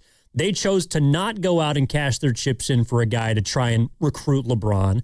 They chose to stand pat, full well knowing that would likely cost them the opportunity to acquire LeBron's services. They went with Yaxel. They went with their first-round picks, and they're choosing to go into next season and beyond with a lot of uncertainty. There's no doubt about that. But they're trying to move in a younger direction, I believe, for the first time, what feels like a really long time. Well, I hear you, and, you know, one of my sayings that I borrowed, never mistake activity for achievement, because I feel like that's just the standard to use your draft picks. But again, I just got PTSD from Wiseman, Kuminga, and I'm going to keep saying it, and Moody, in the sense that you still got it right, and Yaxel looks like you got it right. But it's more than just Yaxel. It's about Steph effing Curry. It's about Al Horford. It's about Draymond Green. How could we not find anything in free agency around the edges to add some veterans that maybe had some miles on them, but, you know, they weren't where Steph and the rest of the OGs are at? Like, so I wanted some of that. And it's easy to say, oh, Goo, well, you were in for LeBron. I got talked into it, but I got talked into it when the Warriors were just, I felt like sitting down, not dancing or trying to dance, and letting everybody go to different teams. You're telling me not one of these guys or a few of these guys could have helped in the immediate. And when I say immediate, I mean this upcoming season. Well, I think a few of them could have helped. Like if you could get a Trey Murphy, that would have helped. But he hadn't. I'm not mad at that real quick because he's still with his team. Yeah, and look, the only other team that hasn't done anything either is the Pelicans, by the way. Yeah. They've just been standing pat. But I don't think that a Trey Murphy was good enough for LeBron. And so if you're just going to trade for him by himself, I don't know how much further that gets you. And I understand he kind of serves both masters. Mm-hmm. He's a young player, but he's a good player. Right. The Warriors needed to get, and this was according to Kevin O'Connor of Yahoo Sports, and I'm kind of with him. Right. The Warriors had to get either Anthony Davis or Kyrie Irving. And he was seeing if there was a team out there that was going to be willing to spend big to get a guy who he wanted to play with. Okay. Warriors weren't budging. I don't think they had any interest, obviously, in Kyrie. And I'm glad that they didn't have interest in Anthony Davis because I think that could have done a lot more damage. And in the process of doing that, that's why I think that they probably felt, weeks ago, LeBron, dude, we're not trading for AD. We're not giving him a... Do you think that was a prerequisite from him? We're not giving this guy 4 years, $280 million like he's asking for. But do you think... For 1 year of you? Yeah. Do you think that was a mandate, though, from Bron? Like, we don't know that to be true. Well, we don't know that to be true, but I do think that he wanted the Warriors to upgrade their roster. That fact. And the only way that they could do that was by using Jimmy Butler's contract and attaching a ton of first-round picks. And they are unwilling to do that. And I totally understand for a player like Davis because you would get older, you would get more injury-prone, and you would be adding a 34-year-old with a 42-year-old's body to a 42-year-old body to a team already with a 40-year-old to a team already with multiple 36-and-up players. And then you really would be the Golden State Warriors, but you wouldn't have any picks to try and get younger with in the future. Well, you know what? I love that, and I just feel like, the hourglass time's running out. So when you say Golden State, I'm feeling that, but again, what about the rat on the table brought to you by Echo Pest Control, Evan, which is Steph Curry? Is this okay to him? Is this okay to Draymond? And I know we play different sound bites at different junctures where, hey, where the players that I'm talking about and trying to defend are saying, hey, it's about the team's future. And I'm like, that don't go together. What about your right now, your reality? So I guess I'll sit back, see how it plays out. And if this is the Warriors' plan, how can I be more upset if Steph and Draymond aren't upset? I don't care if Draymond Green's upset. Well, thank you. I don't care. I don't. At this point, I really don't. And I don't think that Steph is upset. I mean, he was talking about LeBron enjoying golf and maybe some of the weather, and LeBron, and Steph's doing his golf tournament this summer, and he's probably working on a couple projects. He just signed a new shoe deal this offseason. It's like, I think Steph is in a far more understanding place than the majority of the fan base. You could be totally right. I think Steph understands exactly where they are. But as a fan, I just hate that. And Evan, they could go win the finals next year, right? We have no idea what's upon us, the Warriors. Well, I'm having some fun. Yeah. But maybe they're a 6 seed, but I think it's highly unlikely. But if you're telling us, Dub Nation, to buckle up, get ready, we got Yaxel. I'm throwing Jones in there too because I'm excited, and hopefully he makes the big club. But, man, this is not how I saw it after losing more than half your games last year, and there was some extenuating circumstances. But, man, this don't feel good. Well, it doesn't feel good today, but hopefully this too shall pass you. All right, let's get out to the phone lines at 888-957-9570. Again, Giddings in for Steinmetz alongside Guru. LeBron's a 76er. Oh. What's the Bay Area's reaction? Let's go to Hayward. Talk to our guy, K Bueno. K Bueno, what's happening? How you doing? Happy Friday, guys. Just finishing up some leftover sliders from last night for lunch. So, without the lettuce, let me be on record for that. Without the lettuce, all right. It's Friday. I'm walking. I ain't running. If you know what I'm saying. Yeah. I got you. So, look, real quick. Look, I was buying into the whole. Oh, wouldn't it be dope if we got LeBron here? I was starting to subscribe to that. I'm not gonna lie. But I think the fact is reality just smacked us all in the face here. It's like, it would have been a great headline. Okay, it would have been a great headline to have LeBron here, longtime adversary, him, Steph, Draymond. They're all in the twilight of their careers now. They're at the tail end of it. Wouldn't it have been dope to see them all pursue a championship together, longtime adversaries, and now they're on the same team chasing the chip? They could ride off into the sunset together with that last ring. That would have been a great headline. But then, boom, reality smacked us in the face saying, listen, we don't have the squad to bring on, to attract someone of that caliber. And it's just feeling like, as you mentioned earlier, it's like feeling like how the Giants were trying to pursue Stan and pursue Aaron Judge, years back. It's like we're not enough of a draw to bring that tier of talent to the team right now. And so it's just reality hit. And the fact of the matter is, too, what I'm wondering now is, okay, that was the big fish we're going after. Didn't happen. So what's going to happen now? Because just like you were saying, Goo, what about Steph? And more so Steph. For Draymond, him too. But we want to make sure, maximize Steph's time with us now. What are we going to do? And I understand, they got to get younger. They got to think about the future. Yaxel looking dope. He looks like great for the future. But that's a lot to put on shoulders for a rookie. Yep. We got to – I was thinking they could try to get something done to bring in talent, guys that are still younger, that are not in their 40s, to try to maximize this window we got left with Steph. Because, time's a ticking, and, we're just kind of sitting pat. And it's like, buckle up because it's going to be a rough ride at this point. Yeah. No, I got you, K Bueno. Shout out DMX. Rest in peace. Rough Riders. He's got me thinking, though, because does this feel to you like when Bryce Harper chose Philly over San Francisco? And Stanton and Judge and Dibbs and Willard did their show in was it El Segundo? Come on, Cam might know. Turlock. It was no, I forget where. Linden. Shout out Tribe Called Quest. Boulevards in Linden. Yeah, you're right. It was out there in Linden. I got to be careful real quick. It just came to me hearing that caller, and I agree with a lot of what he said.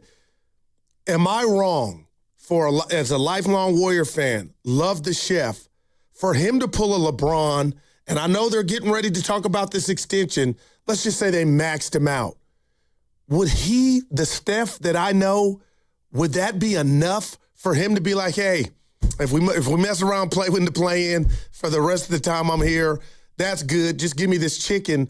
Or does he finally, and I'm hoping and wanting him to do a LeBron like, hey, this ain't good enough, Joe. in a way to where it's not disrespectful. It could be behind closed doors, and maybe LeBron symbolized that. But now I'm like, Steph, if I'm up here 10-2 saying you deserve better, I hope you're saying that.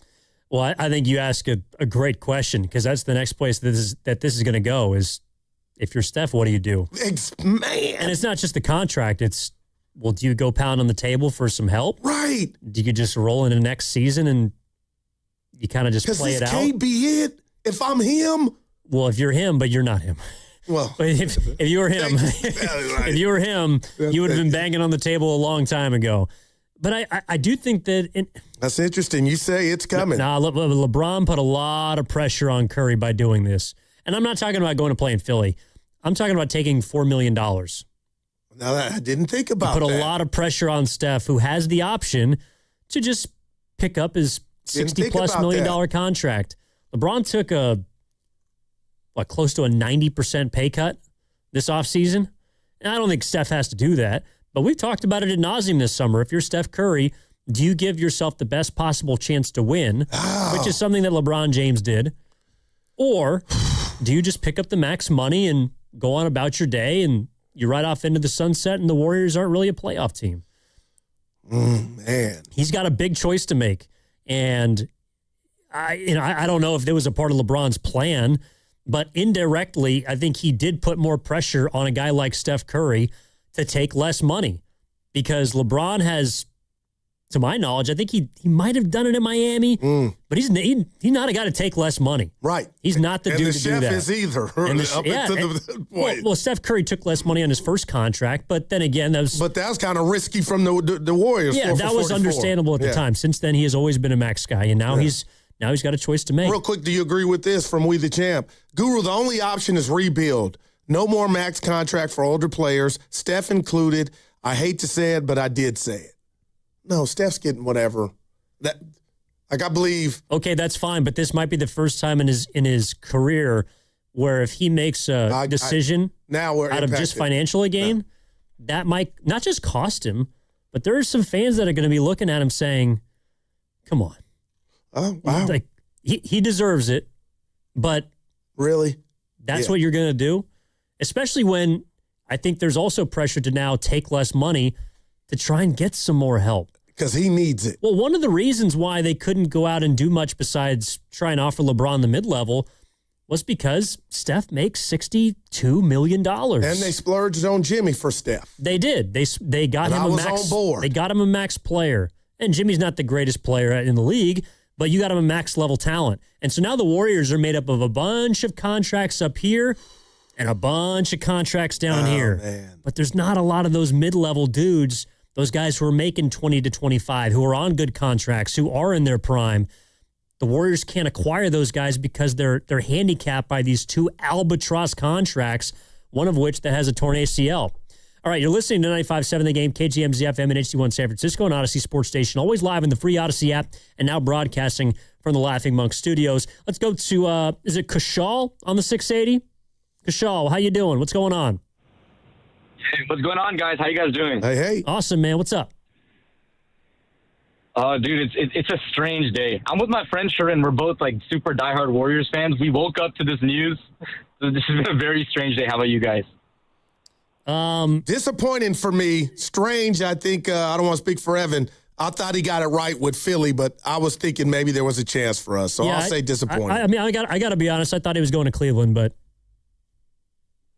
Yeah, I was thinking the same thing. I don't think it's very, like LeBron has had a history of joining a super team, but honestly, I feel like this hurts his legacy a lot. I'm not going to lie. Especially if they don't win, too. It's going to be tough. I thought LeBron with the Warriors was a great fit just because of the Steph Curry, LeBron pick and roll, just, like, doing some great things for us. But, yeah, I don't know, guys. Like, I think it hurts his legacy. What do you guys think? Can we get Clay now too? Just make this a little interesting. What do you think? Is that your boy? Yeah, Clay could be coming. Like at this point, I hear you in the background. Thanks for the call, Kashal, and his friend. I'm going to defend the king here. He doesn't need me. The king.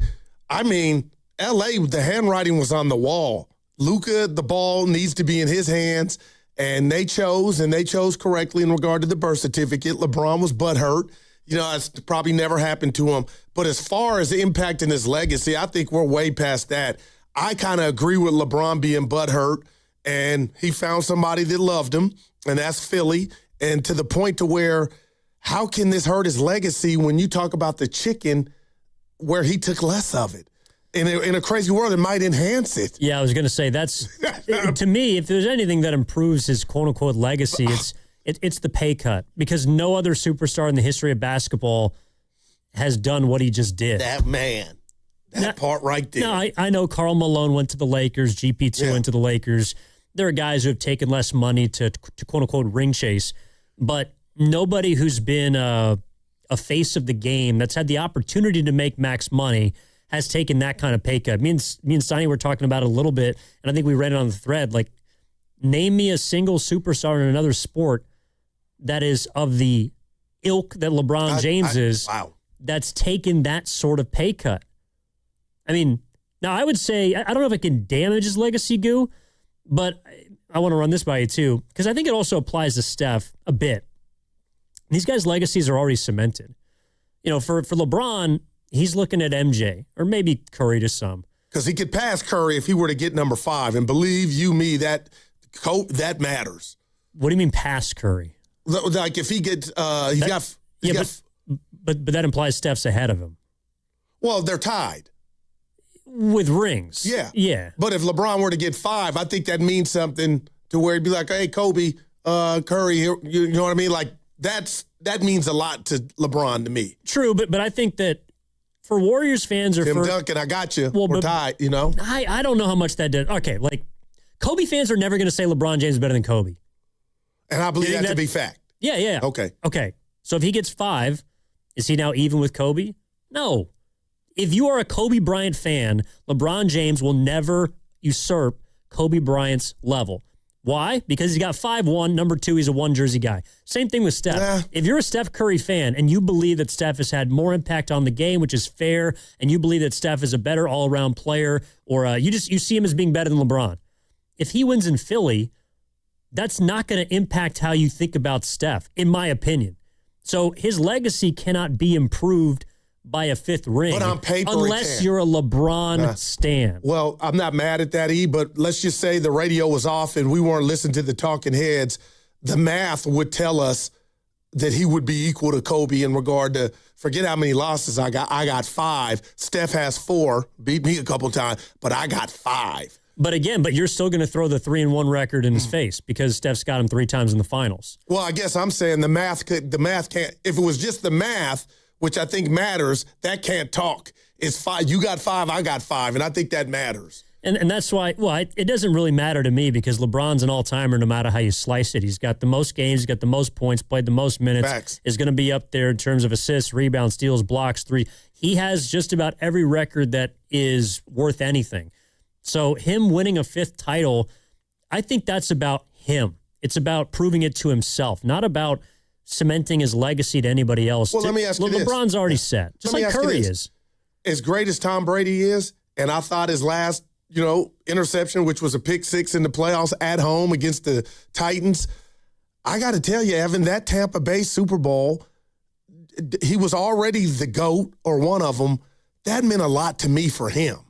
Like, to go to Tampa and do it, like, I know we're like, oh, it's already cemented, but man, that was a big deal. And I think I'm going to feel the same way that if Bron, and he still got juice, if he can go to Philly and deliver there, like, to me, just on a personal level, that's going to mean a whole hell of a lot. Well, it'll mean a lot, and it'll be an extra ring, and there's no doubt that it'll be important in the grand scheme of things. But Tom Brady, that was important because you had to figure out, was it Bill or was it Tom?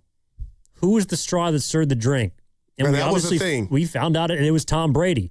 LeBron's been to Miami. He's been to L.A. He's been back to Cleveland. Now he's with Phil. Like, LeBron's been so many places that this to me, it's not as big of a deal as what Brady did. Because Brady had to prove he could do it without I'm not mad at you, and that's why I love you. The greatest head coach ever. But I do have to say this, just about to the numeric component to this. Jordan is so untouchable because it's not just 6-0, it's 6. So here I go, being proactive. If LeBron were to win 2 of the next 3 in Philly and get 6, to me, Evan, forget the talking heads, that 6, people won't be like, well, he lost this.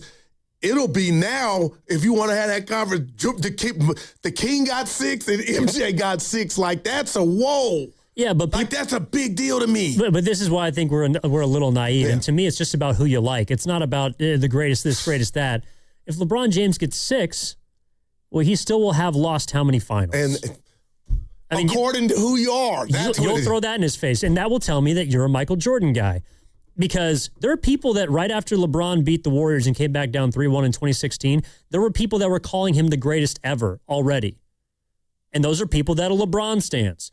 LeBron will be better to Jordan to LeBron stands, just the way MJ will be better no matter what to MJ stands. Curry will be better than LeBron according to Curry stands. You're beautiful right now. It doesn't matter what LeBron does to fans of people who don't have him ahead of their favorite player. Same as Kobe, same as Duncan.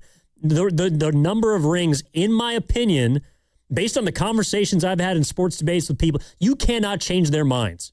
And LeBron James, by going to Philly, he's not going to change anybody's mind. It's so interesting. So tell me if I'm being naivete in this sense.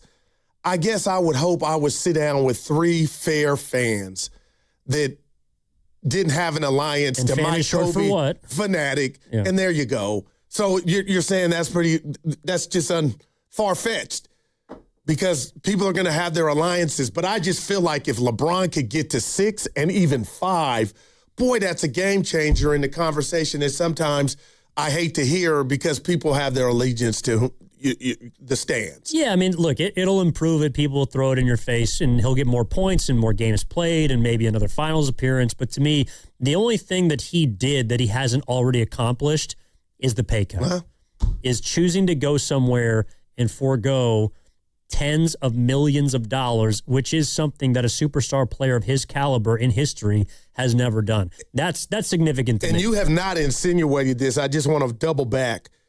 The LeBron James I know now, especially now with this decision, which the basketball component made all the sense in the world, it being Philly.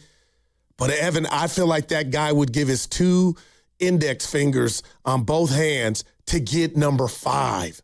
To get, like, he cares. I'm not saying you're saying he doesn't, but he cares about that. And that goes into all the jumbo or gumbo about, where he ranks all time. Like, I think this dude's losing sleep. Like, he would kill to get number 5, E. I think he might. Well, he's certainly going to try to in Philadelphia. And he took a pay cut to do it. He took a pay cut. He's what?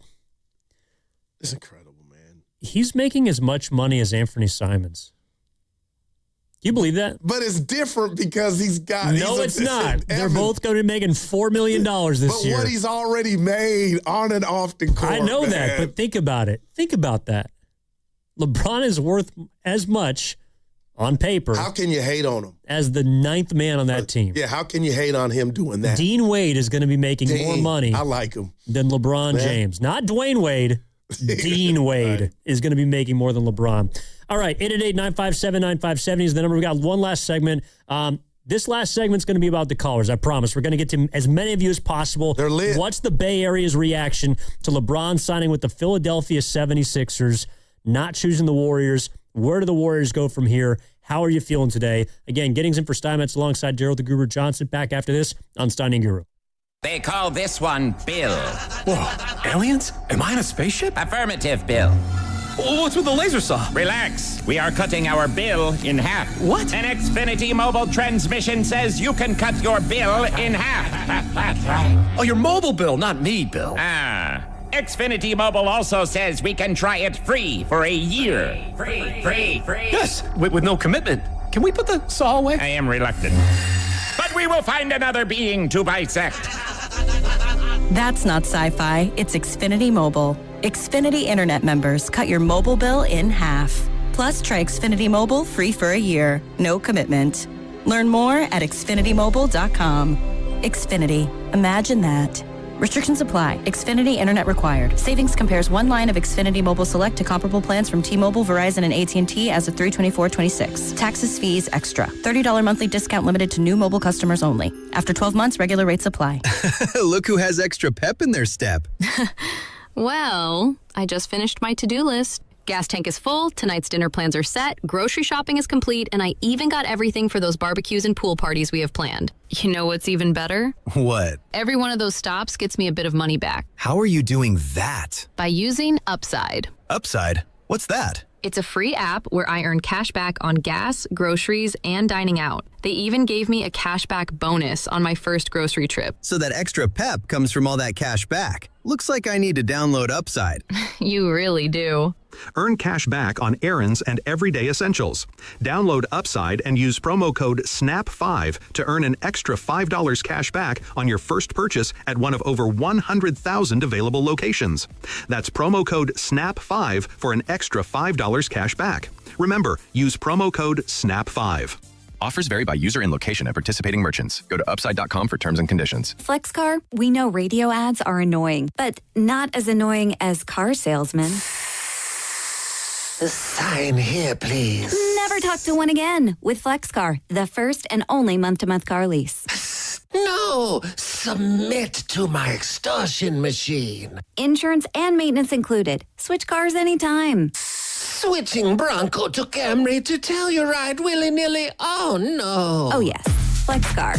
You drive everything. Looking to get your next project done right without running all over town? At Ashby Lumber, everything you need is in one place. From premium lumber and building materials to doors, windows, decking, and hardware, we've got it all, ready when you are. Whether you're a contractor on a deadline or a homeowner starting something new, our team knows the products and helps you get it done right the first time. 2 locations, Berkeley and Concord. Ashby Lumber, one stop, done right. Step back in time to the 1940s at Spirit of 45 Living History Day and Swing Dance on August 1st at History Park in San Jose. The Living History Day commemorates the end of World War II with authentic 1940s fashion, music, and historic exhibits along with heartfelt tributes to our World War II heroes. As the sun goes down, the victory celebration continues as History Park transforms into a USO-style swing dance under the glow of the Electric Light Tower. Living History Day admission starts at $5. Visit historysanjose.org for tickets and information. Hey, it's Willard. At Habas Law, it's never been about attention, never about applause, never about goofy smiles on candy-colored billboards. For more than 40 years, Habas Law is focused on one thing, fighting relentlessly for injured Californians, because behind every catastrophic injury case is a human life forever changed. That's why Habas fights with preparation, intensity, and relentless commitment. No fluff, no distractions,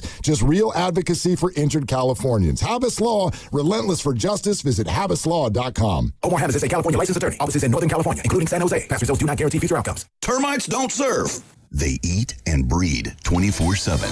If you haven't had a termite inspection in the last 3 years, don't wait for costly damage. Call Pacific Coast Termite for a free termite inspection from a licensed technician. They'll identify any termite activity and recommend the right treatment. No tint, no poisonous gas, and no move out. Orange oil treatment will have minimal disruption at home with tenants or your business. Need treatment? Get 10% off, a 2-year warranty, and 90-day same as cash OAC. Serving all of Northern California. Call 800-PACIFIC. That's 800-PACIFIC. PacificCoastTermite.com. Some restrictions apply. If life is a game to be won, then every child deserves to play on a level field. Children International is empowering young people in poverty on their journey by giving them the tools, the training, and the skills to shape their own futures. From the early days of development through all stages of growth and into employment. This is how, together, we can help end poverty for good. Learn more at children.org. I scream. You scream. We all scream.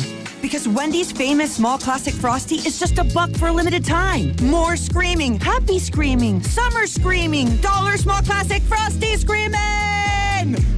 But please don't scream in the drive-thru. It hurts the employees' ears.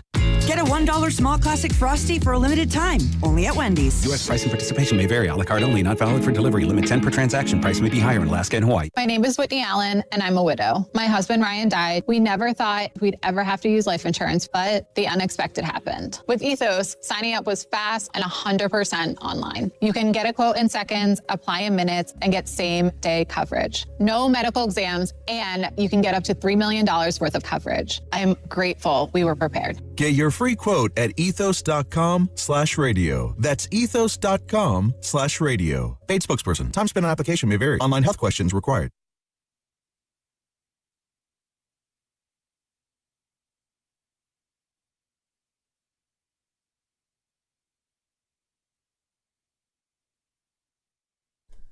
Now, back to Steiny and Guru on 95.7 The Game. Yeah, no, Bob Myers is proud of himself today, and he deserves to be. There's no doubt about it. Yeah. Jaylen Brown, LeBron James, Mike Gansey. Yeah. I feel played, Evan. What?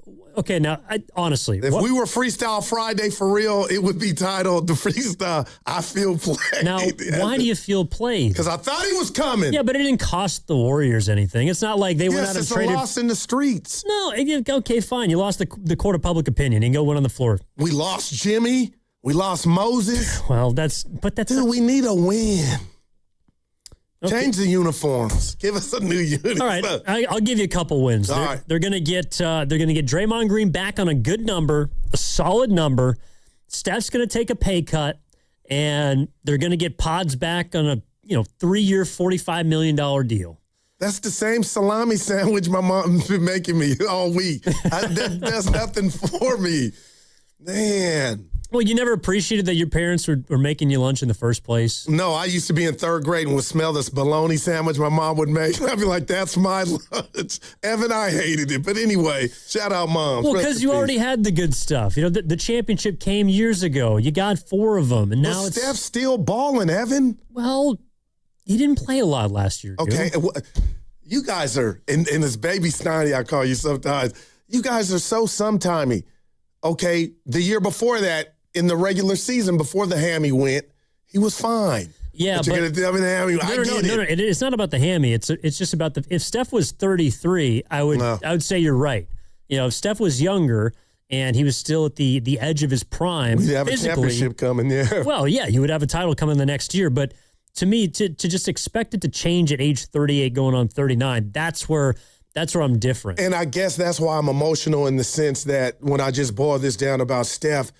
These are the years that, like, LeBron's got all the help and some in Philly. That's how it should be for a 41-year-old. He's still bringing something to the table. Why here in the Bay have we failed to just getting something? And you know what? That's wrong because you went and got Butler. It was great. He was 1A, 1B to Steph, and he went down. And maybe I need to just take a deep breath, and just focus on that's really where this thing got all funky. When Jimmy I didn't realize the ramifications going into this season and now about how that just killed the Warriors. Well, and that's what really has hit me more than anything else today. That was a much bigger risk than we realized. Man. Because the moment he got hurt, the Warriors lost all ability to maneuver, to do anything besides hope that LeBron James would choose them. I think you just hit it out the park. All right, let's get out to the phone lines. 888-957-9570. Again, Giddings in for Steinmetz alongside Gerald the Guru Johnson. LeBron James, 2 years, $8 million for the Philadelphia 76ers. And let's talk about it with our guy, Matt, who's in San Jose. Happy Friday, Matt. What's going on? How you doing? I'm doing great, man. Evan, it's great to hear you, man. I always enjoy getting to hear you do a full show. Much respect to Steiny. We share a name. Shout out to the New Testament. It's always good to hear you, man. And Goo, always good to have you back. Shout out to Norm. I'm glad he's all right. Hey, glad to have you fam. back. I appreciate it. I'm a little down. I heard you a couple segments ago talking about Jack in the Box, and that was the best deal. I'm going to tell you something, man. The best deal, still to this day, it's never changed on me. $1.50 hot dog combo at Costco, man. Never fails. Good call. Never fails. But you know what? Yeah. To this LeBron thing, I want to defend Mike Dunleavy a little bit. Okay. If you look at all the things that happened, a lot of the stuff is kind of out of his control. I mean, the punch happened, and that ruined a lot. That had Draymond's residue on it. And that forces you to trade Jordan Poole, where Poole could have been the next iteration of the youth that we're looking for. Jordan Poole is, 26 right now, 25? Like, it would have been a lot more fitting to add Yaxel to a group that has Jordan Poole with it, as opposed to a team that formerly had Chris Paul because Draymond punched Poole right out of here. And Steph doesn't want to let Draymond go. So, like, maybe Steph's kind of getting in his own way as far as getting better players on the roster, getting the roster where it needs to be, because I don't know if the Warriors are going to be able to really flourish with the younger players until they get Draymond out of here. Look at the way he's talking to Yaxel already. I hate it. That's a good point, Matt. No doubt, Good man. point, good call. I know you're not big on the hot dogs, but those are pretty good deals. At Costco? Yeah, $150 plus a soda. That's dangerous. I think his point's well taken about everything, though. It's like, because they don't have a ton of flexibility right now, I think the possibility of doing something down the line or not giving up on the future, and by the future, I mean guys that are not even on the team. Like, they're choosing not to forego the possibility of bringing in young players like a Jordan Poole. And maybe it's not Jordan Poole himself, but maybe that next year they could draft the next Jordan Poole. Maybe Axel turns into what people wanted Jordan Poole to be. Yeah. You know, if you give that up for, yes, a proven talent, but an aging, maybe injury-prone guy, like, that's just... But then Steph's, and I get this, and I need to get over it. You are leaving Steph alone. You are leaving him alone. But then he's 39, he's 40, then he's LeBron's age, and then it's like, you know, the show goes on. And the Warriors and Joe Lacob will be here and owning the team after Curry's done. But I guess I'm so fixated on what's left for Curry and wanting, you know, my cake and eat it too in regard to them being able to compete while he's still playing at the level he is. Either reality is what you're putting down or what I'm hearing from you and other callers is 2029, 2028, 2030, you know, and unfortunately that just doesn't align with Steph playing at a high level for his age. We're going downhill, you know? Yeah, no, they're stuck between a rock and a hard place for sure. All right, let's go down to Los Altos, talk to our guy Bobby. Bobby, how you doing, man? What's up? Hey, guys. Thanks for taking my call. Happy Friday. It's not. Yeah, you too. Oh, come on, man. So, look, I think the callers in this program is a lot more measured than the morning program. I quite couldn't understand it. Look, he had a decision to make. He didn't choose the Warriors. No big deal. It's sad for us, but time to move on. Like Gideon said, honestly, I feel like Gideon and I have a mind meld. We didn't lose anything. We didn't give up anything. We just had some optionality with a roster spot for him to come, and he didn't come.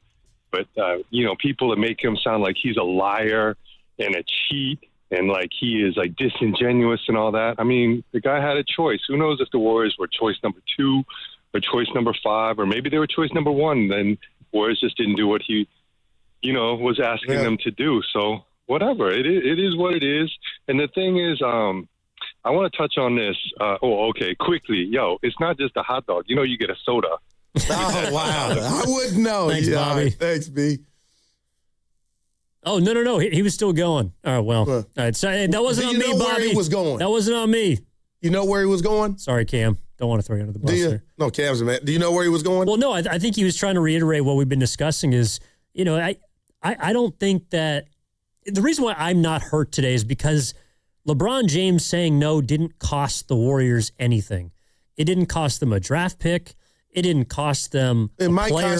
What about in the standings? Because he was going to make us a better basketball team. Well, he was. That was to be determined. But the reality is LeBron James was not a Warrior last year. I mean, your roster didn't change. And I seriously just think it's and it needed to, though, E. That's the point. But it can't.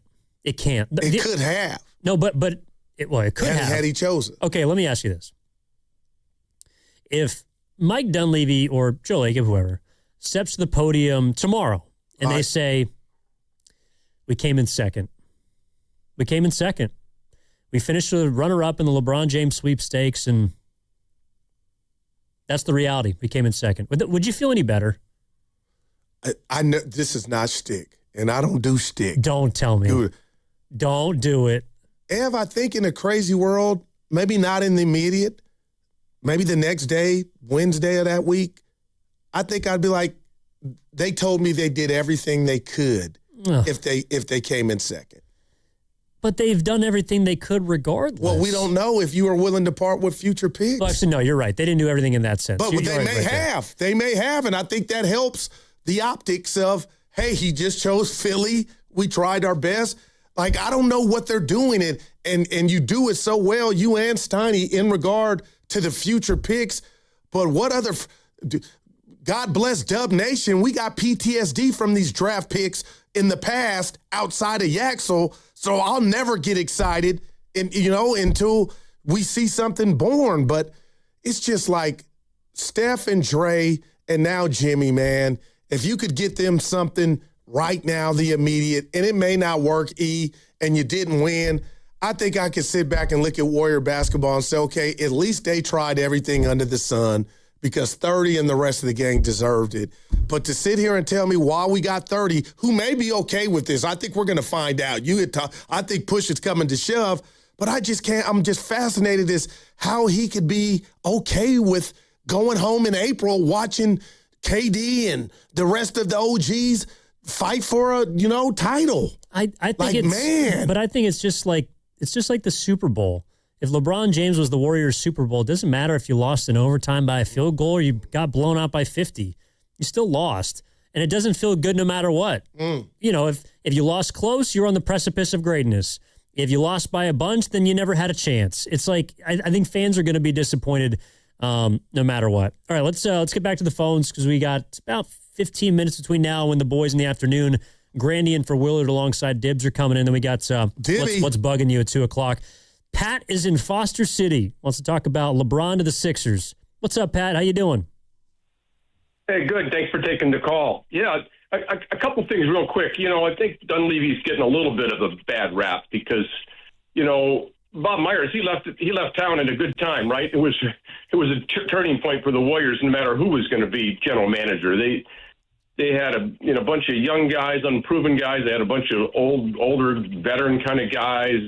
It was, I think the 22 championship, Steiny said this a lot, and I totally agree. It's probably maybe the worst thing that happened to the Warriors, because it just gave Lakeup a little more sense of, let's just keep running it back every year with the same guys. But I was saying this 7 years ago, that we should have traded Clay before he got injured, when he had some real good value and whatever. And that was a bad break. That wasn't anybody's fault that he missed 2 years and, not the player he would have been. I think Clay was a guy that would have been probably playing in his prime now until he was 40. He's just that kind of guy. But unfortunately, he got injured. It's no one's fault. But I think we should have traded him sooner. I'm not saying that because of injuries. Just I think they should have. And I think they should have traded Green a couple years ago as well. And then they wouldn't be in this situation. But I guess one positive thing, and Goo, you like this if you want to kind of something to think about in a positive way. Think about the Clippers game in the playoffs last year, and let's add Yaxel to that mix, because he wasn't obviously on the team. Let's add Jimmy to the mix because he wasn't playing, or let's add Moses Moody because he wasn't playing either. And how do we look in that game? A lot better. It was just one game. It's just one game, but I'll tell you, things were clicking, and the team looked pretty doggone good, right? Wow. So, anyway, I think that's something. But I guess a question for you guys, and maybe for the audience, because I've been feeling this way for a long time, and I'm a 40-year Warrior fan, so I've been through the thick and thin of this for many, many years. My personal feeling is, and I wonder what you guys think and what the audience thinks, but for me, if you give me a choice of running back the same team year after year after year, and watch Steph and Draymond and the other guys come back, or would I rather see a team filled with mid-level exemption kind of guys that are younger? And assuming both those outcomes are going to be a 500 team this year, what would I rather see? I'd much rather see the guys that I don't know so well, the mid-level exemption young guys, because then I can look forward to the future instead of saying, this is about it. If we're 500 this year, it's going to keep going downhill. Partly because of that, but also partly because I've seen this movie before. I loved the movie. It was a great movie. I didn't get tired of it until I saw it for the 5th or 6th time. Then I got a little weary of it, and I thought, okay, I know how this goes. It's a great movie, but I'm ready for a new movie. So I don't know if people feel that way, or whether they're, maybe the newer fans that didn't grow up watching Steph and winning all these championships, maybe to them this is like a new treat, and they've never really experienced it, and maybe I'm just older and I've been through it before and I'm ready to move on. Yeah. But I wonder how fans feel about that. But that's my take. I got you, Pat. Thanks for the call. Yeah, I mean, I think the Warriors are in the process of trying to change the movie, but you can't just pop in a new DVD. Well, you got the same actors. Well, you can't just go to Netflix and go watch another film. Yeah, you're going to have to try and ease some of these actors out and bring in some new ones. And because they didn't do it the right way the first time with a lot of their lottery picks, they kind of have to start from ground zero. And to me, that's Yaxel board. Well, that's why I think it's like this is the start of it. No doubt. This is what, 6'10", 240, 6'9", 240. I'm all in. Big fella. He made me feel better. I kind of brought it up. I don't want to pat myself on the back, Evan. No reason to. But if you do run it back and Jimmy does come back at the halfway point, you got Moody, who both those guys didn't play in that game against against Phoenix. I'm okay. I mean, they would help if that's what it is, that Curry can remain upright 60 games, last in the playoffs. Let's see. But that's our reality with a dose of Yaxel, and I'm going to throw in Jones there because I'm a fan. I like him. Oh, Leger? Yeah, Leger. Well, we could, yeah. Dude, you don't like Evan? I saw him go to the rack a couple times, finish. I'm like, it ain't Delonte West. It's because he's a little longer than Delonte, but I like him. Do you like Will Richard? Yes, but I'm starting to, there's offensive. I like him more defensively than I do offensively, and I could be selling him short, but I'm seeing a limitation, and I could be wrong with Will in that regard. Well, I think they kind of play the same position. So there's just me watching them. So I feel like they're going to have to, like, if you like one, you're not going to like the other because he's not going to play. But again, we got all summer to get into that. Today's about the fans and how they're feeling about LeBron going to Philly. Let's go out to Maryland. So let's go out to the East Coast, a little closer to Philly. Talk to David. David's in Maryland. David, how you doing, man? What's up? Dave. I am not doing good, Evan or Guru. How are you guys doing? I'm feeling the same way as you, bud. I'm feeling all right. Okay, man. Well, I just wanted to give you the Maryland perspective, right? The East Coast perspective on how I really feel about it, and also how I've seen, like, other interactions on this on Twitter. And what I'm starting to see bubble up a little bit is that some of the blame here, while it does deserve to be put on the front office, and I do believe that I think it partially needs to go to Draymond as well. I think that the majority, should be kind of placed on Steph, if you ask me. And this is coming from a big Steph fan. I just feel like Steph has been a bit complacent. I recall last year or the year before that before we got Jimmy Butler, it was like a Minnesota game. And this was back then when people on Twitter were talking like, oh, the Warriors aren't serious about winning. Steph doesn't really want to win anymore. And I remember that as I come to like this time period. And I'm just like, I just feel like Steph doesn't put his foot forward like LeBron does when it comes to demanding what he feels like he needs to get his career going. I feel like back then, even in that Minnesota era, he was getting mad at people on Twitter saying that the Twitter fingers people need to be quiet and all of this. But then when it comes to, asserting himself, I think this is going to be one of the weakest things about Steph Curry and his career and his legacy is that his inability to, like, actually put his foot forward. And why do I say that? Look at Draymond. He kind of, it seems to me like an intentional handicap. Why would you make your career so dependent on Draymond Green when LeBron and all these other greats don't do that with their co-stars? They move on because they do what's necessary for them to win when it gets to a certain point and when it's, like, unbearable. So it's like, I just feel like Steph, he doesn't really assert himself, and it just ruins things. Yeah. I got you, David. It's kind of what we talked about earlier, and, I'll always give the win to Draymond Green for not only Steph Curry, but the Warriors and Joe Lacob, Steve Kerr always having his back, even when we know he's wrong. That means something. That says something about Dre's character from the Warriors' vantage point. And if I can't, and I've checked myself, real quick, how am I going to get more mad than the team itself? But now we brought up Steph being more assertive. Are we about to see something in regard to give me some talent in here, but then you got the payday? Yes. Man. However, there's an opposite side to that, in my opinion, which is if Steph was that assertive, aggressive, ambitious individual the way that LeBron is, I don't think the Warriors could have absorbed a player like Kevin Durant. Because of Steph's selflessness and willingness to put his needs secondary to the team, that's why Kevin Durant was able to coexist. Because we know what happened. Right.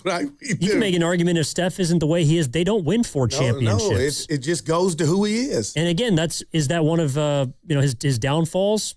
Perhaps. but I think it's also one of the biggest reasons why he's been such a great, not just player, but individual. But to that caller's point, I felt a lot of what he was putting down, because I'm curious now, as time is running out or the clock's ticking on Steph, do you do something that we haven't seen you do because it's dire? I mean, maybe. Or maybe it's not dire when they write this. That's not who he is. And you could kill him for it if you want. What I'm very curious to see is what he does with that contract extension at the end of August. I think that'll give us a little bit more insight. Let's go back to the calls, try and clean some up before we got to hit a break here. Let's go quickly to Marv. Marv is in Livermore. Marv. Hey, what's up, Marv? How you doing, man? Hey, fellas. Hey, great show, E. Thanks, man. I kind of disagree. The Warriors not losing anything, and I'll preface it by saying, Warriors really got lucky twice. Once, when Steph didn't know how his ankles would hold up, they got him for, $11 million a year, and they were able to sign a lot of other players. And then two, when they got KD, you have to remember the new TV contract gave a boatload of money, and Warriors just happened to be in a position where they didn't have to give up a lot to get KD. And so those were two things that led to the championships. And so I think two things that happened on this not getting LeBron. One is, true Warrior fans do not have hope of Warriors winning a championship in the next 2 years as presently constructed. And issue is, you guys just talked about a low bar. You talked about beating Clippers and then almost beating Phoenix. That should not be the Warrior goal. That's just play-in. So that hurts. And then I don't think the thing with Dunleavy, I'm not going to blame him, but can you imagine LeBron saying, everybody knows LeBron wanted to come here. Dunleavy and Lacob didn't pull the trigger. And so when you're looking at Bob Myers, you got to look at like a Bob Myers or Morey or whoever, when they're like, hey, when facts change, we change. Yeah, the Warriors can have a goal of playing younger players, but you only get opportunities one or two times. And so when you're doing a sales pitch with LeBron right now, or any other free agent, because we lost out on Giannis as well, what is the Warriors sales pitch? I think Dunleavy and Lacob are coming up short in that because we're not getting anybody. But LeBron wanted to come here. Dunleavy just needed to make a move, then sell it. But they're saying, no, we don't want to mortgage the future. Well, what is our future? Yaxel and Pods? I mean, who's scared of that? I'm with you, Marv. I'll say this and leave you with, I know we got other calls. I was just going to tell Marv. Yeah. Marv, I backed up off of, do you really think LeBron wanted to come here? I don't. And I was firm early. I got swayed. But just why would he come here, Marv, when you look at this roster compared to what was out there? Well, I think he was saying that the Warriors, could have cashed their chips in for someone to help them. Okay. Yeah, I think that's what he was getting at, if I understand Marv correctly. Let's go to Sam, who's in Burlingame real quick. Hey, Sam, you got 60 seconds, bud. What's up? Hey, what's going on? A couple names for you guys. KD, Giannis, Paul George, Kawhi Leonard. Common thread, now LeBron James. None of them wanted to come play for the Warriors. Why do you guys think that is? And are we now at the point where, hey, I love Steph as much as anyone else in the Bay Area, but I want to see him go get 5. So it's not going to be here. Do we start now talking about maybe moving off and rebuilding for the future? One team, I think maybe San Antonio, maybe bring one of those young cats back here. I hope we never get there. Yeah, I'm with you, Sam. Thanks for hanging on. Yeah, I know we're up against it, but I mean, man, how far are we from that? For Steph, I want him to, he's still box office. Well, I'll say this. If he does want to be traded, which I don't think he does, it would behoove him to take a lower number. Would be easier to move. Just my 2 cents. All right, that segment was sponsored by Ceremony Ford. The summer sales event is on at Ceremony Ford. Get 0% APR, $1,000 in down payment assistance, no payment for 90 days, plus a 2-year maintenance plan on models, including F-150s, Broncos, Mach-E's, Explorers, and Mustangs. Ceremony Ford in Colma, Daly City, or ceremonyford.com. We got the crossover and what's bugging you, brought to you by Atco Pest Control. Coming up next on the other side with Mark Grandy and Dan Dibley, Signing Group back after this. No one plans to call a lawyer. but a lot of people wish they had sooner. Because after an accident, the clock starts immediately. Insurance companies move fast. They call, they record, they push for answers. And one wrong move, saying too much, signing too early, trusting the process, that can cost you thousands. That's why waiting is the biggest mistake you can make. Call Beam Law first, before you speak to insurance, before you agree to anything, before you risk your case. This just isn't a claim. It's your recovery, your income, your future. Beam Law has recovered millions for clients across the Bay Area and has been named Best of the Bay by SF Weekly 4 times. If you've been injured or lost someone due to someone else's negligence, please don't wait. Call Beam Law now at 415-523-5555. 415-523-5555. That's 415-523-5555. Or visit hurtinthebay.com. That's hurtinthebay.com, because it's not whether you get knocked down, it's whether you get back up. Beam Law, they've got your back, Bay Area. This hour is brought to you by Chase Sapphire Reserve for Business, the business card that gives back all you put in.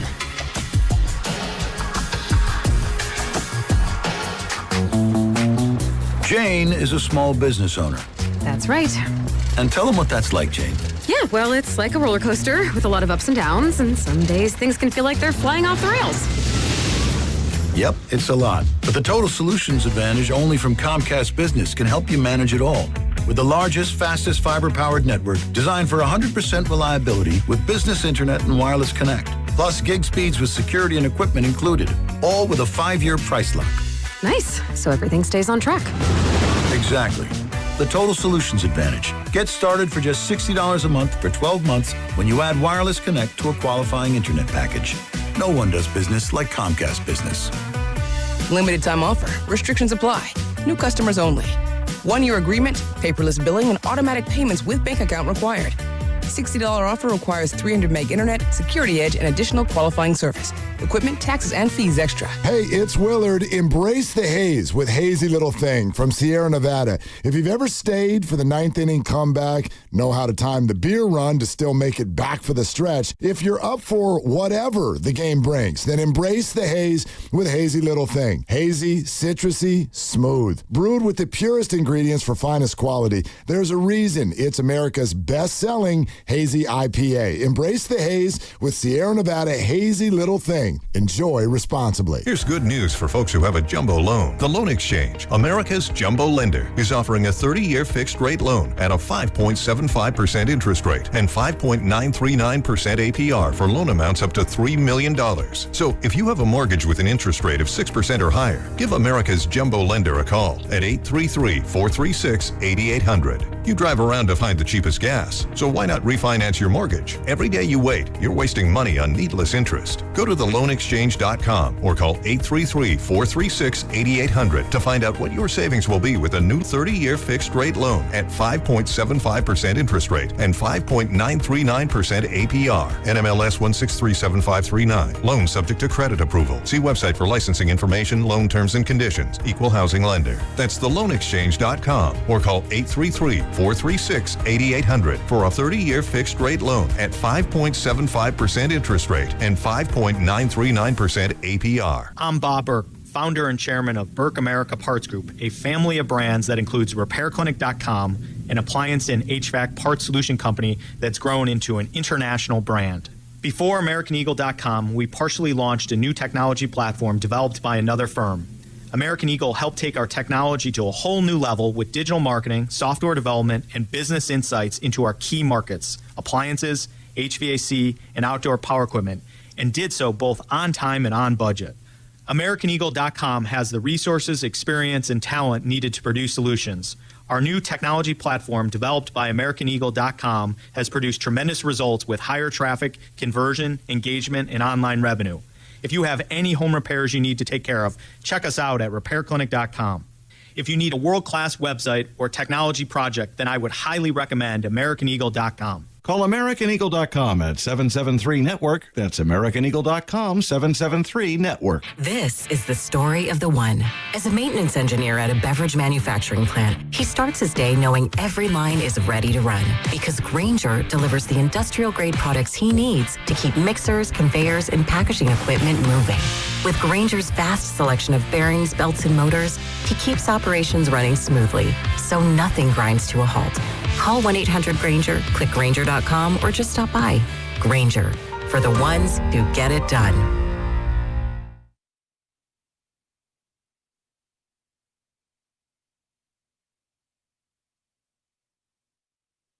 Now, back to Steiny and Guru on 95.7 The Game. This is an interesting rejoin for us. It's making me feel a little better. I don't know. It's a celebratory day. LeBron goes to Philly, and apparently Pasta's feeling good. All right. Evan Giddings in for Matt Steinmetz alongside Daryl the Guru Johnson. We got Dan Dibley, Mark Grandy in for Mark Willard. It's time for the crossover.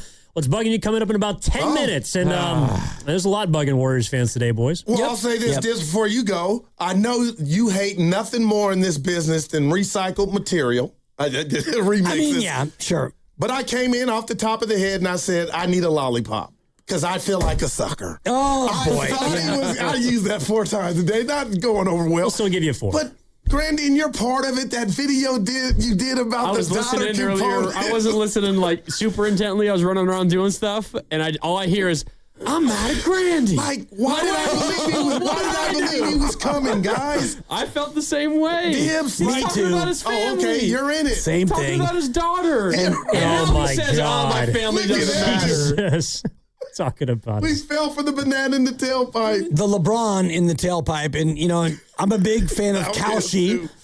Trade on anything. And so they're a part of this too, all of that. Maybe, but whatever. 6 weeks ago, I went into Kalshi and I'm like, you know what? He's coming to the Warriors. And so I put a little chicken in there. And I'm not even going to look at my account now because, that's all gone. You need Tony Vitello to get fired is what you need. I actually already traded out of that because I have no faith in the Giants doing the, quote, right thing. Shout out Spike Lee. But I really thought when he was doing the whole, my daughter and Zuri and proximity and, she said, Daddy, I want to go with you. Like, wherever you go, I go. I thought, you know what? Warriors. Yeah, easy. Slam dunk. And then the Anthony Slater comment today, the piece of the Warriors have known for weeks that they're not in. Okay, you've known for weeks. Hey, Dunleavy, what have you been doing? What are you doing other than watching Yaxel Lendeborg put up double-doubles in Vegas? What are you guys doing? Well, I guess I would ask who they lost out on in the process of waiting for quote-unquote LeBron. Did they lose out on Anthony Simons, who, by the way, will be making as much money as LeBron James this year? How about Jaylen Brown? Yeah. Did they lose out on Jaylen? I never thought they were in on Jaylen Brown. Never. No. And so... Should they have been? They couldn't have I don't been think they because could have got Boston him. wants an actual player. And Evan said that I don't think they could have got him. To me, the guy to go get if they wanted him was Anthony Davis. And I do believe that would have been enough to sway LeBron James, but to me, that's way too expensive of a price to pay. You're handing your team over to Clutch, you're handing your team over to LeBron James, and you're also, by the way, not even guaranteeing getting out of the second round of the playoffs, but you do potentially guarantee owing $280 million over the next 4 seasons to a guy who can't stay on the court and not having any first-round picks to do anything else with. So, yeah, Slater's reporting that the Warriors haven't felt, he said what? Quote, Warriors haven't felt legitimately in the mix for weeks and ultimately weren't. I guess it depends how you define weeks. Is that just 2 weeks? Is it 3 weeks? Is it 4? Is it a whole month? Has it been this entire process? If it's this entire process, then I think there's probably some fair gripes. You could do some other smaller things here and there. Nothing that I think makes them a legitimate title contender or nothing that makes them as good as LeBron would. I mean, you get LeBron on a minimum. That's that's heaven. That is heaven, even if he's not as good as he once was, which he clearly isn't, but he's still very, very good. But if we're talking about, say, the Warriors have had a pretty good feeling for 2 weeks they weren't going to get him, okay, what did they miss out of the last 2 weeks? What has happened in the last 2 weeks across all of basketball? Nothing. They haven't really missed on much the last 2 weeks. If you're going to go into this process, at that point, you might as well see it through, because what are you really missing out on? Right. Maybe you go into the whole offseason and you say, okay, let's sign Anthony Simons, and maybe you can also find a way to sign Colin Sexton or those kinds of players. And okay, those make you better, but it's not like it makes you better than LeBron would make you, so you might as well see it out. My issue isn't necessarily what they did or didn't do this offseason. It's them getting into a spot where in order to convince LeBron to sign here, they had to go out and maybe sell the farm and give Anthony Davis $60+ million for 5 years in the future. The roster needed to be better in the first place so that you didn't have to do that to get LeBron. So LeBron would want to come here regardless of what other moves you made. Yeah, and why I'm sad, and I hate that I'm programmed this way. So what's the domino effect? We're going to hear Draymond coming back to the Warriors. Oh, yeah. Whatever the contract is, fellas, I'm already like, not hating. That does nothing. It's almost like a doctor exam. Like, oh my God, where can we get a win? Dub Nation. And I thought Bron coming, use Steiny's voice, for the wrong reasons. We just needed a win. Moody went down. Butler went down. We just bad luck. I thought Bron was. And now another just heartbreak hotel. I mean, I guess the win is Yaxel because he looks like he is going to be a real player. But beyond that, yeah, the Draymond Green contract becomes interesting because he opted out of, 27.4 or whatever the exact number was. And so now the thinking is, well, he's going to get a 2-year deal. 3 for 90? Maybe it's a 3-year deal. Did you say 3 for 90? Just go ahead. Oh, my God. If they give 3 for 90, the whole fan base is going to walk away. If it's 3 for whatever, like the fan base will be angry. If it's 2 for... It'll be worse than the Gary Trent contract. Right. If it's 2 for 50... Like, okay, whatever. It's their money, not ours. And that's 2 more years. But for me, honestly, if it's 3 for fill in the blank, that is a fireable offense. Wow. Yeah, I mean, the other thing that's been hitting me today, and it's not just because Goose brought it up 4 or 5 times, his conversation with Bob Myers is... You texted him? Yeah. What did he say? I texted him real quick. I said, you're a bad dude. So for the people in the back that think he had nothing to do with this, his response... And Evan and I had some fun with this because he goes, thanks, man. Let's catch up soon. So the thanks, man, lets me know he had something to do with it. And that makes this worse to me, too, just that component of it. Yeah, I think he's very proud today, and he should be, because in less than 3 months of hiring a president of basketball ops, he's got Jaylen Brown and LeBron. But I think that, what hit me today was this is why he left. Today is why he left, because he would not be able to get a Jaylen Brown or LeBron James if he was still the president of basketball operations for the Golden State Warriors. But now, and I know that's not his title with Philly, right? But he's able to do that with a different organization because of the place that they're in. And that, to me, highlights where the Warriors were and where the Warriors are. And it's partially because of some decisions that Bob made, some draft picks that weren't very good. But he saw this coming, got out, and has helped create arguably the best starting 5 in basketball in overseeing them for, less than a calendar year. So, to me, it's Bob Myers has the gift of foresight, and the Warriors, unfortunately, are left in a place where they're trying to pick up the pieces. That's what are the pieces? Where do you go from here? Well, and this is where Grandy and I mean, we'll have a little bit of a back and forth where I don't think that you could have put your roster in a spot that would have been attractive for LeBron James because of basically what you have. So you brought in Kristaps. Could you have let him go and not re-signed him? Sure. But you have Draymond Green. He opted out, and you're hoping that he can sign for whatever for less. But beyond that, I think you have a roster that is really saddled by one thing, and it's sad because Jimmy Butler got hurt. And if Jimmy didn't get hurt, if Jimmy was still healthy and playing basketball, maybe LeBron looks at this and goes, yeah, Steph, Draymond, Jimmy, Kristaps, Al, Yaxel, maybe it becomes a place that he would want to go. But with no Jimmy Butler, and I don't think that you could have traded for Anthony Davis because they actually want a player. And so the Warriors are kind of stuck. Yeah, I mean, even if they wanted to, I just don't think the Warriors want to give up that much for a player that's not on the court as often as he is, and pair him with a bunch of other players that aren't on the court as much as they could be. I don't know. Today, it's disappointing, but, and I've been telling Gu this, I don't think they lost anything. I mean, the roster is still the same, and I think that's what's disappointing more than actually not getting LeBron. It's the realization that you have the same team as you did before. But he would have made you better. He would have made you better, but how much we would have been excited to see. We would have been excited until he announces, I'm not playing back-to-backs. You can maybe get to the play-in and through the play-in and onto the playoffs, but I think he's also telling you by choosing another team, he did not believe that he was good enough to help elevate this Warriors as currently constructed to a place where he wants to go, which is a 5th championship. Mm-hmm. And I don't care if they're 2nd or 5th, they didn't get him.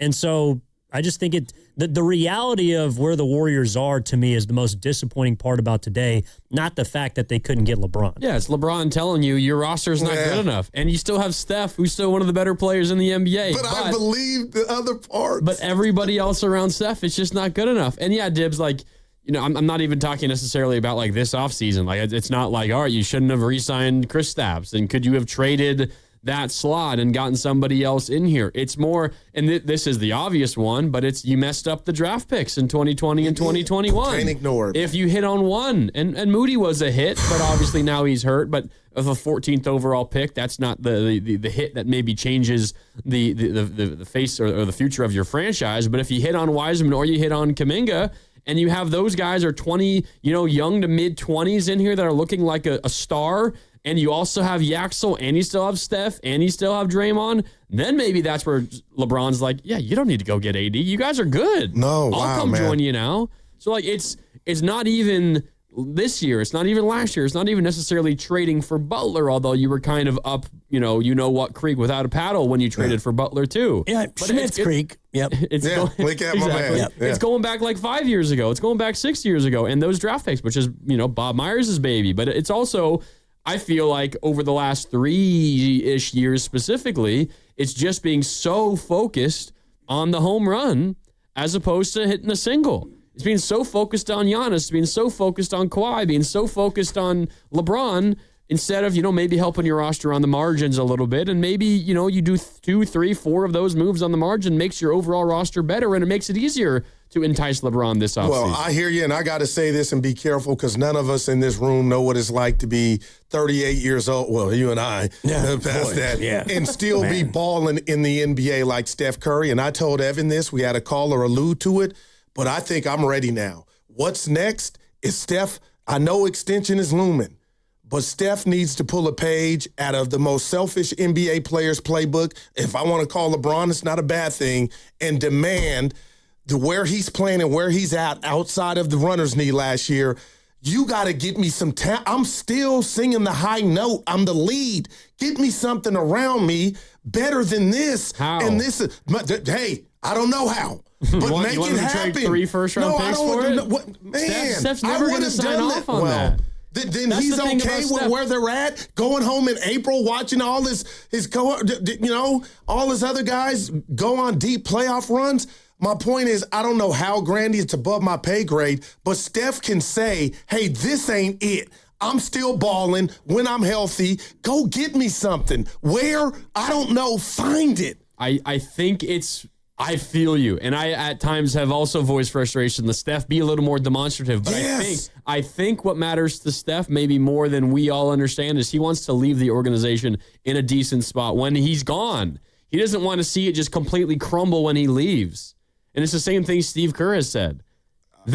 I don't think he wants the Warriors to empty the pantry for the post. And this is, selfless Steph. It's where he's the most unique superstar ever. But I don't think he's just me, do everything for me, trade all of your draft picks that you possibly can just so I can have one more chance at it. I think he says it's probably not worth it because I want the organization to be good when I'm done too. Well, can I say this before you go, Dibs and Evan?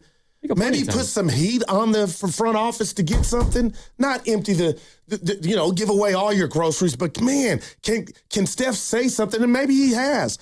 Just to put some heat on. This ain't it, Jack. I mean, this ain't how I saw the end. Right, but right now in this moment, what could they do? And even if he went in there and knocked on that door, what can they do right now? Well, Russell Westbrook, no thanks. James Harden opted out. DeRozan.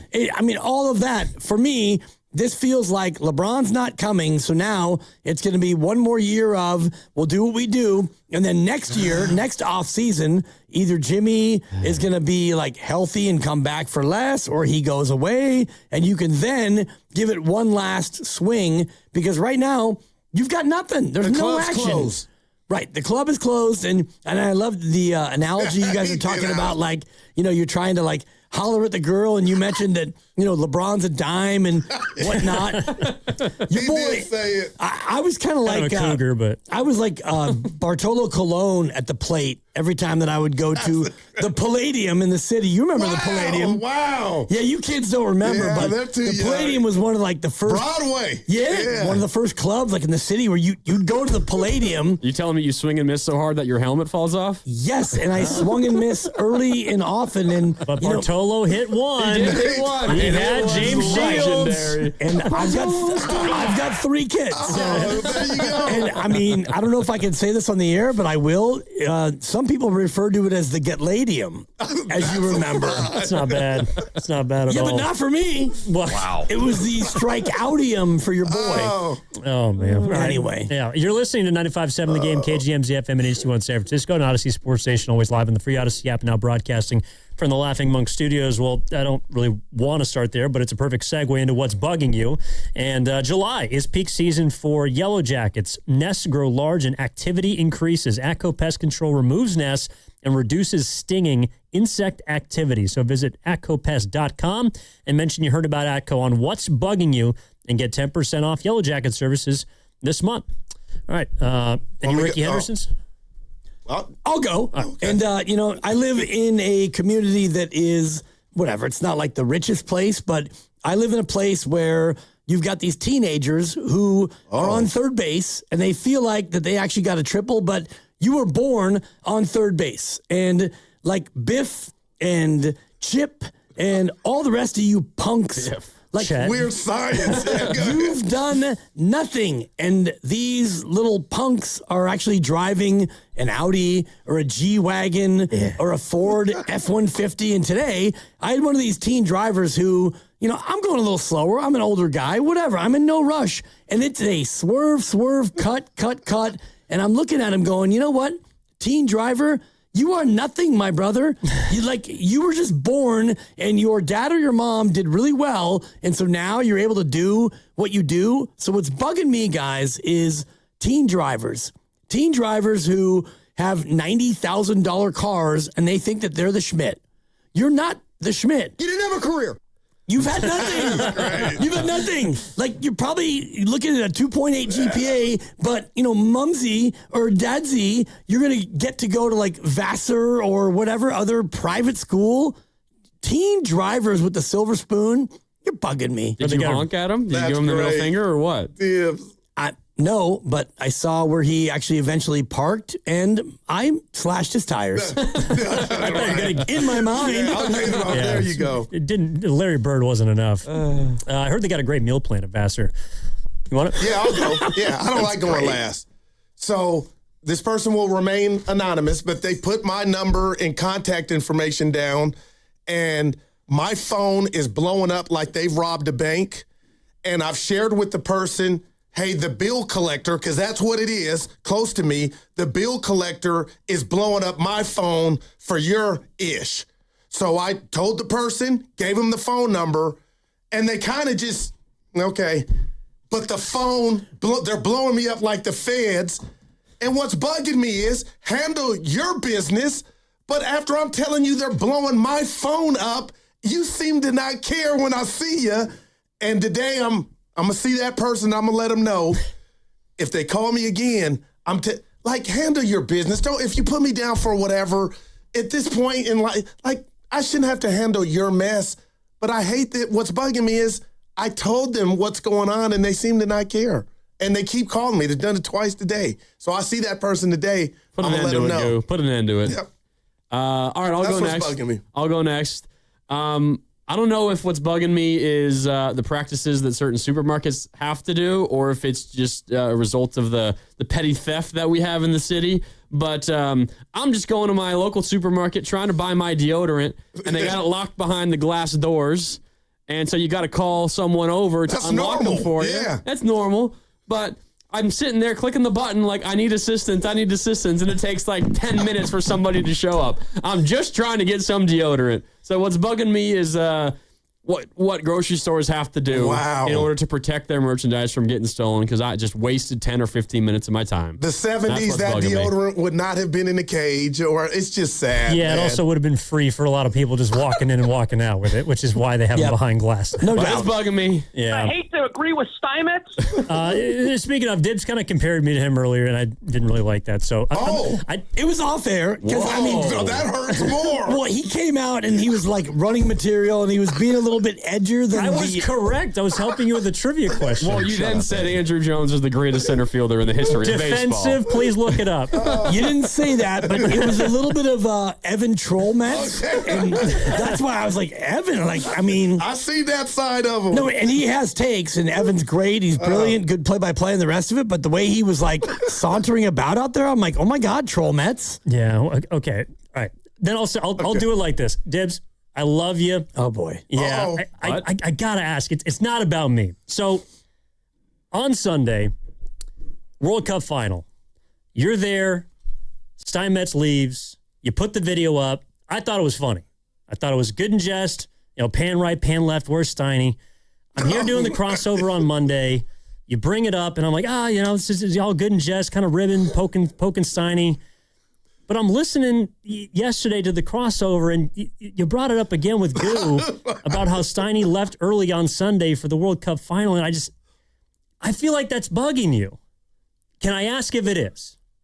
On what's bugging you? It's not bugging me, but at times with Steiny, and again, I will refer the audience to our 51-week run together. Yes. Steiny, Guru, and Dibs, and 50 weeks at home, sir. 1 week in person, and the whole 50-week run remote was kind of, I guess, colored by the fact that I would chip and chip and chip away like an ice sculptor at Steiny. And so I've known him for 20 years. And so at times when he is, feeling himself a little bit, my default is to undermine people. It's what I've always done. I don't know if you know who Don Rickles is. Come on. Oh, yeah. I know you do. Mr. Potato Head. Right. Like, for me, the whole idea of, like, Don Rickles is kind of my safe spot. And so when Steiny is in a mood, and maybe I feel like I need to, like, chip away, I will do so. And so it doesn't really bug me,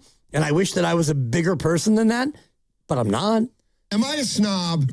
Well, we know that he is. But That's great. Well, I just had to ask. I wasn't sure, because I just heard it the last few days, and I was kind of bugging Steiny a little bit how much you were kind of ribbing him or sculpting him. So I just had to ask, especially while he wasn't here. And honestly, like, our appearance was a 2-hour thing, and we both showed up on the dot 11:30, and he stayed an extra 9 or 10 minutes, and that's great. And I only stayed longer because I actually was interested in the game. And I'm not sure if he was. I can't speak to it, but I just felt like yesterday and maybe the day before and the day before that, it was an opportunity to kind of chip away. Yeah. And I didn't mention that he, all but browbeat my wife into getting him a beer. I didn't mention that. Now here it comes. Now there's the real reason. Steiny, we just had to get to the bottom of it. Wow, dude. It actually was kind of funny because they're going up for round number 2, and like she's walking up the stairs, and he shouts out, "It's a lager." I can picture him. Right. Yeah, didn't like that early. All right, so you guys, what are you guys talking? Pods extension coming up or what? No, Tony Romo in trouble, and they called it an OWI. Yeah, and I mean operating while influenced. But why not DWI? Because maybe he was driving a tractor. I have. Yeah, is that like? I have no idea. It's not DUI anymore. It's DWI, or they're slightly different things. Yes. I wouldn't know. Knock on wood. No, nobody's pointing fingers here. Yeah. Yeah. No, but OWI. So a lot of Tony Romo, a lot of Tony Vitello. Okay. We're doing all Tonys today. Well, we won't hear this. This is LeBron James. You're listening to the crossover on 95.7. That's probably what is upsetting you the most, Scoo. You wanted LeBron to say your name. 95.7 the James. If I'm that's a 4. If I'm that guy, you don't know me. Oh, you would have loved that. Bay Area. It's Guy Santos here. Oh, we'll settle for Guy. I mean, Dibs, real quick. Attention is the new drug in the United States. It's out of control. Everybody, Bosa tweeted it, and Ryan Clark. You're like, did you have to do that? I get it. He said some stuff about you, but attention. It's just, wow. Little ass boy. Yeah. Like, think about Brandon Ayuk. Like, I don't know. If you want to play football, as boy, like a cat. Raise hell. If you want to play football, then show up, get released, and play football. Right. But he's in his driveway and like, look at my car, and reportedly he just bought a mansion. Who? Ayuk. I saw that online too. Take him in. Well, like a Lego mansion? Come or? on, Evan, you seen it? That's a 9. In Virginia, probably close to the Commanders. Right. So could it be happening? It's not. No. I mean, we didn't think LeBron was going to Philly, so who knows? Attention is the new drug, man. It is, yeah. All right. Well, yeah, we got Yeah. Mark Grandy in for Mark Willard. We'll be Dan listening. Daly. Keep it locked right here. 95.7 The Game. Are they the smartest show in the Bay Area? You guys are an intellectual feast for the smart sports fan in the Bay Area. Wow. You're pretty much the smartest guys on the radio. I agree. Good Lord, how big is your ego? Are they the funniest show in the Bay Area? Give it a laugh. Come on. You're a funny guy. Come on. Give me a laugh. You are funny, dude. Hit that S again. Are they the coolest show in the Bay Area? And no white boys.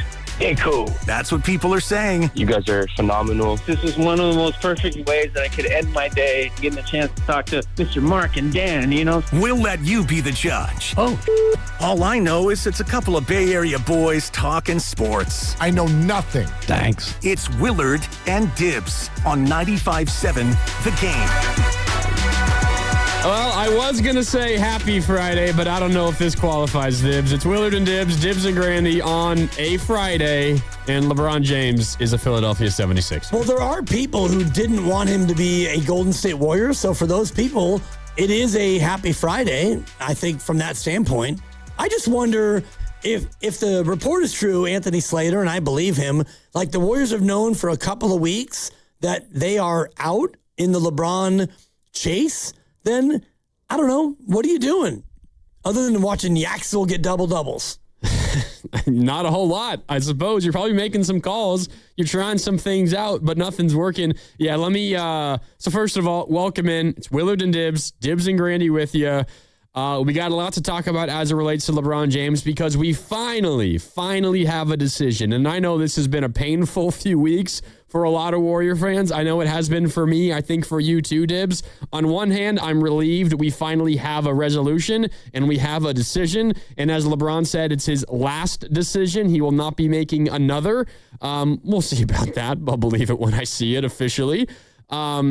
So that's on one hand. I'm glad that it's over, and I'm glad that we have something new to talk about as it relates to LeBron James. On the other hand, though, I convinced myself that it might be the Warriors, and more than might, I convinced myself that I think the Warriors were his preferred destination. And with Anthony Davis, they might have been, but the Warriors either were not interested or could not pull any move off of any kind of significant magnitude to convince LeBron James that he wanted to be a Warrior. And he signs a 2-year, $8 million deal with the Philadelphia 76ers, signs for the veteran minimum for 2 years with a player option. We'll see how long he ends up being a 76er, but again, he says this is his last decision, which means he likely is going to retire as a Philadelphia 76er, and we'll read his full statement in a little bit, Dibs, but the Cliff's Notes is essentially he wanted to win, and that was what was most important to him.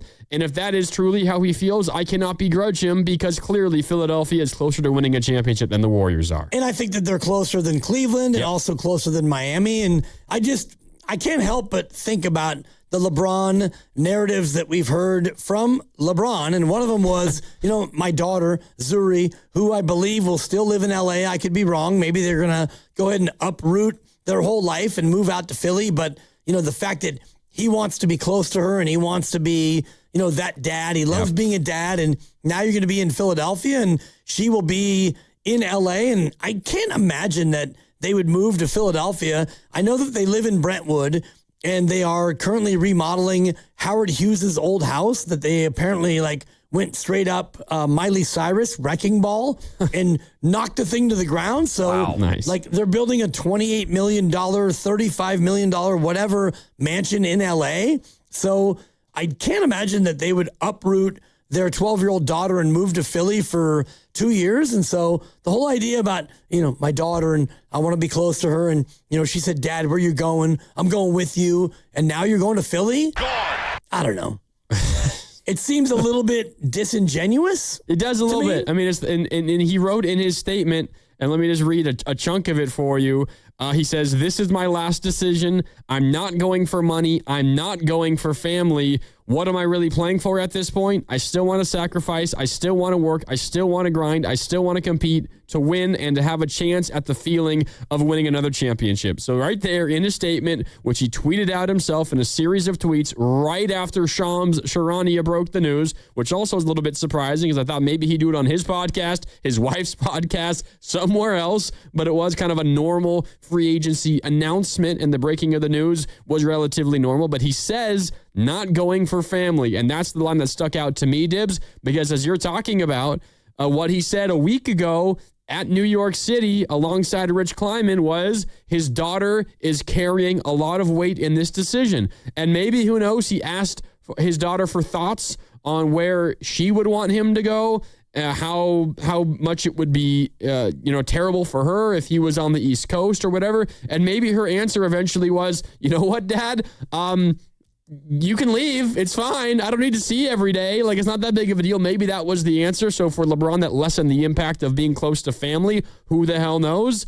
But I think what we can say definitively, Dibs, is the Warriors roster just simply was not good enough to convince LeBron James to come. Whether you want to blame them for not getting AD, for not getting Jaylen Brown, for missing on the Kuminga pick, the Wiseman pick, whatever the reason is, clearly the Warriors roster being not great gets the blame for this not working out. And I get that, and you and I can go back and forth about, could they have done it over the last year, 2, 3, or 4 to make the roster more attractive? I think there's an argument to be made that, yes, they could have, but I also think about the reality of their situation where Wiseman, blown pick, Kuminga, mostly a blown pick, and maybe they misused him, and we're going to find out. But we'll find out if he turns out to be a good player elsewhere. Like James Wiseman, I don't even know if he's going to go to Europe and play basketball. He might just be straight up done.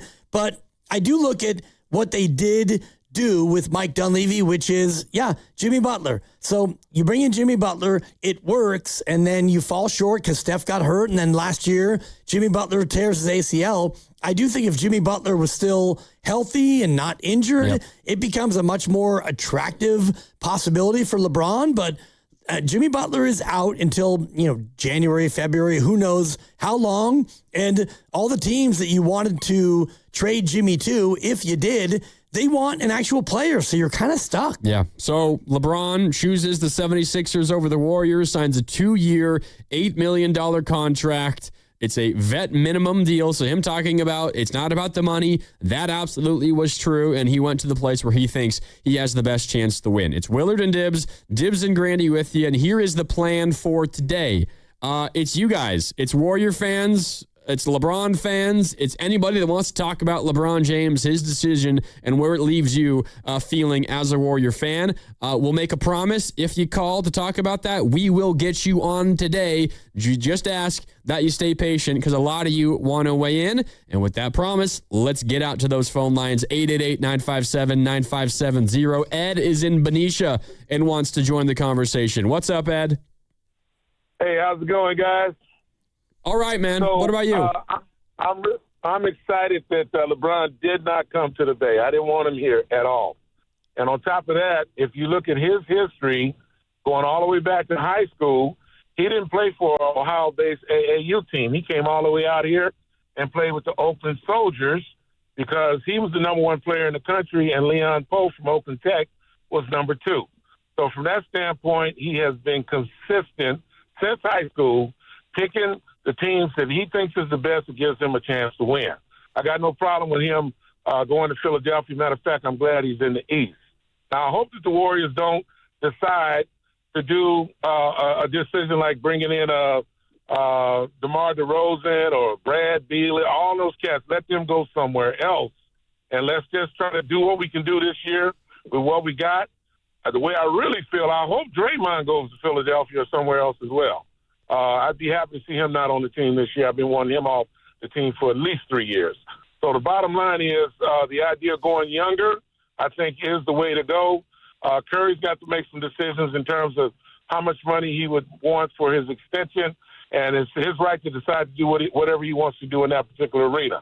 But overall, I'm happy that the Warriors are going forward. LeBron's in the East. At the end of the day, what I'd like to see for Curry more than anything else, and it doesn't have to happen this year, but I'd like to see Curry finish with one more championship than LeBron. Yeah, Ed, I appreciate the call. I can tell you that's going to be really difficult to pull that off. Because in order for Steph to finish with one more title than LeBron, he has to win one more title right now. And LeBron has to not win one. And who's better positioned to win one right now? It's definitely LeBron. Probably in this upcoming year. And I mean, if Steph goes somewhere else and wins a fifth, then who cares about that if he actually gets more than LeBron? And I was just thinking earlier, and I said this to our boss, Matt Dehegian, that now that LeBron has decided on Philadelphia, you got to keep your eyes on the Philadelphia at Golden State game. True. And I do think that will be the Christmas game. And if you're the NBA... You think? No, I mean, Philly's probably... It's either the Knicks or the Celtics. You would think. I mean, I don't know. Would be my guess. If you're looking at the marquee game, it's always LeBron against Steph. And so maybe that wouldn't be the Christmas Day game. I think that the Warriors and Philly both would be on Christmas. And they do, 5 games on that day? Yes. But something about that game on that day is just so marquee. How do you resist it? I would feel maybe it's Philly at Cleveland. I would feel that way if Philly or if LeBron went to, say, Cleveland or to Miami. Maybe that's it. But because he went to Philly and you have what happened in the playoffs last year between Philly and Boston, and you have the Jaylen Brown trade from Boston to Philly, you have the defending champion Knicks potentially against LeBron and Jaylen Brown and Maxey. I feel like those are ones you can't miss.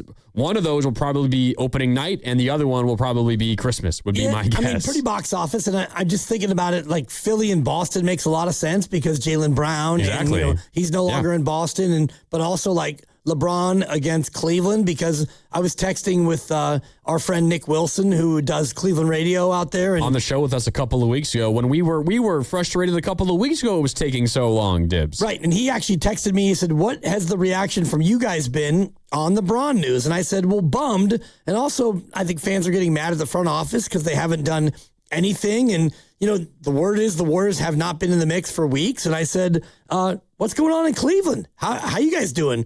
And he said, it's a bloodbath. I wonder if that means a bloodbath in everyone yelling at LeBron or being mad at the franchise, because probably both. Out here, it's mad at the franchise, Warrior fans. Right. I mean, you can't be mad at LeBron, but... No, you can. You can. Did he string us along? Did he ever really consider the Warriors? Was it a leverage play? Was it something? What was going on? I wonder. And, the things that have stuck with me, and we can get into it as we go, Draymond goes to Puerto Rico for 4 days with LeBron, and, nothing happens. And, Steph is in Tahoe, and it's I'd love to play with LeBron. He didn't say basketball. Maybe he was meaning golf. And, Anthony Slater says it's been weeks since they've actually been in on the deal, and LeBron says, I want to be close to my daughter, and now you're going to Philly. And meanwhile, the Golden State Warriors in the offseason have done absolutely nothing other than watch Yaxel put up double-doubles. Don't worry, they re-signed Al Horford and D'Anthony Melton. Apologies. That's what and Kristaps Porzingis. Big. They're making all kinds of moves. Yeah. All right. Yeah. We got to hit a break. Eric, I see you. Javier, I see you. We will get to you when we come back. We're sponsored by Crystal Geyser Alpine Spring Water. LeBron is a Sixer. Warrior fans, this show's for you. 888-957-9570. Dibs and Grandy on Willard and Dibs. Back with more next. We got to go to break. What makes Crystal Geyser Alpine Spring Water different? We always bottle our Alpine Spring Water less than 1.5 miles from the spring source. And all our bottles are made with 50% recycled plastic from our own recycling plants. Crystal Geyser, bottled at the spring source. Hey, it's Willard and Dibs for Safeway. Enjoy these amazing deals for members. And as always, save up to 20% weekly on hundreds of exclusive offers from Safeway. Just clip the highlighted deals from the weekly mailer, or click the deals in the For You section of the Safeway app to breeze through checkout. Buy one, get one free of equal or lesser value on juicy, personal, seedless watermelons when you buy two. And here's my personal partner, Dan Dibley. Yes, and you can get Signature Select Thick Cut Bacon 48-ounce selected varieties sold in 3-pound packages for $4.99 per pound. 10 for $10 mix and match is back. Save on items like Pastaroni or Rice-A-Roni, 4.3 to 7.2 ounce varieties, or Crystal Geyser Alpine Spring Water gallon size. Add CRV where applicable. Member price $1 each for selected varieties. See your store for a full list of participating items. We invite you to go to Safeway.com for more of these details, and we will see you in the aisles. Hi, I'm David. I'm Chris. And I'm John. We are the three brothers who own Jack's Restaurant and Bar. And we are here to... Not again. That was my line. Boy, stop it. Mom? What are you doing here? Have you heard your commercials? They're terrible. That's not our fault. You taught us how to cook delicious food. Using only the freshest ingredients. And to treat all our guests like family visiting our home. But you didn't teach us how to write catchy radio spots. They remember that and get back to work. Yes, Mom. Jack's, serving delicious breakfast, lunch, dinner, and drinks the way our mom taught us. ilovejacks.com. Wesley Financial Group is not a law firm. Ask yourself this question. Is it really worth holding on to that timeshare that you know you need to get rid of? Here's the truth. The average maintenance fee just went up over 17%. That could have been 117%, and there's nothing you can do about it. When you buy a timeshare, you give them a blank check for annual maintenance and assessment fees. I'm Chuck McDowell, founder of Wesley Financial Group. For 15 years, I've helped over 50,000 families cancel their timeshare. Not sell it, not transfer it, cancel it. Did you buy a timeshare because they told you it was a great investment and your maintenance fees would never go up? That's a lie. Are you ready to get rid of your timeshare once and for all? Simply call us and I'll send you our timeshare exit kit that explains all your options for cancellation. Call Wesley now for your timeshare exit kit. 800-619-3377. That's 800-619-3377. 800-619-3377. 1-877 Cars for Kids. KARS Cars for Kids. 1-877 Cars for Kids. Donate your car today. 1-877 Cars for Kids. KARS Cars for Kids. 1-877 Cars for Kids. Donate your car today. Ready to get rid of that old car? Donate it to Cars for Kids. Call 877-CARS-4-KIDS to speak to a friendly live agent. Donation is super easy, and your car can be picked up as soon as tomorrow. Go to carsforkids.org now, or call 877-CARS-4-KIDS to donate your car today. 1-877 Cars for Kids. KARS Cars for Kids. 1-877 Cars for Kids. Donate your car today. Did you know you can donate real estate too? Go to carsforkids.org. That's cars with a K. Is reviewing life insurance on your to-do list? Now's the perfect time to add it. A friend recently told me that securing life insurance sooner rather than later can help you lock in lower rates for years to come. So I bumped this up on my list and got it done. I called SelectQuote and couldn't believe how easy and affordable life insurance is. I'm 40 and got a $500,000 policy for $16 a month. My husband's also 40 and his $500,000 policy was only $18 a month. Plus, with SelectQuote's same-day coverage, there was no medical exam required, and we were covered by the time we hung up. Knowing I have this checked off my list feels amazing, but the peace of mind knowing my family is protected feels even better. Call SelectQuote at 1-800-329-1010. That's 1-800-329-1010. Or go to SelectQuote.com to get your free quote today. That's 1-800-329-1010. Details on example rate at SelectQuote.com. You know that Big Bargain detergent jug is 80% water, right? It doesn't clean as well. 80% water? I thought I was getting a better deal because it's so big. If you want a better clean, Tide Pods are only 12% water. The rest is pure, concentrated cleaning ingredients. Oh, let me make an announcement. Attention shoppers, if you want a real deal, try Tide Pods. Stop paying for watered-down detergents. Pay for clean. If it's got to be clean, it's got to be Tide Pods. Water content based on the leading bargain liquid detergent. You're still glowing, flirting, grooving. You've still got it. But your immune system weakens as you age. making it harder to fight illnesses like pneumococcal pneumonia and RSV. Vaccines are a key part of any health routine and can help protect you from getting really sick. Ask your doctor or pharmacist which vaccines you need. See more at PfizerForAll.com. Sponsored by Pfizer.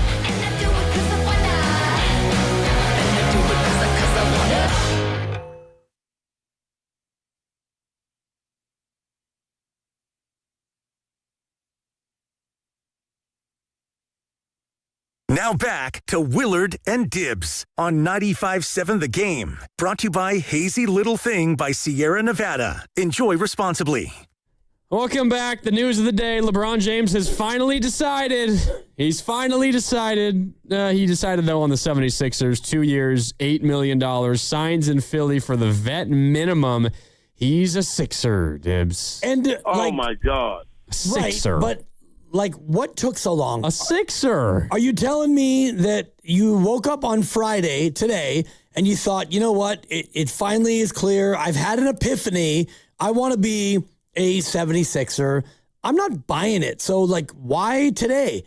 Why on a Friday? And it's not quite a Friday news dump because you did it in the morning, but did you really have this awakening today? You know what? I'm going to take my talents to the city of brotherly love. Well, did you read his whole statement on social media? No, of course not. I'm going to read it to you. Do you have to? Well, at least a part of it, because I think maybe it explains the amount of time that it took. And then we're going to get out to the phones. Again, our promise to you today is if you call, as long as you're patient, we will get to you. A lot of you guys want to weigh in, so just hang out. We will get to you. Eric, you're going to be up next, but let me read this first. LeBron, very shortly after the news broke this morning on social media, he wrote, quote, "I thought I was done when the season ended. I wasn't ready to announce it, and I knew I needed some time to really decide, but I was pretty sure I played my last game. I was honest at that last press conference when I said I needed to look at myself and decide if I still love this game. I still truly love this game, and I have more to give." And then he talks about not for family, not for money, yada, yada, yada, but I want to win a championship. So it seems like LeBron's explanation is the first decision he had to make was, am I going to keep playing at all? He thought he was going to retire, which I don't really buy, but that's what he says. Liar! And then I think the rest of what the last few weeks have been were him deciding what really matters to him.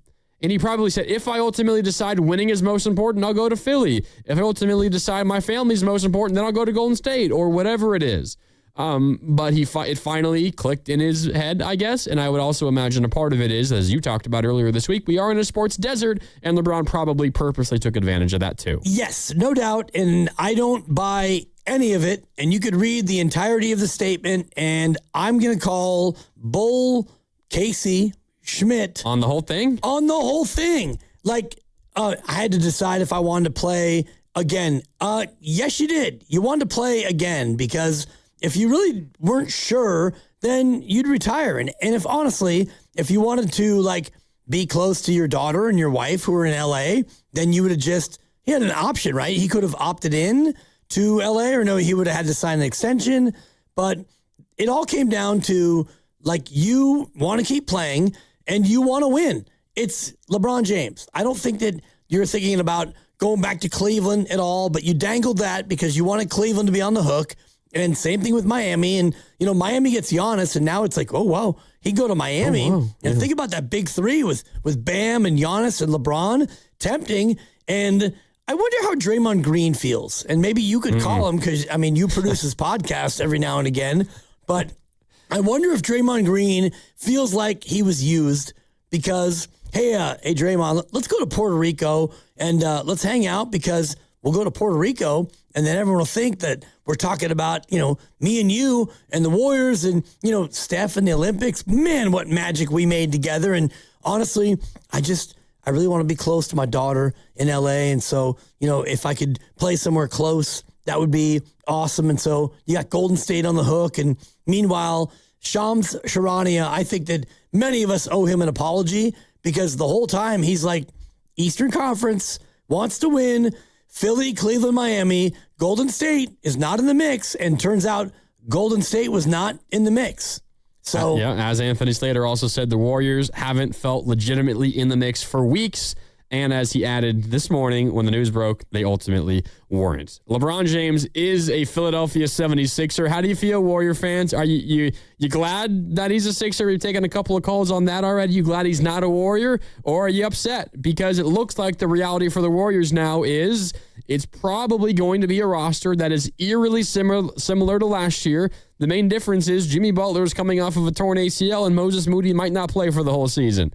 And last year was rough. So how you feeling, Dub Nation? 888-957-9570. A lot of you want to weigh in. Please be patient. We will get to you. Eric in San Jose kicks us off in this segment. What's up, Eric? You're on Willard and Dibs.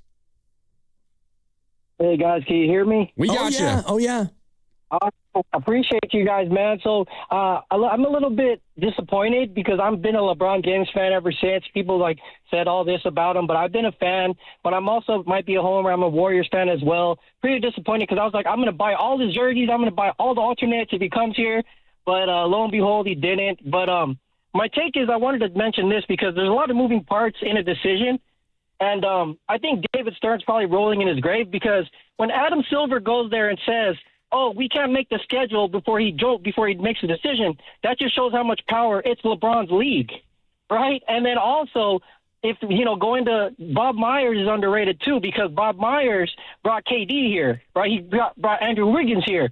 And I think they were in the mix until he got Jaylen Brown. And thank you, Celtics, for basically Bob Myers is the ultimate closer, right? And I think going to the East, they're still tough, man. I think even the West is tough, but I don't know what the team's going to look like. But I'm just glad this is over. Good luck, and go Niners. I'm going to be at training camp on Sunday, man. Football. Let's go. Yeah, football is here. Niners veterans report tomorrow. At least we have that to lean back on, to fall back on now. Bob Myers. Bob Myers is credited for pulling this off. And he added, I saw this come up on ESPN earlier today, first time an NBA team has added two separate finals MVPs in the same offseason. Wow. Jaylen Brown and LeBron James to Philadelphia. That's quite a nugget there. And now it just makes it, for me, as a mostly anti-Philadelphia guy in general, I've never been a big fan of Philly sports, and I love the fact that they're so passionate, but they very rarely win anything. So now I'm even more squarely against Philadelphia, who hasn't won the Larry O'Brien since 1983, pre-Grandy, pre-Pasta, most of you.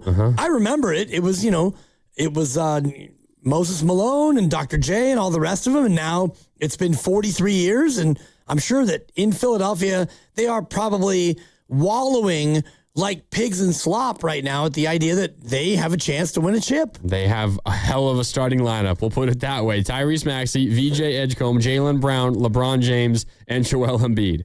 I mean, there's a lot of question marks there. LeBron, his age, and Joel Embiid, his injury history. But wow, that is a crazy, talented starting five. Okay, back out to the phones. Again, if you want to weigh in, just be patient. We will get to you before the show is over. 888-957-9570. LeBron is a Sixer. He signed a 2-year, $8 million contract, a player option for that second year with Philly. He signs for the vet minimum, and he spurns the Warriors. Javier in Vacaville is up next. What's up, Javier?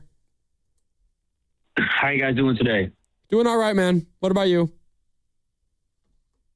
It's the end of an era, man, and I was one of the ones that tried to hold on to hope, but it's over. The Warriors no longer need to speak about championship. Even with LeBron's acquisition, potentially, there was some, small but rational thought they could compete, but that's done. So this whole notion that we're trying to compete and have steps, I don't understand the vision of what they're doing, but I know that the Warriors ended Cleveland Cavaliers championship hopes with LeBron, and the irony is now he's ended the Warriors' opportunity to ever compete for a championship with Stephen Curry. And if anybody thinks, oh, that's dramatic, no, it's not.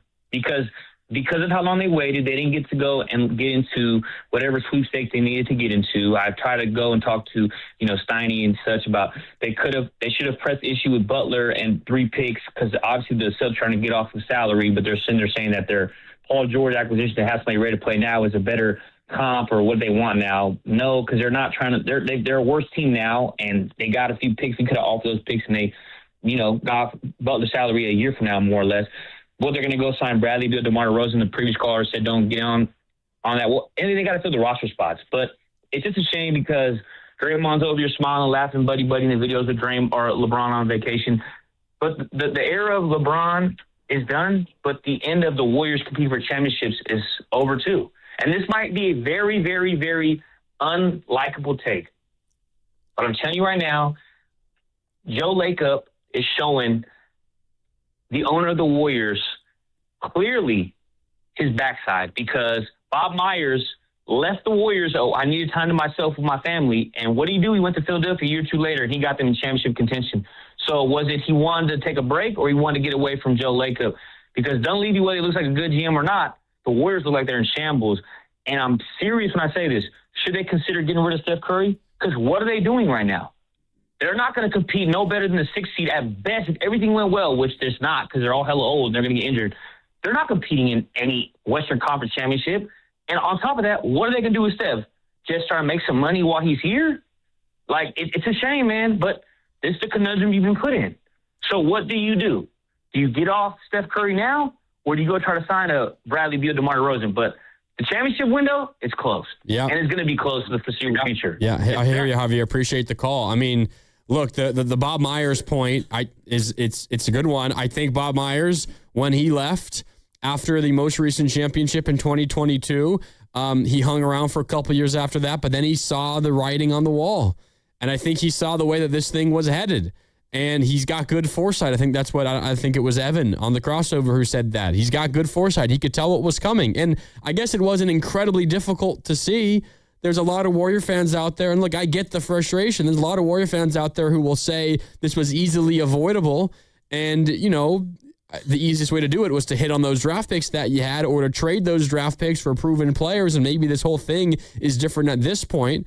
But this is usually how dynasties end, Dibs. It's normally not pretty. It normally is difficult. It normally is you have overpriced guys that aren't worth that money anymore. I'm not saying Steph isn't worth that, but Draymond, $27, almost $28 million before he opted out this past season. Not worth that. Wasn't worth what he had the year prior. Klay Thompson holding on to what he was in the past. Didn't age gracefully with his time here with the Warriors. Like this is kind of how things happen. And in today's NBA with the new CBA and all the different aprons and all the rules, when you have a star that's making max money that's 38 years old, odds are you're not going to be competitive in terms of winning championships. And Bob Myers kind of saw all this thing coming and said, you know what?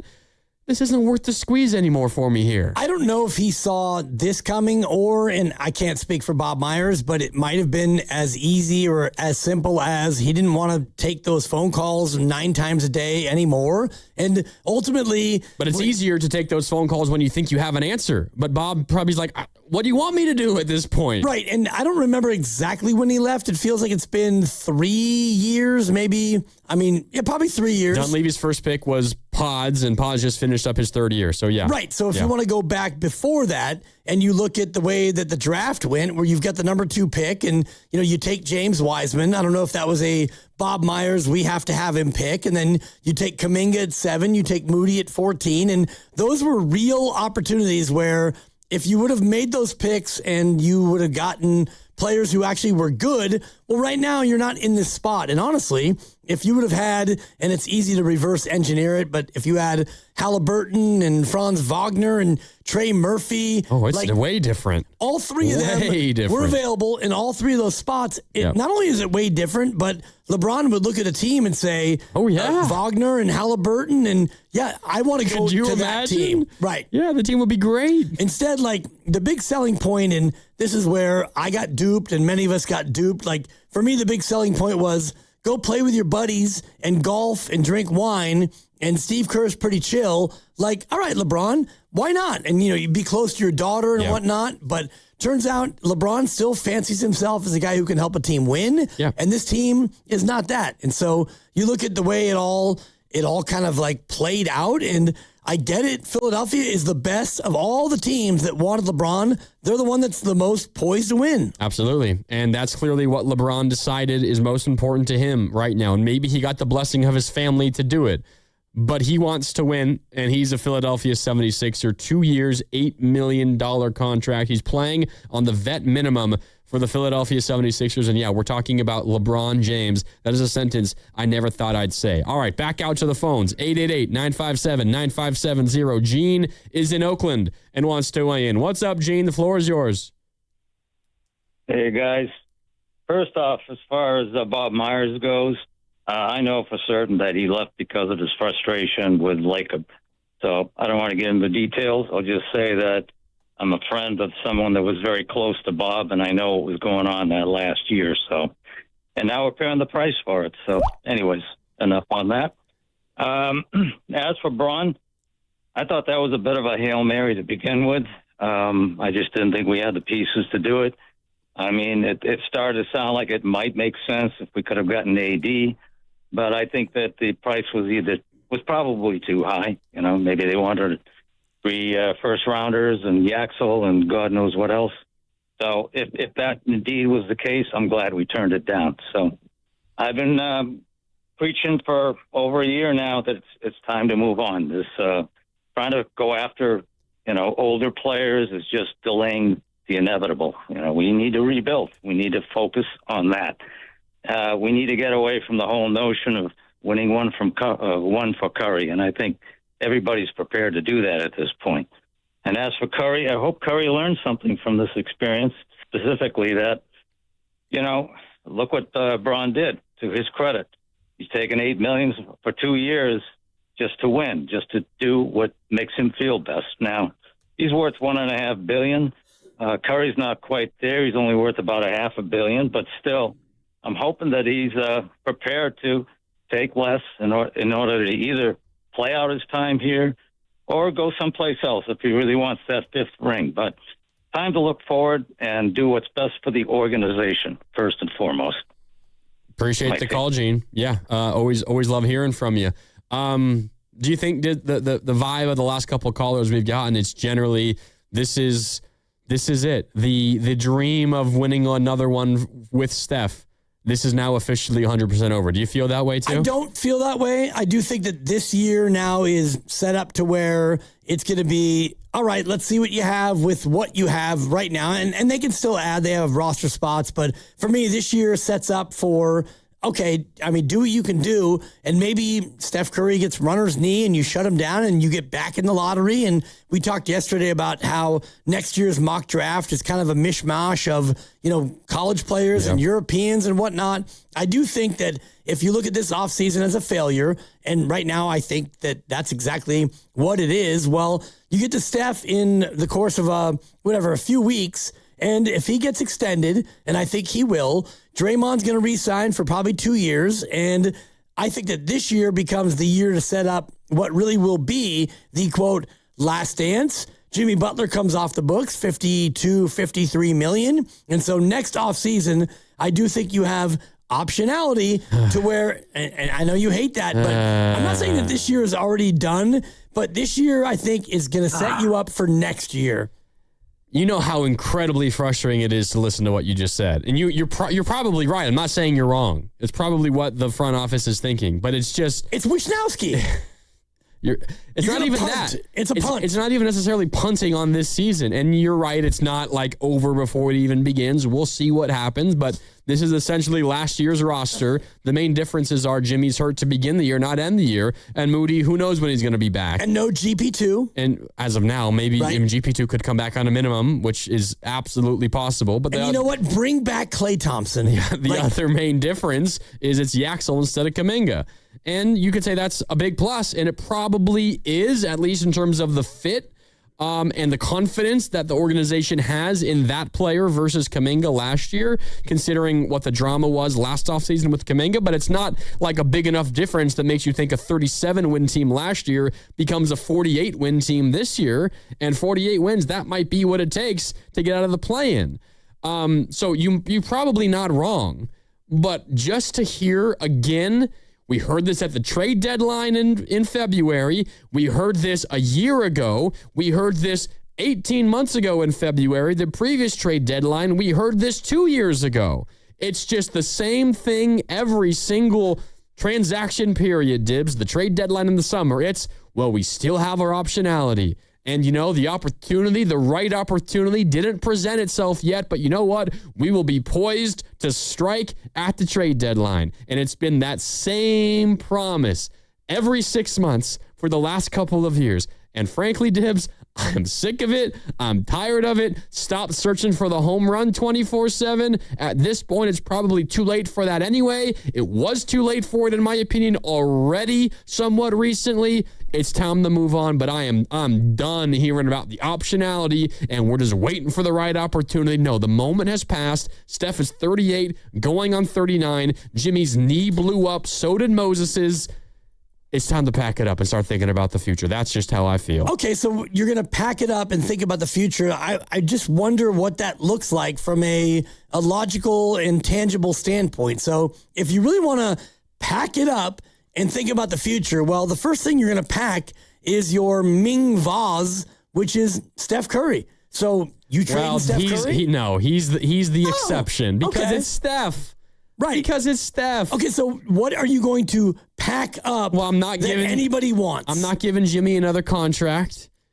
And that's for sure. If I'm giving Draymond a contract, I'm making it a 1-year contract. And I'm not trading any of my picks going forward, which I know is what they've already done. Right. But I'm not even trying to do it anymore. Because I think the opportunity to actually compete legitimately with the olden days era of Warriors basketball, I think it's gone, unfortunately. I think for this year, for sure. But if you look at like going forward, and you do have Jimmy Butler's contract, and you might be able to get to the deadline in February and trade him for somebody or something that could be a future piece. That still is possible. But beyond that, like the big question now is, what are you giving Draymond? Because Draymond opted out in order to create the optionality. Thank you. Optionality to where maybe you could get Draymond. I mean, you could get LeBron. Ban that word from this radio station. You could get LeBron and other optionality. things. Also flexibility and all synonyms. Not allowed. I'm banning them. You're banned. Iddies. You're banned. Well, Shut up, Dibs. Hey, you banned me? Are you doing your Mitch in Jersey? That's what I was going to say. And he am I banned? What's poppin'? You banned me? So, yes, they have optionality. But I do think that this year it's going to be probably not the ability to do what you called a home run. And honestly, it's too late to just like try to chip away with singles. Yeah, it's too late for that. Yeah. I mean, Yaxel might be a home run eventually, but they're young ones that you can like, a 25-year-old, sure, because that could be worth it 3 years from now too. Right. But. And so, I mean, you're going to bring back Draymond on probably a 2-year deal. You're going to extend Steph for 1 additional year. And I think that you're going to look at this upcoming season and think, you know what, if Jimmy can come back in February and we can tread water till then, maybe we get Moses in April. And, if we have a veteran team, we could go on a little bit of a late run. Yep. And that's kind of fool's gold, but I don't know what else you can do right now with where you sit. Yeah. All right. We got to hit a break. Tim, I see you. Joe, I see you. And Bob, I see you. You three coming up next. When we return, it's Willard and Dibs. Dibs and Grandy with you. LeBron is a 76er, signed a 2-year deal, player option on the second year, $8 million in total. He signed for the vet minimum. LeBron James is a 76ers. Warrior fans, how does that make you feel? 888-957-9570. We're brought to you by Fremont Bank. Here for you, here for good. More Dibs and Grandy on Willard and Dibs next. Hey, it's Willard. Embrace the haze with Hazy Little Thing from Sierra Nevada. If you've ever stayed for the 9th inning comeback, know how to time the beer run to still make it back for the stretch. If you're up for whatever the game brings, then embrace the haze with Hazy Little Thing. Hazy, citrusy, smooth. Brewed with the purest ingredients for finest quality. There's a reason it's America's best-selling Hazy IPA. Embrace the haze with Sierra Nevada Hazy Little Thing. Enjoy responsibly. Look who has extra pep in their step. Well, I just finished my to-do list. Gas tank is full, tonight's dinner plans are set, grocery shopping is complete, and I even got everything for those barbecues and pool parties we have planned. You know what's even better? What? Every one of those stops gets me a bit of money back. How are you doing that? By using Upside. Upside? What's that? It's a free app where I earn cash back on gas, groceries, and dining out. They even gave me a cashback bonus on my first grocery trip. So that extra pep comes from all that cash back. Looks like I need to download Upside. You really do. Earn cash back on errands and everyday essentials. Download Upside and use promo code SNAP5 to earn an extra $5 cash back on your first purchase at one of over 100,000 available locations. That's promo code SNAP5 for an extra $5 cash back. Remember, use promo code SNAP5.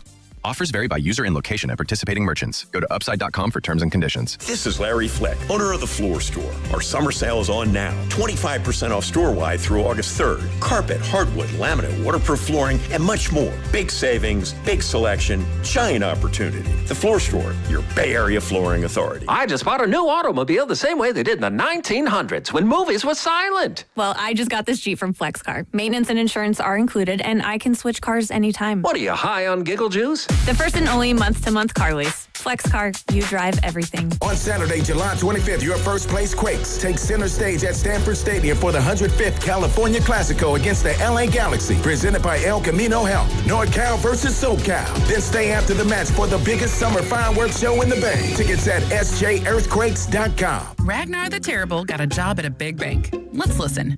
So what's it like being a 5th century warlord? Same as Big Bank. We conquer and extort gold from conquest. Huh. We just lower our customers' deposit rates and raise their fees. And if they argue, put on their floorboards and crush while dining. So smart. Star One isn't like the big banks. We think banking should be pain-free, with lower loan rates, higher deposit rates, and friendly customer service. Star One, in your best interest. So, I need hamburgers, sodas, ice, and a DJ. A DJ? Relax, Spot. With T-Mobile, we're saving when we bundle home internet and phone lines. Oh, wow. Here to bundle and save big. Stay connected con tu gente with 4 lines from T-Mobile with fast, easy-to-set-up 5G home internet and save up to $1,000 a year. Switch now on T-Mobile.com/conectate. Savings based on third line free via monthly bill credits. Internet discount with $15 in monthly bill credits and auto-pay discount. Qualifying credit required. Credits will stop if you cancel any lines or change plans. Visit T-Mobile.com. In 2026, Bay Alarm celebrates 80 years of security. With burglar and fire alarm systems, 24/7 in-house monitoring, and local service, our promise to the Bay Area remains the same. We got you. Learn more at bayalarm.com. Hey, Bay Area sports fans, get ready for game day with Laughing Monk Brewing. Whether you're watching with friends or heading out after the final whistle, Laughing Monk has the perfect beer for the moment. With locations in Sunnyvale, Scotts Valley, and Bayview in San Francisco, there's always a monk nearby. And now, check out their newest San Francisco location in Nopa. From crisp lagers to bold IPAs, every beer is righteously brewed in San Francisco. Grab a pint, grab your crew, and make game day better at Laughing Monk Brewing. Righteously brewed in San Francisco. This is the story of the one who keeps multiple buildings running smoothly day after day. Plumbing that flows, HVAC that hums, cleaning supplies that keep surfaces sparkling. That's why she counts on Grainger. With easy reordering online and 24/7 support, Grainger helps her keep the products she needs on hand. So shelves stay stocked and buildings stay ready. Call 1-800-GRAINGER, click Grainger.com, or just stop by. Grainger, for the ones who get it done. I checked Allstate first and saved hundreds on my car insurance. Really smart. Unfortunately, I didn't check if I left the pizza box on top of my car before driving home. Not smart. Oh, and a semi just turned my deep dish into a thin crust. Yeah, checking first is smart. So check Allstate first for a quote that could save you hundreds. Potential savings vary, subject to terms, conditions, and availability. Allstate North American Insurance Company and affiliates, Northbrook, Illinois. I'm Bob Burke, founder and chairman of Burke America Parts Group, a family of brands that includes RepairClinic.com, an appliance and HVAC parts solution company that's grown into an international brand. Before AmericanEagle.com, we partially launched a new technology platform developed by another firm. American Eagle helped take our technology to a whole new level with digital marketing, software development, and business insights into our key markets, appliances, HVAC, and outdoor power equipment, and did so both on time and on budget. AmericanEagle.com has the resources, experience, and talent needed to produce solutions. Our new technology platform, developed by AmericanEagle.com, has produced tremendous results with higher traffic, conversion, engagement, and online revenue. If you have any home repairs you need to take care of, check us out at RepairClinic.com. If you need a world-class website or technology project, then I would highly recommend AmericanEagle.com. Call AmericanEagle.com at 773-NETWORK. That's AmericanEagle.com, 773-NETWORK. You're listening to 95.7 The Game, KGMZ FM and HD1 San Francisco on Odyssey Sports Station and the home of the Golden State Warriors and Valkyries. Always live on the free Odyssey app and now coming to you live from the Laughing Monk Studios.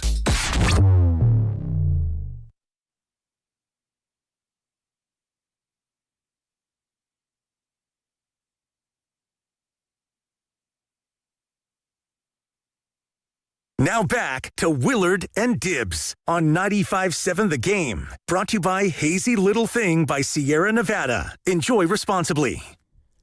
Welcome back. It's Willard and Dibs. Dibs and Grandy with you. The news of the day, LeBron James is a Philadelphia 76er. Dibs, if I were to tell you that at any point in your life, how hard would that be to believe? It would be tough to believe, but then again, I didn't realize he would play this long into his career and that Philadelphia would be the spot. But, I mean, as we've gone through this process, and I guess you can trust the process, and I don't even know how many years we've been trusting the process. Too many. Maybe the whole thing, like the Markelle Fultz botch pick, the Joel Embiid, and Ben Simmons.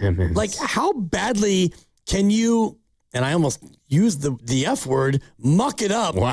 Philadelphia. You better be careful, like, Dibs. How many years? Come on, it's the hazy IPA. It's those hazy little thing IPAs I've been chugging. How many years can you absolutely blow it, and then you're going to get an absolute landline here, or you're going to get a lifesaver in LeBron James? Just takes a couple months of Bob Myers' influence. That's all it takes. Bob Myers. He's got the Midas touch. Man, and Bob Myers on the Rich Paul podcast saying, yeah, hey, LeBron, I mean, you can play it again. We'll do it later. Let's get to a lot of these calls. A lot of these calls, but like Bob Myers, I don't know if you know about a Cheshire cat.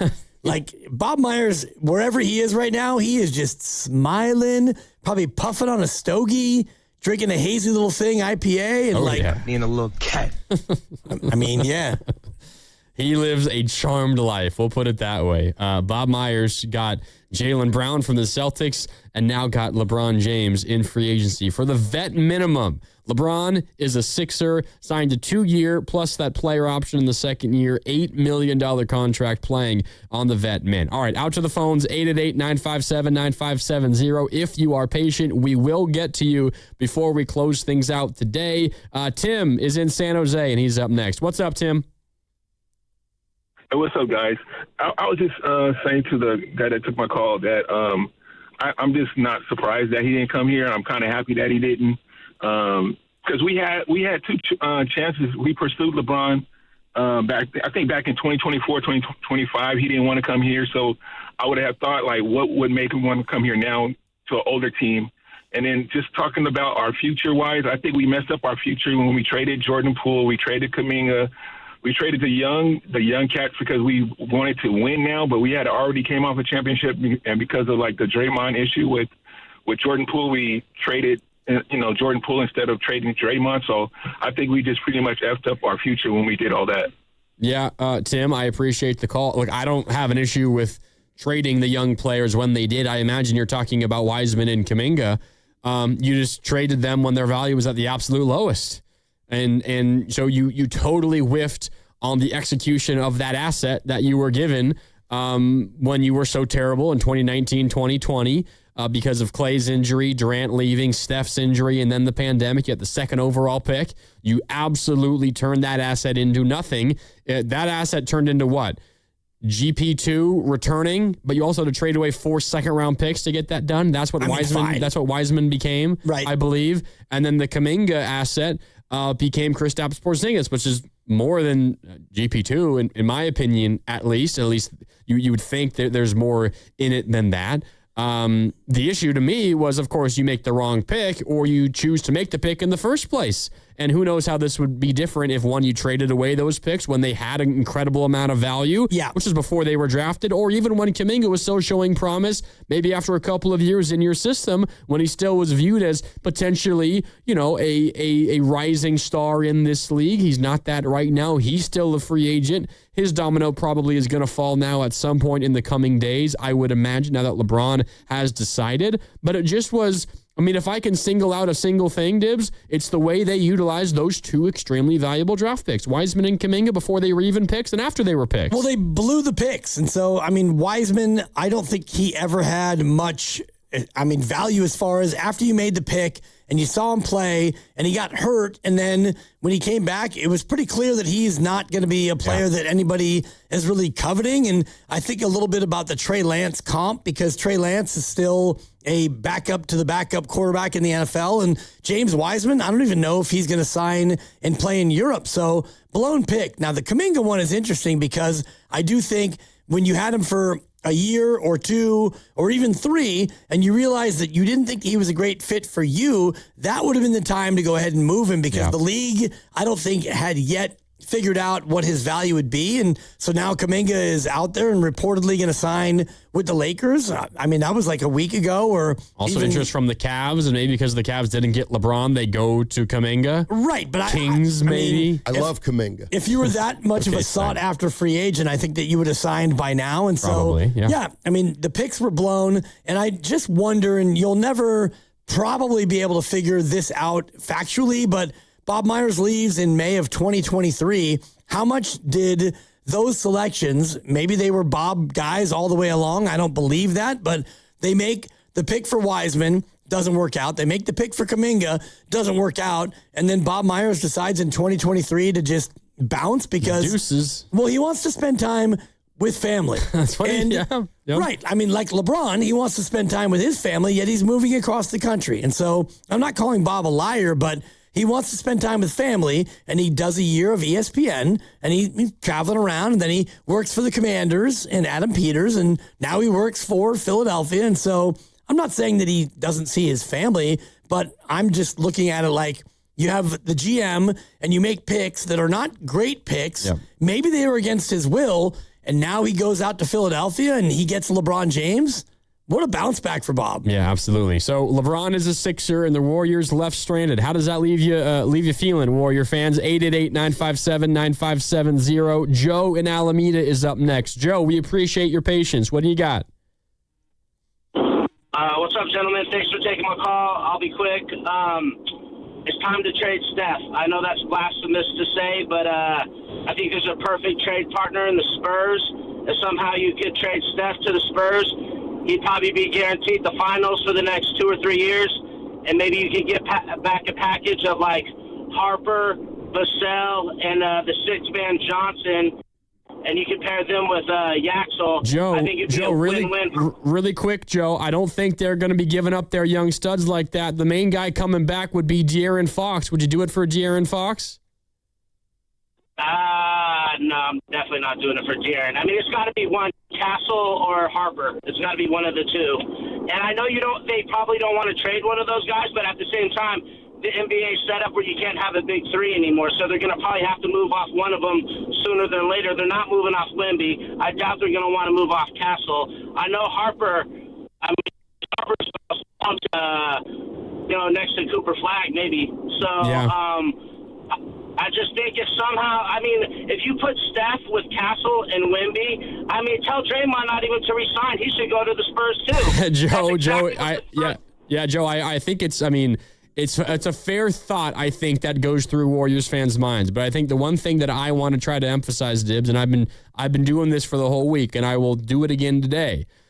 We talked about a lot as it relates to Jimmy Butler, what he's worth on the trade market. He's worth nothing right now on the trade market because he's old, expensive, and injured. Steph is not injured, and he is still expensive, and he is still old, but the old part is a little unfair because he's still very, very, very good. And Joe is right that the Spurs at some point are going to have to come to a reckoning where you can't pay 3 max guys, but the time is not yet there right now. That's getting close. This is the time where you take advantage. They're going to have to move off of Fox at some point because you're going to want to pay Castle first, and then you're going to want to pay after that Harper.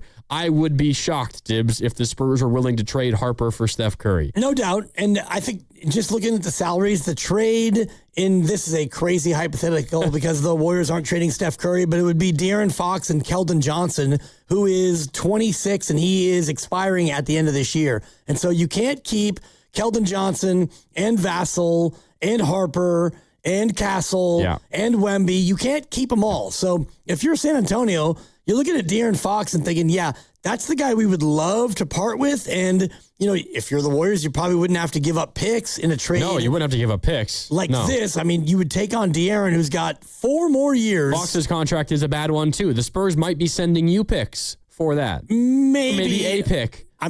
It's Steph. Steph is way better than De'Aaron Fox even right now in this moment. But you would have Joe is right that he would make that Spurs team amazing. But you'd be the title favorite this year. San Antonio would have to add in Keldon Johnson, who makes $17 million, and he's going to expire. And so those salaries actually would match up. And maybe there are no picks going either way. But the Warriors are not trading Steph Curry. Exactly. Even if they, quote, should, if you believe that. You can make the argument that it is the right thing to do, but it's never going to happen. Never. Yes. Like Steph Curry, they have a sellout streak that is still intact, and Steph Curry is box office, and you pay Steph Curry $63 million, and he's worth at least double that for your bottom line. Oh, at least. Maybe probably even more. And it's clearly very important to him to be a Warrior for the rest of his career. So again, it might be something that makes logical sense. And I'm not saying it doesn't. Frankly, it does, but it's just not possible. And again, in order for it to theoretically happen with the Spurs, they have to move off of a big money guy, and that big money guy is Fox.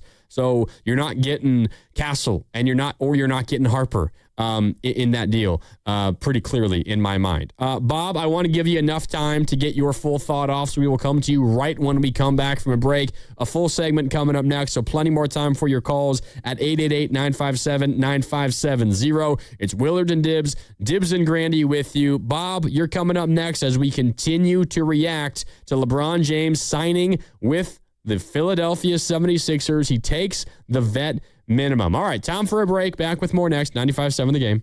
This game day traffic is brought to you by Crystal Geyser Alpine Spring Water. If you're heading to see the Giants-Angels game tonight, already seeing minor delays at the Bay Bridge Toll Plaza. Be under the speed limit into the city. Northbound 101, that's backed in from 280. And northbound 280, already slow and go from Cesar Chavez. What makes Crystal Geyser Alpine Spring Water different? We always bottle our Alpine Spring Water less than 1.5 miles from the spring source. And all our bottles are made with 50% recycled plastic from our own recycling plants. Crystal Geyser, bottled at the spring source. Honey, did you invite the minions over? Well, you know how we talked about getting Wi-Fi from Xfinity? Yeah. I ordered it this morning, was online in minutes, then they showed up. So they just came over to use the Wi-Fi? They even brought their own devices and spell book. You didn't give them the new Wi-Fi password, right? No. That's good. I gave them our old one. Because Xfinity lets us keep the same network name and password so devices connect instantly. What do they want Wi-Fi for anyways?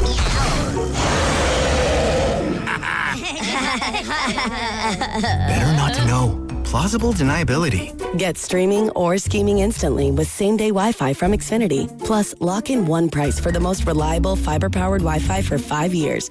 Guaranteed. And see Minions and Monsters only in theaters. Xfinity. Imagine that. Restrictions apply. Not available in all areas. Use of fiber coaxial cable. Learn more at xfinity.com/same-day Wi-Fi. Declare your independence from dated tired windows. This July, get $1,776 off new windows and enjoy better energy savings, curb appeal, and comfort. For 25 years, homeowners like you have trusted American Vision Windows with most jobs done in one day. This month, your project costs a lot less, but you have to book this July. Visit AmericanVisionWindows.com or call 888-347-0711. That's 888-347-0711. New customers only. Restrictions apply. Call us the website for details. Offer ends July 31st, 2026. Your daily commute could pay you back. With a rewards credit card from Stanford Federal Credit Union, you can earn up to 6% on gas and EV charging through September 7th, 2026. Enjoy low rates, no annual fee, and get 25,000 bonus points worth $250 cash back when you open and use your new credit card. Visit sfcu.org to apply online. All credit cards are subject to credit approval and membership eligibility. Terms apply. sfcu.org. Struggling with social isolation? There's help, and it starts with shoes. Try Walk and Talk, the non-prescription treatment for people who want to move their bodies and mouths at the same time. Simply invite a friend on a walk. Just one dose boosts serotonin and reminds you that light gossip is better outside. Side effects may include new inside jokes and slight perspiration. Do not attempt if you're allergic to processing emotions in public. Individual results may vary.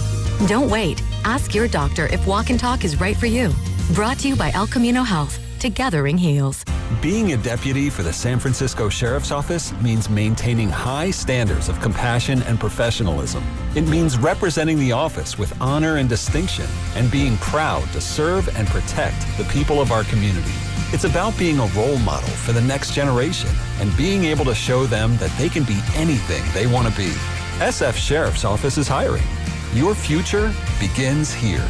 Head to joinsfsheriff.com to learn more. Now it's time for the closer of the week. Presented by LiftMaster and R&S Doors. Turn your garage into the envy of the neighborhood. Visit rsdoors.com. This week's closer comes from Christina from San Mateo. We've had the pleasure of working with R&S Erection North Peninsula multiple times for our fertilizer manufacturing facility, and they have consistently exceeded our expectations. Dale and George are professional and knowledgeable. Recently, my garage door opener was not working. I was in need of a closer. I was put in touch with R&S Doors, and they hooked me up with a brand new garage door opener from LiftMaster. With LiftMaster's MyQ connectivity, my garage door opener can be controlled right from my smartphone. You'll know when a door or gate has been left open and can close it with a tap, no matter where I am. Be one of the first 10 callers and receive 20% off a LiftMaster garage door opener. Call 1-800-FIX-A-DOOR. That's 800-FIX-A-DOOR. Or visit rsdoors.com.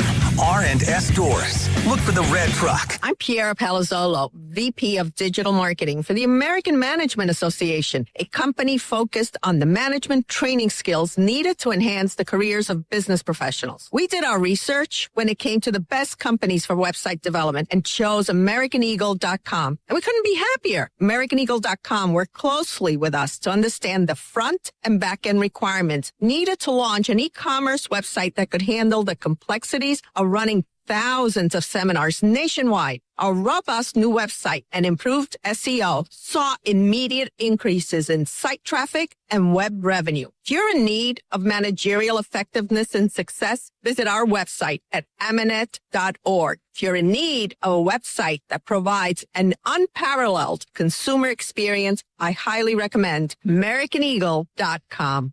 Transform your business today. Dial 877-WebNow1 for a free digital consultation with AmericanEagle.com. You've got a big day, so you use Unstoppable Scent Boosters to give your laundry nonstop freshness. So no matter how long the day goes, you can't stop this power, this walk, this pose, this strut, this look, this talk. Your clothes will be so fresh you can confidently strut into that end of the day meeting like a bosses. Let's talk business in my office. Add new Unstoppable beads to your wash for 24-hour nonstop freshness so you can smell unstoppable.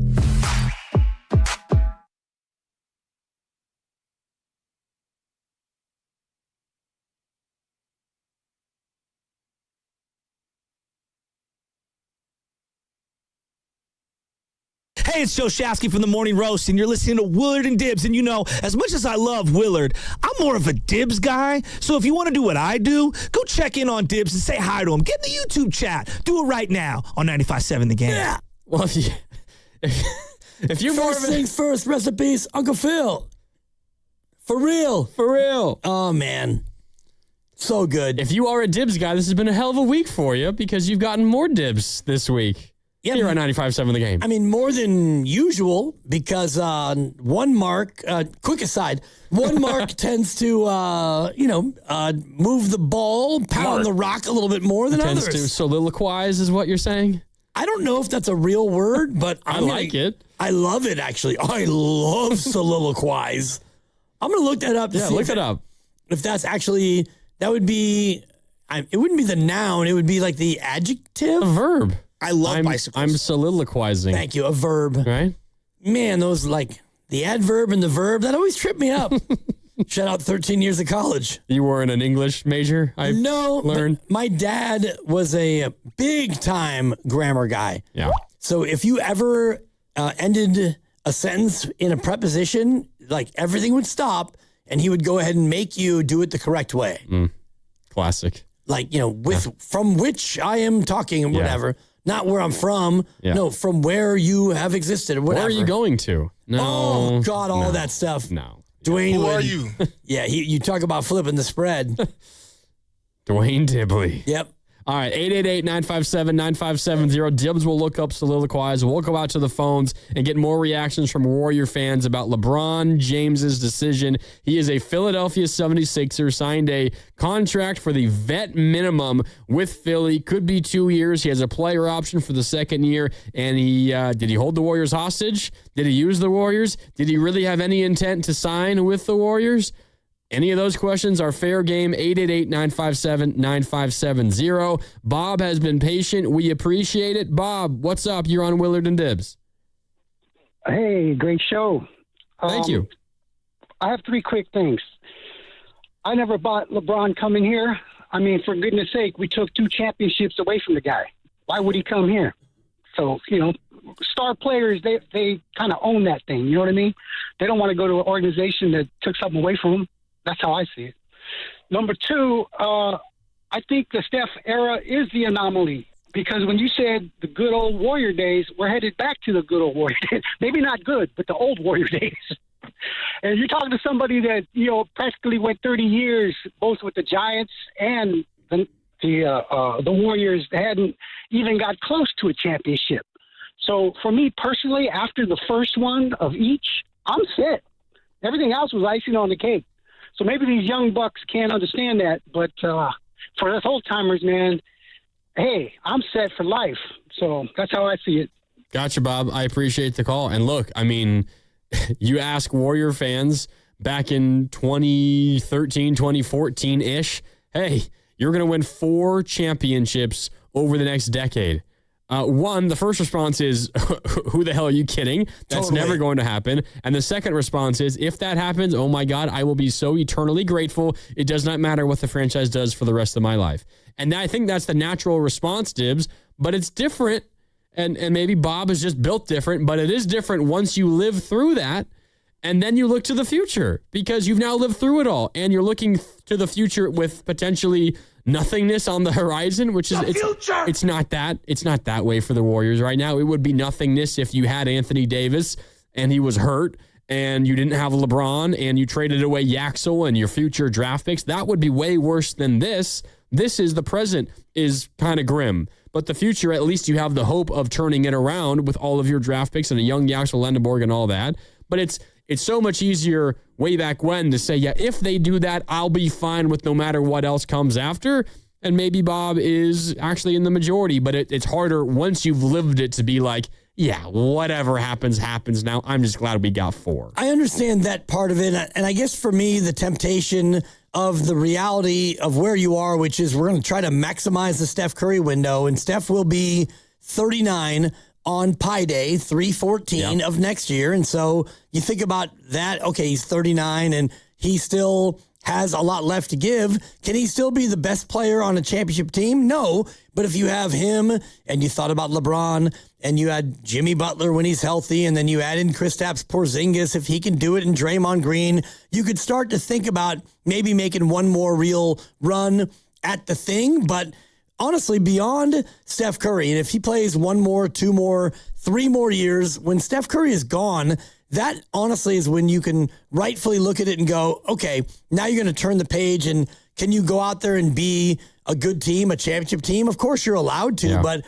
it's really, really, really hard. And I think about San Antonio. They went from David Robinson to Tim Duncan. They got Kawhi Leonard, which was a great draft pick, by the way. Great. And then you won the lottery, and now you got Victor Wembanyama. So San Antonio has been fortunate. You can call them lucky. You could say that they were savvy because they also got Manu Ginobili and Tony Parker, who one of them was a second-round pick, one of them was a late first, and they did really, really well with the assets they had. The Wemby part is luck, but sure. The Duncan one, I suppose, also luck. You win the lottery the 1 year that you're bad, and Tim Duncan is there, and he's a top 10 player of all time too. Like the Ginobili part, the Kawhi part, the Tony Parker part. That's just a great organization. Exactly. It's also a little bit of luck, but identifying those guys. But there is also luck involved. The Warriors were lucky to have Steph because the T-Wolves picked 2 point guards right before. They were lucky to have Clay because the Kings picked Jimmer Fredette, same position as Clay, the pick right before. the Warriors were lucky that Draymond Green was available when he was in the second round. Also, great job identifying him and turning him into the Hall of Famer that he's become. I don't think that's luck. That, to me, like the Steph thing, you were fortunate that Minnesota had 2 picks ahead of you, and their GM was kind of a boob, and he didn't understand like what you're trying to do. You took 2 guards back to back, but like finding Draymond in the second round, that to me is not luck. That's you identifying talent. And sure, he was there. Other teams had the chance to get him, but they didn't. The Wembanyama one is the part where, luck comes in, where you win the lottery in a year where there's an absolutely generational player. And the Warriors have won the lottery one time. You realize that in all the years of the lottery, going back to 1985, Patrick Ewing, the Warriors won the lottery once, and they took Joe Smith. Yeah. And Joe Smith was he was a good, solid pro, but it wasn't like you won the lottery when LeBron James was the number 1 overall pick. Yep. So a little bit of it is the luck of when you actually win the lottery, but then you think about the Warriors getting the number 2 pick, and you took James Wiseman, and so, that's not unlucky. That's just bad drafting. Oh, absolutely. Yeah, bad drafting, bad decision-making, bad process, and it's probably the number 1 reason why the Warriors are ultimately where they are right now. 888-957-9570. Says in San Jose wants to weigh in. What's up, Says? What's going on, fellas? I just wanted to say how happy I am that he is not signing with the Warriors. I think you guys seen in the whole free agency process, he's just a me guy. You know what I mean? And I'm just happy he's not with us. I wasn't happy when Chris Paul was with us for that whole season. Definitely glad LeBron James is not with us this season as well. I think there's still hope for us to find some free agencies. I think free agency window will now open now that LeBron has finally decided where he wanted to go. But, I also want to add to my Dub Nations that have been fans for a while. Remember, this is a great timeout. This will be a good opportunity for everybody to find affordable Warrior tickets if it doesn't go well. So you guys get to see Steph Curry as much as you want until he retires. So I just think we just got to look optimistic, the future, and all that good stuff. And I'm just happy he's not with us. I appreciate the call, Says. And I appreciate the optimism. I will say it's hard for me to find that same optimism. Ticket prices is one thing, and I think everybody would be happy. Every Warrior fan would be happy if it's a little more affordable to go to a game. But in general, the free agency window will now open. The rest of free agency will open, but you look at who's theoretically available for the Warriors, Dibs. Let me just give you a couple of names. I'm not going to mention Draymond and GP2 because those are specifically the Draymond one. Those are obvious ones, but it's DeMar DeRozan. It's Russell Westbrook. It's Gabe Vincent. It's Bradley Beal. It's Seth Curry. Right? So, those are the names. That was an audio drop on Seth Curry. I actually don't feel that way about Seth Curry. Oh, okay. It's Seth Curry. Thank you. You just did it anyway. I did it anyway. I didn't know he was going to play that. But Seth is a nice guy. But the point I'm trying to make is, and that was a very quiet one there, Pasta. Super. What Says was saying is now free agency will open, and the rest of free agency will open, but there's nobody out there that's going to have anywhere near the level of impact that LeBron would. And by the way, the other thing that we can admit to is if LeBron was on the Warriors and in the absence of any other big move that resulted in, Trey Murphy or Anthony Davis or whoever else, we can be honest with ourselves as well. LeBron here without any other move, Dibs, are the Warriors a great basketball team? They're better, but it's not like this was the difference in them being a championship team and being a play-in team. So there's not a whole lot for them to do right now. And my fear, which is I think where I disagree with Says, is I'm not ready to sign up for 82 games next year of essentially what last year was, which is what it feels like this is headed back towards. Most likely. I mean, if you think about, if this is the team that you go forward with into October and you start the season, well, you've got Steph Curry turning 39, coming off a year where he had runner's knee. You've got Draymond Green, presumably, if he resigns, and I think that he will. You've got a full year of Porzingis, which is not a full year of Porzingis. You've got Melton, who should be healthier and more available. You've got Al Horford, who won't play back-to-backs. You've got Gee, stock up. You've got Pods, who I think is a legitimately reliable rotation guy. And you've got the Yaxel Lendeborg question mark. So I think it's less of a question mark It's not an exclamation point, but Yaxel's a good player and he'll be here. But when you look at what they have most likely going forward, it's a play-in roster, Grandy. Yep. 888-957-9570. We're taking a lot of calls, and we got time for your calls all show long. Again, 888-957-9570. I've been a little surprised, Dibs. It feels like the majority of calls that we've taken have been Warrior fans saying, I'm relieved. I'm happy. I'm fine. LeBron didn't choose here, which has kind of surprised me because as we've overlooked at the options this offseason, LeBron's felt like the most straightforward. We get better. We don't give up future assets, so do it, and we'll see how it plays out. It ultimately didn't work out that way, and he chooses to become a Philadelphia 76er, but I'm curious what more Warrior fans feel. 888-957-9570. Are you happy LeBron's not a Warrior? I mean, I'm just relieved the whole situation is over. I wanted it ending with LeBron coming to the Golden State Warriors because I think that was the best way for the Warriors to get the most improved as a team for this season. But I'm hearing a lot of Warrior fans that are just straight up happy he's not a Warrior. So how do you feel? 888-957-9570. Rick in Richmond is up next. What's up, Rick? Rick, you there? Hello?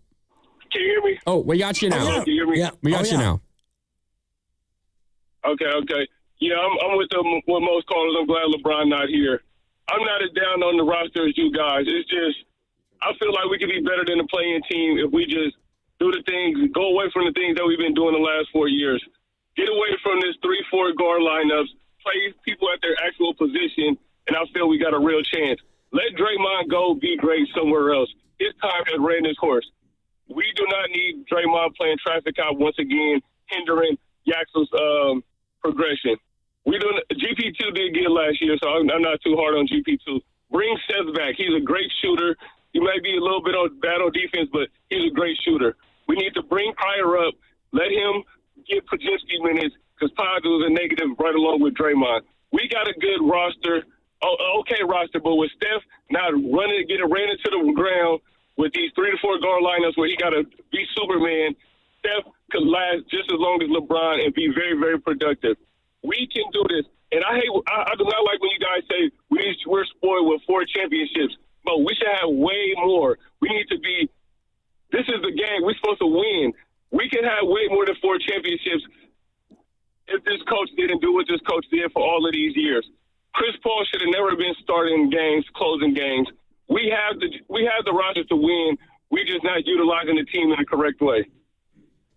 Gotcha, Rick. I appreciate the call. So yeah, the difference, this coach, man. The difference between the Warriors being a play-in team and winning a championship is Chris Paul coming off the bench instead of starting, is what I heard. Right, and what I heard is something about this coach, and if this coach would have done this, that, and the other, we would have had a lot more than 4 championships. And I do like what he said about, not being completely comfortable, and you could be greedy as a sports fan. Like, as a sports fan, I want my team to win every title every single year. But for me, you can also take a step back and say, all right, 4 titles, and that's been great. I'm not saying that you're going to rest on your laurels, but to impugn this coach, quote unquote, to me is a little bit misguided. Yeah. 888-957-9570. Do you think LeBron was ever really seriously considering the Warriors? Did he hold up the Warriors off season? Did he purposely do that? Was this to get back at the Warriors for beating him in those championships 3 separate times a decade ago? I mean, he did cost the Warriors opportunities to do some other things, Dibs. He definitely did. It's a question of whether you think it's worth it or not. I always felt it was worth it for the chance of LeBron, and if you're going to go into that discussion, you might as well wait until he makes his decision. But let me throw out some of these names to you. These are guys the Warriors could have maybe signed, and probably just one of them, not multiple of them, but Rui Hachimura. He went to the Clippers. 2 years, $28 million. Use the non-taxpayer mid-level exception there. The Warriors could have fit him in, likely with a Draymond opt-out or maybe another, cost-cutting move elsewhere to fit him in. Colin Sexton signed with the Lakers for 2 years, $19.2 million. You could have found a way to mix him in. Marcus Smart of Houston went to Houston. He signed for 2 years, $12.4. Anthony Simons went to Philly, 2 years, $12.3. I can also bring back up Quentin Post, who went to Memphis. You might have been able to keep Post if you weren't tied up on LeBron. Those are, I think, probably, Dibs, the 5 names that would have been the most likely. And I can kind of exclude Post. I don't think he's as good or has as big of an impact as those other guys. But those are probably the most impactful players that the Warriors theoretically could have fit, given their cap issues, if they just said, you know what, LeBron, we're honored you're thinking of us, but we're not even going to entertain that idea. We're going to go forward with the rest of our offseason. So I guess it's up to each individual to determine, is someone like a Rui Hachimura, a Colin Sexton, a Marcus Smart, and Anthony Simons, is the promise of one of those guys worth, or is the risk of losing them worth waiting on LeBron and his decision? The idea of any of those guys would be better than, waiting for LeBron, especially if you believe the Anthony Slater report of the Warriors being pretty aware for weeks, plural, that they were not really in the thinking of LeBron James. And so I just can't help but go back to what we've been hearing about from, Steph Curry. I would love to play with LeBron, and maybe he was talking about golf, and Draymond Green went to Puerto Rico with LeBron James. And I would imagine that at that point, which was about 2 weeks ago, if LeBron James already was out on the Warriors and that whole idea, if you're Draymond Green, wouldn't you have told Mike Dunleavy, we're not in, he's not coming here, so maybe we can talk about pivoting to another free agent? And I know that all the guys you mentioned, they signed about 3 weeks ago, right when free agency opened. Yeah. So that'd be July 4th, about 3 weeks back. But I don't know. It feels like the Warriors had one course of action, and that course of action was, we want to get LeBron James. And as you get into it, and you mentioned Anthony Simons, he's gone, and Rui Hachimura and other free agents who might have been affordable to you, they came off the board right away. And when that happens, you're thinking, okay, now we're even more invested on LeBron James. And at what point was it clear to the Warriors that they weren't going to get him? And even if that was 2 weeks ago, all of these pivot players, they already were gone. Exactly. So at that point, you're already pot committed. You might as well play it out, even if you think it's a 1% chance that you get him, which is generally the way that I feel that this played out. They might have known, a couple of weeks ago it wasn't going to happen. At that point, LeBron had already decided it's either AD or nothing for me. And the Warriors are like, well, we're not getting AD, so it's all over. But at that point, you don't really have much to pivot to, at least in my opinion. 888-957-9570. Rob is in San Jose and is up next. What's up, Rob? Hey, what's up, fellas? Yeah, I wanted us to get LeBron because I think ultimately he makes them a better team. I think now we're probably a play-in team maybe in that 10, 11 spot down in that range. And I think this is more about LeBron being an egomaniac, dragging this out the way he did, wanting the shine and the attention, going to Philly. I'm going to be the reason why Philadelphia wins, why they haven't won since 1983, and making it about him. And I don't think he really wanted, if he joined the Warriors and they were to make a run, I don't think he wanted Steph and Draymond to have a 5th ring with him. He wanted one without them to say, I got one more than you. Yeah, Rob, I think it's a fair point. Absolutely a fair point. I think he probably gets to kill 2 birds with 1 stone in that theoretical universe where he gets one, his 5th, and he surpasses, Steph and Dre in the process, and he determines that winning is the most important thing to him. I wonder what it would be if the Warriors had a better roster. Would that still be enough to maybe sway him to go elsewhere? Who knows? Only he really knows, and maybe we'll eventually find out when his documentary is released in a decade or whenever it is.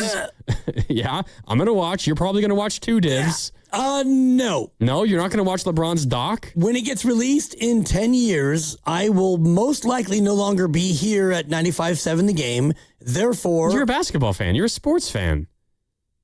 Did I mention... Yeah, I am a sports fan. That. I'm a sports fan. I love sports, but it doesn't mean that I want to watch a self-serving LeBron James documentary. Did you watch The Last Dance? I did, yeah. Yeah. I mean, it was during COVID. It was that and Tiger King and Korean baseball and the Bundesliga. I became a big Hertha Berlin fan for about 3 months.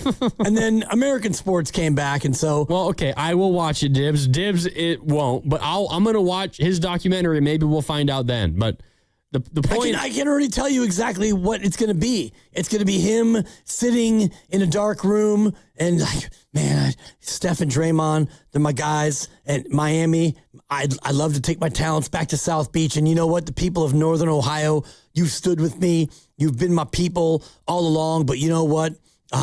Something about Philadelphia. I remember when they won the title in '83.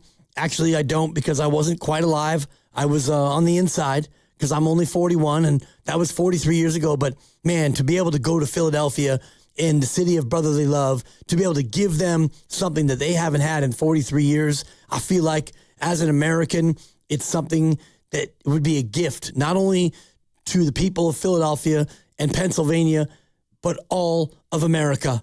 It was 7 years ago that Philadelphia actually won an NBA championship. So I feel it's my duty as an American to go to Philadelphia and deliver them a championship. And there is LeBron's documentary.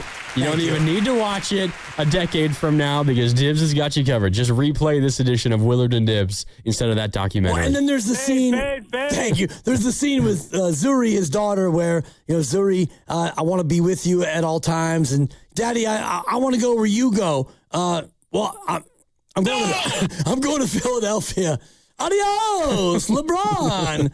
Whatever. All right. 888-957-9570. DL, I see you. We will get to you when we come back from a quick break and plenty more time. This show is you guys. This show is you guys today. We want to hear from as many Warrior fans as possible. 888-957-9570. Do you feel used by LeBron? Do you feel let down by the Warriors front office? What should they have done if it was trade 3 first-round picks for AD and not get or in order to get LeBron? Would you do it or would you not? Are you pissed at Mike Dunleavy? Are you upset at Joe Lacob? Are you mad at Draymond for not doing enough to get Steve? Whatever it is, let us know. 888-957-9570. Dibs and Grandy on Willard and Dibs here on 95.7 The Game. We're brought to you by Fremont Bank. Here for you, here for good. LeBron James. Hey, it's Willard. At Habas Law, it's never been about attention, never about applause, never about goofy smiles on candy-colored billboards. For more than 40 years, Habas Law is focused on one thing, fighting relentlessly for injured Californians, because behind every catastrophic injury case is a human life forever changed. That's why Habas fights with preparation, intensity, and relentless commitment. No fluff, no distractions, just real advocacy for injured Californians. Habas Law, relentless for justice. Visit habaslaw.com. Omar Habas is a California licensed attorney. Offices in Northern California, including San Jose. Past results do not guarantee future outcomes. When you own your own business, you own every decision. Catch the red eye or take the 6 a.m. Make a new hire or promote internally. Celebrate a win with the toast at the gate or unwind at the lounge. Big props to this team. Some decisions are a win-win, like earning 8 times points on Chase Travel. Chase Sapphire Reserve for Business, the business card that gives back all you put in. Visit chase.com/reserve business to learn more. Cards issued by JPMorgan Chase Bank, N.A. member FDIC, subject to credit approval. Terms apply. I move mountains for a living. Literally. That means I don't carry hand lotion, and when it comes to serious heartburn, I don't mess around with anything but Rolaids Max Strength. Its dual active formula has 1,500 milligrams of calcium carbonate and magnesium hydroxide that relieves heartburn fast. And the best part? The roll fits right here in my pocket, so I can get back to moving mountains. Rolaids spells powerful relief. 1,500 milligrams is our highest amount of antacid per tablet. Read each label. Use as directed. Keep out of reach of children. Some things can steal your sunshine. Ugh, I just got my hair done. Sorry, the cooler's broken. Anyone see my flip-flops? Anyone? But COVID-19 can steal a lot more. I just took a COVID test. Ugh. Prescription medications for COVID exist. If you test positive this summer, ask your doctor if they're right for you. Visit PfizerForAll.com/COVID-19 to learn more. Sponsored by Pfizer. Grass-fed ribeyes. Yes, chef. Responsibly sourced salmon that was never frozen. Yes, chef. Restaurant quality steaks. Yes, chef. Organic chicken. Yes, chef. Wild-caught seafood. Yes, chef. At Sprouts, every cut is handpicked for flavor, freshness, and quality worthy of the chef at home. Even if your toughest critic still needs a booster seat. More steak, please. Yes, chef. Sprouts Farmers Market. That Selena's family group chat. It never stops. Someone's always sending a blessing or starting a poll about the baby shower theme at midnight. With Real Unlimited from Total Wireless, she's always in the loop, whether she wants to be or not. Switch to Total Wireless Total Starter Plan or higher and get a Samsung Galaxy A16 5G on us. Total Wireless, your own Real Unlimited. Offer ends 11/4/2026 or while supplies last. Devices, taxes, and fees may apply.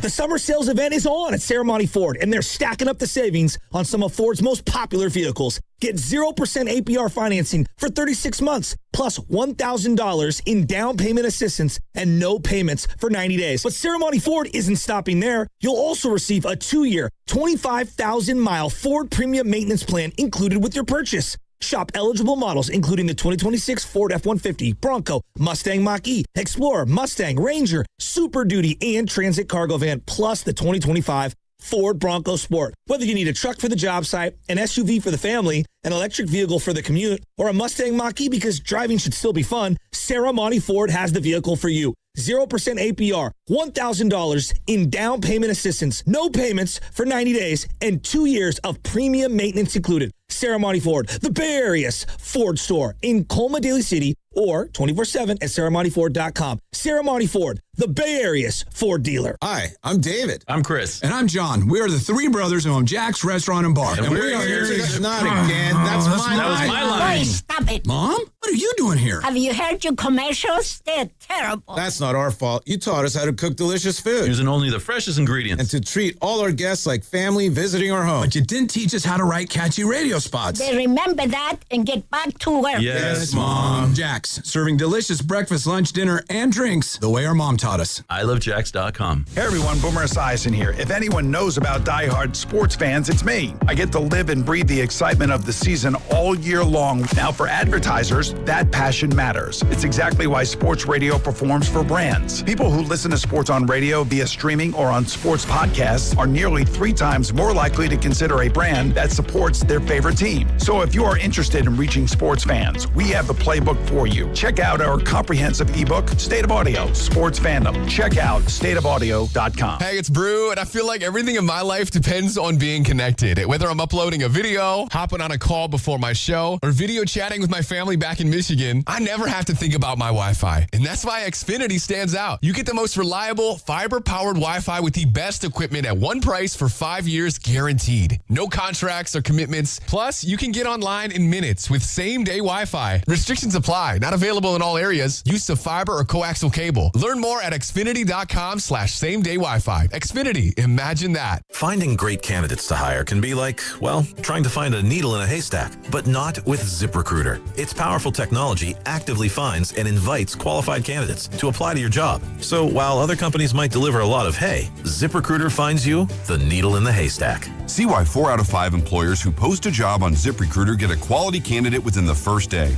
Try ZipRecruiter for free at ZipRecruiter.com/team. That's ZipRecruiter.com/team. ZipRecruiter.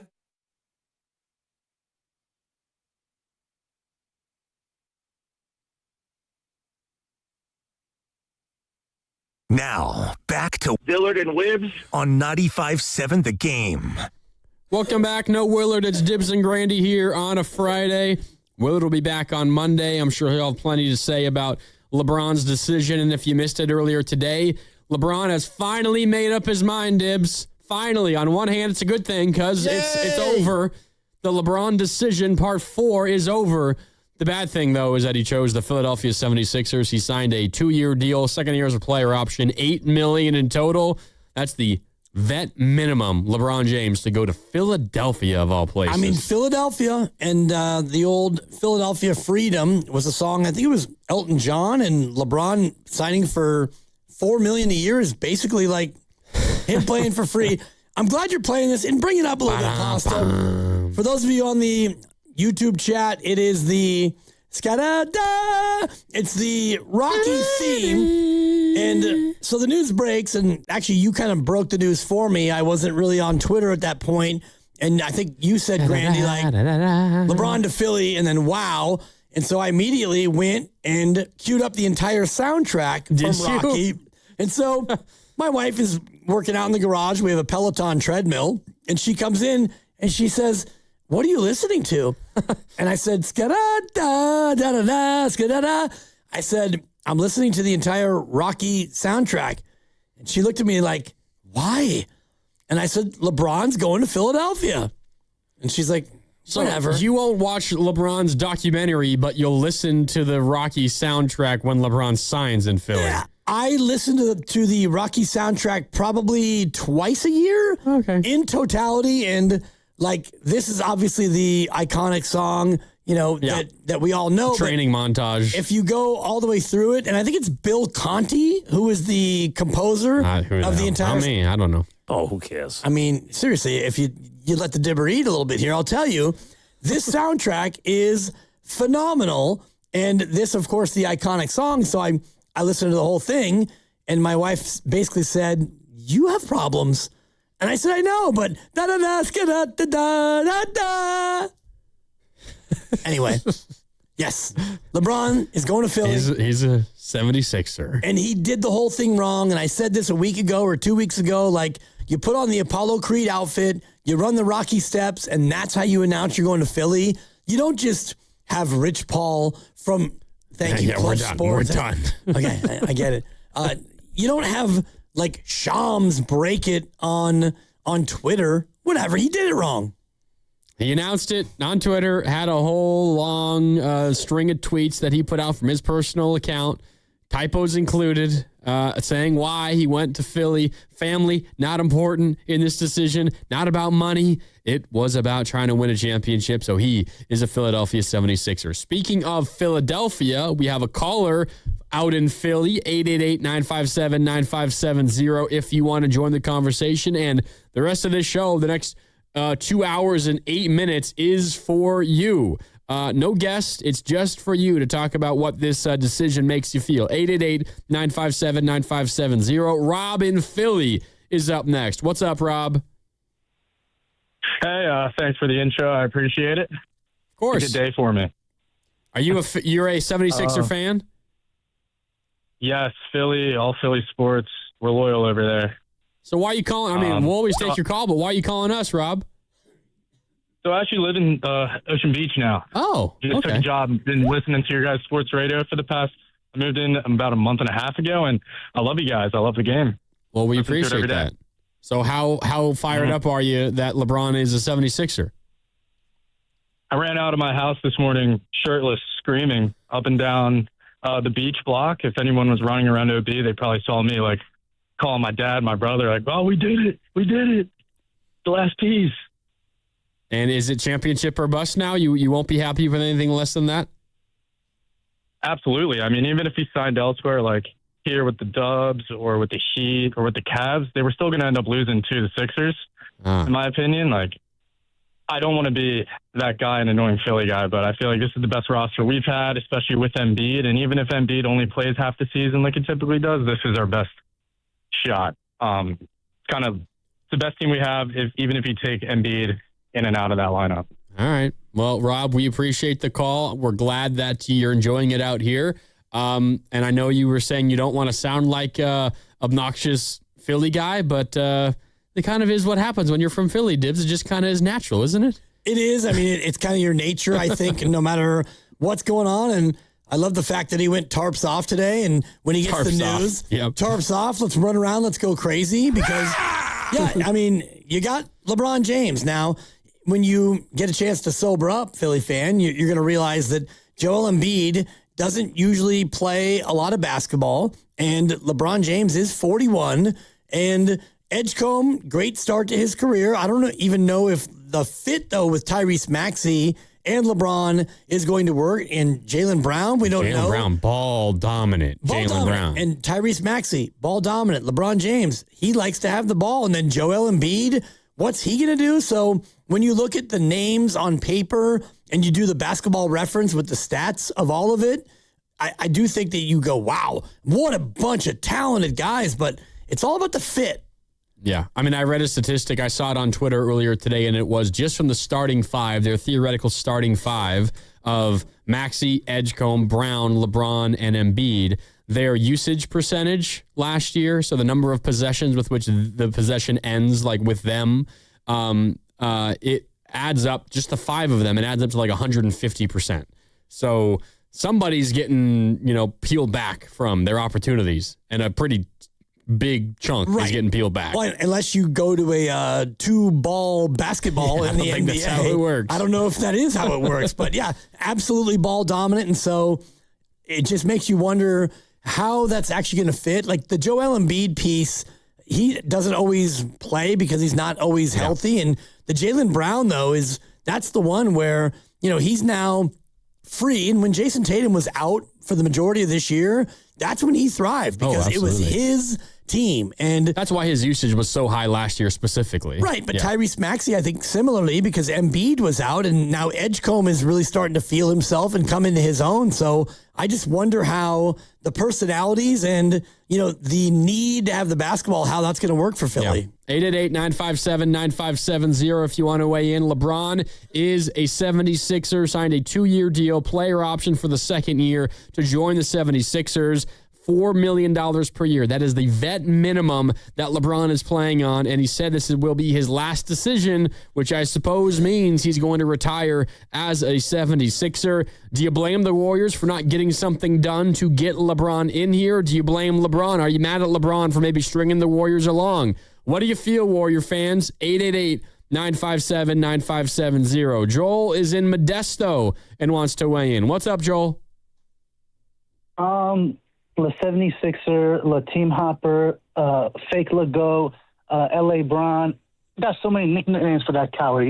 First of all, I have no respect for him, man. Like, in my eyes, he's never the GOAT. And number 2, I just don't think it's going to work. You got 5 ball-dominant players, Maxey, Joel, Jaylen Brown, and now LeBron. I just don't think that's a good fit. And I know for a fact it's not going to work. The only way it's going to work is that someone has to come off the bench.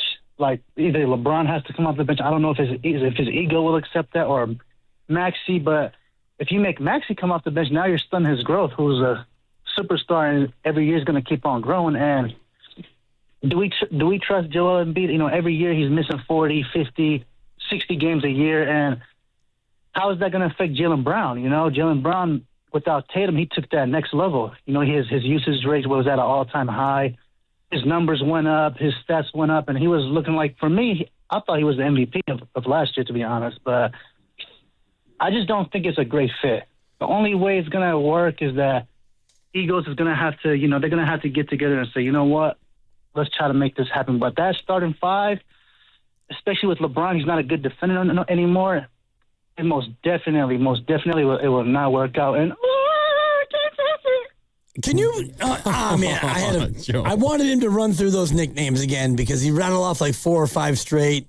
Like, Did you say the fake Legoat? The fake Legoat was one of them. I was just wondering if he made that all up on the spot. Probably not. If he has like a running list of nicknames and whatnot, but it's all right. I'd say call back and run more of that material, but I think we have enough. Yeah, we got a lot from you. We're there. Good. And look, it might work. It might not work in Philly. That's not something that I'm really thinking about much right now. I just wonder where this leaves the Warriors. And where do the Warriors go from here, Dibs? Because it feels like they're just kind of stuck in neutral, and maybe not even neutral. Maybe they're stuck in reverse. They don't have places to turn to. I hear so many Warrior fans and see so many Warrior fans on social media, whether it's, on our text line, on our YouTube chat, that just will say they weren't even willing to do 2 first-round picks for Anthony Davis. And it really would have been 2 first-round picks for Anthony Davis and LeBron. And instead of doing that, you're wasting the end of Steph Curry's career. Wow, what just a terrible, terrible decision by the front office. And look, I hear your frustration. I'm upset too. I wanted LeBron here. But we have to, I think, live in at least a bit of reality. And the reality for the Warriors was, because the main money piece going out to get a star like Anthony Davis in would have to be an injured Jimmy Butler, the Wizards aren't doing that for 2 first-round picks. And if LeBron was so dead set on playing with Anthony Davis, he probably would have waited to make his decision until an Anthony Davis decision was made. And you know what that means? An Anthony Davis decision probably was made.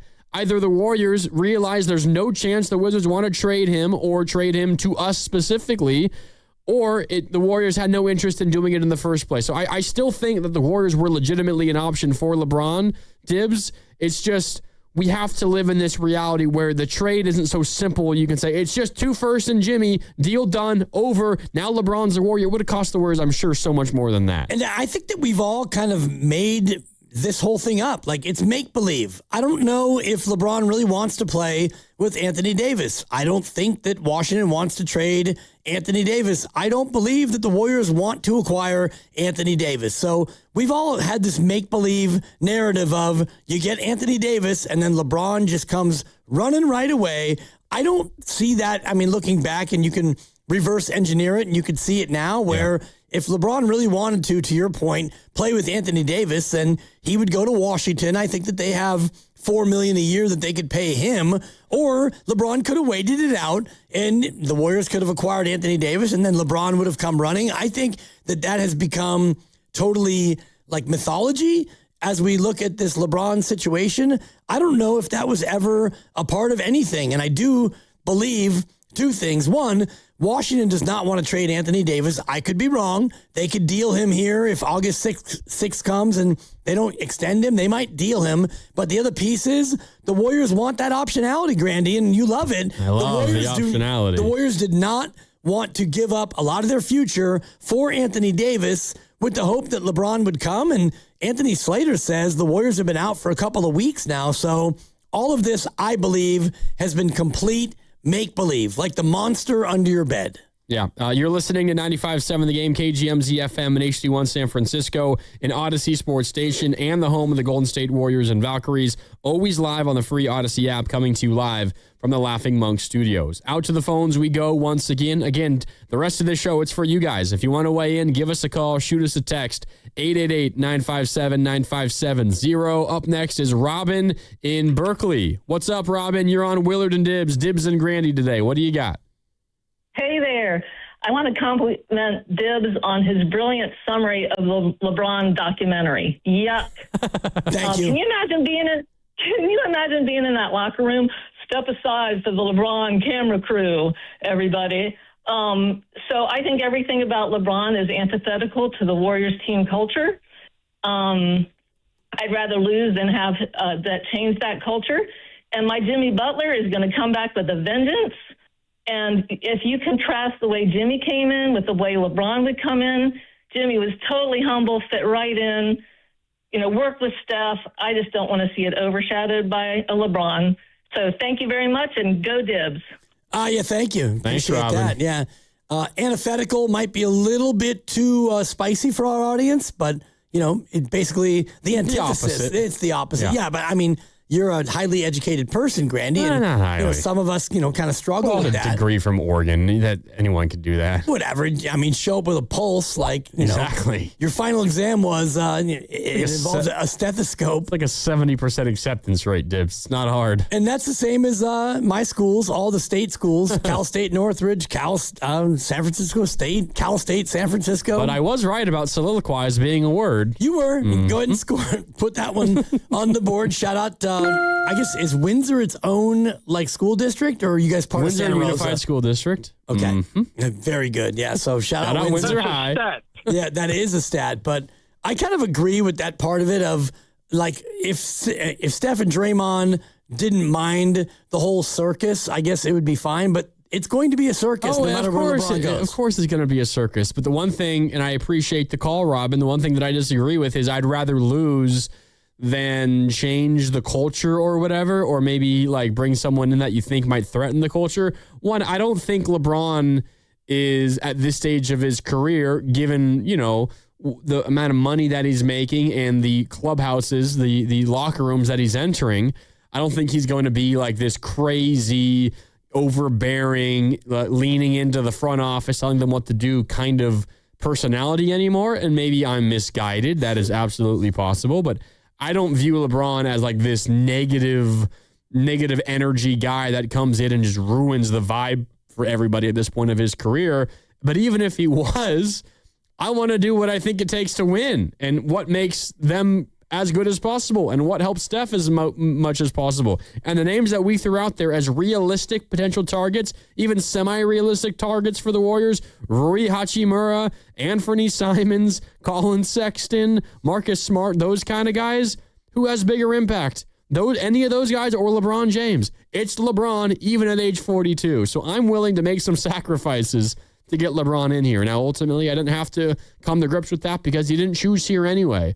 But I thought it was the most straightforward, simple path for the Warriors to improve the most this offseason.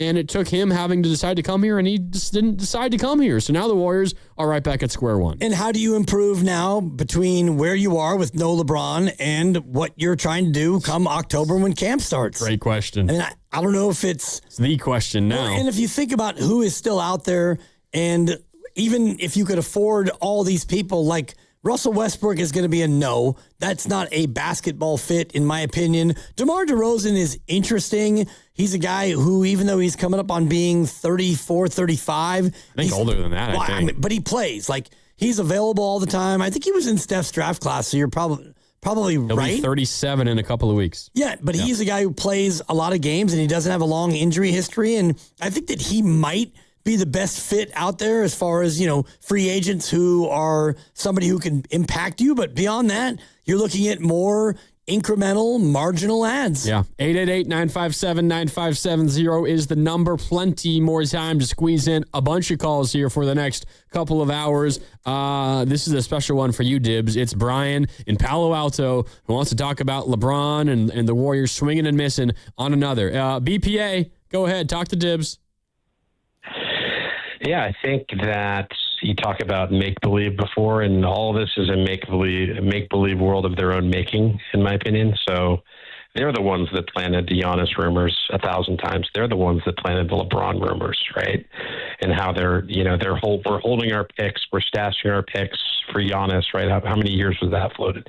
And that was the justification for doing nothing, or almost nothing, to improve the team or improve the roster over almost a half a decade period. And so now we're here, and it's over. And Steph and Draymond, I'd love to see them play meaningful basketball, and they should do it with organizations that are actually trying still to be meaningful and to play meaningful basketball. And the Warriors have given up. And Joe Lakeup's transition to Jerry Jones Lakeup is complete. Joe, that's who you are now. And I know that you don't have the guts to come out and face your fans and talk to them, because none of us are particularly happy right now, and you'll hide behind, I don't know, maybe some leaks from Kirk or Kent or whoever else. But yeah, that's where it's at. I'd love to see Steph play some meaningful basketball. It won't be here. Would you rather have him play? I'm sorry, BP. I hate to cut you off. Would you rather have him play meaningful basketball somewhere else or play meaningless basketball here? I would rather him play meaningful basketball someplace else. And at this point, he should ask out because it's come to that point, right? When the organization's no longer trying, and the most talented person in your front office is Mike Dunleavy Jr., that's an organization that's given up, right? And you look at Bob Myers today making this deal and making it happen is a reminder of all the talent that once was in this front office that's no longer here. So it is that stark. It's over. Steph and Draymond should get the hell out of town because, Jerry Jones Lakeup, whatever you want to call him, and his flunky sons, they've stone cold given up, and they're out of ideas. Have a good day, guys. Love you, babe. BPA. Thanks for calling. Don't be a stranger. Yeah, BPA. What do you think? Not scared. About it's over. The front office isn't even trying. He's comparing Joe Lakeup to Jerry Jones. They're out of ideas. They're not even trying. I disagree with they're trying. I think their efforts and their energy has been misguided. I think they're putting their eggs in baskets they should not be putting their eggs in, and they're putting all of their eggs in these baskets. I would agree with that generally, but I also know just how difficult the situation is for them right now. We have the benefit of looking back on all these things that they've done, and you could say, well, they should have done this, they should have done that. Yeah, okay, that's fair. I do think there's a lot of Warrior fans that feel the way that Brian in Palo Alto does, which is that this front office is just kind of running in circles right now and they don't have anywhere to turn. I think that the one thing that he invoked is the idea of Jerry Jones and Joe Lacob. That is something that I think a lot of fans are concerned about, and that's where you go back to the Wiseman pick and the Kuminga pick and the idea of two timelines, which is something that Joe Lacob, I don't believe, ever said in that way, but it was clear that they were trying to create a future with younger people who were projects while also trying to maximize the Steph Curry window, and it backfired. And I don't know just how involved Joe Lacob was and is in all these draft picks, but the optics of this year's draft, where he's basically animated in telling Mike Dunleavy to make the pick, the fact that he is front and center in that process and in that moment, it does give fans a certain feeling of maybe you are overly involved. And that's kind of what we think about Jerry Jones with the Dallas Cowboys, where you're not a football guy. I mean, he played football at Arkansas a lifetime ago, but it doesn't mean that you know talent and you are an evaluator and you should be making these picks. And I think that a lot of fans look at this situation and they see Joe Lacob being more involved than they probably think he should be. Yeah. 888-957-9570 if you want to join the conversation. I see you, Lucky. I see you, Rob. We got to hit a break here in 30 seconds, so hang out. Lucky, you will lead things off, and then Rob, you will be shortly thereafter when we come back from break. LeBron is a 76er. Warrior fans, do you feel cheated? Do you blame LeBron? Do you blame the front office? Do you agree with Brian in Palo Alto? Is this front office out of answers? You can let us know. 888-957-9570. Willard and Dibs with you on, Dibs and Grandy with you on Willard and Dibs. No Willard, he's back on Monday. We're back with more next right after this on 95.7 The Game.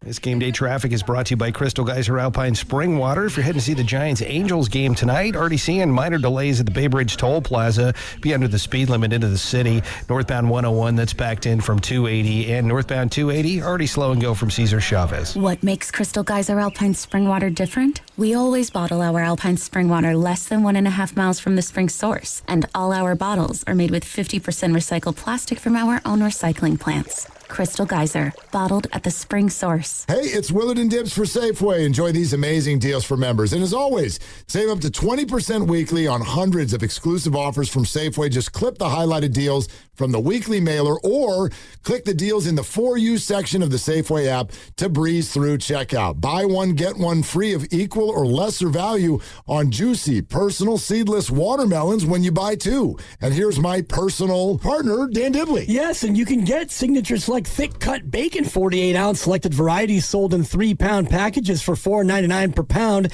10 for $10 mix and match is back. Save on items like pasta-roni or rice-a-roni, 4.3 to 7.2 ounce varieties, or Crystal Geyser Alpine Spring Water gallon size. Add CRV where applicable. Member price $1 each for selected varieties. See your store for a full list of participating items. We invite you to go to Safeway.com for more of these details, and we will see you in the aisles. They call this one Bill.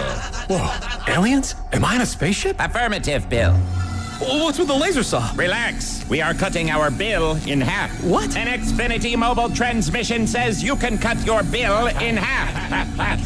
Oh, your mobile bill, not me, Bill. Xfinity Mobile also says we can try it free for a year. Free. Yes, with no commitment. Can we put the saw away? I am reluctant. But we will find another being to bisect. That's not sci-fi, it's Xfinity Mobile. Xfinity Internet members cut your mobile bill in half. Plus, try Xfinity Mobile free for a year. No commitment. Learn more at xfinitymobile.com. Xfinity. Imagine that. Restrictions apply. Xfinity Internet required. Savings compares one line of Xfinity Mobile Select to comparable plans from T-Mobile, Verizon, and AT&T as of 3/24/26. Taxes, fees, extra. $30 monthly discount limited to new mobile customers only. After 12 months, regular rates apply. This is Larry Flick, owner of The Floor Store. Our summer sale is on now. 25% off store-wide through August 3rd. Carpet, hardwood, laminate, waterproof flooring, and much more. Big savings, big selection, giant opportunity. The Floor Store, your Bay Area flooring authority. All new drinks are now at McDonald's, with refreshers like the Strawberry Watermelon Refresher and the Mango Pineapple Refresher with popping boba, to crafted sodas like the Sprite Berry Blast with berry flavors and cold foam. Who knew ice cold drinks could be so fire? 6 all-new drinks are here. Now at McDonald's. Refreshers contain caffeine. FlexCar, we know radio ads are annoying, but not as annoying as car salesmen. Sign here, please. Never talk to one again with FlexCar, the first and only month-to-month car lease.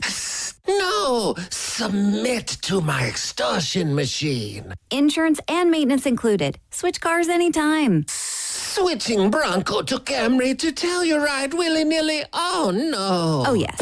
FlexCar. You drive everything. This is Chris Dolan. And I'm Vanessa Deniston, senior attorney from the Dolan Law Firm. Chris, what's with all these out-of-town personal injury firms coming into the Bay Area with these catchy jingles and funny names? Unlike the Dolan Law Firm, most of these firms are from out of state or in L.A. The Dolan Law Firm is headquartered right here in San Francisco, going on 30 years. We live here, we work here, we win here. The Dolan Law Firm, we're the best lawyers we hope you'll never need. DolanLawFirm.com. Earn up to 6% on gas and EV charging through September 7th, 2026 with Stanford Federal Credit Union's Rewards Credit Card. Make the most of your miles. The Rewards Credit Card offers low rates, no annual fee, and get 25,000 bonus points worth $250 cash back when you open and use your new credit card. Visit sfcu.org to apply online. All credit cards are subject to credit approval and membership eligibility. Terms apply. sfcu.org. This is the story of the one who keeps multiple buildings running smoothly day after day. Plumbing that flows, HVAC that hums, cleaning supplies that keep surfaces sparkling. That's why she counts on Grainger. With easy reordering online and 24/7 support, Grainger helps her keep the products she needs on hand. So shelves stay stocked and buildings stay ready. Call 1-800-GRAINGER, click Grainger.com, or just stop by. Grainger, for the ones who get it done. Some things can steal your sunshine. Ugh, I just got my hair done. Sorry, the cooler's broken. Anyone see my flip-flops? Anyone? But COVID-19 can steal a lot more. I just took a COVID test. Ugh. Prescription medications for COVID exist. If you test positive this summer, ask your doctor if they're right for you. Visit PfizerForAll.com/COVID-19 to learn more. Sponsored by Pfizer. San Francisco will be clear tonight with a low of 57. Weather brought to you by Capital One. Capital One offers no fees or minimums on checking accounts. What's in your wallet? Terms apply. See CapitalOne.com/bank guide. Capital One NA, member FDIC.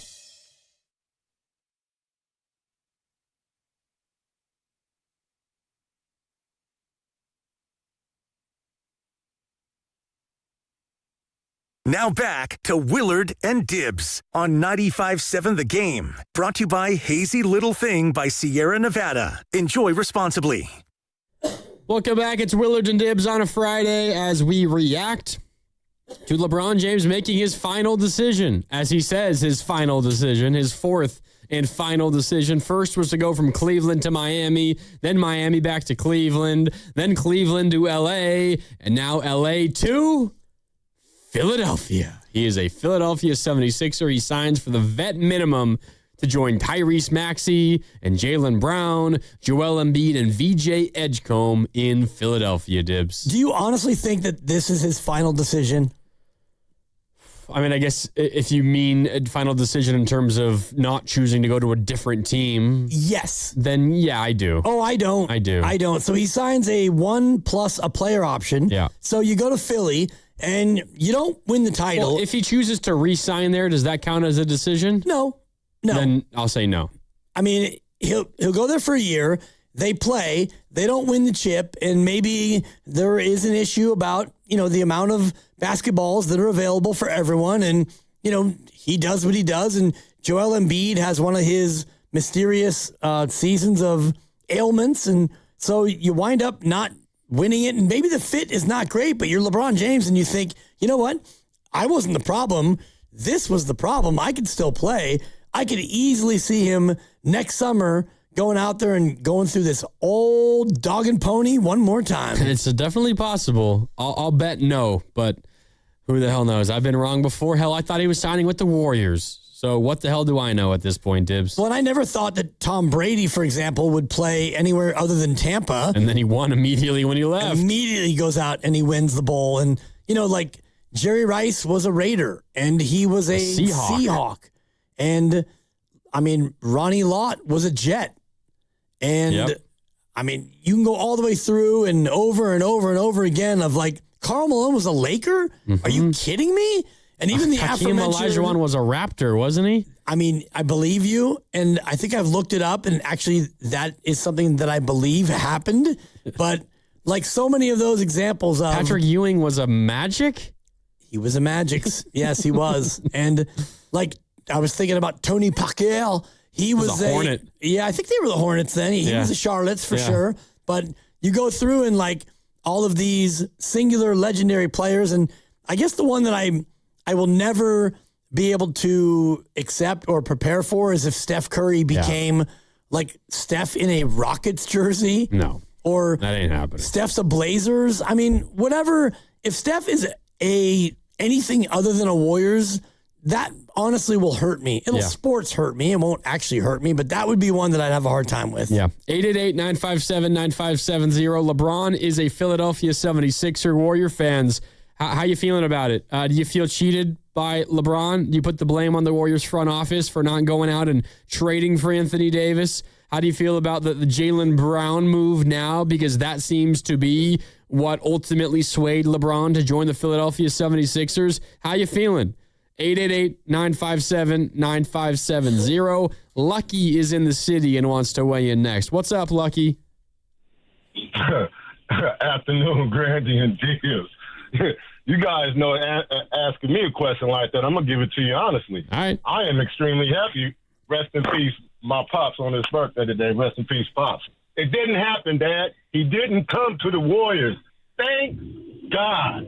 Why would you guys want to have this drama queen, our adversary, on our squad? I know you guys want to have some type of competitive, a competitive team with our Warriors, man, but come on, man, like, we've had our run. Not to say that it's over. I still believe that we have one more run in us. But I don't want to bring our enemy on it. I definitely don't want to bring a garbage pail playing cat named Anthony Davis onto our team. No. This is beautiful. Bring in the skinny Frenchman. Bring in old Crier. Go get Seth. Bring him back. And you know what? Since we're going to have Draymond back and Steph is going to retire, Ward, you might as well go ahead and bring the Splash Brother back, man. Let's go ahead and just do that. So, Lucky, just run it off if we're going to have let me ask you, Lucky, so are you all right for the Warriors maybe this year, next year, just kind of being, I don't know, hanging around 500? Are you all right with that for a couple more years? Honestly, no, but I'm okay with it for this year if it happens like that. But I still think this, Grandy. What is the difference between us and Philly? They have young talent, right? We don't. We have it. We don't use it. We have it. Use it. Leons, use him. Crier, use him. LeJay, use him. Ike, use them. That's what we need, youth, right? We need athleticism, right? Why don't we use what we have in the cupboard? There's no use of trying to go out to the grocery store and go buy it when you have it in your backyard. Use what we have. It could bring us something special, guys. Isn't that what happened with our team before? It can happen again.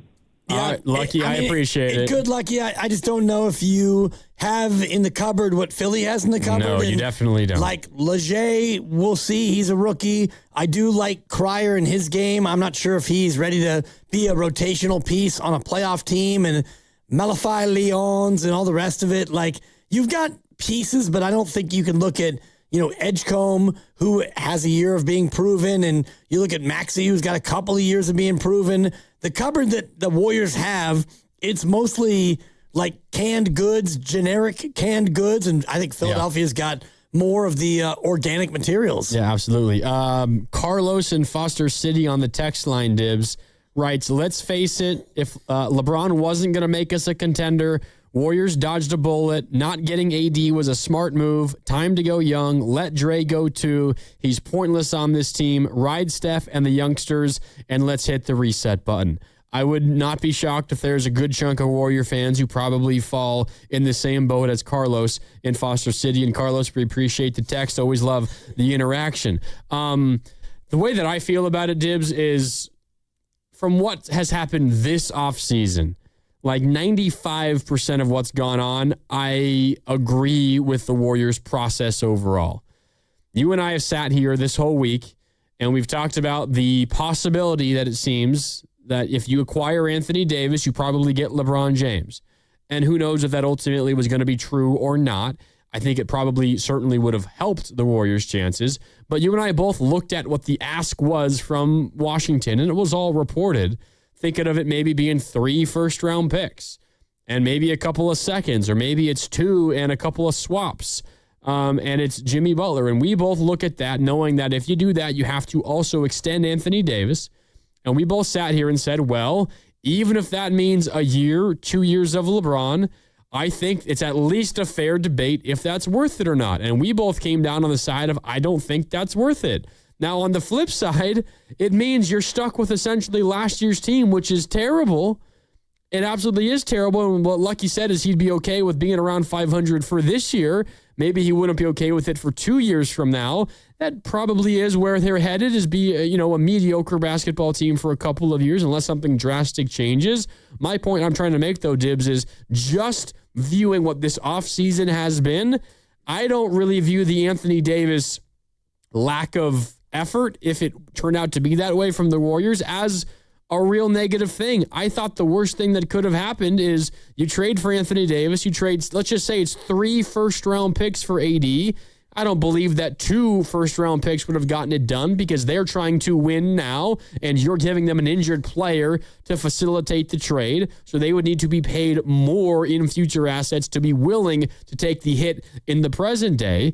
I don't think that's the right way to go about this, because then you'd extend Anthony Davis. You'd have him for $60+ million a year for the next 4 or 5 years for maybe a year or 2 of LeBron. And if everything goes right, you're the 4th or 5th best team in the West. And maybe you win a series. Hell, maybe you win 2. That's great. But then I'm saddled with Anthony Davis for 4 more years after that, and I don't have first-round picks coming up to trade and to get other talent in here, and I can't pick a Yaxel Lendeborg every season because I traded away all my picks. That is the absolute worst-case scenario. It's way worse than what they currently are, which is, in the present, not great, and next season might be really tough to watch, but at least they didn't handcuff themselves and make the next decade already bleak. Right, and you know what they have going into next year, and you probably don't want to say it out loud because... optionality. And they have it. And so you get to the deadline, and, Jimmy Butler might be back on the court, and he might be raring to go, and he might be a piece that you could actually, then weaponize and make a trade at the deadline or in the offseason if he is gone, or you keep Jimmy Butler, and who knows what Kristaps Porzingis will be next year if he's able to get his medical stuff in order. But to your point, you enter into the year with all your picks still intact, and you've got a team that probably is not going to scare anybody in the Western Conference. You look right now on paper like a play-in team. Even if everything goes right for you, if Moses is able to make it back late in the year and Jimmy comes back and all the rest of it, and your guys all stay healthy, you're probably a 6 or 7 seed at best, I would imagine, based on what you have right now. And so you go into this year, you try like heck, you get Yaxel to develop, you get Leons and Leger and Cryer and maybe Graham Ike and all these other youngsters. You see what you have and you figure out like what might actually play going forward. And then I do think that this year sets up for the year after where you would have that optionality and you still have your picks. And then you'd have Jimmy Butler's big salary slot coming off the books. And who knows what's going to happen with Draymond. So this year might be tough because you most likely aren't in a championship window, but you do still have that optionality. And I know that drives you crazy, but where you are right now, like Anthony Davis was never going to happen. They aren't going to trade him, I don't think. And you weren't going to give up assets to get him. LeBron James clearly is more interested in winning than he is in the West Coast. So that wasn't going to happen. So what are you actually trying to do here, Warriors? I mean, you're trying to do the best you can, and you held out for LeBron, you didn't get him. You maybe tried to trade for Anthony Davis, and I guess that could still possibly happen, although now... If it happens now, oh my God. I mean... What are you doing? To me, that it would be reprehensible. You only do it because it gets you LeBron. That's the only reason. So now you're not getting LeBron, so you're not going to chase Anthony Davis, and so you're going to look at other free agents. You're not going to go on the full rebound, and I don't know if you've ever been in a serious relationship and you break up, and immediately, like, you rebound and you find somebody just immediately different and you just go right back to it. So, thank you. If the Warriors were going to go on the rebound right now, then they'd be calling Russell Westbrook. Russ, I mean, oh, God. What do you need? Well, we'll give you every penny we have available because we just got jilted by LeBron. They don't have many pennies available. They don't, but, I mean... Draymond Green's not signed. They have $21.9 million of space before they hit the first apron, which not officially yet, but likely where they will be hard capped. We don't know that for sure just yet. Does that account for Draymond Green? It does not account for Draymond Green. And they need to sign Draymond and at least one other person. At least one other person. That's assuming Leger Jones is going to be on your roster. He could be a two-way, and that would fit in differently. But right now, if I don't include Leger Jones, you have 11 roster spots. If you include Leger Jones, you have 12. Draymond would be 13, and then you need one other because you need a minimum of 14. You can have a max of 15. So you have $21.9 million essentially to play with between Draymond and a couple other people here or there. And we'll see how it all plays out. They can be creative. You can also move off of some other pieces as well. But maybe it's going to be Draymond and LJ Cryer and maybe GP2. Maybe you do go and get DeMar DeRozan for a little bit, but that all depends on how much Draymond signs for. I was under the impression, Dibs, that Draymond would only sign for quite a bit less if it meant both Anthony Davis and LeBron James were going to be here. So now what does what does Draymond ask for now that LeBron isn't here? Does he say, well, I was due $27.8 million, so I'm getting my $27.8 million this year? If that's the case, then you're going to have to go into the second apron, or you're going to have to trade away some other pieces, like Kristaps Porzingis, or a Moses Moody, or whatever it is to clear space. Or does Draymond say, you know what, I won't ask for $28 million this year, but I'll do you guys a favor. I'll take a hit this year, but you're going to give me the second year, and I'm going to make more total money over the next two seasons than I would have just this 1 year, but it's going to be less AAV. And by the way, again, Warriors, I'm doing you a favor. That's going to be the next shoe to drop. The next domino to fall is Draymond Green, but then you have to fit out the rest of your roster, and you don't have that much space to do any of this, which is why LeBron signing for the minimum in Philly is so infuriating, because he clearly was willing to do whatever it takes to go to a winner, and it's just unfortunate that winner is not here. And he's not wrong. I mean, look at the roster versus what the Philly roster is. Right, and I wonder about the way you laid that out with Draymond Green, like he's going to do the Warriors a favor. That's how he's going to play it, for sure. Of course, he's going to play it that way. And he opted out so that the team could have the room to add somebody. And so I do think that was a handshake agreement that the Warriors will honor. But at the same time, I think that part of that was LeBron James. So Draymond opts out, and he was set to make more than $27 million in a player option. So now I don't even know how much leverage he has. He's Draymond Green. He's a statue guy, and he's an all-time great Warrior. But now the Warriors are thinking, well, we do need to add additional people. You mentioned the roster that needs to get filled out. Yeah. So, I mean, is Draymond going to go back in? He can't just say, or he can, like, I want my $27 million back. And they'll say, yeah, please hold. And they'll put him on hold, and they'll never get back to the phone because he's not getting $27 million. He might get 15 this year and 15 next year, or I don't even know what the number would be. You mentioned the amount of money they have left is about $22 million before they get hard capped. So it's likely they will be hard capped at the first apron, which is about $22 million away, but it's not guaranteed. So it's a little bit of CBA mumbo jumbo. When they signed D'Anthony Melton, they could fit that into either a mid-level exception or the biannual exception. If it's in the biannual exception, which essentially it would be if they have somebody else to use the mid-level on, they get hard capped at the first apron, meaning they have $22 million left. But if they want to use Melton in the mid-level exception, that would hard cap them at the second apron, which gives them more room, but it doesn't give them another avenue to sign another player to like 8, 9, 10. It has to just be minimums at that point. Plus Draymond, of course, they could give him a good amount because they have his bird rights and all that. So there is some, calculus going on here. We don't know exactly what their hard cap is going to be. There's a chance, though, they only have $22 million left to spend on the rest of their roster, which might be 3 more dudes. So you got to be really creative to make it all work. Especially if you're looking to get an actual impact player. Like you could add somebody like Malachi Leons, who's going to make the minimum, not the veteran minimum, but just make the absolute minimum. So if you want to go out there and actually bring in people who you think can be rotational and help you and contribute, well, then it's going to be tough then to give Draymond more than 14 or 15 million, right? Yeah. No, it's going to be hard, but again, they can move things around a bit and get them up to the second apron, but I don't know how eager Joe Lacob would be to be spending all that money all the way up towards the second apron. You won't be in the second apron, but all the way up towards the second apron and the penalties that come with that as well. How badly, Dibs, and this is also a question for Warrior fans, because I'm seeing some of this come in on the text line at 888-957-9570. I would imagine an outsider looking in, Dibs, would look at what this offseason was, and it felt like the Warriors clearly wanted LeBron.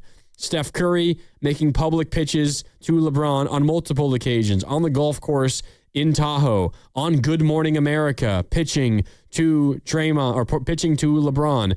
Draymond not only talking about it on multiple podcast episodes, but going to Puerto Rico and golfing with them, out to dinner, out at, clubs with LeBron, and LeBron showing him something on his cell phone and Draymond laughing uncontrollably. Clearly, the Warriors wanted LeBron James. I could imagine just how enticing it was for Joe Lacob, the prospect of having Steph and LeBron under one roof inside a Chase Center. I can't imagine how excited that was for Joe Lacob. But their actions, Dibs, the Warriors' actions maybe suggest they weren't terribly interested in going and getting him because they needed to make another move or two to get it done, and they just completely stood pat and didn't do any of those other moves to bring LeBron in. I don't think that they could make any of the moves to bring somebody else in that would be attractive to LeBron James. And if you take the decision today that he made to go to Philadelphia at just face value, which is he wants to go somewhere where he can win, I don't think the Warriors had the ability to bring in enough people to get them close enough to a spot where they could be as talented as Philadelphia is. So Philadelphia makes the trade for Jaylen Brown, and that was a wow move. You didn't know that Boston was going to do that. They did it well before any of the free agency popped off, and so Philadelphia was poised to be in a spot where Bob Myers rightly could say, hey, LeBron, if you want to win, look at what we have here. This is the best place you could go to try and go out there and win. And so if you're the Warriors, you're not going to sell all your assets to try to get Anthony Davis, even if he was available. And if they did that, LeBron could look at the Warriors and say, well, Philly is still better. Like, you got Anthony Davis, you got rid of Jimmy Butler, you brought in Anthony Davis, but I could look at Philadelphia and say, they're probably better than you.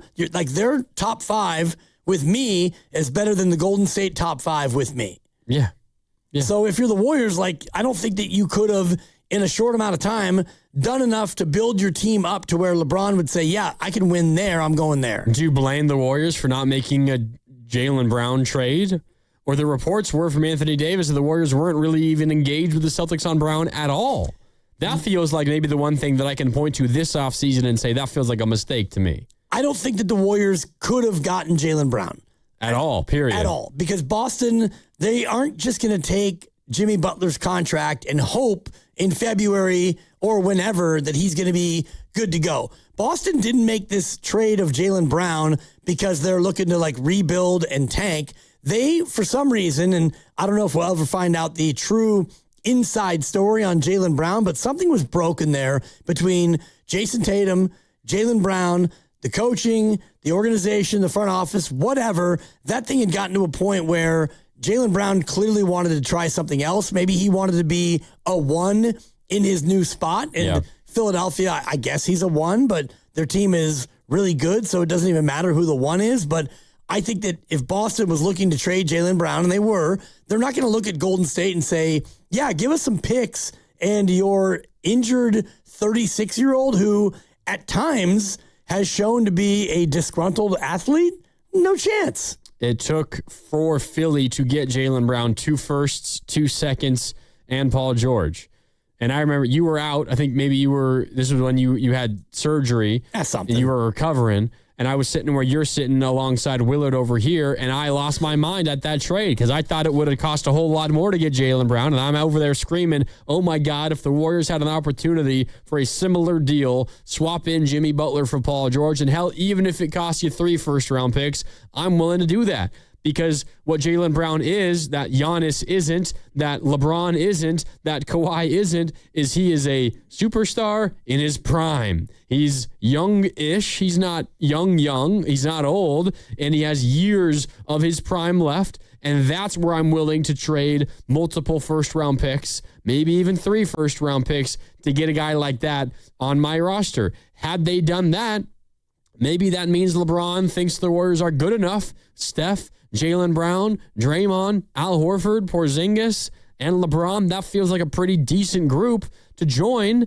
Maybe that would have been enough. But the AD part of it, Dibs, I don't really blame the Warriors. But if there was a theoretical pathway to get Jaylen Brown, that's the one place where I point to the front office and say, you kicked your feet. And you missed an opportunity, but who knows exactly how real that was. I don't think that it's very real at all, and I'm just, putting myself in Boston shoes as I have with Washington. And if you're Boston and you aren't interested in completely tanking, which I can't remember when Boston actually did that, and, Brad Stevens is not just going to shut the whole thing down when you have Jason Tatum, you mentioned a star in his prime. He's a star in his prime. And so you're not just going to completely boot the season or kick 3 years or whatever. So you wanted to get a player back, and the Warriors don't have that unless you're talking about moving Steph Curry, and they never would. Yeah. 888-957-9570 if you want to weigh in. LeBron James is a Philadelphia 76er. Our month-long saga is over.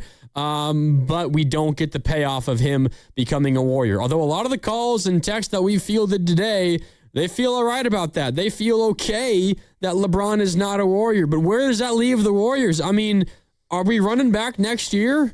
Dub Nation, how do you feel about that? 888-957-9570 if you want to weigh in. It's Willard and Dibs. Dibs and Grandy with you. We're back with more coming up next. We're brought to you by Fremont Bank. Here for you, here for good. And it's Dan Dibley here to talk about Fremont Bank, a family-owned bank with a family-owned feel. They're celebrating more than 60 years in business, and when they set out to build it, they didn't just want to build a bank, but a local ecosystem that creates relationships that benefit all of us here in the Bay Area and our communities. They're active members of these communities, by the way, the ones that they serve, and they support local nonprofits, and they're one of the top local corporate philanthropist organizations. The money you deposit in Fremont Bank, it stays local. It gets reinvested into businesses and home ownership and philanthropy. Right here, they support nonprofits as well, and they make meaningful grants for the betterment of all of us here in the Bay Area. I've been a Fremont Bank customer for more than 5 years, and I made the change because I wanted to be a part of a bank that knows me and cares about me. I'm not just a 10-digit number at a big box bank, but I'm an actual person with goals and a family. And my bank, Fremont Bank, they've gotten to know me and my family, and that means a lot to me because I do get great customized customer service. You should go in and see exactly for yourself what community banking looks like. It's Fremont Bank, proudly celebrating 60 years, here for you and here for good. Jane is a small business owner. That's right. And tell them what that's like, Jane. Yeah, well, it's like a roller coaster with a lot of ups and downs, and some days things can feel like they're flying off the rails. Yep, it's a lot. But the Total Solutions Advantage only from Comcast Business can help you manage it all. With the largest, fastest fiber-powered network designed for 100% reliability with business internet and wireless connect. Plus gig speeds with security and equipment included. All with a 5-year price lock. Nice. So everything stays on track. Exactly. The Total Solutions Advantage. Get started for just $60 a month for 12 months when you add wireless connect to a qualifying internet package. No one does business like Comcast Business. Limited time offer. Restrictions apply. New customers only. 1-year agreement, paperless billing, and automatic payments with bank account required. $60 offer requires 300 meg internet, security edge, and additional qualifying service. Equipment, taxes, and fees extra. Bay Area, the summer sales event is on right now at Ceremony Ford, and these deals are bringing heat today. Get 0% APR financing for 36 months, plus $1,000 in down payment assistance and no payments for 90 days. That's a strong start. But Ceremony Ford isn't done. You'll also get a 2-year, 25,000-mile Ford premium maintenance plan included with your purchase. Shop eligible models including the 2026 Ford F-150, Bronco, Mustang, Mach-E, Explorer, Mustang, Ranger, Super Duty, and Transit Cargo Van, plus the 2025 Ford Bronco Sport. Whether you need something for the family, the job site, the commute, or just want a ride that looks good, pull it up anywhere. Ceremony Ford's got you covered. 0% APR, $1,000 in down payment assistance, no payments for 90 days, plus premium maintenance included. Ceremony Ford, the Bay's Ford store in Coma, Daly City, or 24/7 at ceremonyford.com. You know that's my Ford store. Make it yours too, and tell them Bonte sent you. 1-877 Cars for Kids. KARS Cars for Kids. 1-877 Cars for Kids. Donate your car today. 1-877 Cars for Kids. KARS Cars for Kids. 1-877 Cars for Kids. Donate your car today. Ready to get rid of that old car? Donate it to Cars for Kids. Call 877 Cars for Kids to speak to a friendly live agent. Donation is super easy, and your car can be picked up as soon as tomorrow. Go to carsforkids.org now or call 877 Cars for Kids to donate your car today. 1-877 Cars for Kids.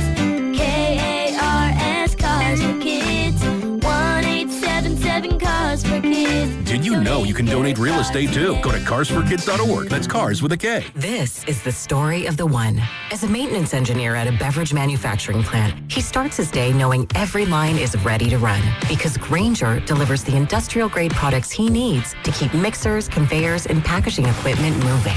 With Grainger's vast selection of bearings, belts, and motors, he keeps operations running smoothly, so nothing grinds to a halt.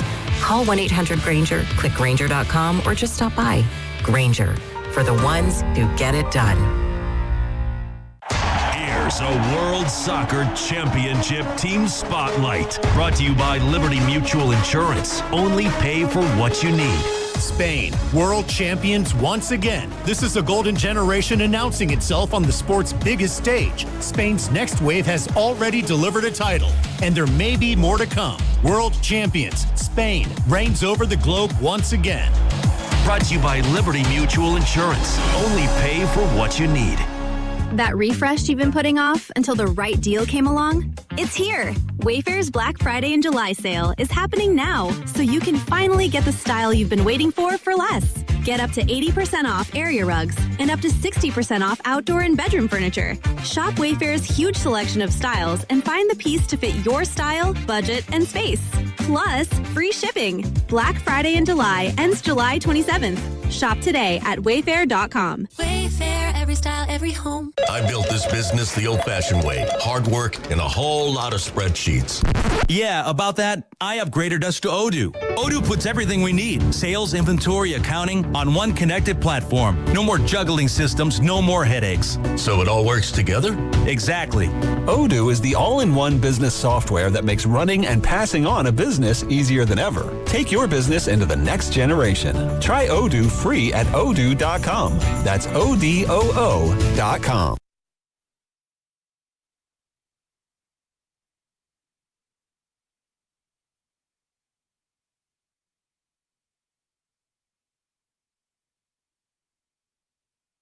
Now, back to Willard and Dibbs on 95.7 The Game. Welcome back. It's Willard and Dibbs. Dibbs and Grandy in today. Willard will be back on Monday. We're picking at the carcass of LeBron James, or maybe the carcass of the Warriors is a better way to put it. LeBron James spurns the Warriors chooses the Philadelphia 76ers, signs there for the vet min, says this wasn't a family decision. This wasn't a money decision. This was about trying to win a 5th championship, says LeBron James. 1 week after he said his 12-year-old daughter, Dibs, was going to be carrying a lot of that weight here. He wanted what Zuri, his daughter, wanted. He wanted to hear what she had to think about his impending free agency. And then a week later, he says, this was not about family. This is about winning basketball games. Exactly. And so it is about, your daughter. And you talked about it with Rich Kleiman in that interview last week. And then now apparently it's more about winning. And we always talked about, throughout the course of this month, and you mentioned this last segment, like the month-long saga.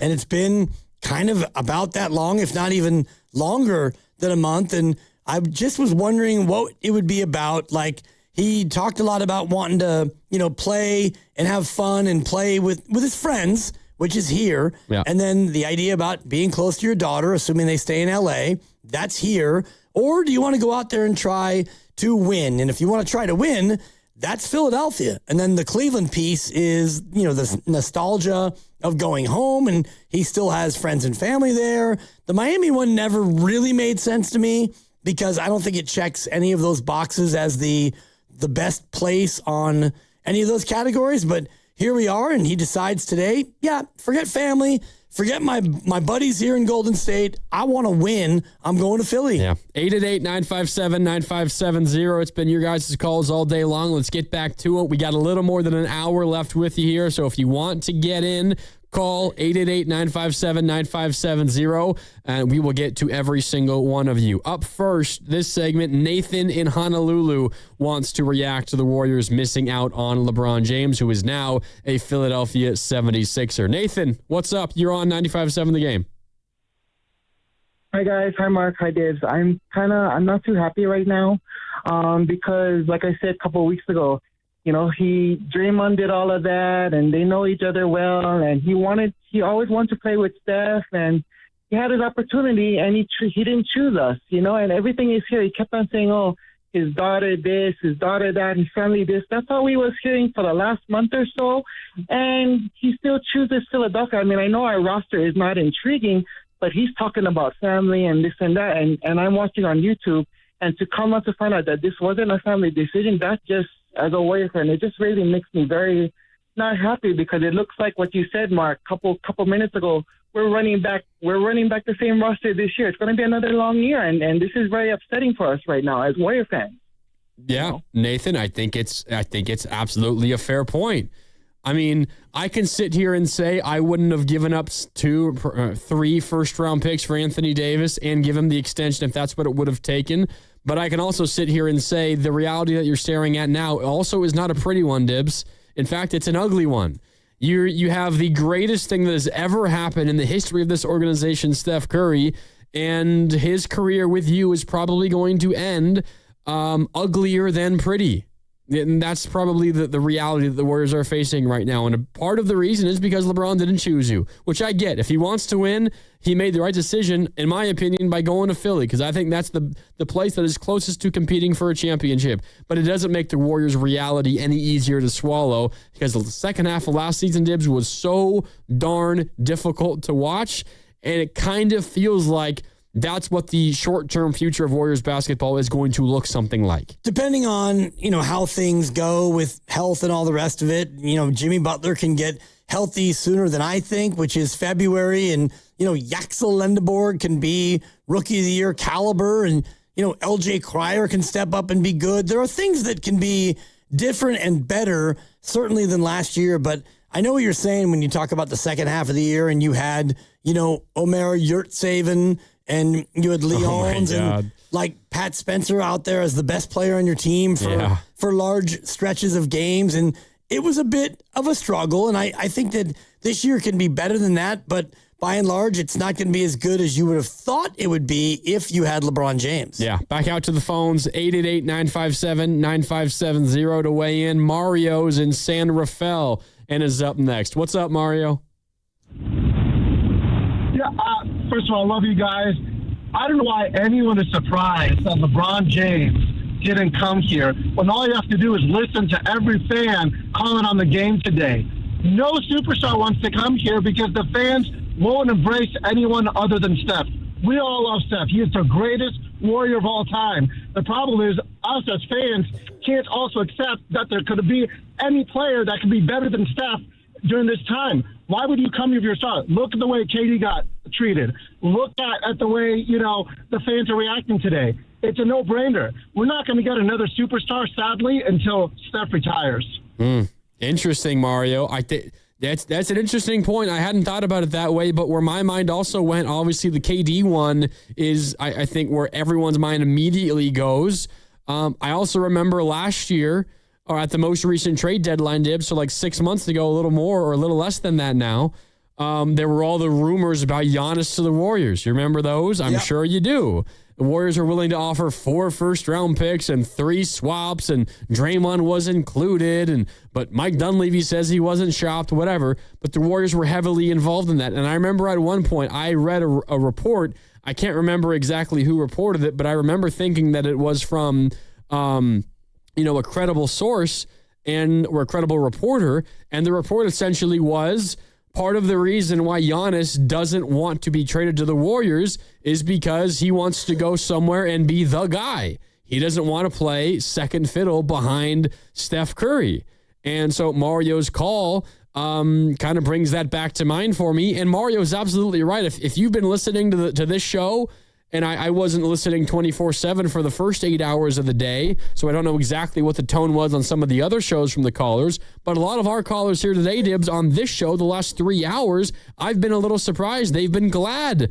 LeBron, the narcissist, he's not here. That's great for the Warriors. They dodged a bullet. I'm not sure exactly how much that factors into LeBron's decision, but it is interesting. KD maybe wanted a little bit more shine than he got behind Steph. Maybe that was part of why Giannis didn't want to be here, and maybe there's a little something of that to LeBron as well. I don't buy that at all as far as LeBron goes. Kevin Durant is different. We know that he's got fake social media accounts. He's got sensitive burner to it. accounts. He's a lot more sensitive. I don't think that LeBron looked at the situation here and thought, you know what, let me just take the temperature of the fan base. Let me dial up 95.7 The Game and just see what people are saying out there, because boy, I kind of really want to go to Golden State. And then he tunes in and callers are saying, no way do I want LeBron. I hate you, LeBron. And then so LeBron's like, oh man, I mean, the fans don't want me.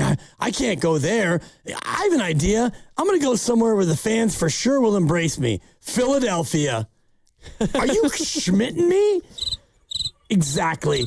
So if LeBron really was that concerned about fans and fan reaction, you don't go to Philadelphia. Yeah, probably not. If they start out 1-3 and LeBron is averaging 7 turnovers a game through 4 games. Well, he's also not going to do that, though. But if they start 1-3 and he's off to a slow start, Philadelphia is coming for him. They're going to bury him and the rest of the front office. It would be pretty amazing to see that, honestly. See Philadelphia come for LeBron. I'm into that. Absolutely. Back to the phones in a sec. Jimmy, we are coming to you in literally 30 seconds. First, though, you're listening to 95.7 The Game, KGMZ FM in HD1 San Francisco, an Odyssey Sports Station, and the home of the Golden State Warriors and Valkyries. Always live on the free Odyssey app, coming to you live from the Laughing Monk Studios. And basketball coverage here on 95.7 The Game is presented by Xfinity. Score the most reliable Wi-Fi, one price, 5 years, guaranteed. Xfinity, imagine that. All right, as promised, out to the phones. 888-957-9570. LeBron is a Sixer. Do you feel cheated, Warrior fans? 888-957-9570. Jimmy in Bayview, as promised, up next. What's up, Jimmy? Hey, guys. Thanks for taking my call. I feel cheated of the lack of creativity of the front office. Like, we have 2 injured players. And we just saw Colin Sexton and Hachimura go for around $15 million.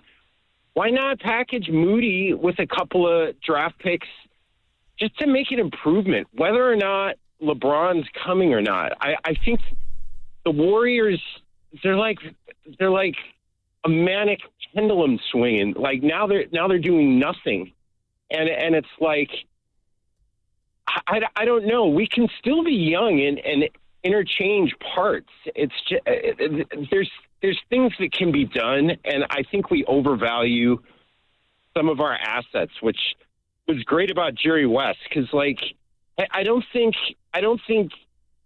building a team can be done by consensus, and this has Lacob pulling the strings all over it, and I just think this is an indictment of where Lacob's taken this team. What do you guys think? Thanks. Yeah, Jimmy, I appreciate the call. I mean, look, I get wanting to improve the roster. I just think you're in a spot right now where what Jimmy said was, package Moody and a couple of picks, even without LeBron, to go and get somebody else that's better in here currently. And while I am terribly afraid of what this next season might be like day in and day out, Dibs, doing a bunch of our post-game shows last year, towards the end of the season, that was a slog. I will not lie to anybody. That was difficult. If you listen to this station enough, you probably heard Joe Shasky at some point last year tell me that season aged me 15 years. He's literally sitting there telling me I'm going gray because I was doing Warrior post-game shows. You just made the season! No, you did not make the season. It's the exact opposite of that. It was ugly, and I'm terrified that next year is going to be ugly as well. But the way that I view this, Dibs, if you're giving up multiple picks to help the here and now, that help, whatever you're acquiring, better be worthwhile enough to where you become like a really good team. Maybe not really good, but you can become a good team, at least a team good enough to where you could realistically say, yeah, we can win we're probably going to win a playoff series this year. But the time for that, in my opinion, has passed. It's why the LeBron move, I thought, was picture perfect because it doesn't cost anything to go and get him. And he was going to play on the minimum, which is what he's doing in Philadelphia. So if I'm giving up multiple picks to go and help the here and now, the help better be enough to where I become a really good basketball team. And just given the way the Warriors roster is currently constructed, I don't see a reality where one move does that for you. So in my mind, maybe it means I'm signing up for some bad basketball right now, but I don't think I do that move because I think the benefit of that move does not outweigh the cost of what it's going to hurt you in the future. When it's got to be a move that helps you now, but also helps you in the future. And if you want to look at the Anthony Davis move, and if you had a player that talented who was actually healthy and didn't have the health history that he has, I could see that and think, all right, you're going to bring in Anthony Davis and you're going to have to give him a big, giant max extension, but he's a top 10 player in the league. He's always healthy. And yeah, he becomes the guy who will take you from the Steph era into the future. I could see doing that. But the problem with the Anthony Davis move was twofold. One, Washington didn't want to trade him and acquire your injured player. And two, Anthony Davis himself has a hard time staying healthy. And so that's when you look at a lot of these other potential moves, whether it's Zion Williamson, he's had injury issues and, all the way through. So I'm with you in terms of if you can use draft capital to help yourself right away, but also have that player in the future, I'm interested in that. But the majority of these players are not available. Like the really good, elite, at their peak basketball players, they're not going to be dealt by their teams. And even if you look at a bad team with a really good player, they're going to probably want more than what the Warriors are willing to part with. And so, yes, you would like to have your roster be better. And this year is not shaping up to look like a great year. I think it'll be hopefully better than last year. I mean, last year, I think was going in the right direction. And then it was just kind of bam, Jimmy gets hurt. And then Steph has got runner's knee. And then the Moses thing happened toward the end of the year. And all the things that could go wrong did go wrong. And I'm not saying that this year is not going to be that, but I do look at this year and think, okay, Pods last year played all 82. I think that Brandon Pajemski can be a good, solid player who gets better. Jaxa Lendenborg looks to be the real deal. And you've got a bunch of other young guys who might pop. All this to say, you're probably still going to be in the play-in tournament after 82 games. Probably, yeah. 888-957-9570. Again, plenty more time for your calls here before we wrap things up at 6 o'clock. 888-957-9570. Wando is in the Mission. What's up, Wando? You're on with Dibs and Grandy. What do you got? Hey, guys. Dibs, what do you think out of the first 4 games? He's not going to be resting up any of those in Philly, LeBron?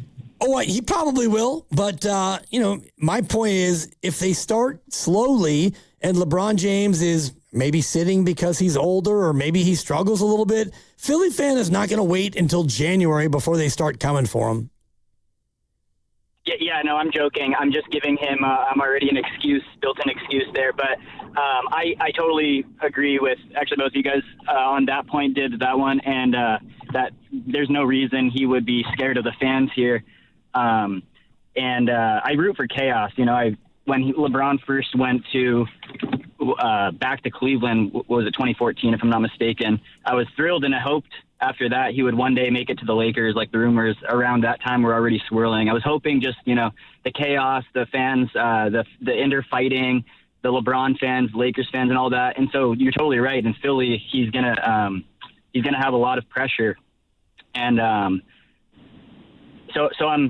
would have liked to see him come to the Warriors because, like you said, Grandy, it's more or less a free thing. Obviously, I want the best for Steph and your own health, your own graying as well, Grandy. I'd love for us to not have to endure all that, but it would be interesting regardless. And like the other callers are saying, it's just not exciting. And so I would have welcomed the chaos on the Warriors just to stir the pot a little bit for the end of Steph because it's a total waste right now.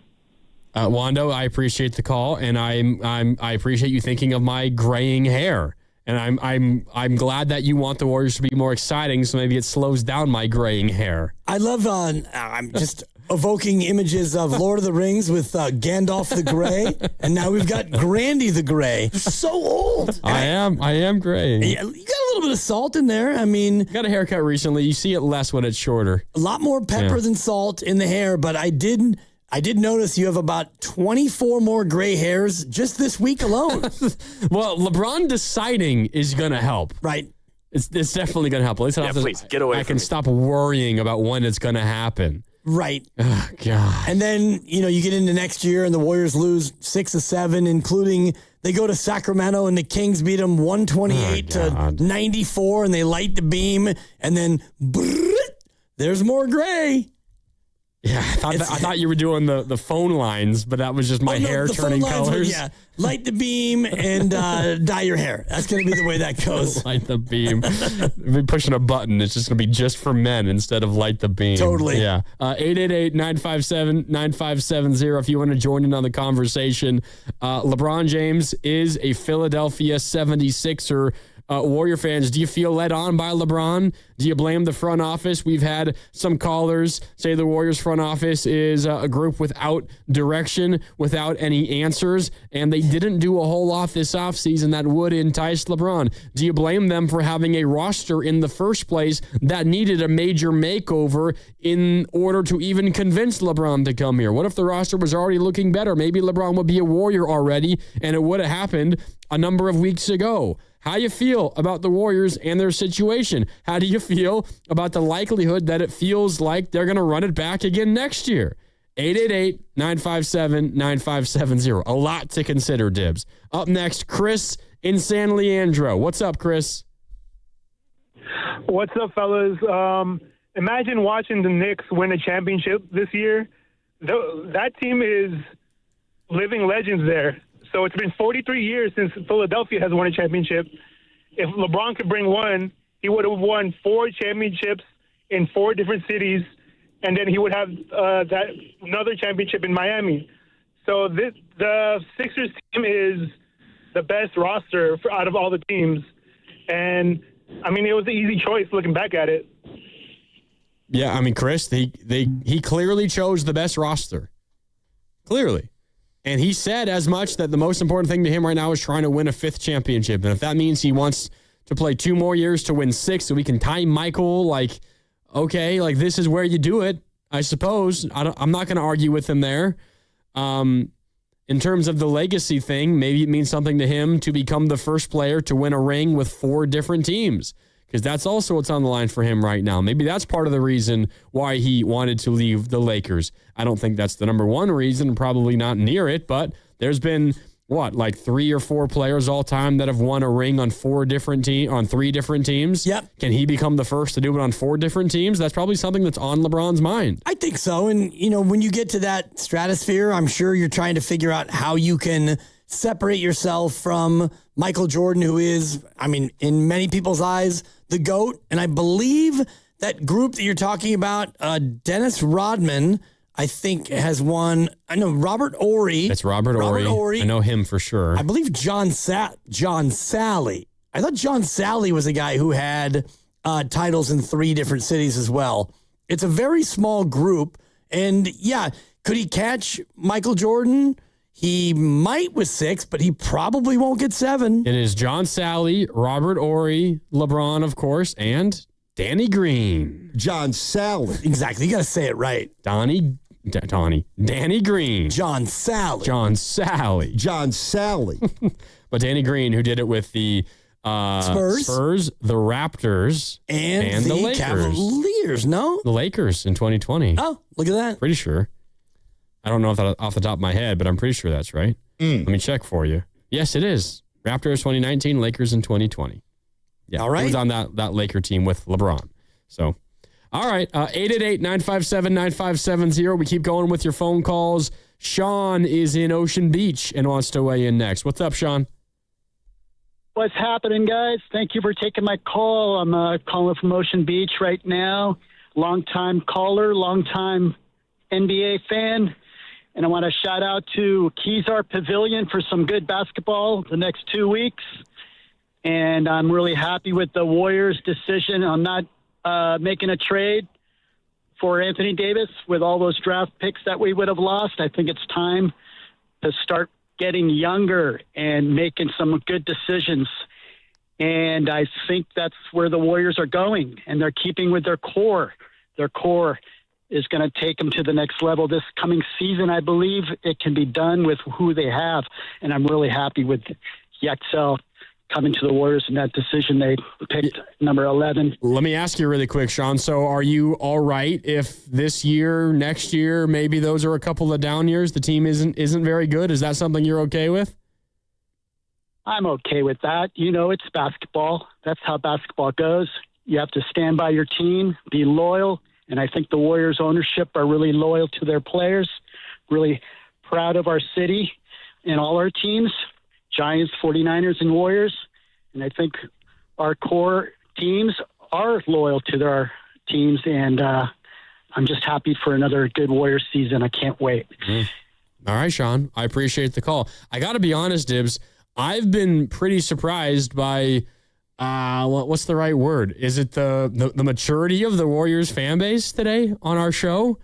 Like just in general, being okay with LeBron not choosing the Warriors, being okay with them not making a trade for Anthony Davis and valuing draft picks. I frankly expected the opposite. I've been surprised at the response. I do think that there is a good number of Warrior fans who didn't want LeBron in the first place, and an even greater number that didn't want them to trade for Anthony Davis. So the disappointment, I think, is partly measured. My disappointment does not stem from them not getting LeBron James. My disappointment is really more rooted in the fact that they've done nothing. You drafted Yaxel Lendenborg, and you got a second-round pick who may or may not be good, whatever. But beyond that, you got Horford coming back. Draymond opted out. I think that he's coming back. You brought back Melton. And I've been saying this for a long time. Like, if you just basically are going to run it back as a Golden State Warrior team, and right now that's basically what you're doing. You're running it back, and that to me is not good enough. So my frustration is that you've got the same team. You're all a year older, and I don't know if your older guys like Steph is coming off of runner's knee. I don't know if it's a chronic condition for him or not, but Draymond's a year older, and Kristaps Porzingis played in about a third of the games that he was rostered on for the Golden State Warriors. Al Horford's 41. Like, what are we doing? And, like, what are we even talking about here as far as the offseason goes? You nailed the pick at 11, I think, and beyond that, you've done nothing.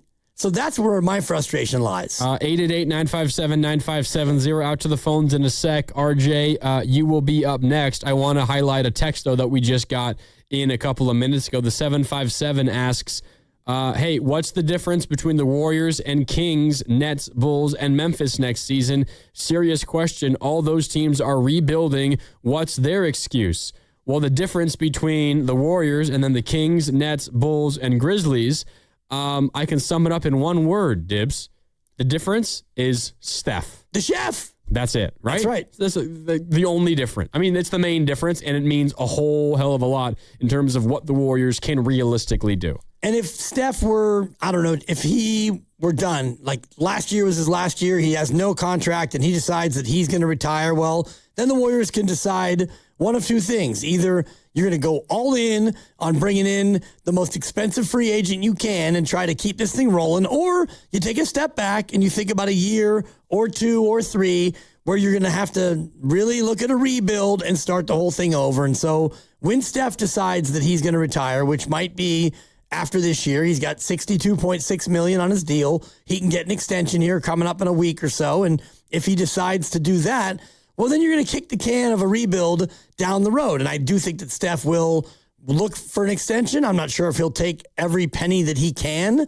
I wouldn't begrudge him if he did. But the whole idea of the rebuild, it's down the road still a little bit. Yeah. Because you got Steph. Because you have Steph. The Kings don't have a Steph. They don't even have a De'Aaron Fox anymore. The best that they have is Domantas Sabonis, who they don't really want. They bought out essentially DeMar DeRozan. If they could do that to Zach LaVine, they would. The Nets, I mean, name 5 Nets. I don't know if there's many Warrior fans out here that could. I couldn't name 5 Nets currently. The Chicago Bulls, they are just always going to be a bad franchise because they're run terribly. And ever since MJ left, it's been that way. The Memphis Grizzlies, there was a path for them to be better than this at this stage, but things fell apart with Ja Morant, and they traded away Dylan Brooks, and more recently they traded away Desmond Bane and Jaren Jackson Jr. So they are beginning their rebuild. You could say, well, they traded away their studs. Can't the Warriors? The studs on the Grizzlies were nowhere near the level of Steph Curry on the Warriors. It is a whole lot more than just a basketball decision at this point. It is an emotional, it is a business, it is all of the above kind of decision.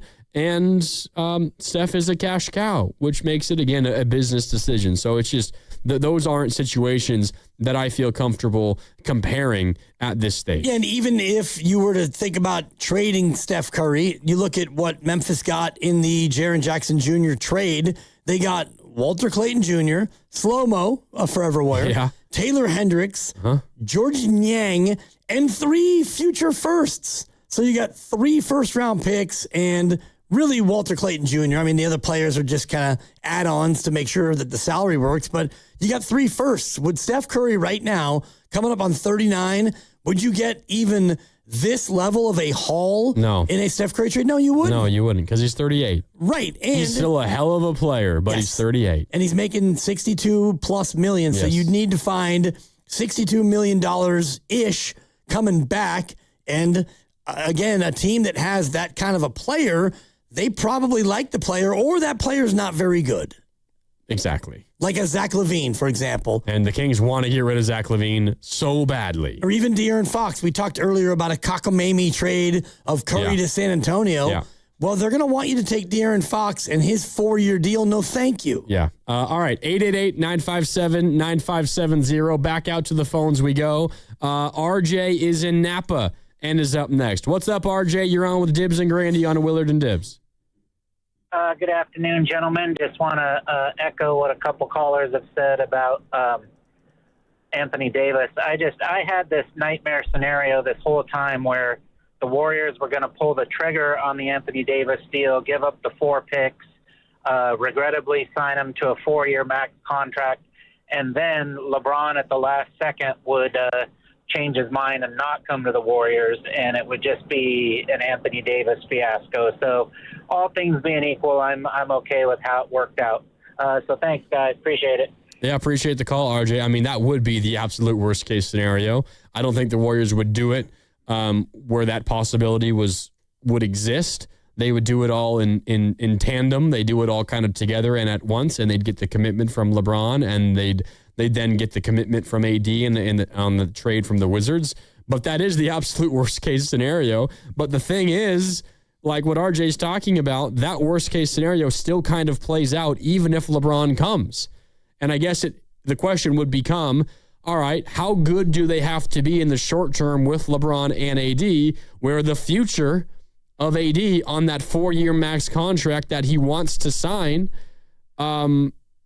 how good do they have to be in the short term in order to make up for how bad it's going to be down the road with AD at the end of that contract? Because there's a world where you're all right, like you're all right next year, and say Anthony Davis stays somewhat healthy and you win 46, 47 games and you make the playoffs, you avoid the play-in, but you win a round, you lose in the second round to OKC or San Antonio, and that's it for your LeBron experience potentially, and then you're still stuck with AD for 3 or 4 more years.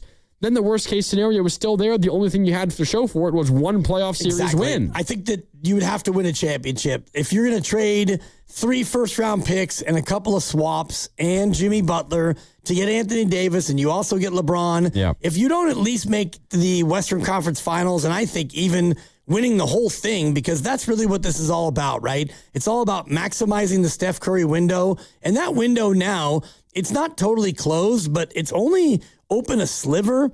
I don't know if you've ever lived in a house where you open the window and it doesn't stay open by itself. I have a couple of those in my apartment. Right. And so you either take a big stick or like I see a highlighter right here. And if you want to have it open just a little bit, you put the highlighter in. And so the window is only open about 4 inches.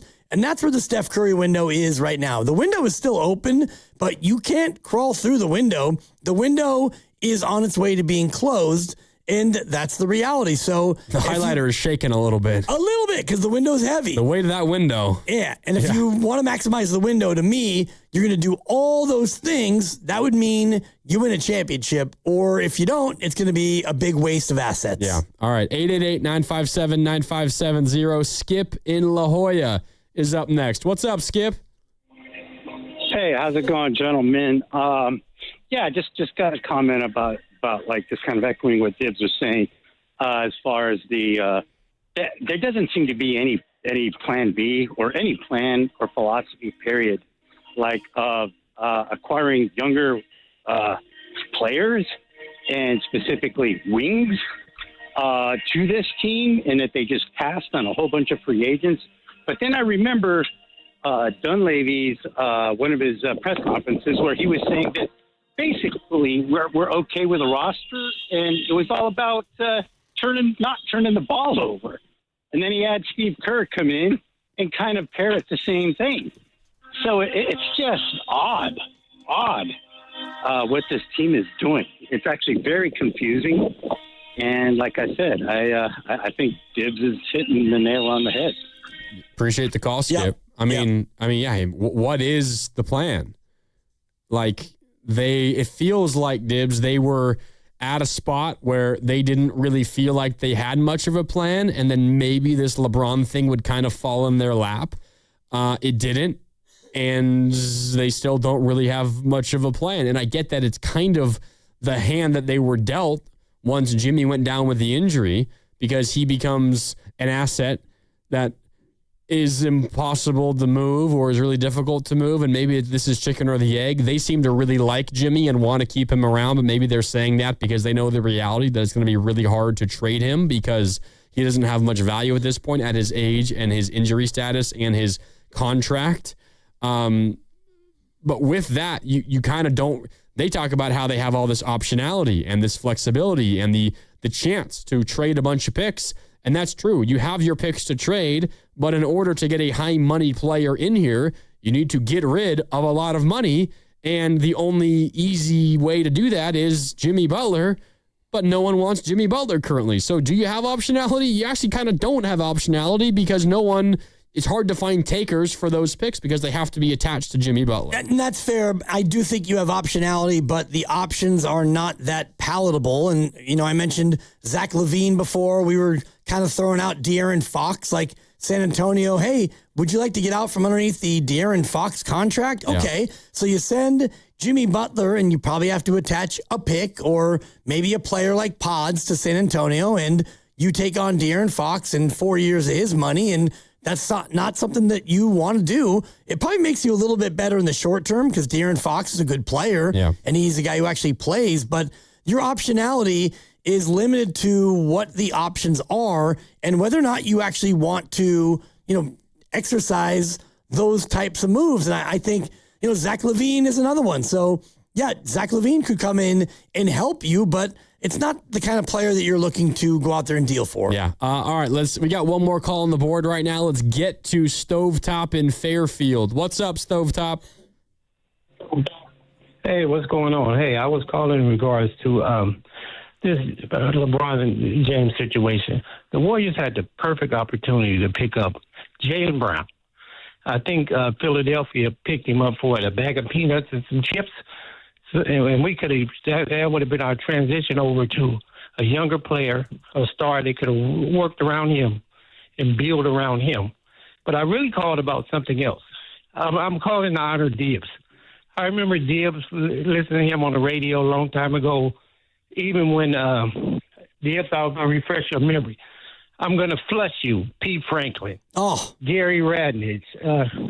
Man, you've been on the radio for so long, and I just want to give you your flowers, man. You always have something funny to say, and you created the Mount Rushmore. I heard that the other day on TV when somebody said, "It's the Mount Rushmore." I said, "Man, they stealing Dibbs material. That's what Dibbs does." Yep. So Dibbs, here's the Mount Rushmore Sports Bay Area sportscast. I mean, it's got to start with. We're going to start with Gary Radnich because Gary was, Gary was here a long time. He was always just easygoing, never let anything get on his nerves, same old way. The second one, you got to go with Ralph the Mouth. Oh. The Razor. The Razor was great, best interviewer in the world, right? Next, you got to go with you, Dibbs. The Mount Rushmore always come up with a different name for someone, and they always had a good list. And finally, you got to flush him with Pete Franklin. So that's my list. And Dibbs, I just want to say I appreciate you, man. I've been listening to you for probably 25 years. So keep up the good work. Wow, thank you so much. Fellas. I mean, thanks, Stovetop. That is some very lofty company. Yeah, way to go, Dibbs. Like Pete Franklin was a pioneer. Gary Radnich, my mentor, Ralph Barbieri, rest in peace, is one of the all-time greats. And to put me in there in the 4 slot, I'm not worthy, but I do appreciate the praise. That was nice. One of your other good bits, it's the game show Sweeping the Nation. Would you like to sneak it in here on a busy Friday with LeBron James? Let's do it because it's a nice palate cleanser. Yeah. And come Monday when Willard's back, we're going to do this whole thing all over again. Oh, yeah. It's time. Let's do it. It's higher or lower. It's a favorite game of ours, and in honor of the Major League Baseball Hall of Fame class, which will go in, I believe, on Sunday. This will be Hall of Fame class number 84. So we're going to do the number 84. I will give the contestants 10 different items. It's up to them to guess if that item is higher or lower than 84. We'll start with my partner today. He's the all-time leader in higher or lower wins with 12. It's Mark Grandy. Hi, Dibbs. It's great to be here. I've struck out my last 2 times without Willard in attendance, so I need to try to get this one desperately. You need to get it done, and you'll be up against a man who's got 2 victories. His nickname is Pasta. His last name is Rice. It's Steven Risotto. I am so excited for today's game, Dibbs. Thanks for having me. I'm ready to take advantage of Willard not being here. Yes, I think we've all taken advantage all week of that. And our third contestant, he's a debutante. He is making his debut on higher or lower. It's Victor Harris. Not too loud on the applause. I am happy to be here, and I am ready to make a great impression. So I love let's do it. it. This is so Let's great. go, boys. It's Grandy, it's Risotto, it's Victor Harris. And again, gentlemen, the number is 84. It'll be higher or lower than 84 on each of these items. We'll start with Grandy. All right. And let the game begin. Grandy, higher or lower than 84? The percentage of the votes obtained by this year's inductee, Carlos Beltran. 84%. That's a lot of votes, Dibbs. I'm going to go lower than 84%. Risotto? I will also go lower. Victor Harris? I will go with the lower. It is higher, 84.2. 84.2. 84.2% of the votes. And you need 75%, right? to get elected. Carlos Beltran got 84.2. Dang. No points for the team. That's right. Item number 2. Grandy, we start with you. Career intentional walks issued to 2026 Hall of Famer Andrew Jones. Intentional walks to Andrew Jones, 84. I'm going to go lower, Dibs. Risotto? I'm going to go higher. Victor Harris? Let's just go with the lower. Yeah, lowers the play. Victor Harris, 69. Intentional walks issued to Andrew Jones. Point for Grandy. Point for Victor Harris. Risotto, yet to get on the board. It's higher or lower than 84. There have been 84 Hall of Fame classes inducted into Cooperstown. Grandy, we start with you. Higher or lower than 84. Career regular season stolen bases for soon-to-be Hall of Famer Jeff Kent. Ooh, that's a lot of stolen bases for Jeff Kent. I don't remember him being very fast, Dibs. I'm going to go lower than 84 stolen bases. Victor Harris? Unfortunately, I'm going to have to agree with Grandy. I'm going with lower. Risotto. Unfortunately. Let's stray from the herd here and go higher. And this game is tied. Oh, no. 94 stolen bases for Jeff Kent. All right, Jeff. Sorry, I sold you I'm gonna short. kiss you. Grandy 1. Victor Harris 1. Risotto 1. Risotto got the last one correct, so we'll start with you. It's higher or lower, and the number is 84 in honor of the Hall of Fame classes inducted into Cooperstown. Risotto, higher or lower than 84. Career doubles for should-be Ford C. Frick Hall of Famer Dwayne Kuiper. Lower. Victor Harris? Lower. Grandy? Only one career home run. I also think lower. If Joe Namath were here, he would say, No. struggling. No. Higher. Dwayne Kuiper, 91 career doubles. We suck. Risotto 1. Harris 1. Grandy 1. We are 4 down and 6 to go. It's a pitcher's duel, ladies and gentlemen. It's higher or lower than 84. We'll start with Steven Risotto. Item number 5. Risotto. Total innings pitched as a Giant by Hall of Famer Steve Carlton. Lower. Victor Harris? Lower. Grandy?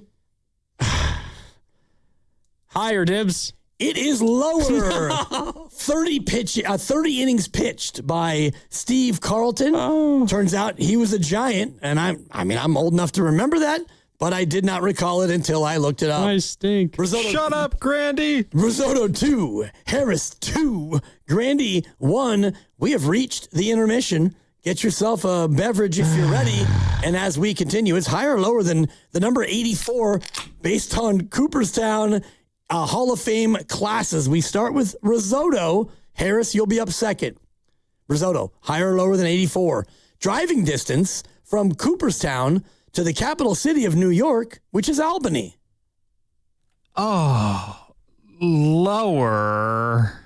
Victor Harris. We are going with higher. And Grandy.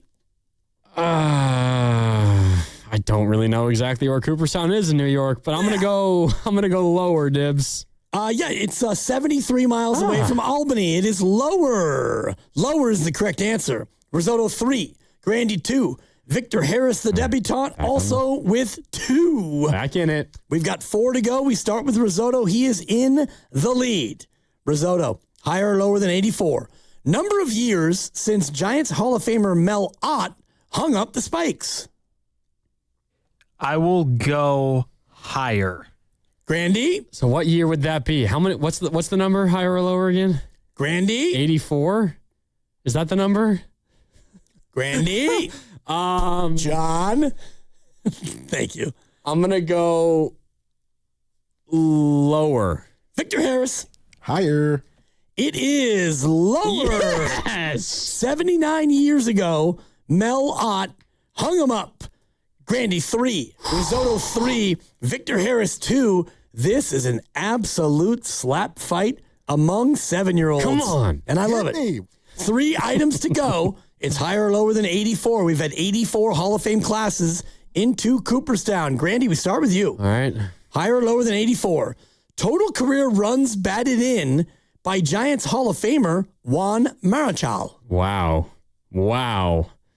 This feels like a trick. Look, it's a trap. It's a trap. Admiral Akbar. The easy answer is lower, but maybe you're trying to trick, but maybe it's, as you would say, Bride. reverse devil tongue. Who the hell? I'm going lower. I'm sticking with my gut, Dibs. Lower. Risotto? I'm going to go higher. Victor Harris? Let's go with lower. Smart move, Victor Harris. It is lower. Yes. Get low. 75 runs batted in for Juan Marichal. Praise him.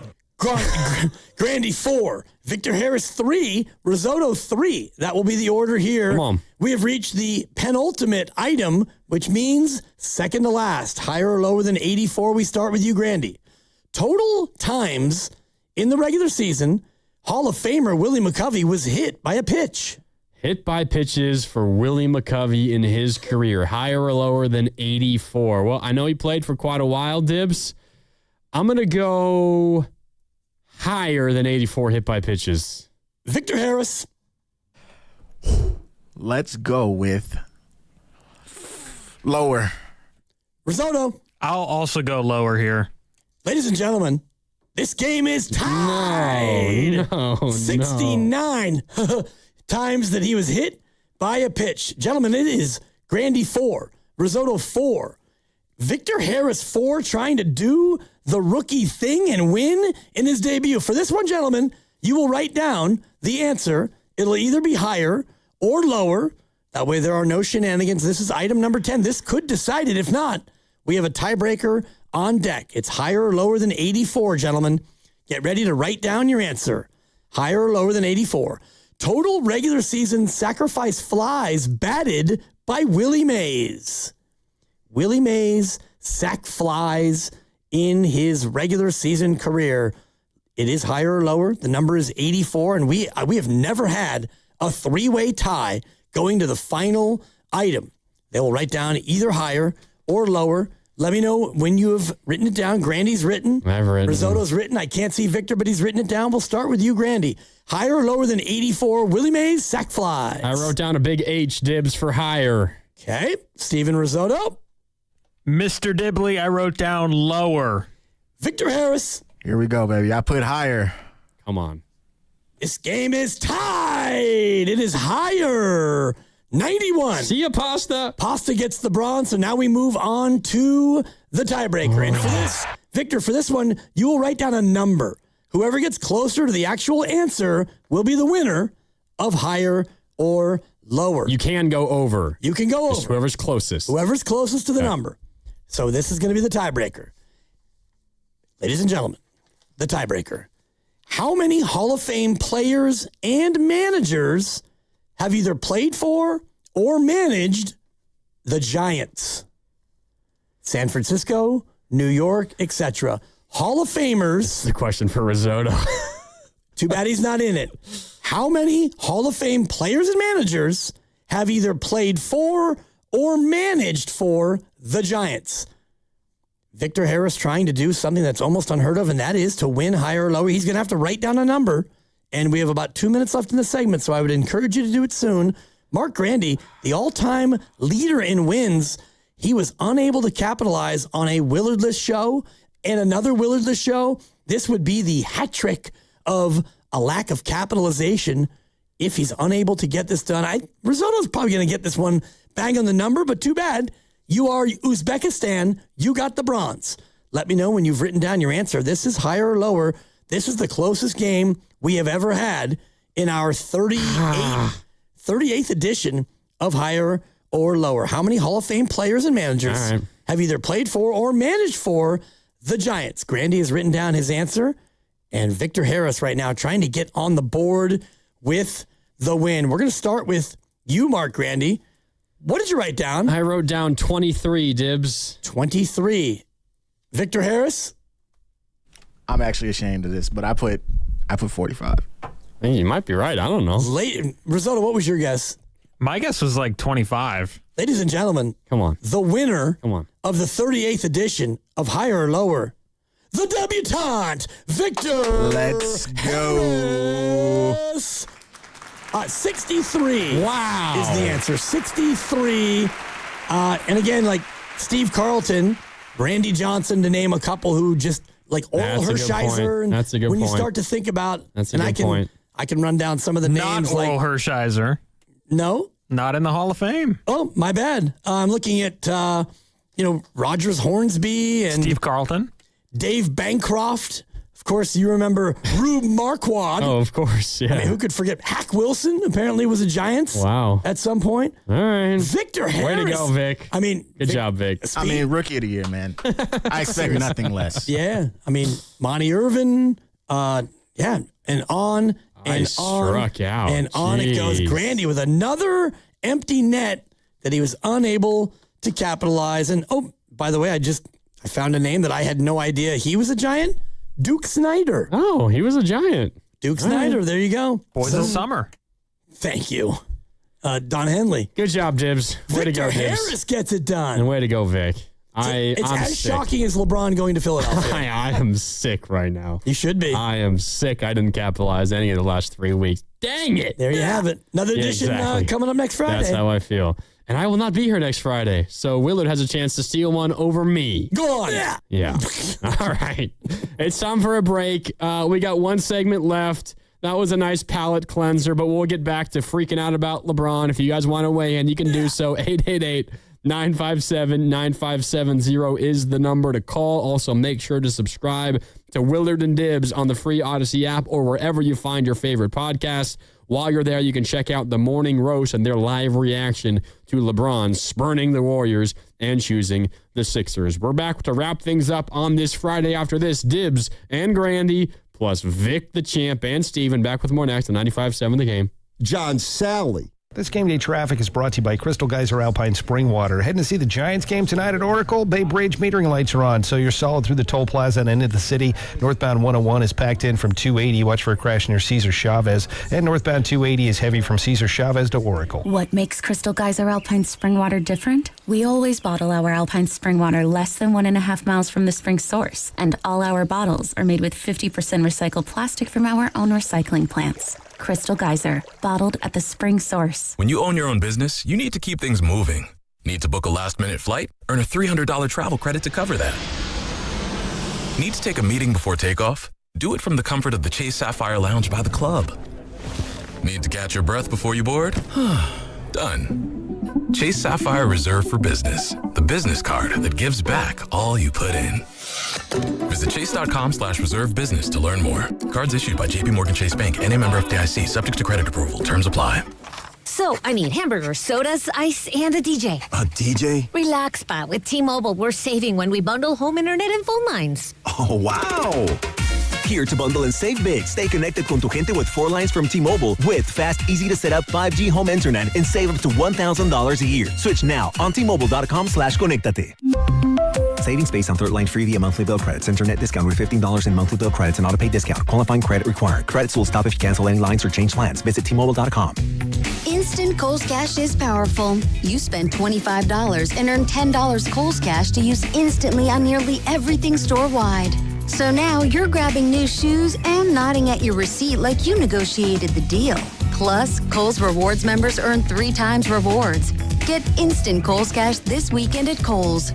Offer valid July 23rd through 26th. Some exclusions apply. Coupons and Kohl's Cash do not apply to Sephora. See store or Kohl's.com for details. Dan Daly, the administrator of Lawton Skilled Nursing and Rehabilitation Center, thanks his staff for earning Newsweek's top Bay Area facility recognition. Lawton, in San Francisco's Sunset District, provides top-tier therapies and partners with UCSF Medical Center. With a 5-star rating and Dr. Darby Clayson as medical director, it's also listed among the best by U.S. News. For skilled nursing, call Dan Daly at 415-566-1200. That's 415-566-1200. Declare your independence from Dated Tired Windows. This July, get $1,776 off new windows and enjoy better energy savings, curb appeal, and comfort. For 25 years, homeowners like you have trusted American Vision Windows with most jobs done in one day. This month, your project costs a lot less, but you have to book this July. Visit AmericanVisionWindows.com or call 888-345 888-347-0711. That's 888-347-0711. New customers only. Restrictions apply. Call us the website for details. Offer ends July 31st, 2026. Here's good news for folks who have a jumbo loan. The Loan Exchange, America's jumbo lender, is offering a 30-year fixed-rate loan at a 5.75% interest rate and 5.939% APR for loan amounts up to $3 million. So if you have a mortgage with an interest rate of 6% or higher, give America's jumbo lender a call at 833-436-8800. You drive around to find the cheapest gas, so why not refinance your mortgage? Every day you wait, you're wasting money on needless interest. Go to theloanexchange.com or call 833-436-8800 to find out what your savings will be with a new 30-year fixed-rate loan at 5.75% interest rate and 5.939% APR. NMLS 1637539. Loan subject to credit approval. See website for licensing information, loan terms and conditions. Equal housing lender. That's theloanexchange.com or call 833-436-8800 for a 30-year fixed-rate loan at 5.75% interest rate and 5.939% APR. All new drinks are now at McDonald's, with refreshers like the Strawberry Watermelon Refresher and the Mango Pineapple Refresher with popping boba, to crafted sodas like the Sprite Berry Blast with berry flavors and cold foam. Who knew ice-cold drinks could be so fire? 6 all-new drinks are here, now at McDonald's. Refreshers contain caffeine. Jake from State Farm. I just beat my running PR, so I'm celebrating with the Banana Bonanza smoothie. Hey, and you can keep celebrating when you create an affordable price just for you by bundling your home and auto with the State Farm Personal Price Plan. Go bananas. I will. Hey, make it a large. Bundling, just another way to save with the Personal Price Plan.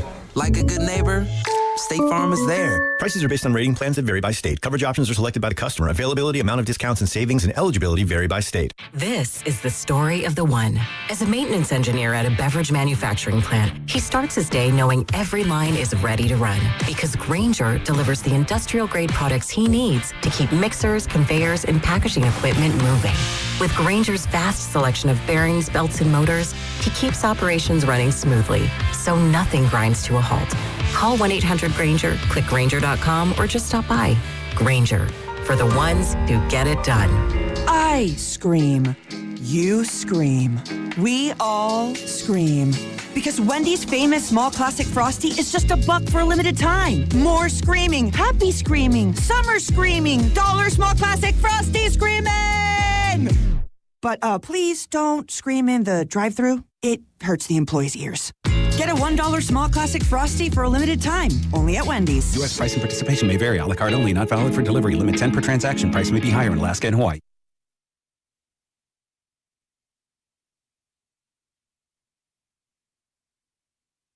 Now back to Willard and Dibbs on 95.7 The Game. Brought to you by Hazy Little Thing by Sierra Nevada. Enjoy responsibly.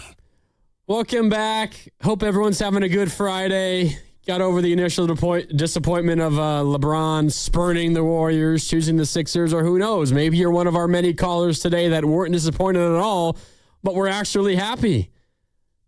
Got a couple more calls that we will get to. We'll take continue our poll, our unofficial poll on how Warriors are feeling, the Warrior fans are feeling about this, Dibbs, but frankly, it's been a lot more calm and understanding than I was expecting, which was screaming and being upset. I understand, but I don't think that you could look at the situation and be that disappointed. And I was texting with one of our Cleveland sister station hosts, and apparently it's a bloodbath in Cleveland because they were the favorites. And I do think that for Cleveland, it was much more of a story of like, he's coming back, he's coming home, and this is going to happen. I think with the Warriors, even though I thought he was going to come here, you did as well. I think that Willard was pretty confident of the same thing, but when it didn't happen, you can look at it and say, it makes sense. I mean, it's not devastating. I'm a little bit bummed, but it's easier to get over it than if you're in Cleveland. Yeah. Let's take a couple more calls, and then we'll wrap things up here on a Friday. 888-957-9570. Jonathan in Castro Valley. What's up, Jonathan? What do you want to say about LeBron and the Warriors? Well, first off, I just wanted to say happy Friday to you both and happy Friday to the Bay Area. The sun is out. The weather is good. LeBron James is not our worry. everybody take a deep breath. Things are good. It actually could be a sign from the uppers that, like you guys have mentioned all day, and it sounds like a lot of the fans are in the same boat. And, yeah, if it was to happen, would we be excited? Sure. But now that it didn't, and seeing what it would have taken, and just like you mentioned, what happens if we go in and, we go in, we get first round or second round, and we're out, and now we have all of this on the table? I don't think it would have been worth it at all. And honestly, I think it's something that fans don't want to hear. As a big Sharks fan, we had that moment for ourselves where we started to wonder what's going to happen. When does the rebuild? Something more special with the Warriors that the Sharks didn't have, and that's nothing against the Sharks, but what if we do get Clay back? Are we ready for the welcome back, getting the three back together? And me, I'm 36, and I'm ready for that. And I know what's coming, and rebuild is coming no matter what. Fans know this. The real ones know, like the caller, I think, a couple calls ago said, hey, no matter what, even in the bad seasons, you're still a fan. This is when it shows. But I just wanted to see what you guys had thought about the summer of 27. And I actually was starting to do some research now that we knew we weren't going to get LeBron. And it looks like there's actually some hope in the future in, like, summer of 27. You have somebody like Michael Porter Jr., Donovan Mitchell. I know it sounds crazy, but Karl Anthony Towns, even Jokic. I know that these are players that maybe nobody has really thought about, or maybe I'm just new to this and just starting to realize that these guys are available. But I think the future could look bright if the Warriors make the right moves. What do you guys think? Yeah, appreciate the call, Jonathan. I think you make a number of fair points. I mean, it does seem like for quite a while the Warriors have been planning to be able to have optionality. There you go. See, it's not that hard. Just say it. Come the summer of 2027. And yeah, there's going to be a lot of players that are pretty darn good that are gettable, at least as of now. Nikola Jokic has a player option. Maybe he opts out. He's been, to this point, I guess, resistant, or we've heard some reports that he's not actively, going to be negotiating a contract extension with the Nuggets. Who knows? There's a lot of time for that to change, and it is a player option. Karl Anthony Towns. Kevin Durant has a player option he could turn down, but at that point, he'll be, almost like 39 years old. There are some things that you can do, and the Warriors front office is getting a lot of hate, I think, from Warrior fans right now. Maybe not a ton of our callers, but you go online, you see it. And I think a lot of it is fair criticisms, but they are calculated and they do plan things out. And there was a reason why. It also aligns with Steph and it aligns with Draymond, right, and all that. But there definitely is a reason why the Warriors are keeping their books clean in 2027 and also in 2028, because they know that they think they have an opportunity to capitalize, spend a bunch of money, and get maybe the next star into the franchise around that time. And I don't think that they have much of another option, really, because you went all in on Jimmy Butler. It worked, and he got hurt. And so now you're kind of stuck, at least for this year, unless you can get somebody to take Jimmy Butler's contract, and you haven't really been able to do that, I don't think. And, we've talked about this ad nauseum where even if you wanted to trade Jimmy Butler, you have to find the right partner. And if it involves you sending out picks as well, you don't want to do that because you want to stay flexible, not only for next year, but for the year after and the years after that Steph is gone. Yeah. I'm trying to remember, was it yesterday or 2 days ago when you did the MLB trade deadline props, Giants trade deadline props? We both said LeBron decides before or after the Giants make a trade. I think it was before, and LeBron decides before, so we were right. Praying, yeah. So we were right about that. Yeah, and the other one was, will the Giants make a trade before the end of July? We also said yes to that too, right? Right, and that would be a week from today is the last day of July, and Matt Chapman is reportedly getting close to being activated and coming back, and I saw that the Red Sox might be a team interested in Matt Chapman, so he'd have to waive his no trade, but that's something to keep an eye on as we get into next week. Yeah, and I want to make sure I get this right, just while we bring up the Giants for just a second. Tony Vitello speaking, has an update on Harrison Bader. Harrison Bader is going to see a specialist about his continued foot soreness. He's not currently doing any baseball work. Trevor McDonald, the UCL sprain, is going to get a second opinion this weekend. Tony Vitello says he does think Bader will return this season, but he said, quote, it's less likely for McDonald that he returns this season. So it might mean a lot of Carson Whisenhunt the rest of the year for the Giants. All right, 888. Actually, I don't need to give out the number anymore. I feel like Steiny right before the crossover. We got no more time for calls except the one that's currently on the board, and that is Kurt in the Hayward Hills. What's up, Kurt? Hey.